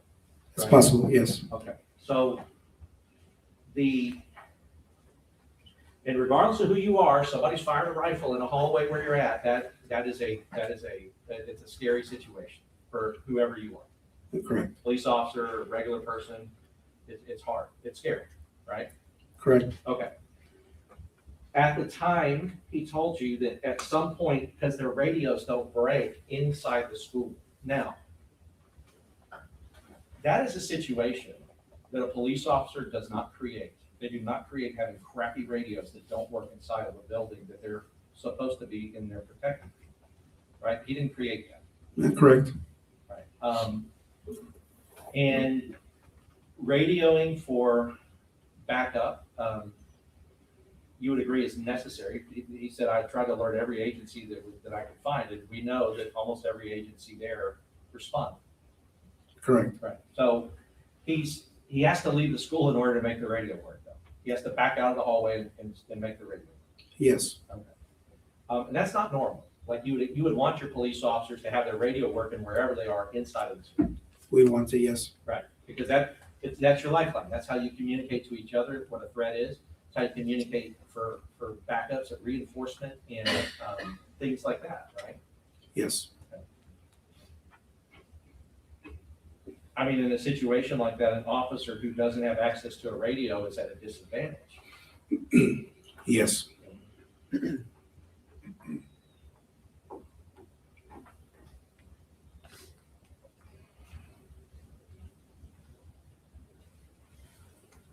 Ranger Ryan Kendall, he was there, but did he go in with the breach team? No, he did not. Okay. So the time that he was there, but not rushing to the door and trying to breach into that door.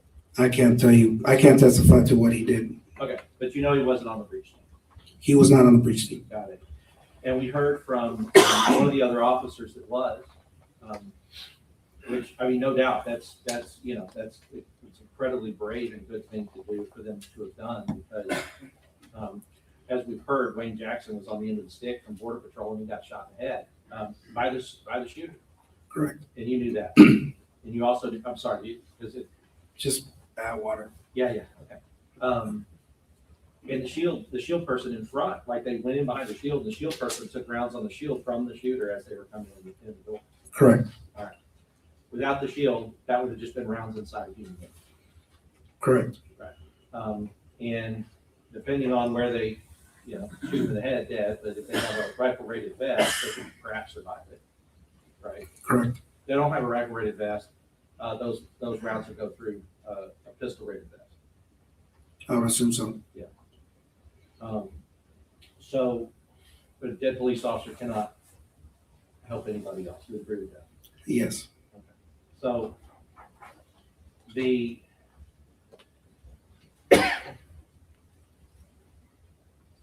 there were, because we talked to the guy who actually went in, he thought his daughter might have been in the classroom. Arrived at the school, figured out what was happening, and he said he arrived at 11:56 and the breach team went in at 12:50. So even a person who went in and thought this is the last moment I'm spending on planet Earth because this guy's about to shoot me. Even that person, there was almost an hour before he went in, and that's what he testified to. And is that consistent with what was going on with the other officers that you interviewed on the scene or that your other Rangers? I can't speak on the behalf of the other Rangers, what their interviews. Can you reword the question? Yeah, so his experience of even perhaps having his daughter inside of that classroom, not knowing if she were in that classroom or not, and being, I'll tell you what, no doubt being a brave police officer, because he did put his life on the line going that road. But even he was waiting 50 minutes or so from the time he arrived to the time that they breached. Is that consistent with the other people that you interviewed? That there was that wait time? I can't answer that question because I don't have the exact times of when officers arrived and when they did it. Okay.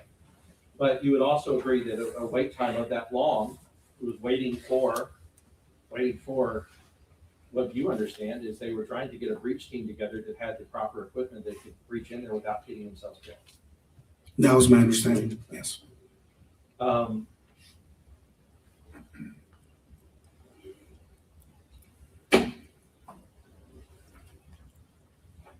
Now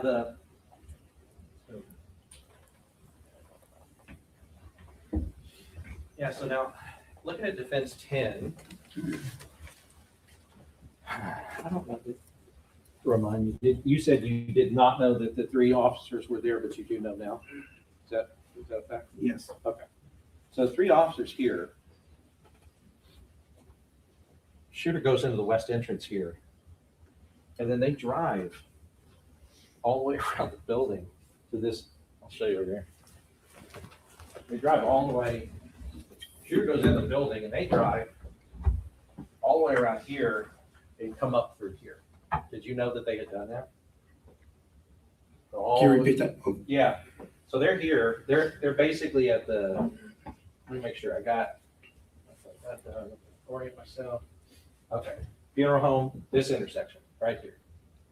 At this intersection, they're in a, like their cars are in a formation, I guess, and they're ducking because they think people are shooting out, or somebody is. So the shooter goes in this door, this entrance, and they drive around here, and then they run up through here and go into the south door. Did you know that as part of? No. Okay. It'd be weird, right, to see somebody with a gun go into a school and then drive around the school and then come up through there, right? I don't know what their intention was in doing so. Well, you yeah, have to make an assumption that that's what happened. Sure, but you would expect it's like you'd be driving right up to that door and then rushing through the door after the shooter. That's what your alert training says. Correct. Right. It would say you get from here to here and you run in there and you do whatever you can do with the shooter, with whatever you have.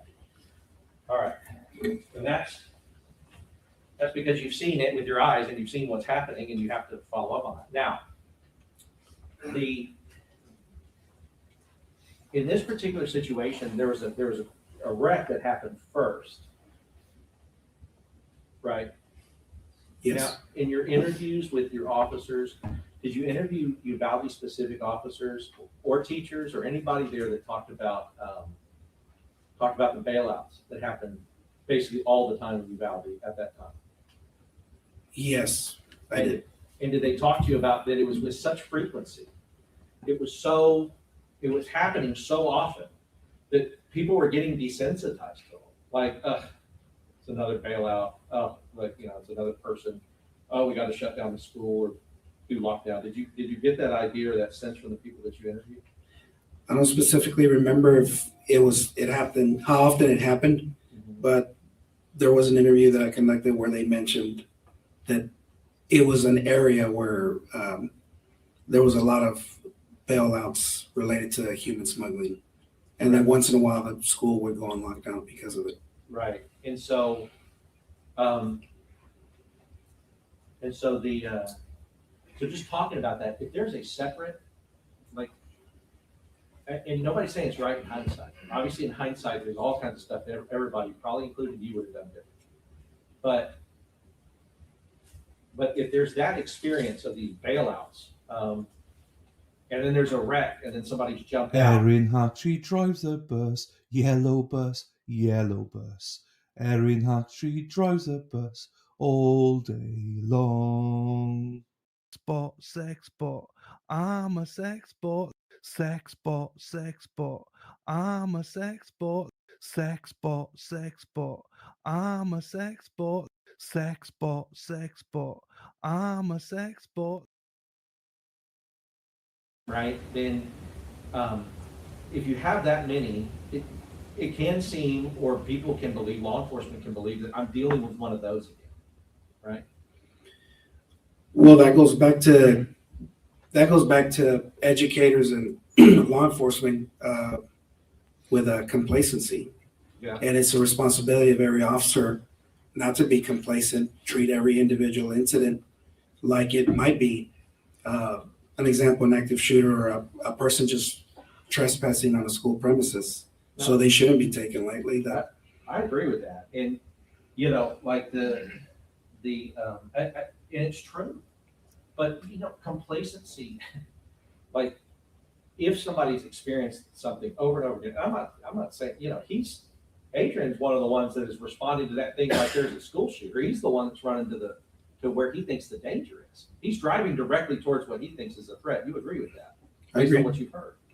And then going into the hallway of a person that has a rifle, when he tells you, I see that this guy, there's a shot coming out of that window, and I go up the hallway with these other guys. We go into the school, into the hallway where the guy with the rifle we think is located around. Correct. Right. Both times trying to go towards the thing that could kill him. And he's doing that in those two situations that we talked about, right? Correct. Okay.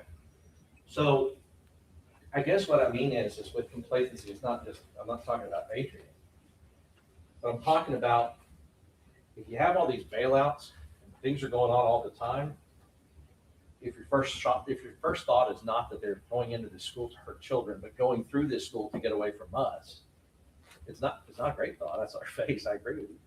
But that can explain why they think that they're meeting him on the other side of the building, and then they come back through like, oh, he didn't come out. You see what I mean? It's not a correct thing to think. It's not a correct thing to think, perhaps, especially in hindsight. But there is no other reason than that an officer would go around this way, except they think that the guy's going to be around that way. As an officer, you would agree with that? If you were going to drive around here, it's only because the guy you saw you think is going to be around here and not inside the school shooting kids. It's a possibility, yes. Right. Yeah, right. Because we're not defending it, right? Like we're not defending that action or anything else, but also they're not sitting in that chair either, right? Even if, people make mistakes. Nobody charged them with any crime. And nobody charged you, and nobody charged any of the other officers that were out there. That were clearly out there for a long time while shooting was going on inside a classroom. I'm not saying to you said you didn't hear any shots. But you agree that there were shots. Even later on into the incident, there were shots in that classroom. Yes, I agree with you. Right. And officers were there and present and didn't go inside. Correct. All right. So you treated all of them, including Adrian, as witnesses. Yes. Not suspect. Yes. Right. It was only years later it came around and they picked one and put in his chair. That's going to be up to the totality of circumstances. Yeah, I agree. It's not up to you. I'll pass it. Thank you, Rob.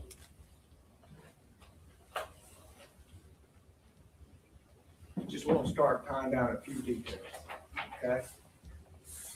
There's considerable discussion about whether or not when Melody Flores was talking to Adrian Gonzales, whether or not that was discussion about the shots were coming over there on the other side of the building or in the private teacher's parking lot. Correct. How many times did Adrian Gonzales say that Melody Flores told him about the teacher's parking lot? About 3 times. So it's not just on the other side of the building, it's a very specific place by the teacher's parking lot. Correct. And now as to active shooter, we talked about line of sight and we talked about sound. In an active shooter situation, what does the sound of gunfire tell you? Where the general area where it's coming from. Okay. And if it's at Robb's school during a school day and you hear gunfire coming from the teacher's parking lot, is that an active shooter situation? Yes. Whether you see it or hear it, it's an active shooter situation. Yes. And if you hear it 30 seconds before somebody else, you're in a better position to know it's an active shooter situation. Yes.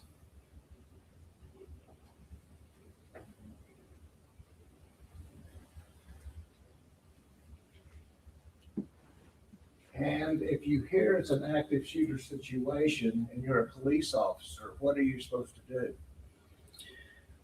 You're supposed to, the proper thing to do is isolate the suspect and then distract and then try and neutralize. So you move to the sound of gunfire as... You move to the sound of gunfire, Yes. Try to distract him, try to isolate him, or try to neutralize him, take him out. Yes.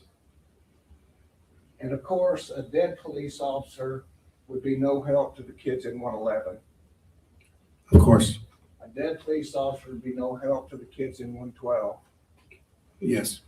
With a police officer hearing shots all the way down the west side of the building and into the hallway and into 111 and 112, a police officer hearing all that and not moving, is that any help to those children in 111 and 112? No, it's not. Is it any more help than a dead police officer? No, it's not. But at least you tried. Who tried? I'll just object because that's, it's a vague question, but honestly, I don't know. I'll sustain the objection. Now, let me also ask you about a dead police officer.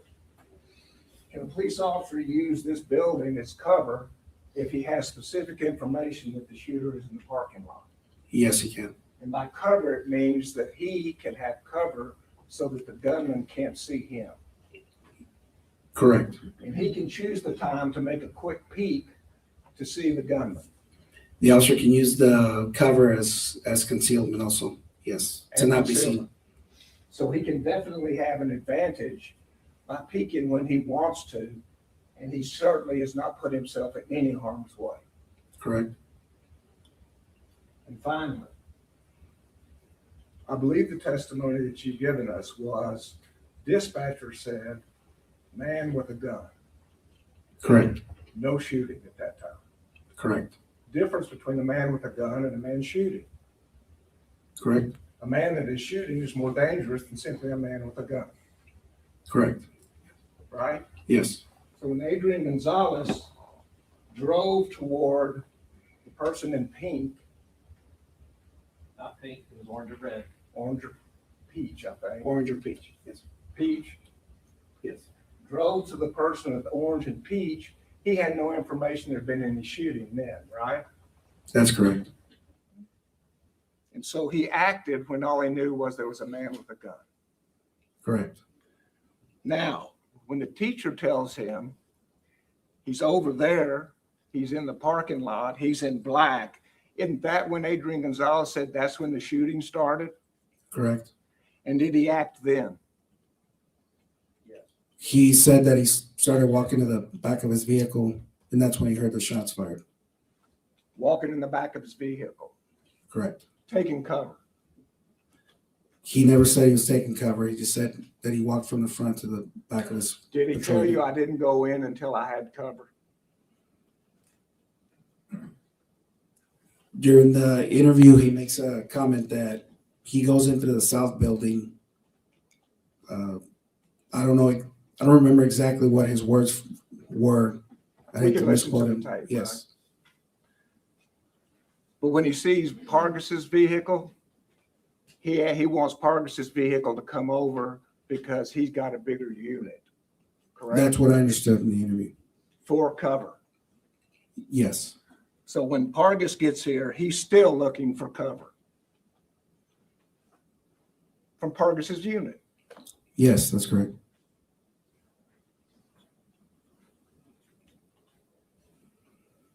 And so when his supervisor, his boss arrives, and 3 other people arrive, and they're told to go in, at that time he goes in, correct? Correct. And at that time he knows, and has known for some time, that there are already shots in the classroom, correct? He saw glass breaking out of the east side. Mr. Gonzalez says that I got an objection to leading. Your Honor, he's qualified him as an expert. Well, you can't lead an expert in saying correct after every sentence. Okay, let's sustain the objection. Rephrase it, please. Hey, y'all don't cut that other one loose. We're not doing it tonight. Okay. This is the last Yeah, area. either way. I can't keep staff here that long. So- Very good. I apologize.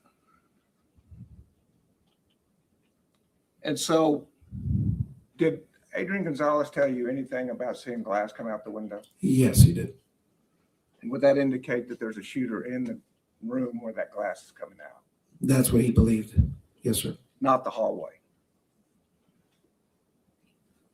Can you reword that question? The room would not be the same as the hallway. Correct. And he was not the first one in, correct? No, he wasn't. Donald Page was the first one in, correct?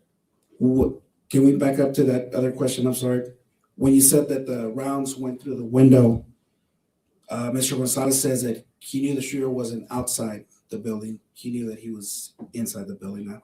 Not necessarily that he was in the hallway or in one of the classrooms, but that's how he was able to tell from outside to inside the building. But he didn't go in until there were 3 people for cover. Correct. And he was not the first one in. Correct. And do you know how long it was between the time he heard the first shots and when he finally went in? I do not. Do you know how many children died in that period of time? I do not know. In an active shooter situation, most of the killing happens in the first 2 minutes, doesn't it? I'm not aware of the information that it does or doesn't. Okay. You took alert classes, right? Yes. And they studied the histories of how quickly those killings happen. Correct. And present and time is of the essence. Correct. Every second could cost a life. Yes. That's the witness. Just real quick, if you're not the first one in, but he said Donald Page hit one side of the hallway and he went down the other side. Correct. Right. So they're both going down the hallway, but he's on this side of the hallway and Donald Page is on the other side. Yes. Okay. The prosecutor is trying to mash it all into something that fits the reason this guy's sitting here. That's what I'm trying to do, Your Honor. Well, that's what he's trying to do. I'll say the objection. Yes, Your Honor. Rephrase it. Yes, Your Honor. But ultimately, a person who is going towards somebody who they believe is armed, that is a dangerous, potentially dangerous situation. You would agree with that? Yes. Right. I mean, but the prosecutor said, well, he didn't hear that there were shots fired, so therefore it's not dangerous. You wouldn't agree with that statement. I didn't say that it wasn't dangerous. Once again, ladies and gentlemen, questions are not evidence. If your recollection is different, rely on your own. Proceed. Yeah, it's dangerous. That's what he's doing. He's going towards danger, potential danger, right? Yes. Right.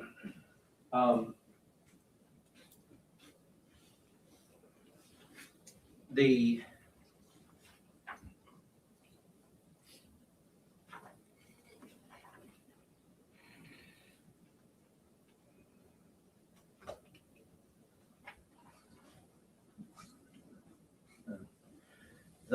doors, the outer doors, inner doors, outer doors, inner doors. Those doors are locked, and the shooter has a harder time getting inside. You would agree with that? Which doors are you talking about? The Outer. inside doors or the outside doors? Both. Start with the outside. The outside doors? If they're locked, he can't get into the school, or he has a harder time doing it. You would agree?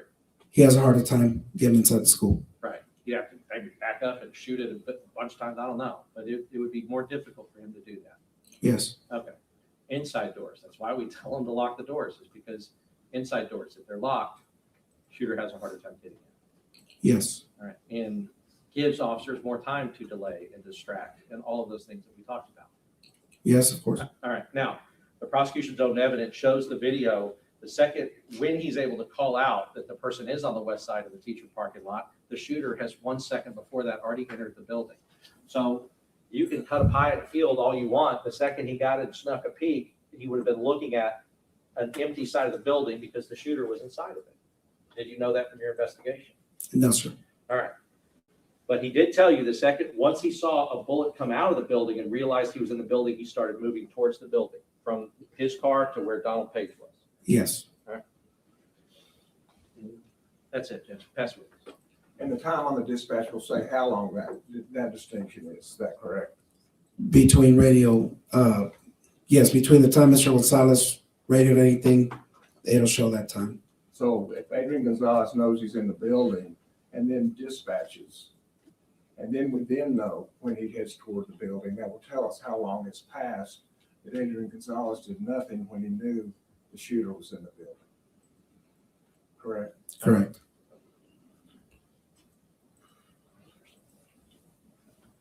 And if a police officer does his job in an active shooting situation, he can prevent somebody to get into the first door. Is that correct?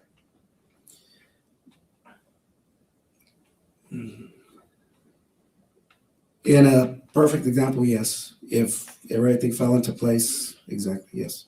And what does solo entry mean in an active shooter situation?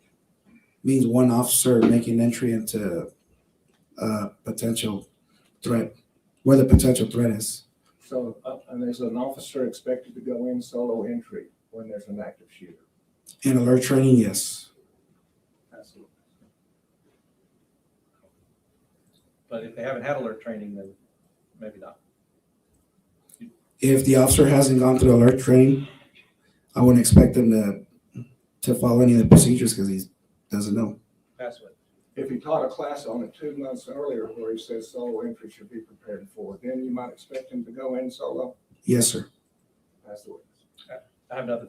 I've forgotten. Are we on re cross? Yes, sir. Or re direct? I'll stop it here. I got. We're all done? Yes, sir. Is he excused, not subject to recall? Yes, sir.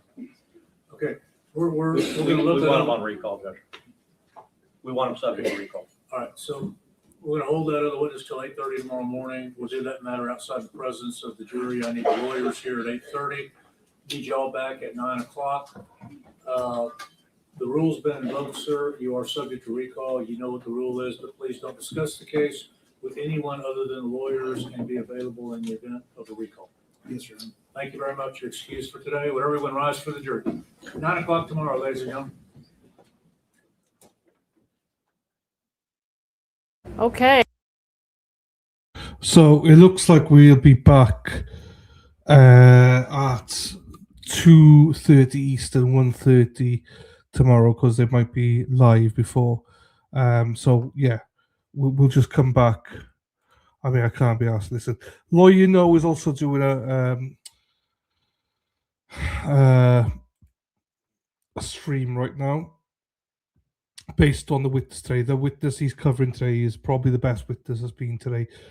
He was excellent. So, but sounds of it, we're going to be going live at 8:30 tomorrow. Sorry, 8:30 Eastern, 9:30. No, fuck, 8:30.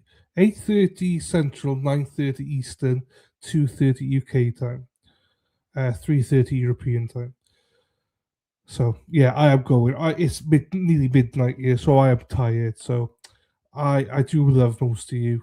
Take care of yourselves, and we'll have a better chat tomorrow. I'll see you in the AM. See you, Dave, at 6:30. 7:30 Arizona time. Shit, yeah, 7:30 Arizona time. Good night, everyone. Take care.